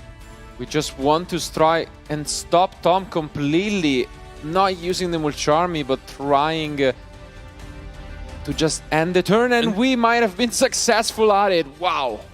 Just sets a card face down. We were talking about field breakers, not great, but those hand interactions absolutely punishing against the Lunalight strategy. Yeah, Dominance Purge just showing its power there, a very powerful hand trap. Players just having a little discussion about something, but yeah, of course, Dominance Purge, you have to use it after Ash Blossom and Joyous Spring, as everyone knows, but something you don't want to accidentally get wrong, because it would stop you from using Ash Blossom afterwards. And those Dominance cards are they're actually trap cards you can use from the hand, so it makes a wow, lot of sense. and a Sky Striker engage. Oh, wow. Felipe off to a great start in here in game number 2. Yeah, you can see Tom debating about this. Could he really have, you know, maybe an Ash of his own? Nope. He's gonna allow it. So Ornate Drones most likely gonna be added to the end of Felipe. And again, a player sneaking in with that 4-3 record that is looking to take out a top seed. Yeah, is Tom gonna return the favor with the Dominus Purge maybe after getting... sorry, Dominus Impulse. I'm always gonna get those the wrong way around. It's a 50-50. But engage, adding the Hornet Drones, you kind of look at the face there on Tom, not happy, but trying to stay focused and locked in. He knows this could be his potential last game of the tournament, but off to just a brutal start here. He has just got that one starter, Felipe, so if there was a Dominus Impulse or something to deal with this Hornet Drones, that would be the turn pass. And it makes you wonder, when your hand has only got one engine piece, would you not start with that Full Loss in future? It's definitely a tough call here.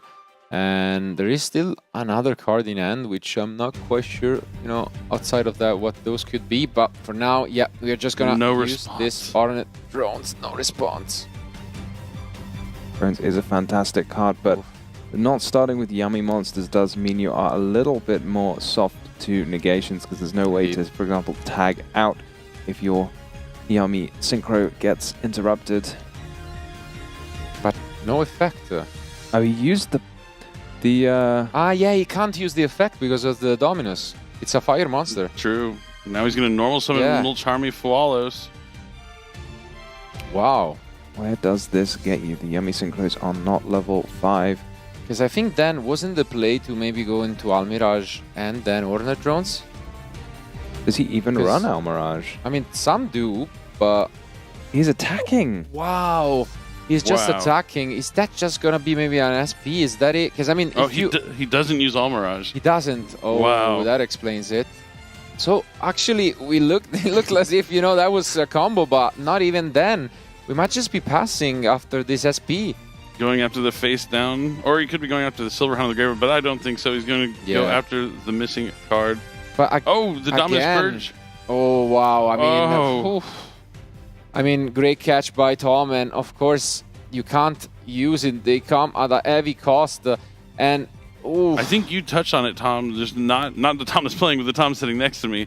Maybe he would have wanted to use that Fualos with not having any Yummy cards in the hand, because he's not really able to get anywhere with all these amounts of disruption. Yeah, because that Purge just shut off his own starter there. It's been so damaging to his turn. No Kagari, no SP Little Knight. He'd have been better off activating an Impulse himself, you know? Yeah, and I mean, Tom, you cannot count him out. He's going to have another turn, another way to get to more Lunalight monsters, facing down just one spell and trap card, and he has a Lunalight Gold Leo, which is going to immediately be bet by Forbidden Droplet, sending that useless SP Little Knight to the graveyard. Tom checking his face down in his Book of Eclipse.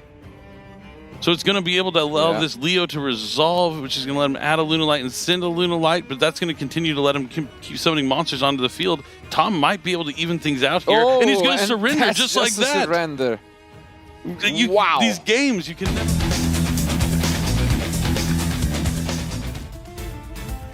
All right, so nice friendly handshake here going into game 3.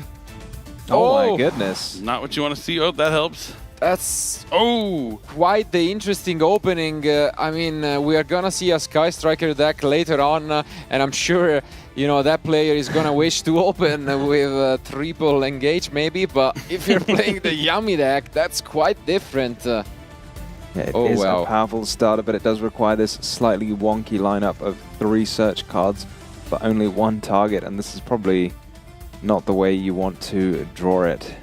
Now he's not going to be cut off here from Dominus Purge, so the Kagari is going to be able to add back the Hornet Drone, so it's much more effective here in game number 3 than it was in game number 2. But again, we don't see many engine pieces, which means there is not really much thinking going on. This is going to be the Capsi Yami way. And then, I mean, also the decision is going to be pretty easy. We'll discard one of these engage, and then we'll be able to special summon both of our monsters from end later on. Do you think Felipe was holding his breath there about this Capsi Yami way resolving? If there was some sort of effect negation, it would have been devastating for him, but it does resolve. Going to send that extra copy of Engage to the graveyard, as you mentioned, Marcello. And now it looks like he is thinking about Link summoning by sending Capsi Yami way to the graveyard. He's got 3 spells in his grave, you know? If only he had another Sky Striker card to add. If only there was a Widow Anchor or something in the deck, but again, it probably wouldn't do all that much. He's going to have a full field of monsters almost certainly by the end of the turn. Sure, we have seen a few players, you know, trying out some targets. I've seen this weekend, you know, a Widow Anchor, an Afterburner also. So you never know, but I do agree with you. That's not quite going to be the case. Instead, most likely we'll go search our Yummy Surprise. And yeah, that is the quick spell.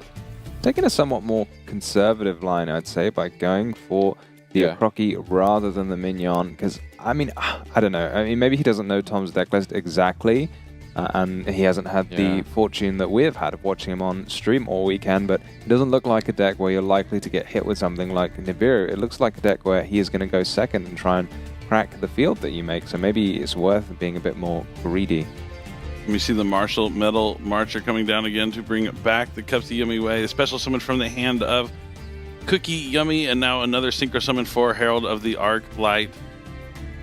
And yeah, he has done this all weekend long. I agree with you, Tom. Definitely not the usual way of doing this, but maybe he's trying to insulate himself from the Dark Ruler no more as well. I think that's, you know, that's a smart way to play around some of these distractions, and I think this is still quite the opener to, you know, to break from Tom, but I think we are pretty much done. So can we find some of these going second cards? The deck, you know, can sometimes struggle when it draws too many of these engine Luna-like cards going second. You need the perfect combination of breakers plus cards. You do get those 6 cards rather than 5.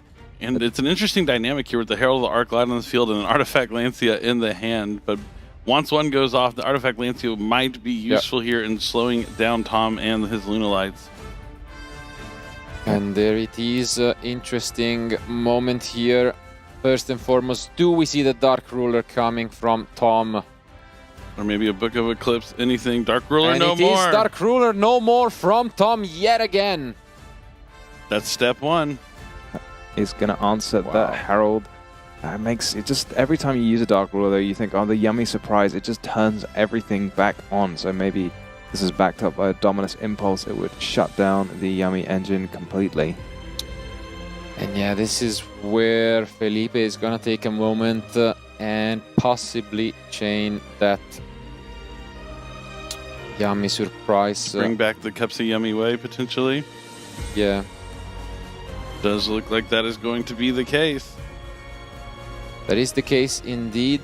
And now it's also an important thing, because as you've mentioned, now the Artifact Lancia is technically online. You can use it since the Herald is negated, but well, this time you can actually make another Herald. Yeah. And it will be in play. Be effective. Yeah. Indeed. Worth noting, though, I think Felipe only got the 2 Yummies engraved because he only had the chance to search 2, so maybe that will limit his ability to interrupt Tom somewhat.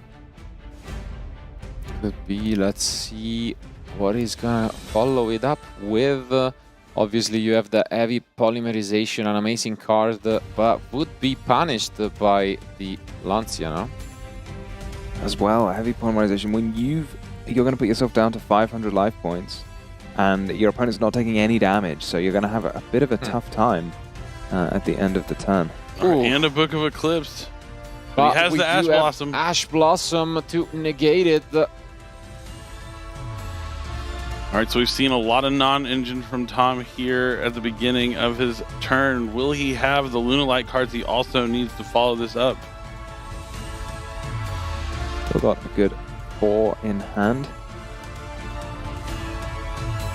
Yeah, it's gonna be a close one. You can feel it. Both are quite tense. They both know it's gonna come down to this couple of plays, and it's not gonna be quite the heavy polymerization, but it's gonna be the Lunalight Fusion. Pretty close. Still going to be a card that helps you cheat out your Lunalight Fusions a little easier than just like polymerization the monsters from your hand to be able to use a monster from the extra deck. And yeah, we are gonna chain this Cupsy Yummy Way. Just bring back, makes sense, the Snatchy and the Cookie, possibly aiming to destroy whatever fusion monster is summoned. And since Felipe controls a monster that was special summoned from the extra deck, we can use one material from Tom's own. Oh, is this just... It's going to be Oof. 3. He's just going to summon a Leo Dancer, but he's using Silverhound and Black Sheep. Those effects are going to activate in the graveyard. How have we seen this card summoned so many times? This Leo Dancer. It definitely comes up. We 100% know what it does now. It can attack twice. When it attacks, it can destroy your opponent's monsters. It's an absolutely incredible card. Yeah, and you can't really do much with this Cookie on it since he cannot be targeted or destroyed.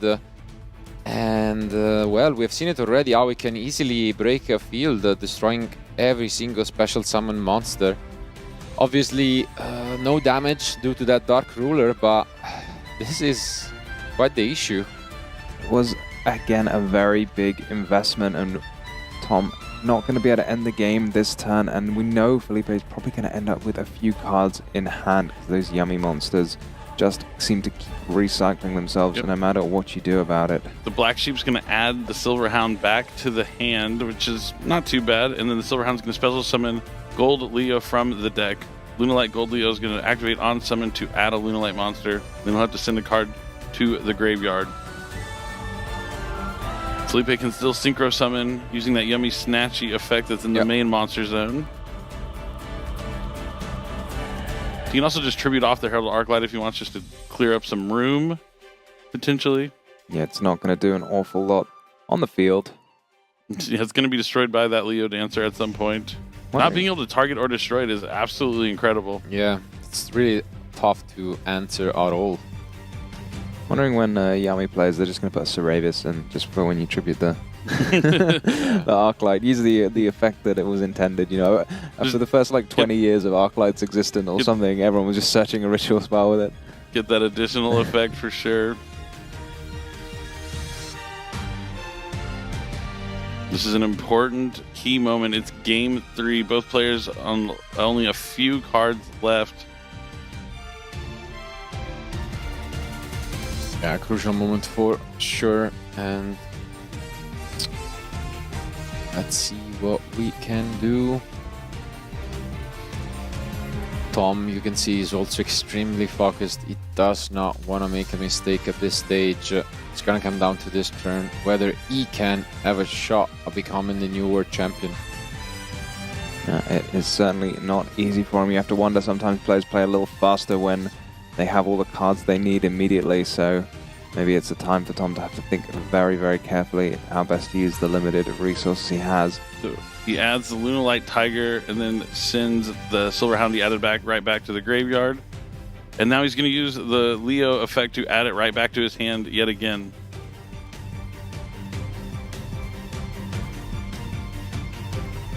When do you think we are going to go for this Snatchy? If he activates the Tiger, I could see going for it to go into Cookie Way to put the Leo face down and then use the field spell to take out the Tiger. Tiger had summoned something when it's destroyed, right? Something like that? Well, never mind. From We're the graveyard, going maybe? for it now. Activated the Snatchy, and we're probably going to use the one, in the extra deck.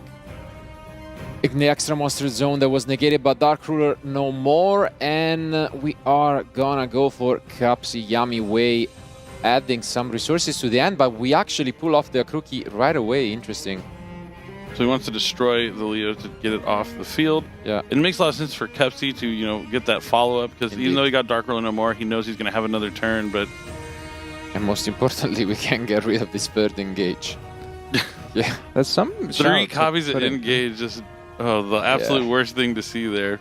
Indeed, and I think Tom might be smiling. I don't know. He looked pretty locked into me, but yeah, you can see no reaction whatsoever. I don't think he even knows that there's engaged. I mean, he's going to realize it now when he looks through the graveyard potentially, but... I'm wondering if there's ever a university just discarding the Lollipop instead, so it's in the grave and can be revived and start banishing things from the grave, but... Could be, but nope. It seems like we are just gonna move on to the battle phase, and then look at this. We are gonna clear the whole field, and now we can use the Akruki possibly, but is that in the damage step actually the effect to clear everything? Yeah, an awful lot of cards these days cannot be used in the damage step, so... Wow. Now Tom's going to activate Lunalight Masquerade. With the Silverhound already being used, it's not going to be as effective, but he'll be able to send maybe something like Yellow Martin to the graveyard. Or he has the Tiger, so he could send Kaleido Chick, actually. Or, yeah, he has so many options. In combination with the Tiger, Masquerade is actually a fantastic card. But it is going to be Kaleido Chick. Yeah, we must keep in mind there is still the Artifact Lancia that might slow him down, but this is amazing. And, I mean, Tom just has so much available to him. Kaleido Chick can send any Lunalight monster as a cost to copy the name.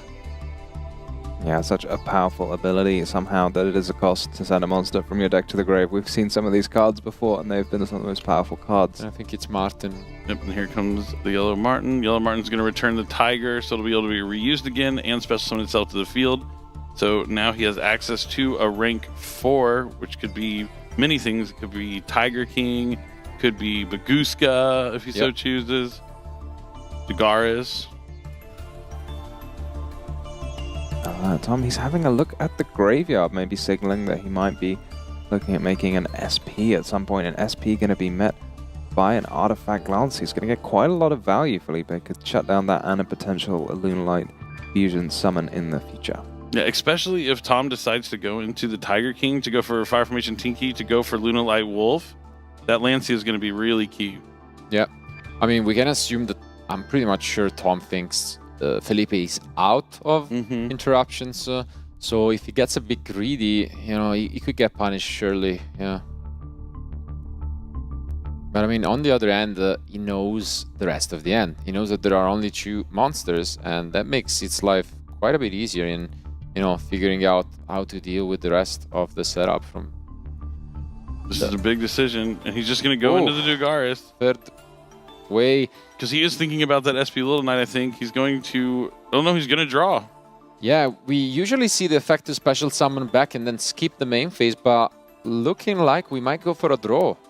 And I mean, might make sense after siding so many good cards against the Yami deck card there. So let's see if he gets punished by this. Well, what are the cards that are... You know, the good cards against the Yami deck are probably things like Dark Ruler, which... Once they've done the job of clearing the field, maybe you don't want them anymore, but you do get to discard one of the cards you draw. So let's see if he finds what he's looking for. Take a look at this 2 draws. Important moment for Tom.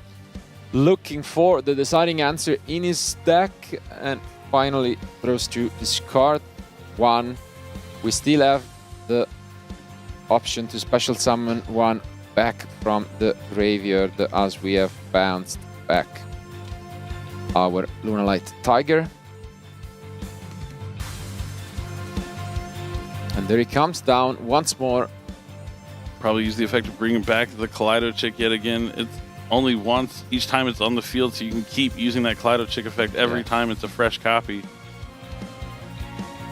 I mean, it was, you know, this combination of cards will allow Lunalight back in the day to win, you know, a YCS with the Lunalight Orcus strategies, and years later, they're still the heart of this deck.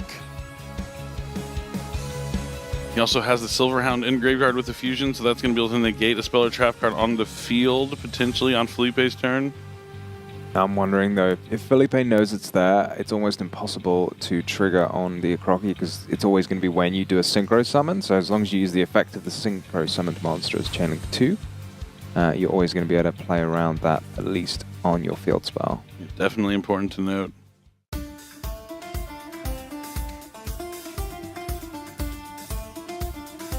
Alright, gonna take a chance to look through that graveyard again. I mean, it's still crazy that Felipe opened with 3 engaged, and this is where we're at. And it's gonna be triple tactics thrust. That's a big one. Do we have the Black Goat even going in this game, that could be a big difference. Yep. And there is the black goal laughs. You see him, yeah, that's going to seal the deal pretty much. Yeah, I don't think there's anything Felipe can draw to deal with this card on the following turn. Tom is going to be moments away from making it to top 4. Yeah, I mean, we have seen this card played in a lot of different, ratio. Just because of this matchup alone, calling that Snatchy is so devastating for the deck. We have a think here, we're about to commit, but instead the change of art at the very last second, and rather than going for an SP, we might go for Baguska, it seems. Yep. Yeah. Number 41. Is that everything for Tom, though? We switch the Leo, right? Not unaffected. Just makes you wonder, though, like, is there We another switch the Leo Link to 1 defense. for Felipe? No, yeah, the Leo should go. The Leo Dancer should go to Yeah, defense it should mode, go to defense, that's what I mean. Not quite unaffected as its upgrade, but... Yeah. Tom won't be able to draw for his turn, so that's something to note. Yeah, I mean, where's the engine left for Tom? It's Here's the just Tiger in on the Tiger, field. yeah, and you're Yeah. not drawing for turn. I'm wondering, like, just a Baguska and a Black Goat. Black Goat has to be reserved. He'll have a for- yellow. He could use Yellow Martin in the Yeah. graveyard to return the Tiger too. So that's like 3 monsters all on its own. But surely Felipe, he's got 2 Yummies in hand, can just make a Link 1, but then what does he do with the result of it? Possibly as well that Dugares in the Anima zone, if that's something in Felipe's extra deck. Is that a good draw? I think. Is there a monster effect he's going to use? He's looking at the Leo saying, please sure can there's you use it? Nothing hidden there that I need to know about. Yeah. And yeah, as you've mentioned, no cards in hand from Tom. And just that Black Goat, every single card is known for Felipe. And unfortunately, that Artifact Lancia was not really needed at all. And we're not going to use it. Lollipop course Way we is going to are. be summoned, put to sleep by Baguska. I mean, if you don't Black Goat Laughs now, when do you do it? Yeah. And I mean, we have also seen that there is no Almirage, which is a big issue here. But And that That's is it. actually the end shake. Does he, Wow. Wow. He knows he doesn't have any other play. That final card in Tom's hand, the triple tactics thrust, you have to...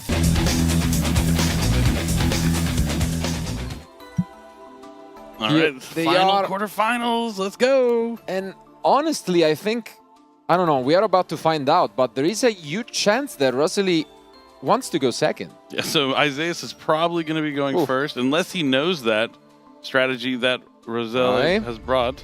Is that a 6 or a 1? That's It's the a big 1. It's the question. 1. Okay. It's a 1, and so that was a smooth, throw. And let's find out. I guess. Oof. oh no, Oof. Oh. That's an interesting end from Isaias. he should have chosen second for sure. But okay, at least we have one of those crucial spell cards to start things off with. And as mentioned, Rosalie deck is just so interesting. Yeah, but this is really not it for Crystron K9. For Crystron Inclusion, it's a fine starter because all of your monsters are machines. But if you have to start with Inclusion now, you're going to have to use the Sulfador immediately. And once you've used Sulfador as effect to summon from the hand, you're no longer allowed to summon monsters from the extra deck except machine monsters. So no K9s here. Things are looking a little dicey just from the start. We've seen some of these players just not drawing the greatest of hands going first here in the quarterfinals. Indeed, and I mean, on the other hand, once more, you open Mulcharm is going first, never ideal. And that Nibiru Primal Being, we have mentioned it, it has been a key card for a lot of these duels, but is it really, does it even do anything against Kite Striker? That's the question. Yeah, it is one of those cards, again, and it's also one of those cards that gets worse the better your opponent is. And you've got to imagine at the World Championships, you're playing some very competent players. And they're going to know exactly how to play around it. We saw Yuna playing around it with the Sky Striker cards, no less, leaving that token on the field. Maybe we'll see something similar from Rosalie, maybe just not doing 5 summons before the battle phase.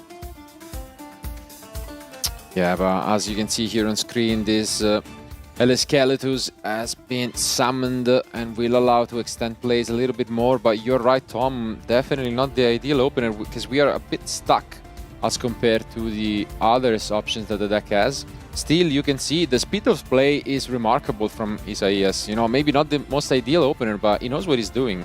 Yeah, I mean, in the normal Crystron deck prior to playing the Canines, I think you run a few more Crystrons, and this start is fine, and you would end with a few more negates if you're just playing Crystrons. Cyber Dragon Infinity is one of my favorite cards. Love to see it come down here in the quarterfinals of the World Championship.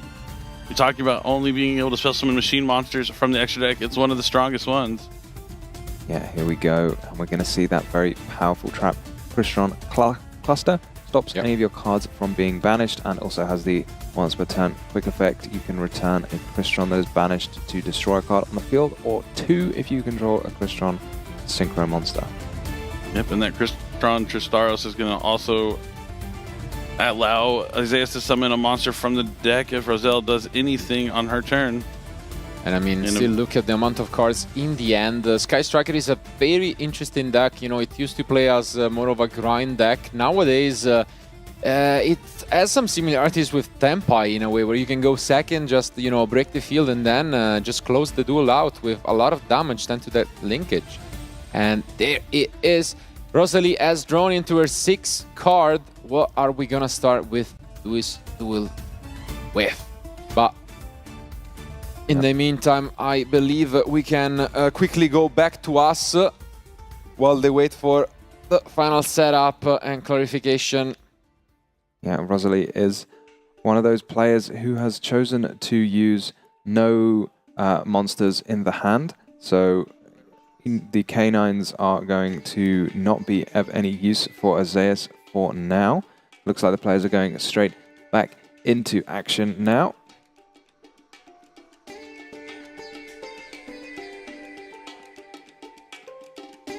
Rosalie looking like she's hanging on to a Book of Eclipse, and then wondering what other options there are in hand. Yeah, Cyber Dragon Infinity, great at stopping one card, but with a deck constructed like what Rosalie is using here, there's probably usually plenty of ways to force that out and continue to destroy all the monsters that Isaias has on the field. And it's going to be a start with the normal summon of Sky Striker Ace Ray. That's an interesting way to start things off, I'd say. Usually, and have we used the effect? It almost looked like an attack, but that would probably not be what's just happened here. No. That's an interesting way to start things off for sure. Yeah, that Ray is only once per turn. Normally it was such a menace bringing itself back from the graveyard all the time, but now probably that recursion effect is not going to be enough to cut it. Still a useful one to keep in mind though. Alright, and we're going to see the effect of Ray special summon that brand new Sky Striker Ace 0. And with Ray in the graveyard, Rose in the deck, this is a way to get both those monsters onto the field. Is it going to be used to add, or are we going to save it until we use the other effect? Now it looks like Isaias is going to activate the effect of his Crystron monster on the field to special summon and synchro summon. Yeah, perhaps we will see that powerful Dawn Dragster right now can be used to negate a spell or trap once per turn. Here it comes, FA Dawn Dragster. It looks like adding Sky Striker, Mobilize, Engage. Yeah, here we go. First of many Sky Striker engages. Already had 3 in the last feature match, so let's see if Rosalie can top 3 copies. That would be much better for her than it was for Felipe moments ago. But I think you can tell Isaias has done its homeworks, you know, yesterday night. Probably is aware what he's up against and was aware and set up in a way where, you know, you can have this multiple spell and trap negations. When I talked to him in the interview yesterday, he definitely thought she was playing Malice, so hopefully he did a little more homework after the interview. Yeah, definitely. Maybe getting confused between all of the other European players who seems to have brought Malice. All right, now the Sky Striker Ace 0. Oh, it's Mega Fleet! Wow, okay. Mega Fleet just taking care of Infinity. Wow. Fusing with it. Absolutely incredible. A card that a lot of players aren't including in their extra deck, but we see it here in Rosalie's deck. Yeah, I'm sure this caught Isaias by surprise. And wow. He didn't look that surprised, to be honest. He just kind of did it. So maybe he kind of knew it was coming. Very heads up here, no need to negate Book of Eclipse, because if you do, your monster is just gonna, it's already used its effect anyway. And might as well try and hopefully get a draw at the end phase or something like that. Yeah, well, not only that, but it leaves a face-down monster in the extra monster zone for Rosalie, which can be a bit annoying, but not if you have a linkage, which can just go ahead and send it. Striker got many ways to send cards from their own field to the graveyard in the form of linkage or multi-roll. Yeah, I mean, you can tell it takes courage, to say the least, to bring, a deck like Sky Striker to an event like this one. And I'm sure she has tested a lot, and even this recognition to include the Mega Fleet in her extra deck, not even side deck, is impressive. Yeah, that is super cool. I guess it's one of these decks where maybe you have a little bit more room in the extra deck than others, so you just go ahead and make the Mega Fleet. Yeah. Isaiah's maybe... I mean, I say he may not have been aware, but surely if he was, he just wouldn't have allowed the Rose to be, the Zero to be summoned to the extra deck there, extra monster zone. Yeah, but flawless performance here, as you can see, summoning first the Mega Fleet to the extra monster zone, then putting it face down. Does not matter, because you can get rid of it. And now, yeah, just gonna show how much attack Kagari has. How much attack does it have? 7. No, it has the boost, no? But does it not get? Does it get the boost? 100 for each spell. Yeah, it's the 100 for each spell. Yeah. Linkage gives it a 1,000, boost, but is that not if you have light and dark or something, or is it if you have 3 spells you get the boost? It's in field or graveyard, so yeah, you do get the boost because you have both Ray and the Link Masters, no? Yeah, but the Sky Striker 0. Yeah. Oh, so you just need a light and a dark. Yeah, in the graveyard. Ah, okay. And so now that's going basically 2,700, yeah. to main phase 2, Shizuku is going to be summoned to the field. A card will be face down. Another one. Wow. Another one.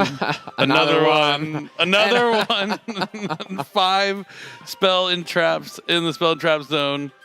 In the end phase, the Crystron cluster is going to shut down this Shizuku. Yeah, but I guess... Well, it has to be in main phase 2, right? Or main phase 2, yeah, before the end phase. Wait, can you not bring back Ray? Maybe she just doesn't want it. All right, now Definitely bring back Ray, right? I would think so. Yeah, maybe she just doesn't need it. Now we are moving into Isaiah's turn. Yep, it's a pass. Maybe it's just a play around Azuna. Maybe that's a potential read from Rosalie. If no cards have been used, there's still like 3 or 4 cards in Isaiah's hand. That could be the case. Yeah, totally. And now plays back to Isaias, and although, his field for the most part has been broken, he still is holding 6 cards in hand. Yeah, here comes Inclusion again. Going to get to add another Crystron, and this time the Inclusion is backed up by a pile of Crystrons in the grave. One of them being Solfefnir, which you can use to discard another Crystron, summon itself, and destroy a card you control, and this will not lock you into machines, so maybe you can get 2 level 5s into play. Also, very heads up, not leaving any cards in your hand against the K9 deck, because they can take advantage of that just by normal summoning. Yeah, and we know at least one of them is the Engage, so really heads up play, because she did that exclusively, on purpose for that reason. So I was waiting to see some old-fashioned Sky Striker interaction here with the Shark Cannon to banish from the grave. Alright, going to banish the Crystron Inclusion from the graveyard to special summon back a Crystron monster from the graveyard. See if Rosalie has a response. ooh, and that's not quite the Shark Cannon, but it works even better, This is close. Sky Striker caught by the grave. Imagine, yeah. Oh, but he's going to use the Crystron cluster on Called by the Grave. Can play around it, a potential oversight there from Rosalie. You can shuffle one back in response to destroy the Called by the Grave. Who knew the best bit of cluster was that you just got to shuffle back a card rather than destroy a card on the field. Still gonna shut down the Inclusion though, so not a bad thing, but not perfect. Yep. But it'll keep the Tristaros in the deck. Oof. We drawn, yeah, I think we've drawn into the second Fuvalos as well. So we have 2 Fuvalos, 2 Nimbir with the Primal Being, I think, in hand. Kind of an unfortunate series of throws there from Isaias.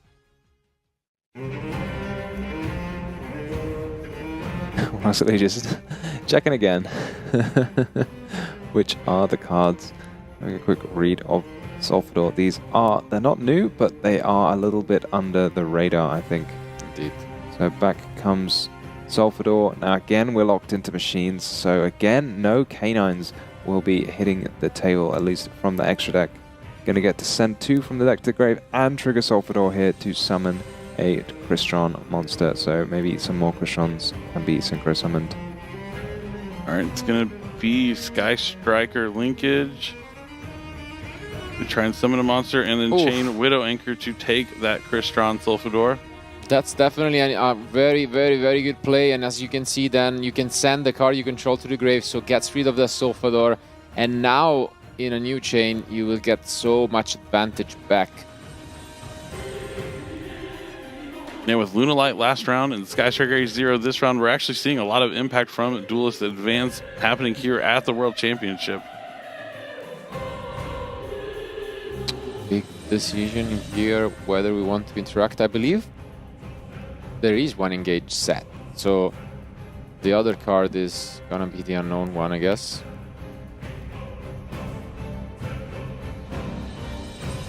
We make it. What are we making here? Clockwork Knight? Yeah. Yep, Clockwork Knight going to be on. It's extremely good against the Yami deck, you know, to try and have the access to Clockwork Knight eventually, but let's see.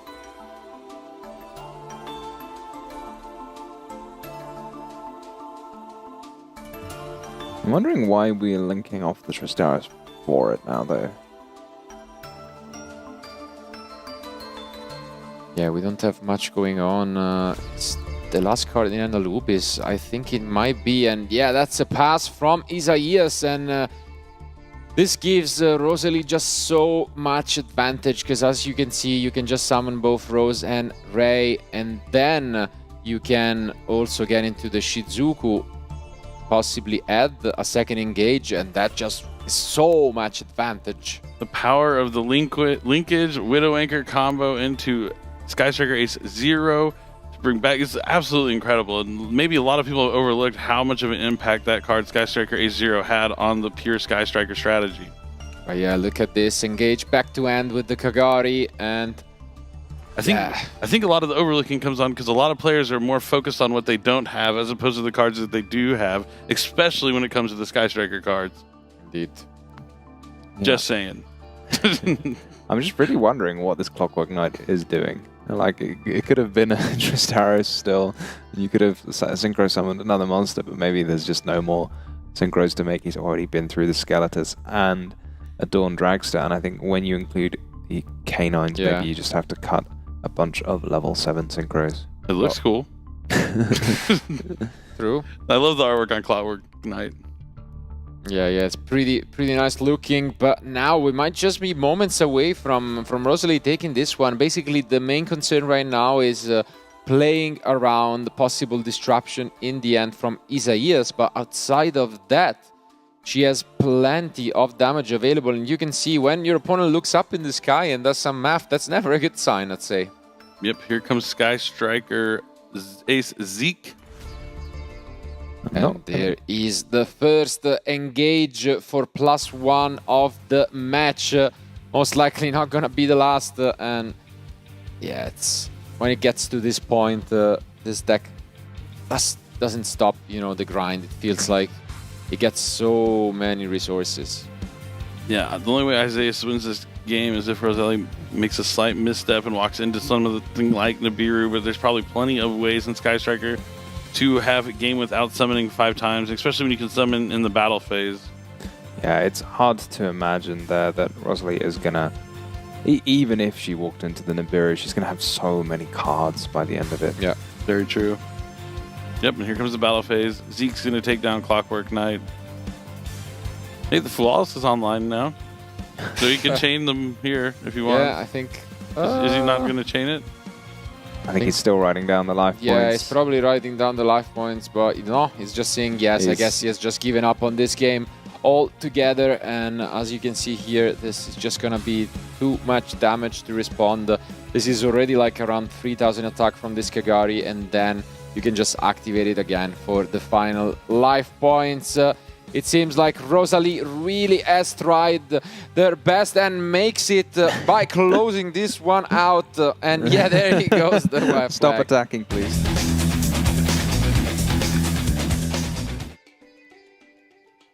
And oh, here we go. This is a lot better for Isaias here. This is really the start you want to see. You've got your Canines online, and Canines online will get you straight away to your Cristrons as well, thanks to an old rank 5 Infinitrack Riverstormer comboing with an even older card, Scrap Recycler. I know a lot of players recently were sort of digging those out of their old tins, going, I know I had 100 of these, but I just need to find one. Yeah, it is a card that just, you know, bakes all the deck together, you know, bringing this two amazing engine. Yeah, we are gonna start things off with this Ripper. Obviously, we are still unaware of what's in the deck for Rosalie. Is it really just going second cards? Does she have some, you know, Nibiru of her own? And this Ripper is always a nice way to have, you know, some insulation from possible responses. Yeah, it is a little scary because a lot of other decks, you know, the deck lists are kind of, you know what to expect. You know, if you play against Yummy, you're going to play against, you know, 14 Yummy cards, a couple of Obedient School, a couple of Sky Strikers, and then, you know, either some Field Breakers or some Hand Traps. And again, you know roughly what you're up against Crystron. Sorry, yeah, maybe not so much against Crystron, but against Vanquish K9. Yeah. But against Sky Striker, it's anyone's guess. This deck is not a popular deck. Players have to go out on their own when they build it, and it also means when you're playing against it, you're somewhat on your own. Yeah, definitely off to a much better start here. And now we're going to see why these two strategies work so well together, being able to go into the Infinitrack. And that's going to be able to add Scrap Recycler, which will access the Crystron Smeagol, and all the other Crystron cards will come following after that. Yeah, here we go. Comes the Scrap Recycler. And yeah, as you said, it's a much better way to get access to the Crystron inclusion here is by doing all of this. First, you've already got a Ripper, you've already got a couple of Canines in hand, you've already got a forced release to go with the Ripper, so quite a lot of action. Yeah, I mean, we have seen Willy in the past. Now we might see a little bit of a Wally here helping out this deck, you know, function and bringing these cards into fruition. Obviously, as mentioned, I have also the possibility of adding, you know, some interesting continuous spell cards to the deck. Not gonna be quite successful against the Sky Striker, but my main question is this field. How is it going to look like now that you're fully aware what you're up against and that mega fleet? So, yeah, I want to say the Crystron deck actually puts up one of the scariest end fields of all at the moment, to be honest, because I mean, Yummy, it's quite compact, but Crystron is just one of those decks where they just keep adding cards, they keep summoning cards in combination with the Canines. You get like 3 or 4 rank 5s, and then the Crystrons giving you access to Cyber Dragon Infinity and a Dawn Dragster, and Sky Strikers obviously need their spells to resolve, so Dawn Dragster, a pretty premium card against them as well. yep. Yeah, definitely having a deck that has access to spell and trap negates is huge here in this matchup.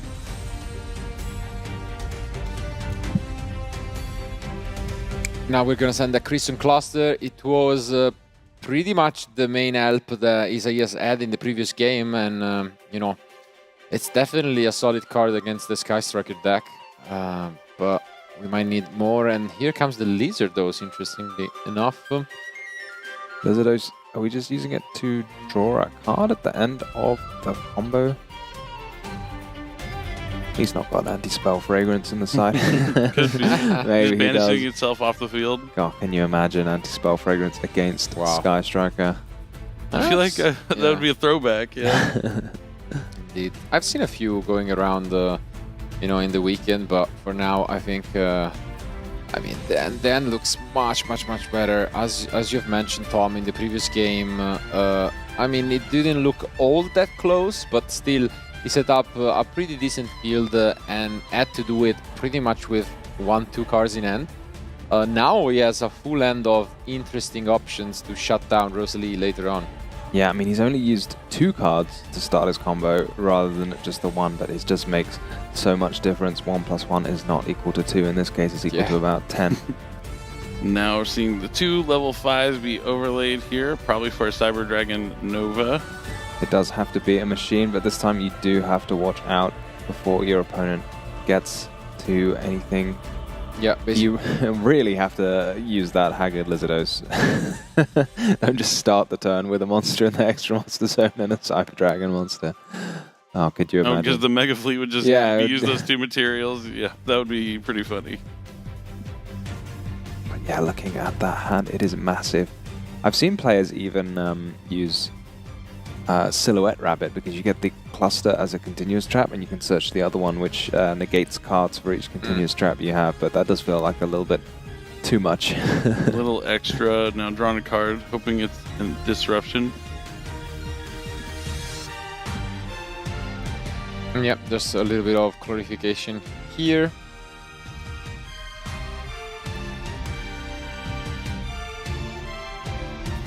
That is how, Hazard Lizardos works. Yep.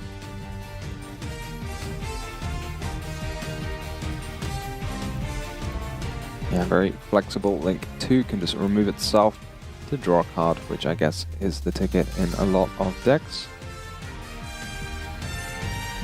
I wonder if is there something that stopped him from activating an effect or banishing or something? There's no prosperities or other pots stopping him from drawing. Having a Imagine it'd little be a quick discussion. Oh, I guess you're coming back to us. Yeah, I mean, might as well while we wait for we have the round chairs to be behind us, back. guys. Yeah. Surprise! Our feet would hurt pretty bad if we had to stand for these past 5 hours that we've had to commentate with no breaks. Oh no, we're right back in the game, going back down in the chairs. And we've missed a little bit of action, but I think it's not too hard to figure out what happened. 3 cards were set, and Isaias has passed his turn, so this Infinity gonna do the trick, hopefully, and gonna use its effect before getting it fused away. Hey, Upstart Goblin, that's a lot of people's favorite card. They love giving their opponents life points and drawing a card. Yeah, that is definitely one of mine. So let's go for it. It's you. I knew someone you asked me yesterday. I knew someone was talking about it. I couldn't remember who it was, but it was you. That's right. I just love the fact that you can use this card again, because it's been so long, really, that you've had a reason. Beforehand, though, Drawn Lockbird is such a threat to running this card because you can't really afford to activate it. But just want to talk about what Rosalie has just drawn, because Marcello said, does Rosalie think she's going first? And maybe she did think she was going first, because that looked like a solemn judgment in the hand. Oof. And here comes the Realize Engage. We have a lot of ways to answer this card, but you're right, Tom. That might be what she's going for, but no response. So Isaias just keeping, his options for something more threatening. Yeah, I'm really wondering what this Tristaris is being held for, because normally you just kind of want to rank it up as fast as possible into a level 7 Synchro. Is it the case? Maybe he just doesn't have any level 5 Crystons in the deck, something like that. And here comes the Ray, and I think once more we have used the effect. She's not getting away with it this time. Yeah, this time the Cyber Dragon Infinity is going to be used, but chained by that Widow Anchor. But of course, we know that Cryston Cluster is there, and he's going to target his own Cyber Dragon Infinity to destroy it, so its effect will resolve, negating the Ray, and also, not having to worry about Mega Fleet. Exactly. But now the key number of 3 spells in the graveyard has been achieved by Rosalie, so if there is another engage, that could be something. And someone needs to tell Isaias how to use Cluster. He's not yet just used it to just normally destroy one of his opponent's cards. He's destroying his own cards. He's destroying Called by the Grave. Very flexible card in terms of what it can do. Indeed, and we actually go and set a card. That's an interesting one. Before activating triple Tactic Thrust. Yeah, and I guess sometimes you set cards to try and play around what we know is a Ripper. Or to activate a linkage. So, yep, the Ash Blossom we use, but linkage is basically going to use kind of like a forbidden droplet to utilize being able to send a card that's just on the field that would otherwise go to the graveyard at the end of the chain. But now finally that Tristaros has been activated. But yeah, I'm just wondering why wouldn't you just activate this way sooner, and then you would have had this spell negate, because the later you leave a negation like this, sometimes your opponents like snuck through a few more effects. Like maybe you really don't want this linkage to resolve. Totally get what you are saying that, but let's see if Isaias gets punished at all. Are we just activating Rose on someone, or was there something that destroyed it? Maybe it's just straight. Maybe she's just activating it immediately when it's been summoned. Does look like that is the case. Yeah, you do have, you know, priority to use a quick effect on the summon as long as there aren't any triggers. So sometimes it's worth it just to stop any shenanigans from happening from the opponent. Just activate it immediately in case your opponent has some like non-targeting removal. Yeah, you see this Dawn Dragster, it's just going to get cleared up. Going after the Ripper. Yeah, going after the Reaper, because we know that there is the fourth release face down that now is going to be completely useless. So, yeah, definitely an interesting sequence. I agree with you, Tom. And as you can see, Rosalie has a lot of options still available. Yeah, it seems like a lot of cards from Isaiah have not been used to their fullest potential. That force release not getting activated. Ooh. Okay, so Sky Striker Ace Azalea is going to come down to destroy that, or send the Kristan cluster to the graveyard. Yeah, even with all this, Isaiah's just got hundreds of cards. Rosalie just got a few. Hundreds. I don't know. No, it's a ton of cards. I'm just giving you a hard time there. And now, yeah, the Dawn Dragster just seemed like it was just summoned too late in the turn. Indeed. And although, again, the opening was absolutely incredible by Isaias, Rosalie is once more finding a way. And again, one Infinite Permanence on the end, saved by Isaias to stop that engage from being added back.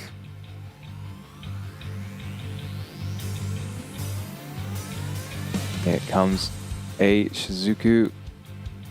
I'm wondering, like, the chaotic elements in hand for Isaias here is a card. It has this bonus effect. I think it has to, you can banish it from the grave and you can take control of, I can't remember exactly the types. I'm just wondering if the Sky Striker meets any of them. I know, funnily enough, Ryziel Detonator does meet one of them. So you can just like activate it, search a card, and then banish it and take your opponent's Detonator, which is an absolutely ridiculous interaction. Yeah. But I don't think it works on any of the Sky Striker monsters, but worth a read from Isaias just in case. I think it has to be light or dark. But here we get one of the most interesting cards also all the way back at the European Championship, that Lemnis Gate, just giving so much recursion to the Sky Striker deck, and that's going to be an issue going forward. But most importantly, if you're right and there was that Solemn Judgment, that might be good even going second in this instance, you know? Yeah, sometimes when you draw those cards that you plan for going first, as long as you can break through the field that's established, it can actually be quite useful in the same vein as if you went first, because then now you have control of the field. Absolutely, what a back and forth, but I think we have thrown into a case for K9, is it? Anyways, from Isaias, still a lot to do, and yes, it is a case for K9 indeed, trying to get access once more to this Justice Hunter's archetype. Lantern has already been used, has it? Or is there still option to draw it? It has been used turn 1, this duel. You just got to watch out for any more. Has Isaias even kept in his Azunas? Because it feels like Rosalie's just pretty disciplined and not activating any cards that would trigger it. So here comes Jokel.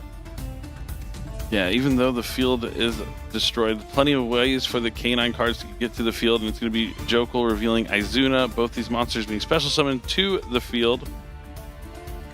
But now also the question becomes how many extra deck options we have. We have used quite a few going first from Isaias. I mean, I guess Zeus is always there, always annoying for the Sky Striker deck to deal with. But yeah, rank 5s are getting slim. Well, there's got to be something left. He's either got some Christrons or some rank 5s. Surely. Sending another Jokel, which is interesting when he's got that Chaotic Elements in hand, which I think Jokel is the only target for. So maybe he just sent the third Jokel there. But added a Lupus. Yep. Here comes Lupus, and one card in hand from Rosalie. Tried her best to play around this additional normal summon effects from the K9 monsters, and let's find out what is going to be this Exceed summoned by Isaias. Oh, this is a very powerful rank 5, can be used to special summon some more from the grave. We saw it used to great effect in Master Duel yesterday to special summon some very impactful rank 5s to the opponent's side of the field, but now we're just going to be summoning probably our own back. Yep, the Imperial Princess Queen Query can extend plays further. That is something I love about the K9 cards, is you have to kind of take a look at all rank 5s that have ever been released and how they can be useful even in today's terms. You were right, Tom. There was the solemn judgment, maybe with Rosalie thinking that she was going to go first, so this is going to shut it down. Definitely not what Isaias was expecting while going first, but... Chaotic Elements can add from the graveyard. Wait, is it destroying something as well? I mean, we have to count if there are enough Pyro and Aqua monsters, I guess. Oh my goodness. Wow. That was just devastating. I did not realize it could add from the grave, but yeah, adding back a Lantern and then... Yeah, oh, this is crazy. Lantern's huge. It's going to be able to special summon back a level 5 monster and special summon itself from the hand. It's been a non-stop access to level 5 after level 5 after level 5. Yeah, here comes one more rank 5. Maybe, but like Valon, not so good. He does have that Chronomaly. Can be used as an extra monster negate. How big is the Shizuku is another question. Rosalie just kind of smiling to herself. I mean, yeah, might as well do. The graveyard is full of spells, but I don't believe we are on 10 yet, so it's gonna be a close one for sure. And you can see Isaias looking at his graveyard fully. Is there really no way to get back into the Christrons? Apparently not, and look at this extra deck. One of the few options left, the Valon. Valon, not so great against Sky Striker. It might be against some of the other matchups that you'd face in the World Championship. But yeah, we can get the Ray back, and without that Izuna, this might be a worrying one, because the face down effect doesn't really do anything against Sky Striker. Can she pull this off again? I mean, I guess you can make Zeus, but... Zeus would be much better than Valon, and that is what Isaias is going to summon here. So Zeus with only 3 materials, it's only going to have one opportunity to use the effect. I mean, really trying his best, but in the end, even once more, when it seems like everything was over, we're activating the effect. Oh, I think we accidentally... I mean, we knew what the card was anyways, but... yeah, I guess this was an interesting choice. Just going to rely on the Ash Blossom. He can summon this Lupus, but like, what is it going to do? Just turn... I don't even know what. I guess, yeah. Is there a reason to have it on the field? Is there another way to get another monster?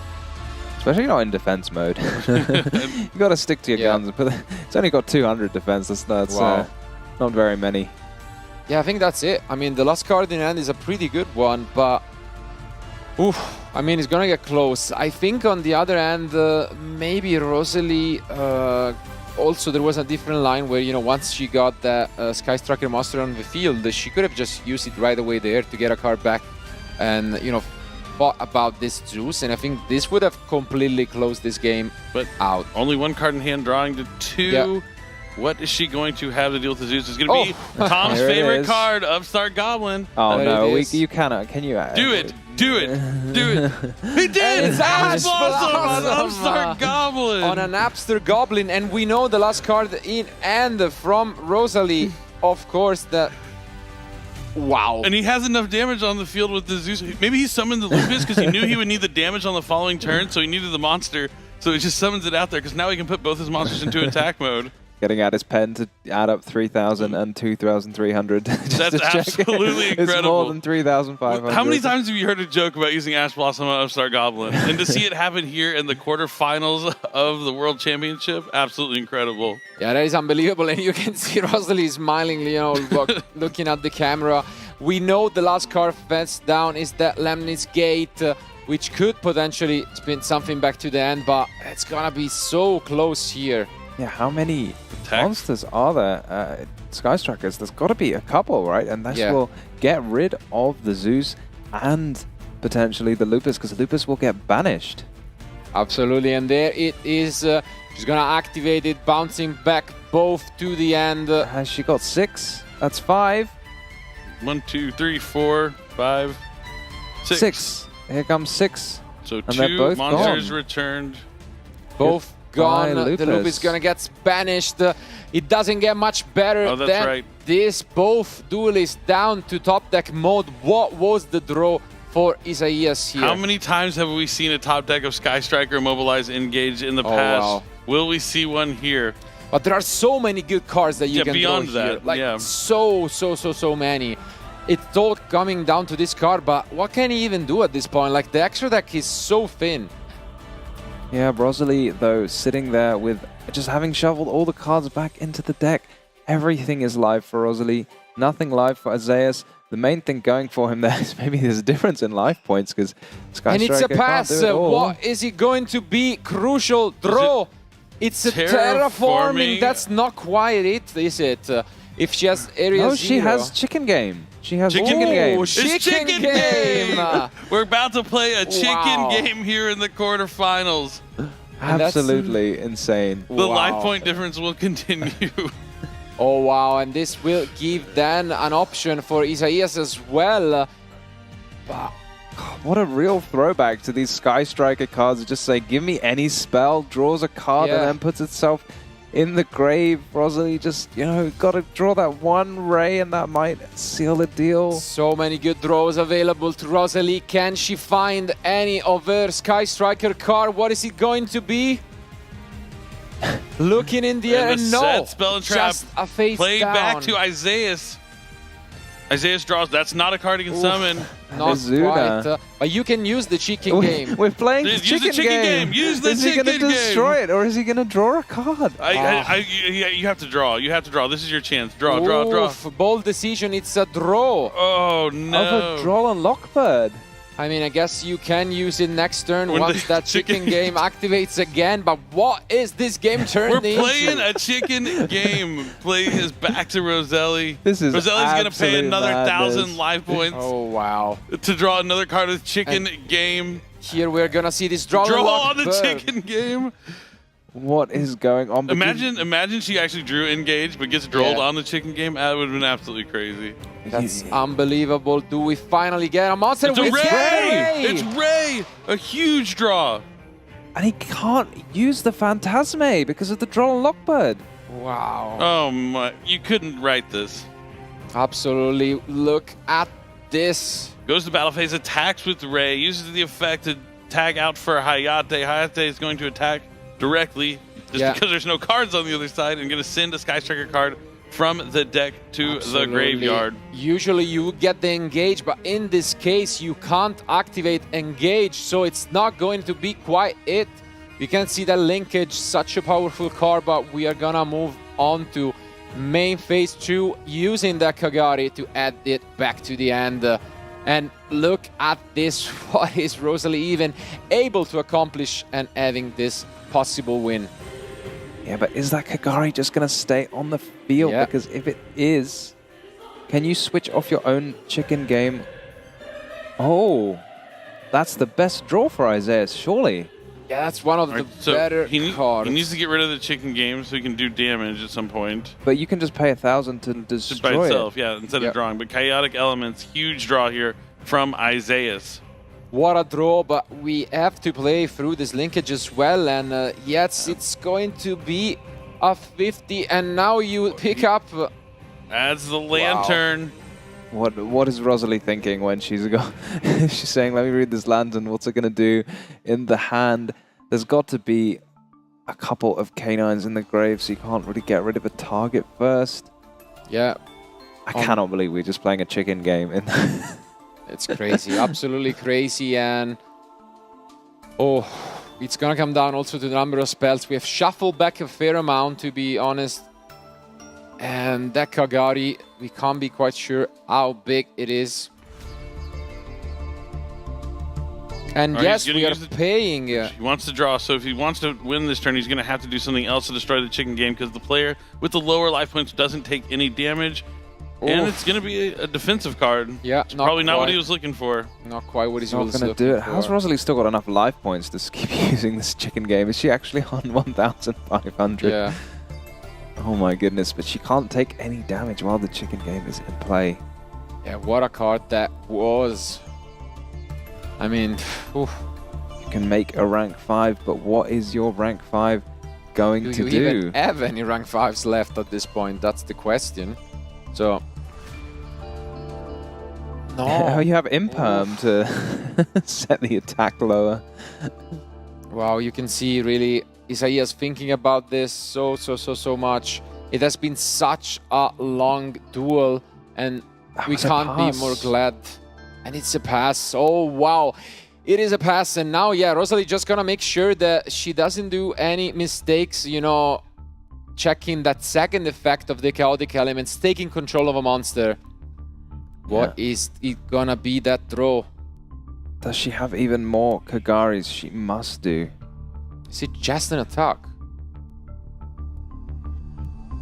What a close match. You can feel the tension going. And it's going to be just an attack.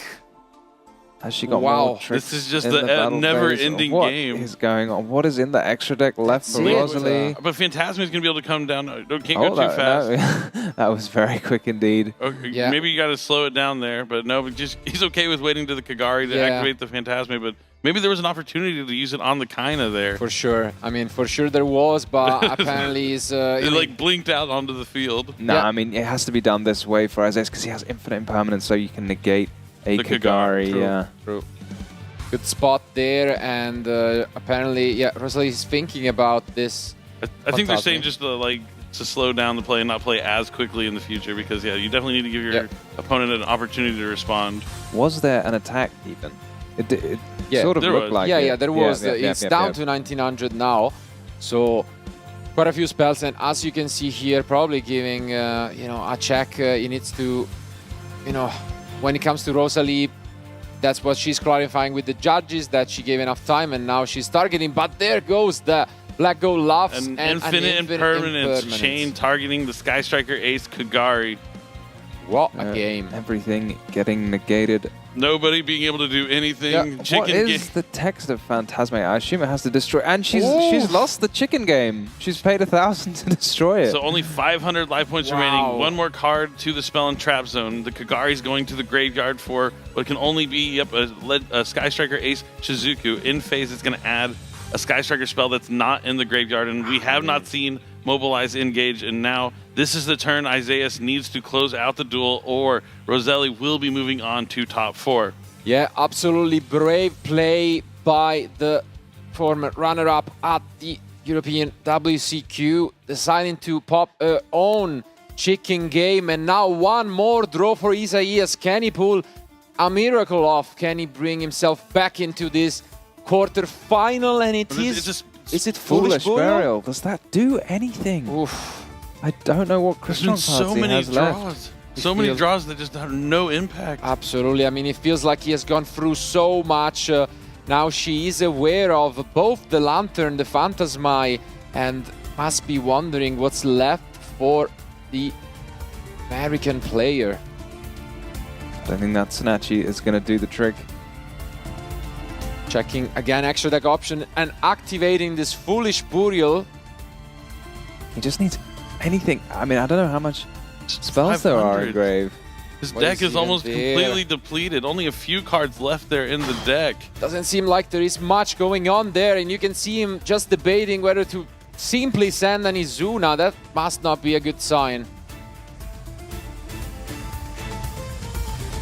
Yeah, not really what you want to send, because you could have just searched it with a Jokal. Wow, and here comes the last push pretty much from Isaias, using this Lantern to bring back the Izuna. Do we have another option in the extra deck? At this point, we must be down to like 5 cards left.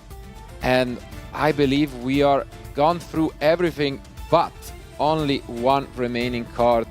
There must have been 6 spells, because Isaias took that much damage, 2,100, which does mean the Izuna on 2-4 is bigger than Shizuku, but not by 500. It needs to do 500 damage. And it seems like we are actually gonna go and tribute summon Phantasmite and a Solemn Judgment. What is going on? Now Isaias only has 1 card in hand, passes back to Roselli. And we know the engage is in the end. There comes the engage. No response. Only 1900 damage is needed for Rosalie to bring this The 500 got halved to 250. Oh, wow. What a match. I'm so glad that there is no time limit for this one, because I'm sure we would be way over. And look at this ending. I don't even know what was going to happen if the Phantasmic contribute summoned, to be honest, but there we go. The way this game's been going, Shizuku's going to attack. 400 life points the left. Linkage, 400 life points left. We know the last card is the Izuna, so it's going to come down to this. 1 more push, and we know it's enough. Guy Striker, ace, and 0. there is the handshake. We are finally ready. The crowd is excited. You can hear them all. The players are ready, rolling the dice to see who is going to go first. And it looks like Willie is going to be doing just that. It can be a big advantage, of course, as mentioned. Going first, all you need is a couple starter, and ooh, I do see some going second cards, possibly for Willie, but let's take it a moment. Ornate drones coming down. Yeah, will we see the Julian special of the first turn? Holly Sue, let's find out. He's been doing it. It was how he was able to advance through his top 8 match. So will he do it again to pass through the top 4? And he's going to allow at least this Kagari to resolve. Yep, Ornate Drones is going to be activated again to get another Sky Striker Ace token onto the field. This is a pretty solid start here for the Yummy strategy for Willie. We have seen sometimes player just try to play around Nibiru all the way back in round 1 with Ruben. Let's see if Willie will do the same. It seems like he will try. And as you can see, keeping that token that cannot be tributed has been a key consistent part of the gameplay from the Yummy players. Yep. Yeah, very heads up from Willie here, because you've got to have a monster in your graveyard there to protect your Cupsy Way so it can tag out in case of any interruptions. Yep, and Cupsy Yummy Way is going to add 2 Yummy cards from the deck to the hand. We're going to be adding Cookie Yummy and Cupsy Yummy, and then he's going to send an evenly matched from the hand of the graveyard. Wow, evenly matched a card we have not seen all weekend. Actually now reveals to be in the main deck from Willie. Definitely an interesting choice there. Now we're going to see a Link summon. It's going to send that Cupsy Yummy Way to the graveyard to summon Yummy Snatchy. Does not activate the effect, it seems, and yeah, does not activate Snatchy, revealing possibly a field spell in the end, and now moves on to that ad of Yummy Surprise.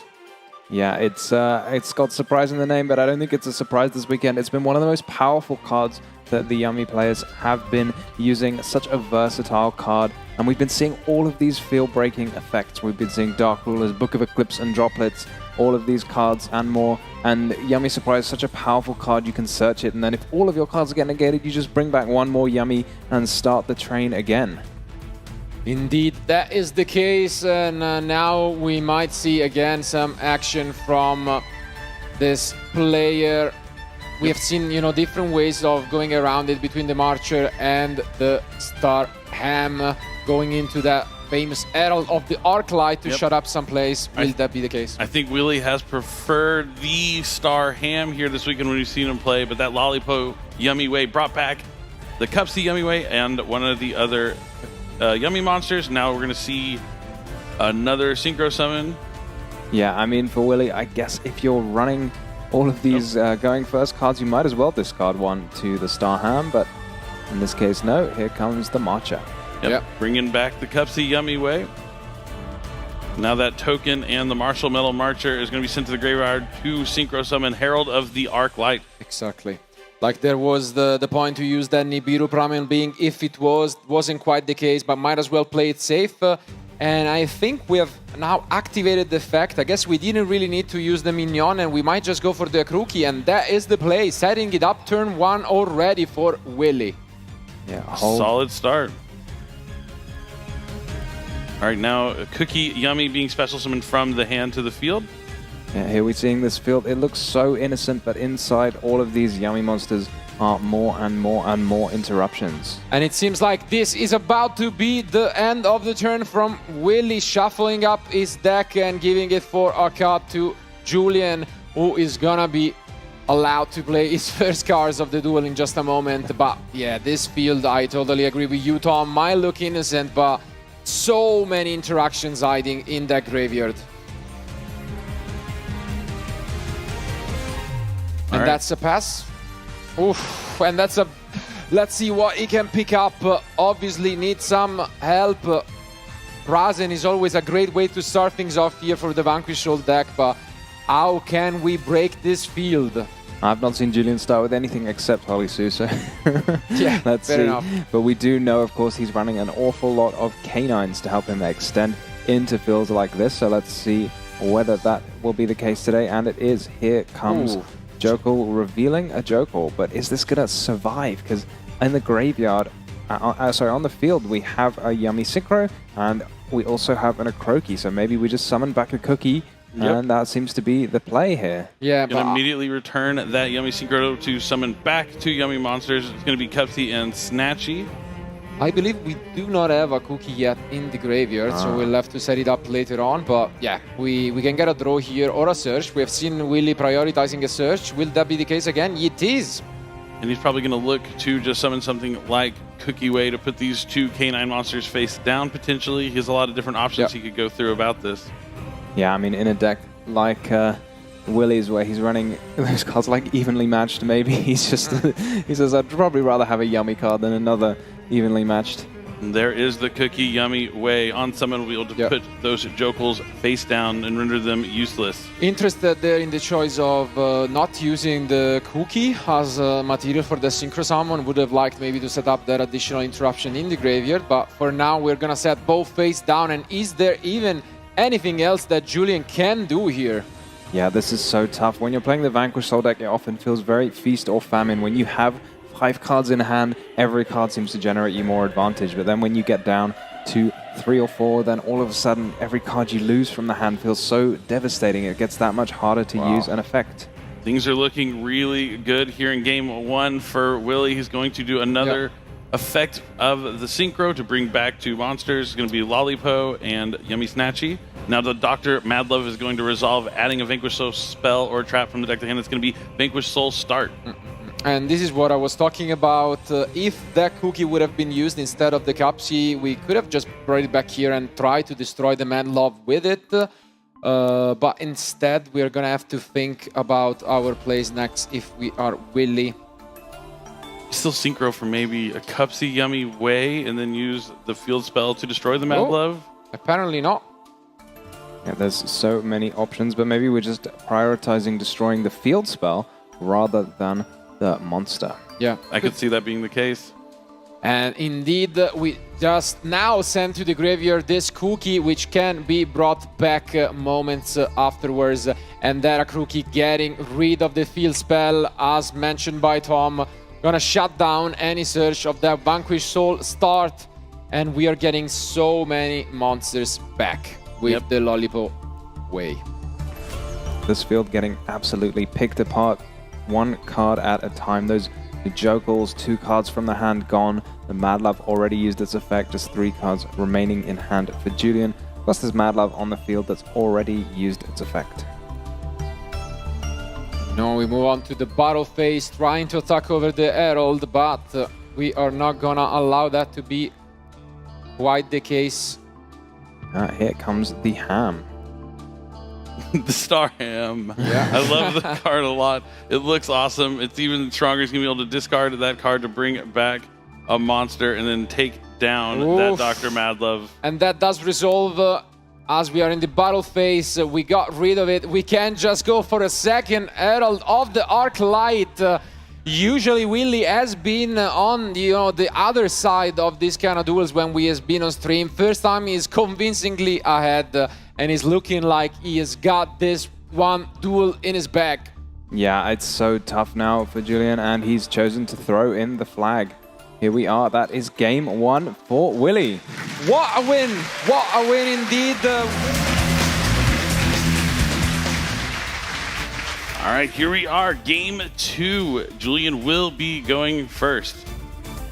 Yeah. Is he going to stake his soul? Let's take a look at this, and from Julian needs some setup. Oh, and I'm looking on the right for Willy's hand. It looks fantastic, so let's see what Julian has to offer. And we start things off with that K9 engine, a case for K9, allowing to add, for example, the Jokul, sometimes great starter for the deck. Oh, but was that an Azuna he was hovering over? He's already got a Jokul. Why not get an Azuna? And no interaction, no drawn and locked bird. Great news, I guess. And now we might see the Jokul with the Izuna to back it up. We'll set up maybe the Lupus, and then we can add, if he's playing it, a Lantern or just additional cards. Let's take a look at this. Yep. The Izuna sends the Lupus to the graveyard. The Jokul's going to add Lantern, more than likely. If we are playing it, we are playing it indeed. So we do get the Lantern, which means this is the full, K9 field. Yep, and here we go. It's K9 time. Lantern in the hand. Ripper about to hit the field. Julian probably knows by now the kind of deck that Willy is on, and probably knows that he's unlikely to be interrupted by any monster effects, but still gotta make this a Ripper because it does more than just negate monster effects. It also searches you a K9 monster and can be ranked up. And look at that niche decision. Julian summoning the Ripper in defense position. Must have been paying attention to that match that we have talked about with those lightning storms playing around that card. Smart decision. Yeah, we talked about that. Those might come into play later on if players get to see kind of the tech choices from the feature matches. It might affect their plays later on in the tournament. And now Lantern is going to bring back the Lupus. Yep, and this is big. We could go and access that forced release if it's still in the deck, and then, go into yet another Xyz. We have seen some interesting options. Of course, one of the most premium one being that Balon, and might be the case. Yeah, Lupus, even if you cannot use the effect, summon itself from the graveyard, still going to offer a little bit extra targeting protection. No infinite impermanences can be used on this Nash Knight, for example, while you have... But we do have the Razen to back up the engine, but a Song of the Dominators from Willy. He's going to try and negate that effect. It's gonna resolve. But is that a Vanquish Soul start? Yes, it is. He's going to carry on his engine. And a Vanquish Soul start. You can hear the crowd supporting Julian. Definitely want to try and get this to game 3, and we do access the Ollie Sue for the first time in this match yet. Yep, a Link Summon is going to be performed for the Rock of the Vanquisher. Then the Rock of the Vanquisher effect is going to add back that rosin to Julian's hand. And now here is the Holly Sue. Holly Sue going to let you access any card when you have a Fire and a Dark, which we do. We do have Fire and Dark indeed. Also, if I'm not mistaken, we added another copy of a case for K9 instead of the first release. That's an interesting one. Maybe already in the end, maybe not in the deck at all. So there is a possibility to rank up this Nash Knight and pop the case for K9, which would then allow you to set the forced release, a slightly more extensive interaction. And oh, we're going to get this Jokel now. Going to be able to search once again. 2 fires. More than happy to show this Ash Blossom if it means he gets another card to his hand. We do have the 2 fires indeed, and we've just revealed, as you've mentioned, another interruption. This is looking incredible, but now I'm thinking back to that evenly match that we saw in game 1. If that is in the end, oh boy. Yeah, here it comes. We could also just use Caesar maybe to destroy this case for K9, unless we want to make any more rank 5s. All right, looks like he might be deciding to upgrade the Nash Knight now. Attaches a Chaos Monster to go into the Chaos Nash Knight. Yeah, thinking about what to detach. Yeah, rightfully so. It's the Nash Knight itself. And here we are setting up extremely well with now this number C104.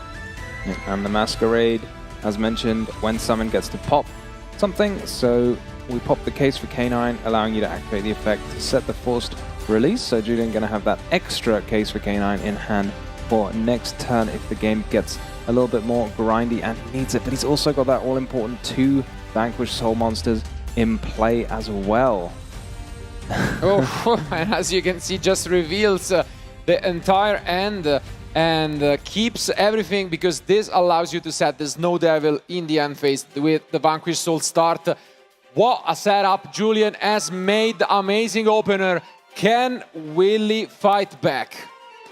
Yeah, there's so much here for Julian, but as you were talking about, Marcello, does anything here negate an evenly matched? I don't think so. Evenly matched, a real blast from the past. I've not seen anyone play it, so can Willy find a copy? It would be key. We know it's in the deck, as we saw in game number 1. He has plenty of going second cards. Just going to have to see how he's going to navigate this. He's And going to there start is with the Lightning Storm. Lightning Storm. Not quite everything is in defense, but you can still clear those face down cards. Yeah, getting rid of that field spell can sometimes be super important. Going to force out as well the Snow Devil here. Not going to have the effect to wipe the field, presumably because Julian doesn't have any cards that he wants to destroy. But he'll also be able to use the Snow Devil here just to have that protection effect. Dealing some damage, and at the same time, as you can see, upgrading to this K9X Werewolf, which is gonna be able later on to take a look at the opponent's end and banish a card from it. Yeah, quite a tough one to play around if you're Willy and you want to keep cards in hand for cards like Droplet, or you don't want to have too many cards on the field in case of an evenly matched. I mean, that if he drew Forbidden Droplet, that's an absolutely huge draw. Let's see. There's now still plenty of interaction with the Werewolf, the Umbral Horror, the Holly Sue, the Valius in hand. Absolutely.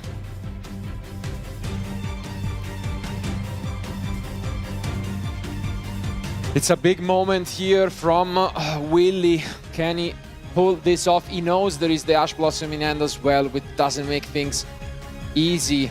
This might just be too much to fight from, and a normal summon of that Pookie, it seems. One small little Cookie Yummy versus quite scary field is going to be linked away to Link Summon Yummy Snatchy.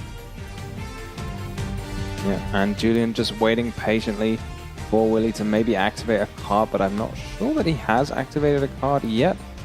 And I believe, yeah, now he has activated the effect of Snatchy, to which we are responding with then the Forbidden Droplet. This is huge. But Forbidden Droplet for only 1 card. Maybe he's going to have to do the Werewolf. Oh, but maybe you can take control of the Masquerade with the talents. Let's see, let's see. Right now, we are gonna negate that C104 at resolution. Now, the next play, what is it going to be from Willy? Kind of shaking his head, just sets a card face down. And I think that might be a bait, actually. Is it? Like, we're gonna find out, because we are forced to use this Caesar, right? Here, but no, we use it right away to destroy the field. Destroy and the it's a set talent. And yeah, Willie's just going to concede. That's it. Julian takes game 2 back.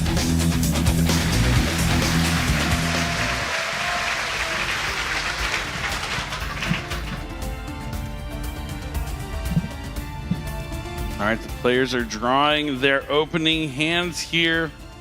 Oh, there it is. Let's take a look if we do have some action going on from Willie. It's going to be a normal summon of Cupsy Yummy. Best normal summon by far in the deck, usually going for that surprise, and that is going to be the case once more. But we do have the Fuvalos from Julien. Julian will draw a card. Yummy Snatchy is going to activate the effect to place a field spell onto the field. Yeah, Willie just not perturbed. He is happy to carry on searching a field spell, getting a revive, because he's already started with that Cupsy. That means he needs to do a little bit less. Julian is hovering over his hand. Can he do it again? And there is the Only Sue. That's huge.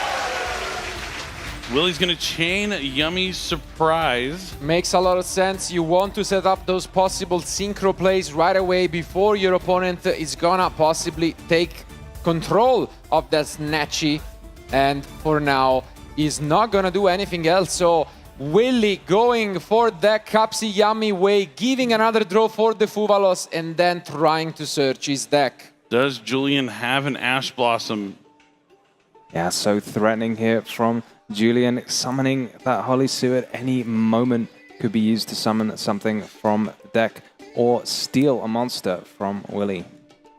Not gonna be quite prompted response. We are gonna add both of the other names and then we are gonna discard a card from end. He's got such a good looking hand right now. It's gonna be a difficult decision what to discard. And in the end, it's gonna be a Dominus Purge discarded, which can already speak volumes of the quality of cards. And at the same time, if we can assume that maybe there is a second copy of a Dominus card, that is an interesting decision. You now have a trap card in your graveyard, so all of the other Dominus or the Song of the Dominators have an additional effect. Gonna put another copy of Fuvalos into the deck for Julian, forcing it back. Maybe another bad draw. Makes sense. If the Holly Sue wasn't already on the field, then Fuvalos would be a fantastic draw. But once you've got a card on the field, it's likely that you're not going to be able to activate Fuvalos for the rest of the game. Yeah, that's a good note that Little Charming Follows, even on your own turn, Yummy deck synchros so much during the opponent's turn, it can actually be quite useful. That indeed is the case, but it's always a tough decision. This is one of those decks that can continue under Fuvalos, but it seems like right now we are only putting 2 cards face down and trying to exit the main phase. Gonna take a look at the graveyard. There is only Cupsy at the moment in terms of effect monsters. And I think that might be... I think he's doing this in the end phase. Yeah. You can use the Holly Sue in any phase you like. It's just the summon and it's that has to be done in the main Fire phase. and Dark from the Holly Sue. What a start. This is exactly the start you need when you are going second in the semi-finals of the World Championships. Absolutely, and no response at all from Willie. Not gonna use its Cupsy Yummy way yet.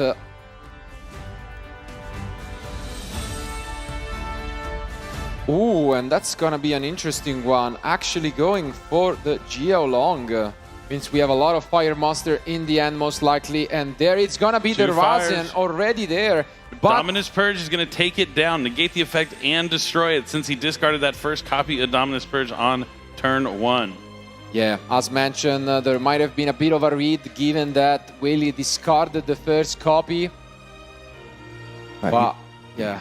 Yeah, he's already had to give it up now, so there's probably no more copies in hand. Also used the Yummy Surprise already. So Julian very, very happy here. No surprise that he knows about 2 Dominance Purge already in the graveyard. And oh, do you see that trap card as well? Oof, we might have another surprise in store, but we draw back and now it's Julian's turn. He has to navigate through this Cupsy Yummy way and he starts things off with the Olisu. Let's see what attributes he is revealing. It's looking like a Fire and a Dark. Now Willie's going to chain the effect of his Yummy Synchro to return to the extra deck to spell summon back 2 Yummy monsters, and then another chain Infinite Impermanence on the Hollysu. Does Julian have one of the bigger monsters to return it to the hand and dodge this? Something like Heavy Borger or Caesar Valius? He doesn't. Not quite, so we get to special summon back this Cupsy and Snatchy. We can access a Crookie plus a draw or a search. Up until now, Willie has always prioritized getting the second surprise. Will it be the case once more? I feel like he went Chainlink 1 Snatchy, so I assume he's going to be searching with Cupsy. Yep. But he could just want to protect the effect from something being chain blocked into it, potentially. And I do believe that makes a lot of sense. Yep. Once more, we go and search that surprise, maybe. Yep, indeed, it is what he's going to add as Yummy Surprise. The field spell will be replaced. And there goes the Croaky. He has done this plenty of times. This means that at the very least, we can access another Synchro and have destroy 1 card with the field spell. Yeah, Tom was talking about how innocent these fields look from Yummy, but they actually pack a punch and have a lot of layered interaction and disruption. Yeah, for example, that Joker we saw in game 1, just both of them get immediately set face downs, and you really don't want that to happen again because it's such a big investment of cards in hand. But when you've started the duel with a Fualos, maybe you're willing to give away a few more cards. Julian doesn't waste any time, goes immediately into the rock, recovering that Zhao Long, and might be moving on to normal summoning that Razen that has been revealed during the end phase. And there it is, so normal summon Razen, and it's Solemn Judgment. Half the life points being paid, but this could stop Julian from summoning any more Vanquished Soul monsters for the turn. Rock of the Vanquisher works with the Vanquished Soul monsters, but is not a Vanquished Soul monster. That's big. I mean, there was an option earlier on in the turn to just special summon the Jaya Long that was revealed before, but Julian decided to keep it, and let's see if he has a way to push through this. Must also keep in mind that there is a zone for that Infinite Impermanence. We have already seen that today.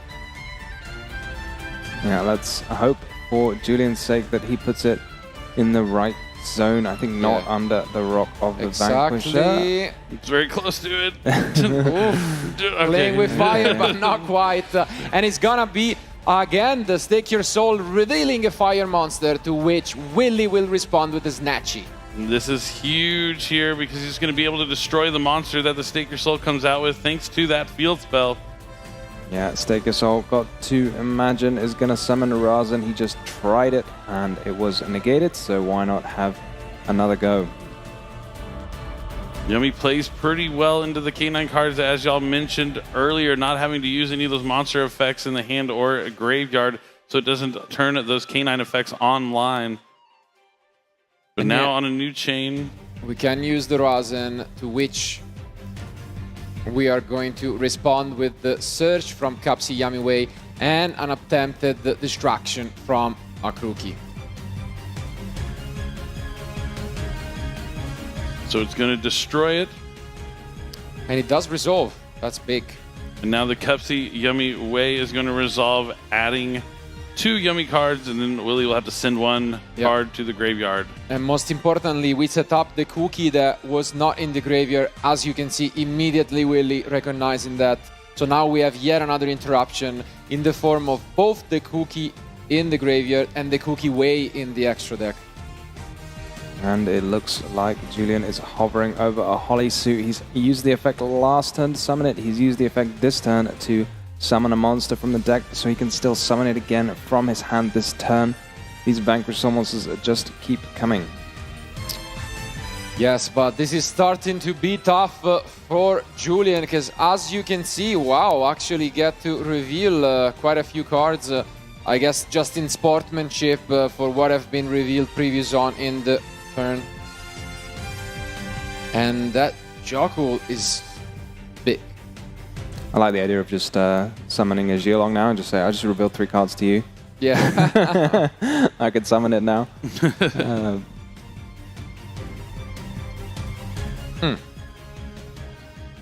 All right, so he's going to use the Rock of the Vanquisher to summon Typhon. Wow. And Typhon's going to attack over the Cupsy Yummy Way. That's an interesting option, but that is all due to that one face-down card, possibly setting up one. We thought he would try to move with his play, but I guess with that recovered Olisu, he doesn't have to do it this turn. He can just play it slow, get rid of the Synchro Monster, and just call it a day. Yeah, that is quite the play here, taking me by surprise for sure when you've still got so many more pushes, but instead... But now there is a trap card, There and can there be can be only one. But he's going to immediately link away the Cupsy Yummy into Relinquish Anima. And here you can see Julian thinking about it. He knows... just needs a Synchro Summon. Yeah, but he can use the Olisu. If you can out that Anima, I think this might almost be the game, because that card is so good against Yummy. Yeah, we have used the Dominance Purge from the hand, though. So how are we going to resolve an SP? You're completely right, Tom. I don't see the out once you. Did he use it from the hand? Yeah, he did. He didn't set it. He didn't set it, actually. Because it was used during his own turn, so there's no way it could have been used. That's true. You're How do you ever right. out this? And Holly Sue's effect's going to be activated to special summon from the hand. Will Julian even let him get this far, though, to even try and get to an SP? I don't think so. The Fire in the Dark being revealed again for Holly Sue. And Wilfredo with that clutch top deck. The one copy of There Can Be Only One. Sighted in while he knew he was going second, because he knows how powerful it can be, even if you aren't going first. Yeah, the crowd is buzzing with this. I don't really see how Willie gets out of this. The Yummy deck, so powerful, so consistent, but when you only have one line of attack, it makes you vulnerable to these traps. This was the card that started the Vanquish Soul strategy. You know, the first time it came out before the Holly Sue, they all have different types, so everyone was main decking 3 copies of this card, but now, of course, you are down to just the 1 copy, and it's used to winning games in a lot more of an honest way, I would say, nowadays. The collector version from the same set that Vanquish Soul was released in, actually. Yeah, and I mean, as you've mentioned, sometimes you see this area of plays, but great recognition by Julian in just saying, I don't need to do any flashy line. Gets rid of the Anima. How can we even out this at this point? Wow. What can Willie do? An upfield battle, never count Willie out, but in this spot, it seems like Julian really is trying to find these weak points. There can be only one world champion here this weekend, and Julian is hoping it's going to be him. Reveals double fire for Zhao Long, so he's going to be able to add another card from the deck to the hand. And that just works perfectly, because as you can see, we can get that heavy Borg.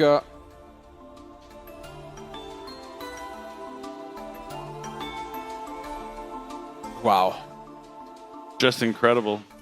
Really, really incredible effort. Going first, going through his plays. Obviously heavy to deal with that Fuvalos, but still ending up with a strong field.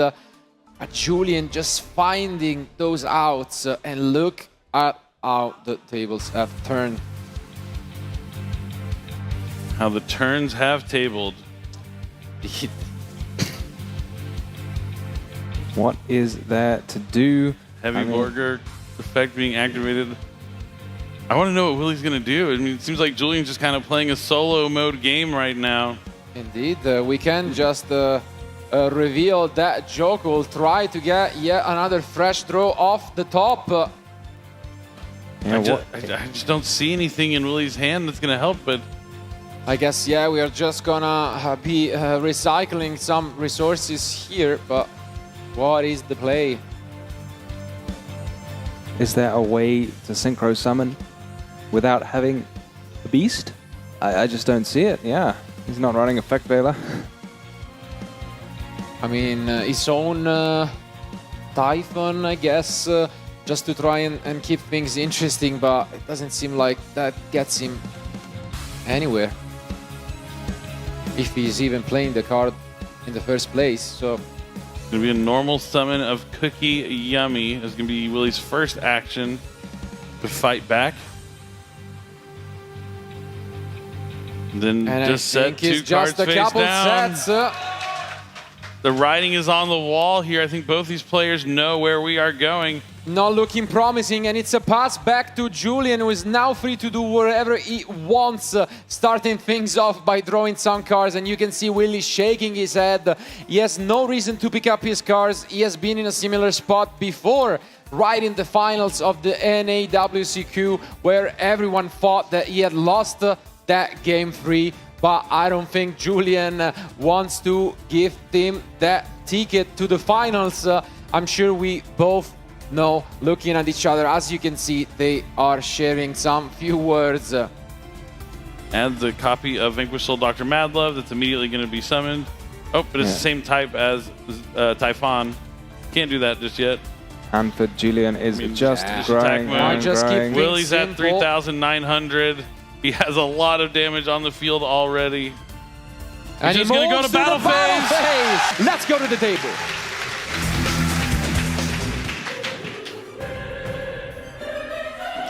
Here they are, and let's see this die roll. It's a 2 from Tom, matched by a 4 from Rosalie.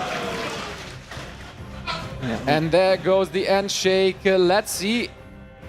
I think Rosalie chose to go first. Yeah, possibly willingly for the first time this weekend. Almost a necessity here to win that die roll. And I think that is the case. Indeed, she's gonna go first. Are we gonna see some engages?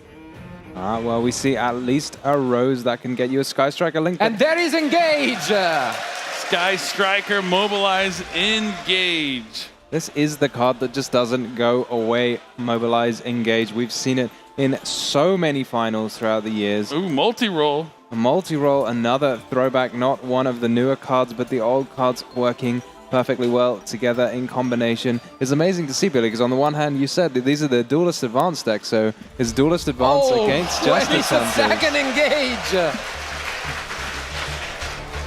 Wow. Indeed, these duelists are advancing, and Rosalie is advancing with another copy of Engage to add the Sky Striker maneuvers, Widow Anchor. And let's keep count of the number of spells. I think it's just 1. Okay, well, Charmy follows. Interesting timing for that Fuvalos, and we might see a response on this from Rosalie. Yeah, was seeing a card in the hand for Rosalie, but will she choose to use it now? I mean, this is tough. You don't want to give any draws to and there is Cold Buy. Not only does it stop the Fuvalos, but it puts a third spell card in the graveyard, and with this Rose, now we can access that Kagari, possibly to get one of the engages back, and that is going to be all right for Tom. We have not used the effect of the multi-roll, which can protect all of our spell cards, as well as sending the third to the graveyard. So let's see whether Rosalie wants to do that. God, this is going almost all the way back to 2020, this opening field. I mean, the Rose a little bit older than that, but these engages and multi-rolls, this is just classic Sky Striker gameplay right now. But not quite. She skips on the effect of multi-roll, going directly for this engage that is not gonna give her a draw quite yet, but is gonna get one of those important spells, recovering a lot of the advantages. We have seen it plenty of times already in the previous round, and there it is, the Lemnis Gate. Yeah, one of this fantastic new cards. Lemnis Gate can recycle your cards whilst interrupting the opponent, bouncing a number of cards. And here we go in the end phase. We're going to see the Shizuku Shizuku going to be able to get linkage and presumably use in the end phase and rank up into the new Sky Striker equals 0. And there it is, the linkage coming down and getting more spells that then can be set due to that multi-roll in the end phase, possibly, even though we are already in the end phase. Yeah, what is that a set now? You've filled up the spell and trap zone already, so maybe we just go ahead, get an engage for the next turn, and let's see what Tom has. Oh, another copy of Widow Anchor. So we're going to use the Widow Anchor on her own card and then reset it with the multi-roll. So now she has Widow Anchor, and the Limit's Gate. Yeah, maximum disruption right now. And this is the way you have to play this matchup. Just trying to stop Lunalight in every which way. Tom is already down a card since that Fualos was stopped by Call to the Grave. He will be drawing to 5 cards in hand, but at least 3 forms of interaction. We'll have to see if Tom has some high impact cards. Even just like 1 copy of Heavy Polymerization could just end the duel essentially. Yeah, I mean, and we have seen this Call by the Grave that have been important for Roselle to negate the Fuvalos, not giving free draws to Tom. Can he fight back, or as she find a way around this unfortunate matchup? What is there for Tom? We've been seeing him play these field-breaking cards, but do any of them include Harpy's Feather Duster, Lightning Storm? You've got to think those are the cards that you desperately want in your hands right now. Who needs to answer that field of monsters when there's 5 cards in the spell and trap card zones? And yeah, as you can see, asked to look at the graveyard, but there are more than 3 spells in there, meaning all of the additional effects are alive, and we start things off with that Luna Light Masquerade. Yep, and this card lets Tom send a Luna Light monster from the deck to the graveyard. It also has some other effects which are pretty cool that will involve polymerization and being able to use the materials from your graveyard potentially later on in the turn, but it's a good way to get things started because you're able to send Luna Light Silver Hound to the graveyard, which will special summon a Luna Light monster from the deck. And as you said, Billy, this Leo is a super important piece of the puzzle for the Luna Light deck, but there's so many ways just to negate it. At least 2 Widow Anchors face down for Rosalie, plus some more cards.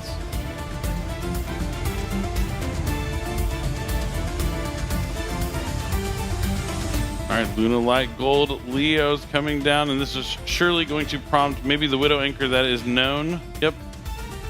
And there comes the Widow Anchor. I mean, Tom, rightfully so, will ever read at it. When there are 3 spells, you can also take control of the Gold Leo, but that would shut down. And here we have a response Chain of Book the Book of Eclipse. He wants to resolve this Gold Leo effect.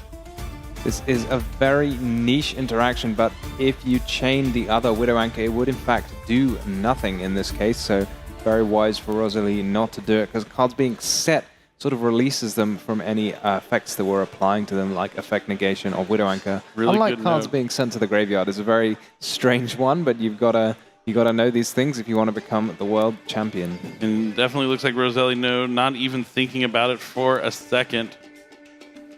Now, what is Tom going to want to add? He can add and send a Yellow Martin, and that would allow him to access a Luna Light spell from the deck if he has something like Luna Light Fusion he's trying to dig for.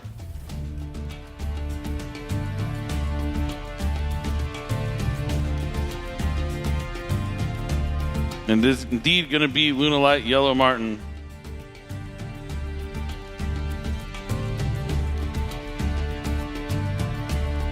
Now, yep, going for the Luna Light Fusion, just as it seemed like he was going to do, because Rosalie does control a monster special summon from the extra deck. This could be an easy way to cheat out a Luna Light Fusion monster. Got to keep in mind, though, Rosalie can always chain that Rose as she's gonna, sorry, the 0. And there's Tom and the Called by the Grave. But wait. That's his signature card. There is in the graveyard that Lemniscate. Can we just return the Rose to the extra deck? Looks like you're right. That is what Rosalie's gonna do. Gonna banish the Sky Striker Ace 0, so it's not gonna be able to be banished from the Called by the Grave, so the effect will resolve. And that's a great call, as mentioned, Tom, and that means we are resolving it indeed. So many tricks this Sky Striker deck has up its sleeve. Gonna get to summon a Rose and a Ray, and put the Lemniscate in the graveyard as well. One extra trigger effect, and take away any extra deck monsters from the field. We can't resolve the fusion, yeah. That's big, no more Lunalights. No more Lunalights potentially. Roselli can't activate Widow Anchor anymore. But he does have the Yellow Martin in the graveyard, which can already summon itself by returning the Masquerade. But Lunalight Perfume is huge. That's going to bring back a Lunalight monster. It's also going to let him search for a Lunalight monster from the deck, something like Lunalight Tiger. And Lunalight Tiger in combination with Lunalight Yellow Martin, as you mentioned earlier, Marcello, is the old school Lunalight combo pieces. And now he still has access to, he has Lunalight Black Sheep as well. So he's gonna be able to discard it to add either back a Lunalight monster or a polymerization from the deck to the hand. What is this card Rosalie is thinking about? She's already used her copy of Called by the Grave. I mean, an incredible effort for sure, but Tom also trying to use some of his tricks, and we are going to be using this Ray. Ray is going to be sent to the graveyard to special summon Sky Striker Ace Kagari with her own effect. The Black Sheep will resolve, adding polymerization from the deck to the hand. Now Kagari's effect will activate on summon. Tom taking another look at that Rose to make sure he knows all the effects. Don't want to overlook anything here in the top 4 of the World Championship. And Sky Striker Mobilize Engage will return to Roselli's hand. She's going to have all this follow-up for next turn, if only she can make it there. And we're going to trigger here the Lemniscate, allowing her to perform a Link Summon. Trying to clear that main monster zone of any monsters so she will be able to use her Sky Striker maneuvers.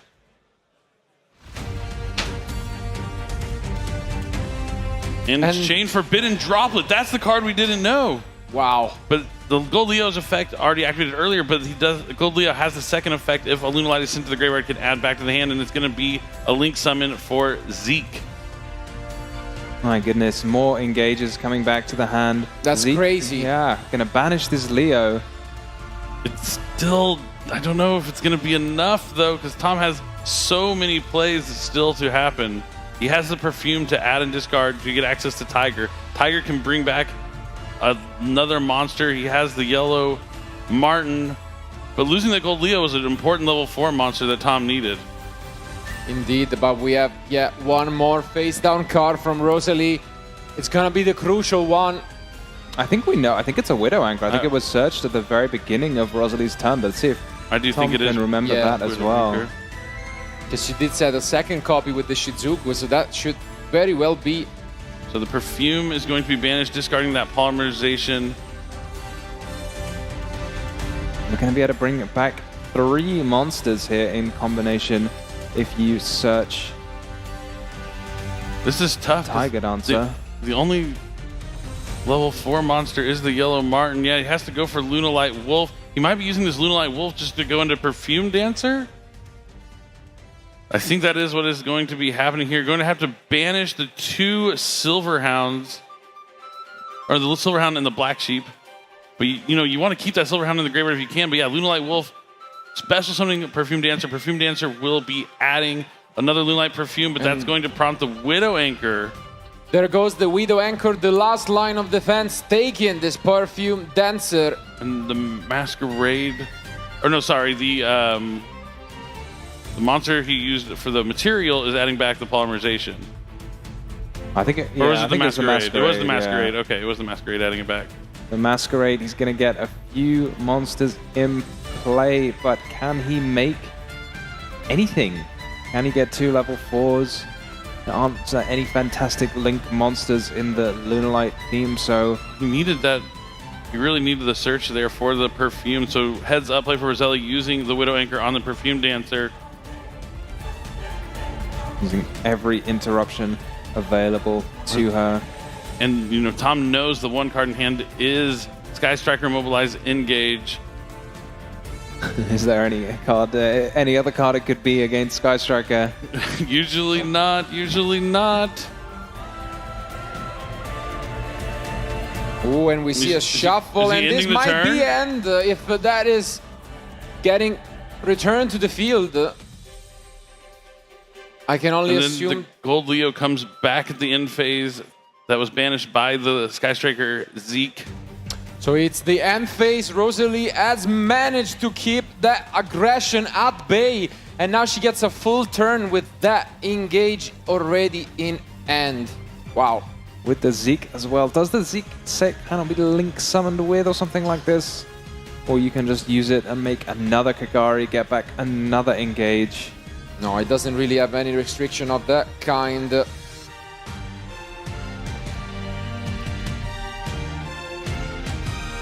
I mean, this is what we talked about. This is a tough matchup for Sky Striker, but if Rosalie was able to win the die roll and set up multiple layers of interactions as she did, she's had to play it exactly this way to put herself in a position to steal this game number 1 in this tough matchup.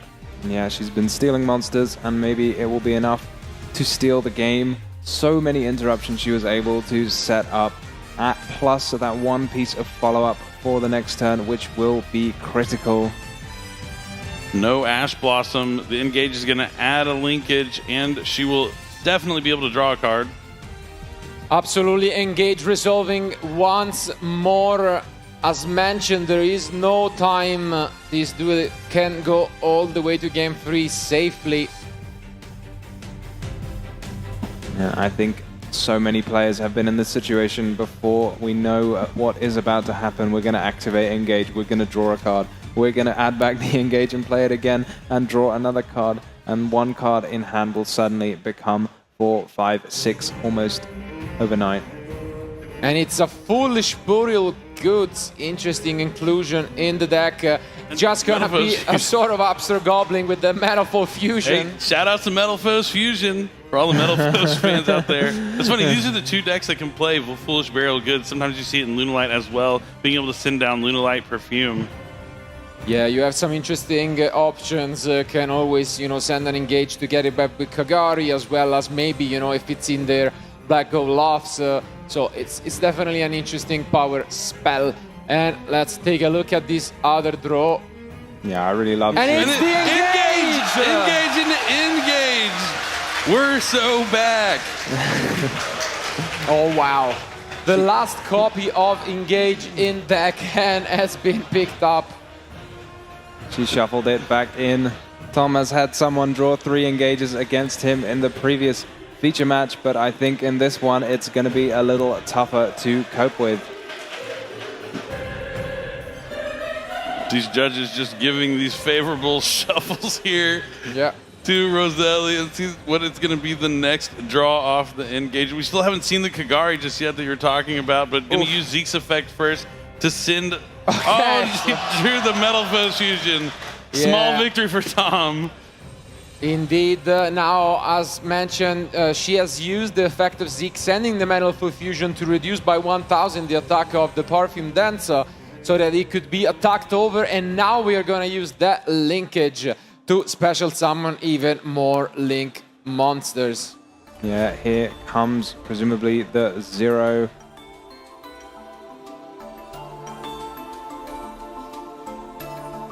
Having used already a multi-roll. Oh, she's going to add the 0 back. Yeah, the linkage goes back to the end. Not quite the engage, I guess, prioritizing this battle presence. Now the Kagari is going to attack over the Lunalight Gold Leo, sending it straight to the graveyard. You want to get this Yellow Martin off the field because it will be banished, and then once it's gone, it's gone. But that is why she added back the linkage, because the battle phase is still happening. This quick play Sky Striker secret maneuver is going to summon Hayate. Hayate is going to attack over the Yellow Martin. Yep, and now Yellow Martin is banished, and that's devastating for Lunalights. And another copy of linkage is going to turn Hayate into the 0 you were talking about, Tom. And then another linkage is going to bring out Shizuku and go for game Does Tom? He's trying to figure it out, run the numbers, do the math. Rosalia's already done it, and she's taken game one. Game one.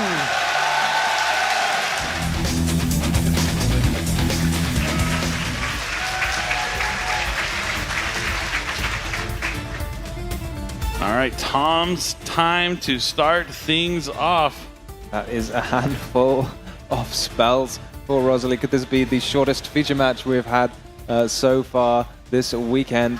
And there it is, as mentioned, the foolish burial goods, but this time for Tom. Yep, so this is step one. He has a playable card in his hand. That's really all he needs to get to where he needs to be. Being able to send, okay, he's going to send the Serenade Dance, probably a card that was sided in. A lot of Lunalight players don't main deck this card, but will put it in when they're going first. Yeah, it makes an awful lot of sense. This is a card that's slightly weak if you draw it, but having those extra options for extending your plays is a fantastic thing to have going first. So you got to discard a card and banish it from your grave, and then you can just summon a Lunalight straight from your deck. Seems to be a bit of a theme, with the Gold Leo doing exactly the same thing, but adding and then discarding. Yeah, and drawing both copies of Foolish Burial Goods here makes sense. Easy choice for a discard, but as we can expect, Rosalie not really to interact with Tom. He's free to set up these combos, and we have seen already throughout the previous future matches what the Lunalight deck can do. Yeah, the end result of this field could potentially be SP Little Knight, Baguska, and a couple copies of Lunalight Liger Dancer, but we're going to see Shohei is going to use the Black Sheep, and then the Leo will add back the Black Sheep.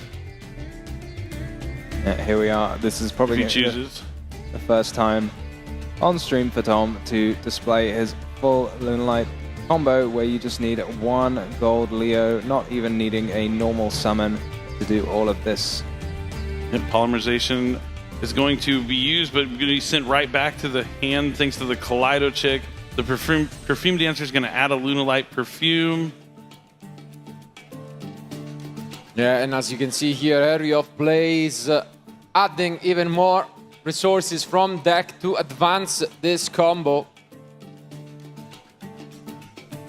All Rosalie can do here is sit and watch as Tom dances his way to his end field with all these Lunalight cards. Yeah, this he's going to use the Masquerade effect, I think, to discard here, so he'll be able to banish from his graveyard later on in this turn for the polymerization. And Lunalight Perfume is next. Yeah, Tom playing the archetype that's most fitting with the ceremony that we had for this event with those amazing dancers and keeping it up here. The Kaleido Chick only once each time it is on the field. You'll see its effect happen over and over again. Going to send the Lunalight Leo Dancer to copy the name, but more importantly, putting that fusion in the graveyard for a multitude of reasons. Yeah, it is one of those slightly older cards. You can just use it as many times as it is on the field, rather than only once per turn for the whole card. Lunalight Tiger, yeah, he's going for the full combo here, bringing back the Black Sheep. The Perfume Dancer is going to return the Tiger to the hand. It's going to be played again to special summon back from the graveyard, bringing back a level 4, and that's going to be the Lunalight Gold Leo. Polymerization is going to be used next, so he's going to use the Black Sheep.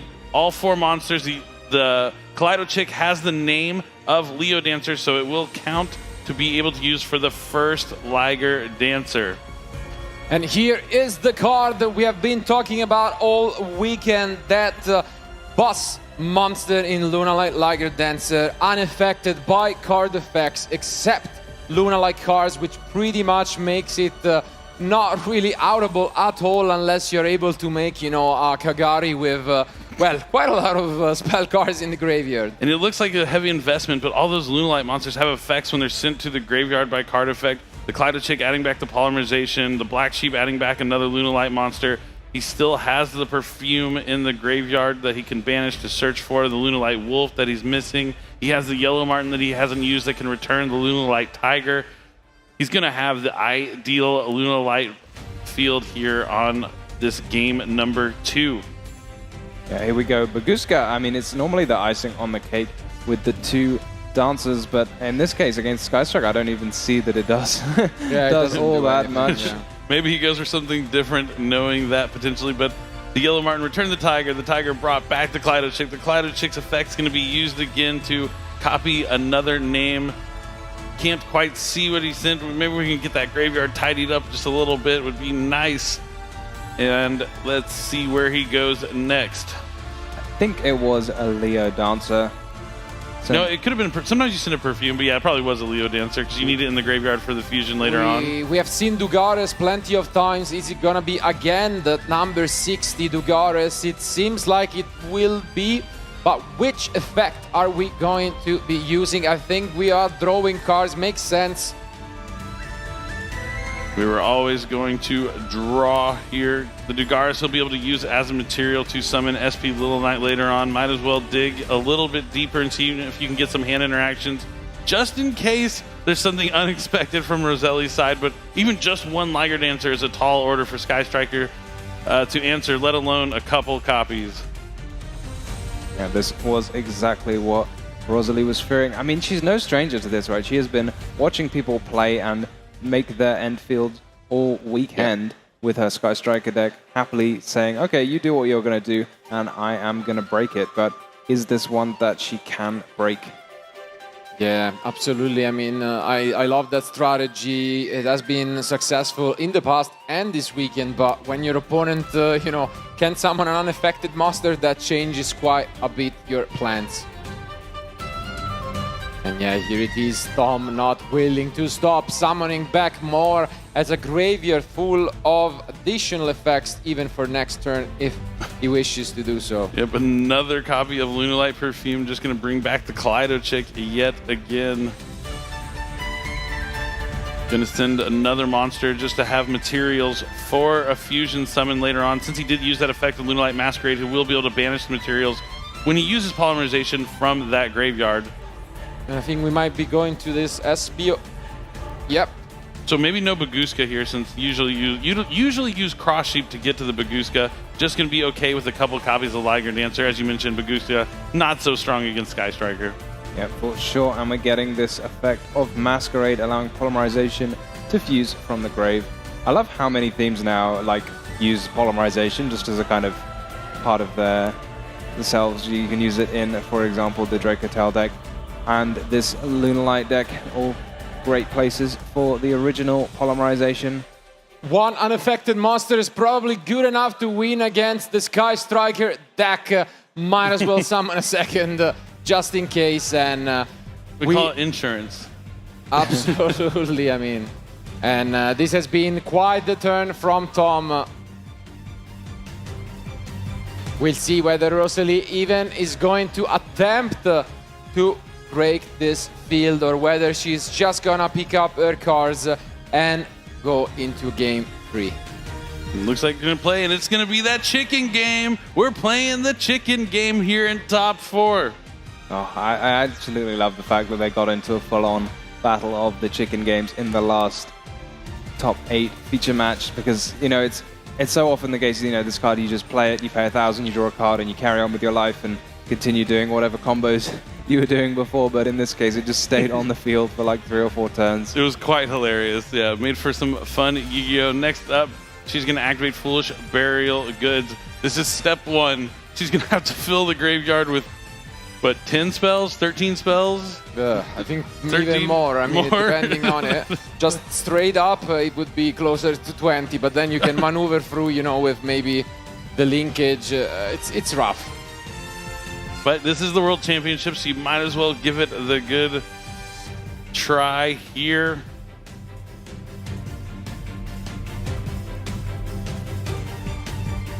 Well, Tom just indicating that he is not allowed to draw a card. Okay, I was like, is his deck zone locked? I'm not. I still have PTSD from that card. Just watching the zones get locked by the Kashtira deck a couple of years ago. And we are gonna send this Metalful Fusion right back, both of our duelists opening with that card. Shoutouts to Pendulums. I mean, Lunalights have Pendulum monsters, even though they mainly work like continuous spell cards. Quick shuffle here before the draw for the fusion. The judge gave them the Metalful Fusion last time. But it seems like this time around, an engage is gonna be there for Rosalie, but not as exciting as in the previous game, I'd say. The end is strong, don't get me wrong. Like against any other deck, this would be a strong opener. But she has seen enough and picks up her cards. Not gonna attempt to break this field.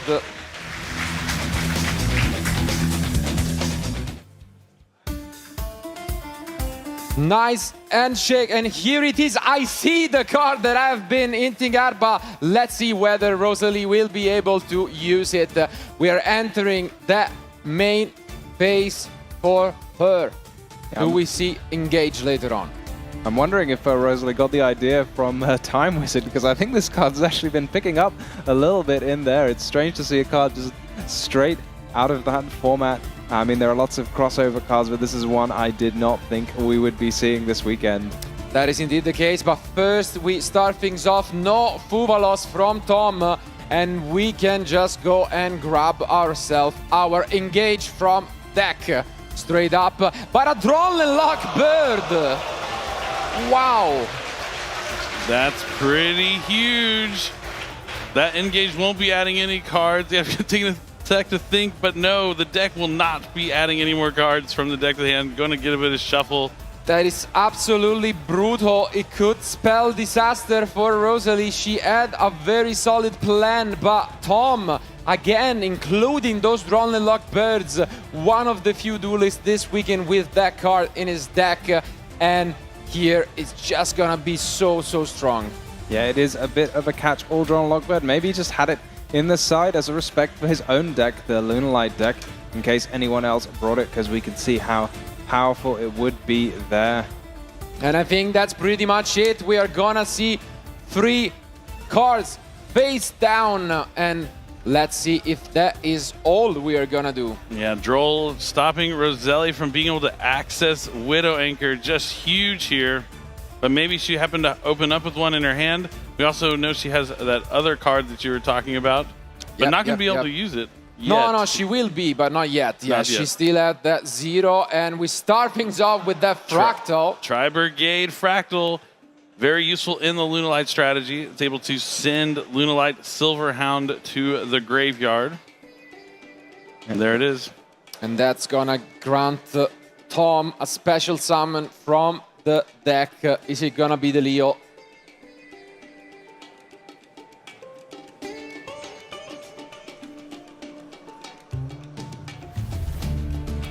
You can tell both of them extremely focused on this game. Both amazing, but only one of them can move.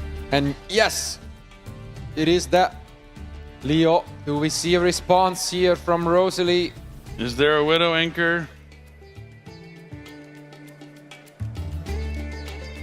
And it is Widow Anchor on the Leo.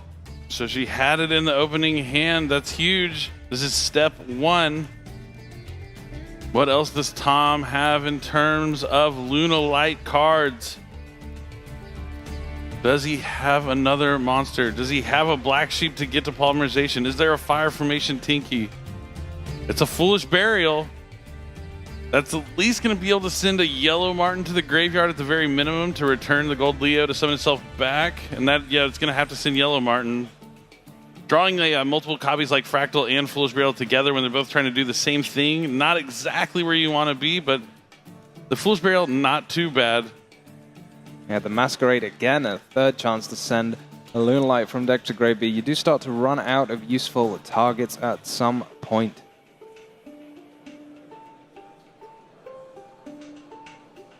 Taking a moment to read over Yellow Martin.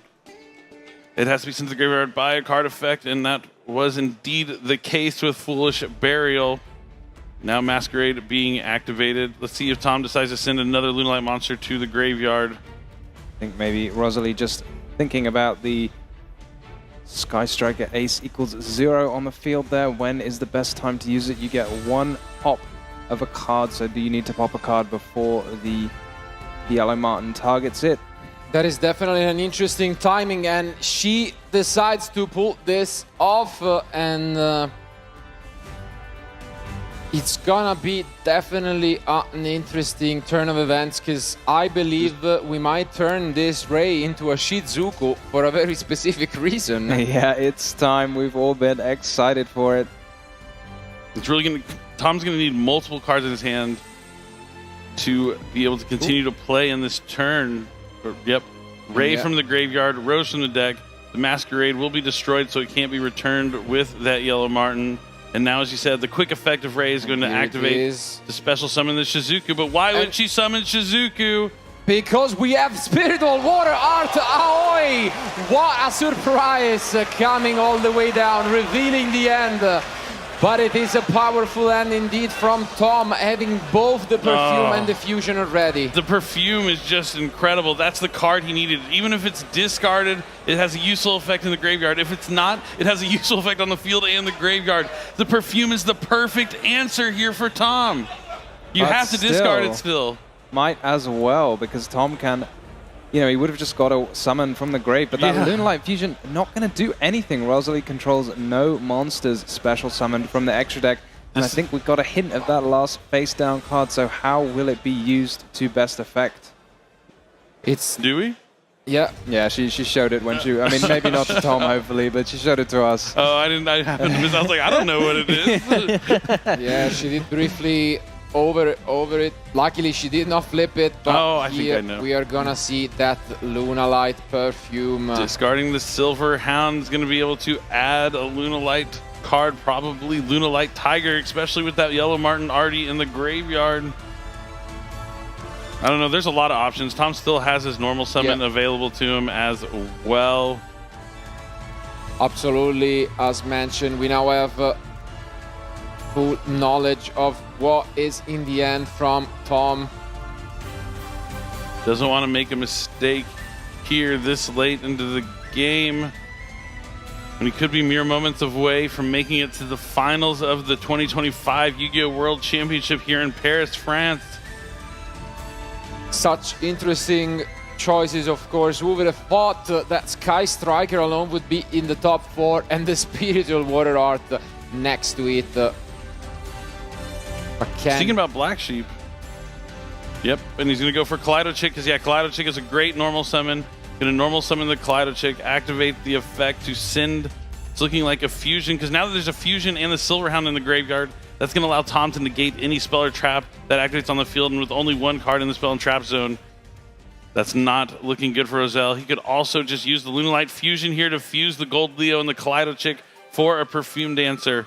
And I think this is where we might ever think if we are Rosalie.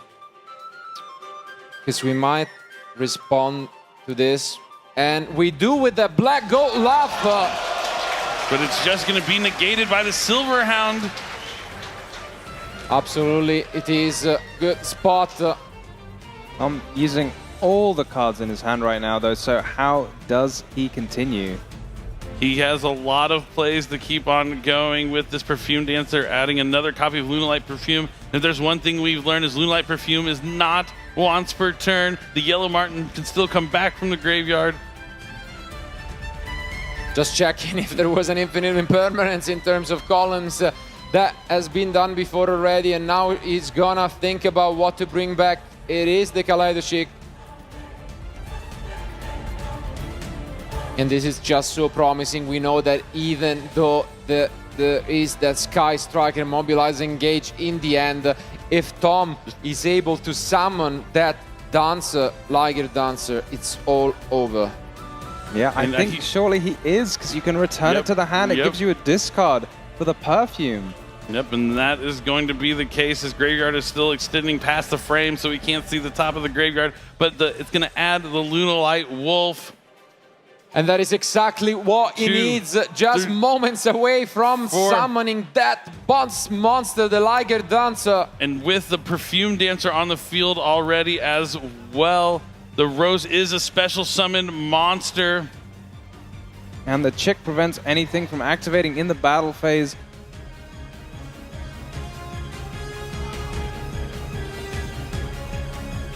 Yep, and now the effect's going to be activated. And we move to the battle phase, and that is it!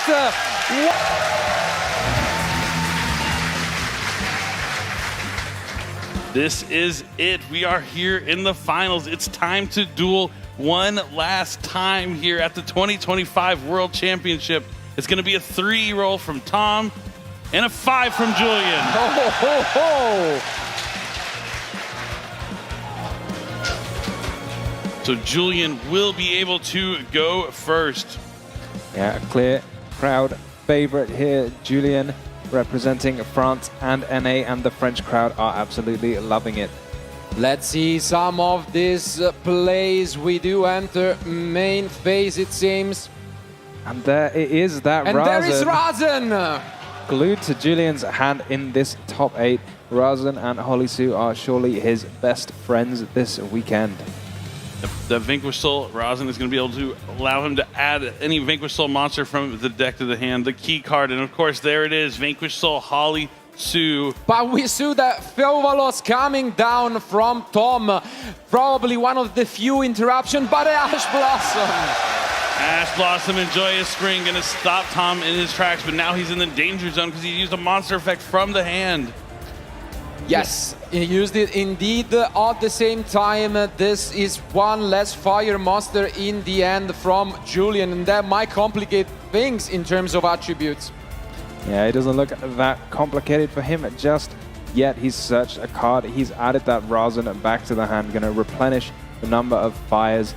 Got the Hollysu, I think I spot a dark. Here comes Case for K9.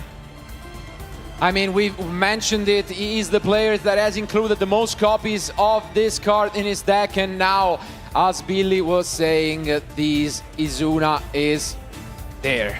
Yep, it's going to be special summoned right away, and then it's going to send a K9 monster from the deck to the graveyard. We can only expect it to be that K9 Lupus. Yeah, it is just devastating when you activate your hand interaction and it gets negated, meaning you've not got the benefit of what you were trying to do, and your opponent then gets all the benefit. So, yeah. Can't ask for a better start here for Julian. Not only do we get that benefit, we get the one from Reaper as well, and we have seen Julian is on force released already, so he can just set it here if you wish to do so, but no, we are actually gonna change things up, it seems. I think he was just reminding Tom the cards he's already shown this turn. Ripper is going to add a copy of K9 Jokul from the deck to the hand. Makes a lot of sense, and as mentioned, given that Feovalos, we can set the force release already. Just an incredible start here. Hollysu is going to be coming down next, revealing the Vanquished Soul Razen, special summoning to the field. We have a fire and a dark that are known, so we can just go and reveal those two. Do we have the second fire if we get to summon, or will we go for Mad Love? I think you have to go for Mad Love. You want to make sure you have access to the Vanquished Soul start, so you can have access to the Vanquished Soul Dust Devil. Julian just got everything he could have possibly wished for. There's just no way to imagine this game one going better for him right now. All the Vanquished Souls at his disposal, all the K9s at his disposal. Tom one card down already and got absolutely nothing to show for it. And Heavy Borger is going to be activated next, returning the Hollysu back to the hand. Heavy Borger is probably going to reveal a Dark here to allow Julian to draw another card. He's going to reveal that Jokul we already knew was in the hand. When this deck is operating at maximum efficiency, it is hard to stop for any strategy, but Tom may have some cards in his deck that he has a ton of cards we already seen on stream that are really useful at going second, so you don't want to count him out just yet, and Julian probably knows that, so he's going to have to play very carefully and make sure he doesn't make any mistakes with this great hand that he's been given. Yeah, he wants to sequence it as carefully as possible. He wants to give himself the best chance, the maximum number of interruptions, the maximum resilience to cards like Book of Eclipse, Lightning Storm, Dark Ruler No More. Now here comes the draw from Heavy Borger.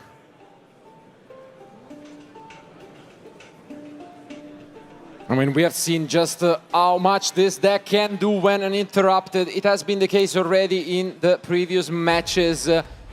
And it's a scary feeling nonetheless. And Tom, we know, is most likely, you know, on those field-breaking spells, but are those gonna be enough against what Julian is about to come up with? Not only do you see the first release, most likely the Snow Devil is gonna be there. So something like a Dark Ruler No More doesn't actually shut down all of the interactions. Definitely, and we saw the Jokels come down, and a Jokel added a copy of the K9 Lantern. We mentioned Julian is on a heavier K9 engine in his Vanquish Soul strategy, and when you draw like this, it is so much more devastating to the opponent.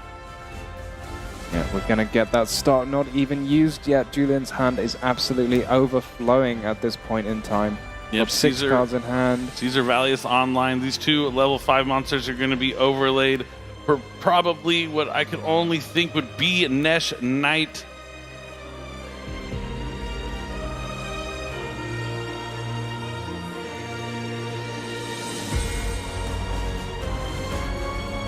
Nesh Knight, such an amazing card, both on his own and when upgraded to that C104. Yeah, C104 Umbral Horror Masquerade is just an excellent card, and we're going to see the effect of being activated to rank up into the Chaos version here of Nesh Knight. Oh. Yep, there it is. And then the next step, since the C104 is underneath, he can go into that Umbral Horror in attack position this time. Pretty fearless, putting it in attack mode after we've seen Lightning Storms on the stream already, but let's just go for it. We haven't seen any from Tom just yet. We're going to the end phase. Vanquish Soul start's going to set a Vanquish Soul trap, and it's going to be that Vanquish Soul Dust Devil, which can just be absolutely devastating on its own, not to mention all the other numerous numbers of interactions Julian has put up.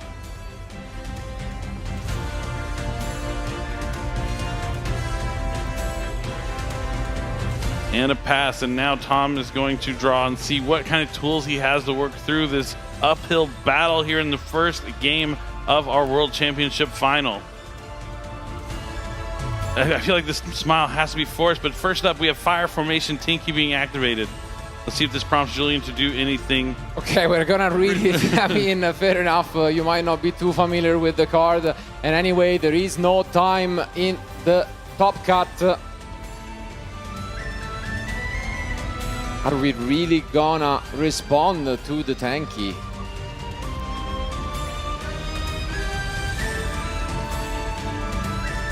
He is going to use the quick play spell here to turn this Ripper into a werewolf. There's a full moon. Definitely an interesting decision. And that is it, actually. Yep. Tom has seen enough. Picking up his cards. Cannot do anything about this.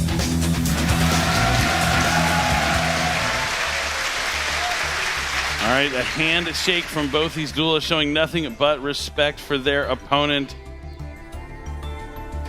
And it's gonna be main phase. Do we have anything from Julian? Not quite. It seems that we can enter the main phase. There's some useful cards there. We'll see how Tom is going to navigate his hand in this matchup. And Julian placing his cards on the field, but once more Foolish Burial Goods. I mean, having a read might as well, but it's pretty straightforward. And we are gonna use a shifter! Is this the way the World Championship is going to end, with a Dimension Shifter? The one of... Wow! Julian locked in, staring his opponent down.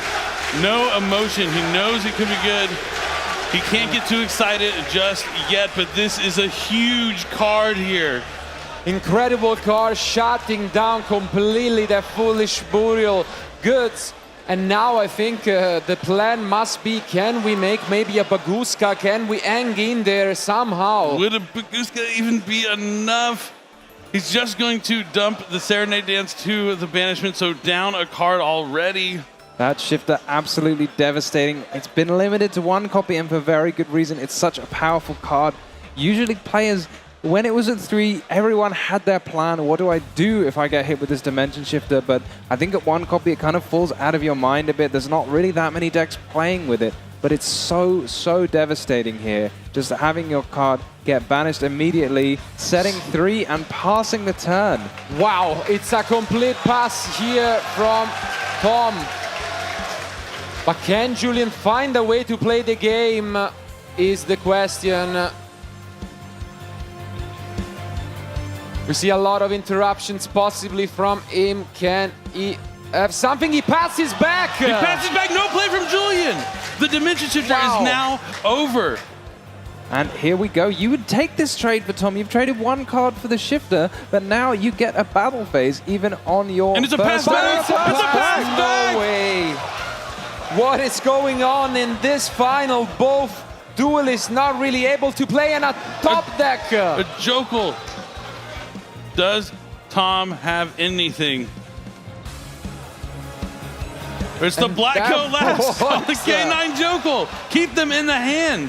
Yeah, take 1 extra turn is most likely gonna be a pass now from Julian. I guess it could technically go and normal, but my goodness. that's just a pass. Can Tom find anything? Main phase 1, it's gonna be It's Foolish Burial. And this is gonna resolve. That's a great card to start things off, possibly special summoning a Leo from deck, but let's see if Julian has a response.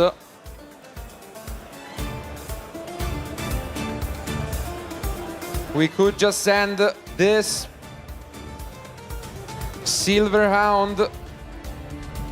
He's having a good think. He's not going straight for the Silver Hand. Yes, he is going It is straight for the Silver Silver Hound. Hound. Do we see a response? Ash Fuvalos. It is the Fuvalos. Does Tom have a responsible Charming Falls? Does he have his signature card? He has the Ash Blossom and Joyous Spring. It's not the Call by the Grave, but it's at least going to stop Julian from drawing into more cards. And now this Silver Hound is going to special summon a Luna Light monster from the deck. Gosh, what a game so far. Also got that Black Goat Laughs in the graveyard for some extra interruptions. Could check a potential Holly Sue, even if Julian picks one up. What a game this has been, such a roller coaster of emotion. We thought it could have been all over just with that Dimension Shifter, but then a bit of misluck from both sides, and now it's Tom who is playing Baramul Charmi Purulia to follow this up. So he sent the Kaleido Chick, and then the Gold Leo was able to add the Kaleido Chick back to his hand. He really only has to special summon or summon a monster from his hand 1 time, so but even 1 card when Julian doesn't have anything to really play with could mean everything. If Tom doesn't find a way to get to a Liger Dancer in this game on this turn. But the normal summon comes down here from the Kaleido Chick. He basically just searched from his deck. Important draw, and there are a lot of huge ones possibly from Julian. That looked like an Izuna to me. And he draws into Izuna. K9 Azuna is going to be activated here and special summon to the field. Does Izuna do? You just activate the Black Goat, you call Lupus, you stay calm. That monster cannot use its effect after you've used the Black Goat. But you must do it now, and Tom sees this line. He calls the Lupus, shutting down this play. So he won't be able to Xyz summon here on Tom's turn. Now the Kaleido Chick catch. The Kaleido Chick is going to send a Lunalight monster from the deck to the graveyard to copy the name, and it's going to be Yellow Martin. Yellow Martin's going to return that Gold Leo to the hand to special summon itself.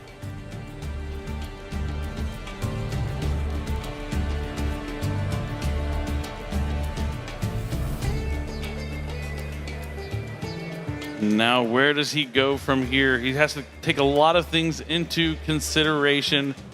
How can you do the most amount of damage with the least amount of summons? He's going to overlay these 2 monsters for a rank 4. Is it going to be a Dugaris or a Brotherhood of the Fire Fist Tiger King to get access to Fire Formation Tinky? That is going to be the case.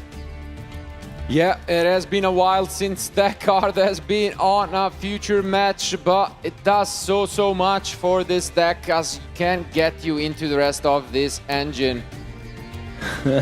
Tom maybe asking if Julian can read German. I think he's wondering about the lock from the Silver Hound, but the card that was locked from the Silver Hound was the Gold Leo that got returned to the hand. so he is able to overlay for this Xyz monster. And yeah, just asking a bit about the fact, I mean, you do see a long text. In reality, the second part, not so relevant at the moment, but you must be wondering. And I guess we are asking for a translation here from Julian, as fading as it is. Tension when we saw that shifter, and now we're back into action. We can resolve this tanky and add something else to our end to push through. Yep, here it is. Advantage to Tom right now. Gonna start resolving some effects. Very important that he can detach a material to get something in the graveyard if he needs to. Very important to remember to not summon too many monsters under that Mochami Perulia. And the Black Sheep definitely wants to get that Yellow Marten back in the graveyard. Black Sheep will be used to add polymerization potentially from the deck to the hand. Does so much more than just that in the Lunalight strategy, but going to detach the Kaleido Chick, another one you're going to want to bring back from the graveyard as well. And yeah, as mentioned, that detach is important, negating everything until the end of the opponent's turn. And now we can add possibly polymerization. There it is, polymerization. Not only relevant in this format, has been relevant also over in Duel Links. Oh yeah, we talked about Monster Reborn being an old card. Polymerization is right up there with it. Absolutely, it is. Also, yeah, Raigeki as well. Yeah, same set. Yeah, Lunalight Tiger bringing back that Kaleido Chick. And now still so much that Tom can try to do. Also, we have absolutely no clue what those two face down were, but is it gonna be something else to extend the plays? Who knows? Could also be, I guess, yeah. Oh, but here comes Nibiru, the primal being. Is it now the correct time? That's what I'm wondering as well. He has the Yellow Marten still that can come back by bouncing the Tiger, and that would result in... Oh, okay, he's going to change Book of Eclipse. Book of Eclipse. It's going to keep the Nibiru in hand. He can't tribute anything on the field. Actually, this is so fitting because this is exactly the way in which he lost his final. He lost the final to Samir with this exact play of the Book of Eclipse. And when I say you learn from your losses, this is exactly what I mean. Doesn't get much more poetic than this, does it? Now the Perfume Dancer is going to add a Lunalight Perfume. The Yellow Marten was used as a material, so it's going to add back the polymerization from the graveyard. The Yellow Marten is still stuck underneath that Tiger King, though, so he's going to have to find a way to get that in the graveyard if he wants to utilize the Tiger again. But the Perfume Dancer also has that additional effect that can return a Lunalight card back to your hand, so he already has an opportunity to use that Tiger again. Lunalight Perfume is going to bring back the Kaleido Chick to the field, ready to use its effect yet again, putting another fusion monster into the graveyard. We can't quite see what it is. Yeah, I mean, I can only assume it's the Leo Dancer to then get into the Liger Dancer, possibly just a few moments from now. And it should be pretty easy to do, and that's gonna be a lot of damage, and I don't see how Julian can stop it. Yeah, here comes the Wolf. Nibiru already used. It's got a, you're right, Marcello, that what cards are there that are going to deal with a field this threatening? Got to have all those monsters in the graveyard. I mean, can't see all of it now, but it's tough to imagine. 3 of them are also known, because we know double Joggle is in the end, and then one is Nibiru, only one more card, which means those Vanquish will not do anything. And I'm pretty sure, as we can see here, we are gonna get into that final fusion. The Liger Dancer, we might be moments away from getting into a game 3 here, as we are able to just completely disrupt the field. And once again, the Kaleido Chick was banished, so it won't be able to activate anything during the battle phase. Gonna destroy those special summon monsters and attack, attack. And we're going to a game number 3. Wow.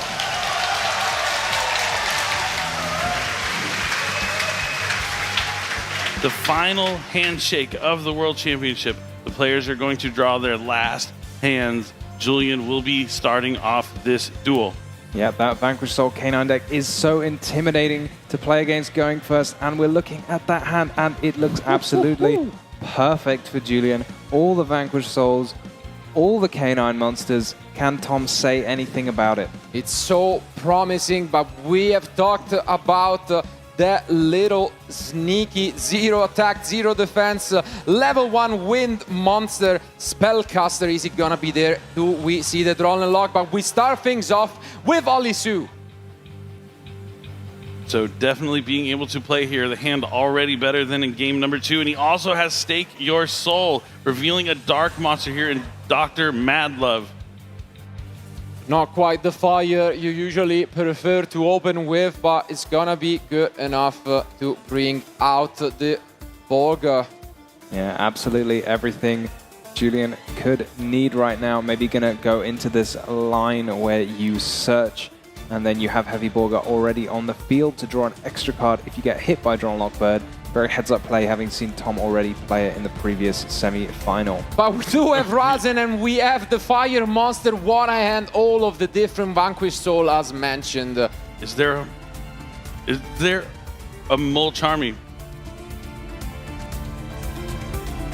Almost certainly not a Molcham. He's already activated Stake Your Soul. Let's see what Julian has to do. Next up, what does he have?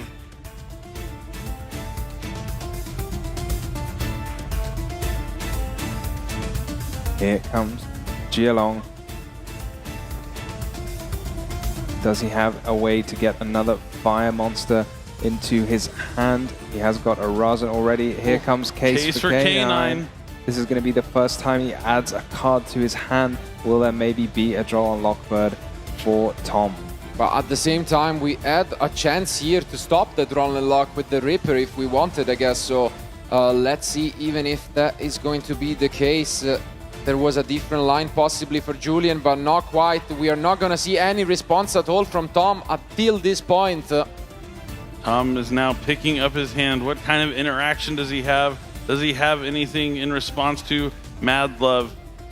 This might be some mind game, because of course we are about to be on 5 summons, so Nibiru, the Primal Being, should be a consideration. You do not know if it's in the deck at all from Tom. Vanquished Soul start is going to add a copy of Zhao Long from the deck to the hand. Yeah, this is an absolutely incredible opening hand for Julian. All engine, all gas, no brakes. Going to search another card with Jialong, presumably going to be able to search the trap. You can do so much, but the question here is, do you play around this Nibiru? Of course, we can start things off revealing both Fire Monster, adding yet another card. Sometimes he has gone for the Snow Devil right away, foregoing the Vanquished Soul start effect, but is he going to do it again?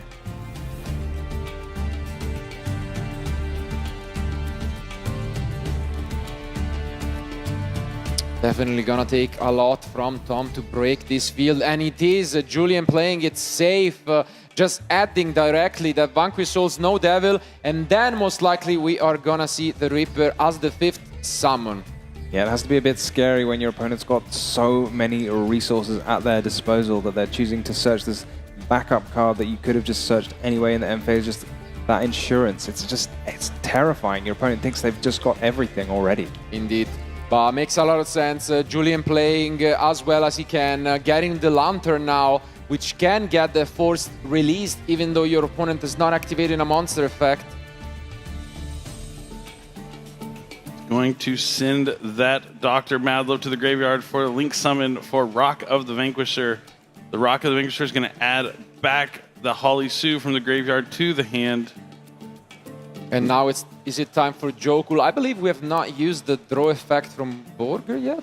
Yeah, I think the Borger's just been sat there. Maybe Julian says, I'm just going to search as much as I possibly can first, and then maybe draw into something that I couldn't have searched otherwise, rather than just drawing at the beginning of the turn. Yeah, I also think that Stake Your Soul was kind of just an Ash Blossom check, trying to get Tom to use it, as it wouldn't have stopped anything else that he has really going on here. Of course, it was, I mean, as you've mentioned, a great bluff also, because he didn't reveal the Razen on purpose. You know, he revealed the Dark so that maybe your opponent thinks, okay, you don't have Razen, I might use an interruption, but not quite the case here. And those are really the skills you can have to make it to the World Championship, knowing how to do things like that to change the perception of your opponent with the cards in your hand based upon how you play them and in the order in which you do so. Oh, he did reveal Razen for Holly Sue at the beginning of the turn. True. That was the first thing he did, I think. Next up, what is he going to do after this shuffle is over with? There goes that reveal. He's just going to show him his whole hand. I mean, knows not them many all. times. I mean, fair enough, but yeah, you revealed the entire hand, as you can see from Tom. Gonna get a fresh draw, and then we might get into those Nash Knights that have been, you know, consistently applying pressure on Julian's side of the field throughout the entire weekend. Yeah, was that maybe even a draw and lockbird off the top? I kind of thought it was the looked same like it. thing. Yeah. Yeah, I had that same thought. I had the same feeling, but that would just be... That would be devastating. That Yeah, card is cherry very, on top. very good against Luna Light, but we're not sure if that is the card he drew indeed. But Nesh Knight Yep. coming down here, it's going to rank up into the Chaos version, attaching the number C104 so he can special summon out number C104, Umbral Horror Masquerade. And indeed, that is the case. The case for K9 also Yeah. being destroyed here.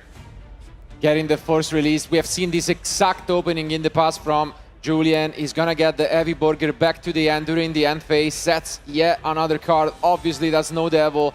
And I think, yeah, he's triple checking. Have I done everything right? And yes, oh, you are right, guys. It was indeed the card we feared must have stopped and But might have stopped Julian. If there's someone in this tournament who's played tons of going second cards, we've seen Dark Ruler Normar, we've seen Book of Eclipse, and Tom's key card, we've seen him draw so much this weekend, Yes. Called by the Grave. He has the opportunity to have plenty of cards in his hand to break through this board, but it's an uphill battle here from Yeah. the beginning. I feel like those evenly matched from, you know, back in the previous future matches might be helpful, but I don't think Tom is running any of those in his deck. I see Willie in the front row. Maybe he could lend him one of those evenly matches Yeah, out of the deck. throw one at Tom. He's going to need it. He's going to need a combination of cards here, but he didn't have any responses during the turn, so there's a chance that a lot of his cards in hand are these going second options. Look at this, 6 cards in hand from Julian, a full field of threatening interruptions. Can Tom pull this miracle off? This would be a miracle. Let's see how he's going to start things off. He's going to need something useful. Dealing with the Umbral Horror is going to be huge, so Dark Ruler No More would be a start. Does he have it? Does he have Book of Eclipse? Does he have Heavy Polymerization? Does he have Luna Light cards? It's going to be full hollows. Oof, which, I mean, it's devastating because it's most likely, you know, the card he just picked up per turn. It might have made a lot of a difference if it was in the first 5. The next card's Foolish Burial, so no board-breaking cards just yet. And also, it doesn't really do all that much because Foolish Burial Goods might have helped, but you have the Reaper ready to put in check anything that is going to be sent to the graveyard. Julian with 6 cards in the hand, 2 cards face down. The Vanquish will start in a field spell zone, and going to send Yellow Martin, so he'll be able to activate the effect to add a Luna Light spell.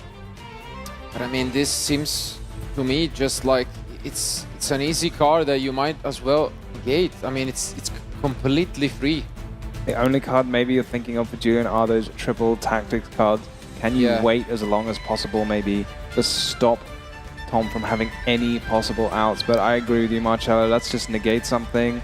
Maybe he just wants to resolve his draw on Lockbird as his first monster effect. Yeah. Tom's key card all weekend has been Called by the Grave. He's going to need it here if Julian does in fact have Droll and Lockbird. Can we find the Call by the Grave? Because we might be moments away from dropping that Spellcaster monster from Julian.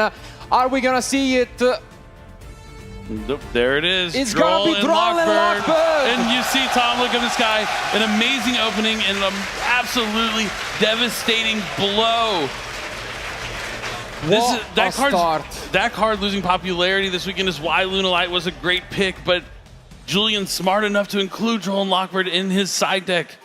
He has mentioned he tried to include cards that could cut a lot of other decks, maybe not using those Artifact Lancia, but just trying it out. And now, after the Droll and Lock resolves, Tom is able to continue. Looks like the judges are just having a quick discussion with our players, but play will be continued here shortly. I'm not sure what this discussion is quite about just yet. Makes a lot more sense. And just asking about this Luna Light Fusion full text, which for anyone too unfamiliar with, allows you to use extra deck materials if your opponent controls a monster special summon from the extra deck. But it's just one extra deck material. Only right? So one. if he has 3 Lunalight monsters in his hand, he could use the Leo Dancer plus 3 Lunalights to summon Liger Dancer, which would be unaffected by all of these cards that Julian has. That would be amazing. There's a little scary possibility for Julian, but no real way to stop this Lunalight fusion as far as I know, so Yep. I just have to deal with it. Not at all, but in that case, I mean, if Tom ever gets a, a way out because of that, I think Julian is gonna think about not using that Reaper for a long time. Do we have? One. It's just only one. It seems like no. Inner Dancer coming down. And being the Perfume Dancer won't be enough. Maybe you can go into Leo Dancer, but if he only uses one, he can't even go into Leo Dancer. Because yeah, Perfume Dancer won't do anything really, because that Droll and Lockbird is just going to lock him out of being able to add Lunalight Perfume. The Silverhound will be able to special summon from the deck since it was sent to the graveyard by card effect. So he's going to opt to use a monster from his deck instead of the extra deck, since it is only going to be 2 materials here. It's looking like. Yeah, Maybe the Emerald Bird. that's rough. Has to mean that we don't have many monsters in hand because we can't add cards. We cannot get that, Perfume. Yeah, that Droll and Lockbird is the last thing Tom wanted to see without having any interruptions. The Fuwalos probably being that 6th card on the top of his deck, just brutal. And it's even one more card that doesn't do anything now that Droll and Lock is there. You don't even get those extra draws with the force release. You didn't have to remind me about that. Brutal. All right, Julian waiting to see what is going to happen here from this chain link from the card effects that were sent for this fusion summon. We just have everything available. As you can see, Izuna is there. Olisu is there. It's not only the field that we must worry about. Every interruption in the end is available from Julian. How can Tom pull this miracle off? Yeah, he's going to be able to get some monsters with the Emerald Bird summoning back from the graveyard. The Silverhound can summon from the deck, but I just don't know if it's going to be enough. He also still has the Yellow Martin in the graveyard, which can summon itself back by returning a Lunalight card. Yeah, is there a way? Can this be a Kaleido Chick? Maybe with the last card in hand being something like a wolf. So difficult though to figure out.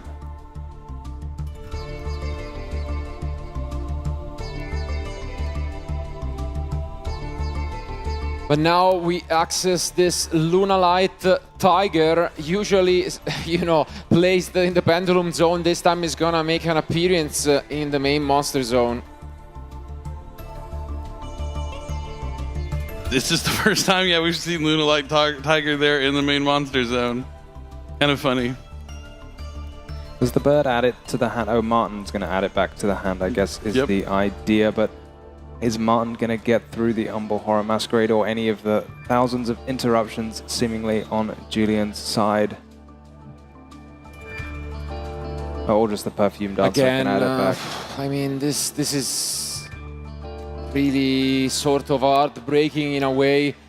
Such amazing duels from both sides throughout all of this weekend, but now we are down to this remaining one, and Tom seems like he's just fighting an uphill battle.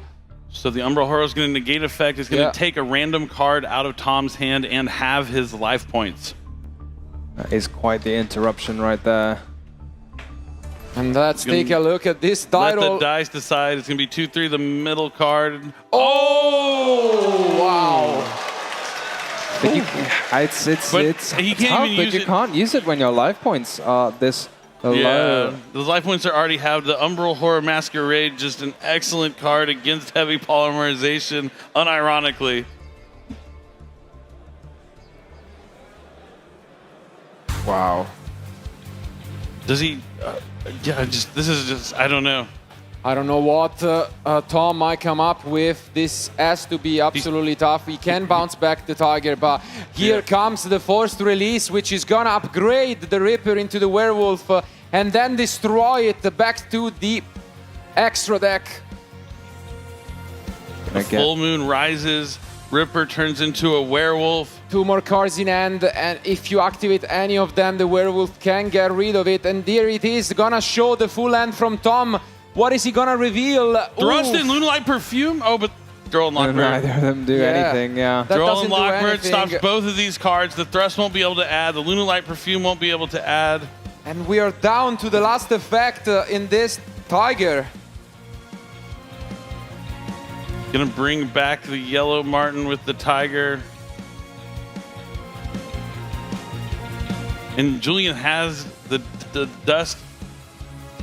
Yeah, there's no Devil is there, as well as Olisu, so still the interruption have not ended for Julian.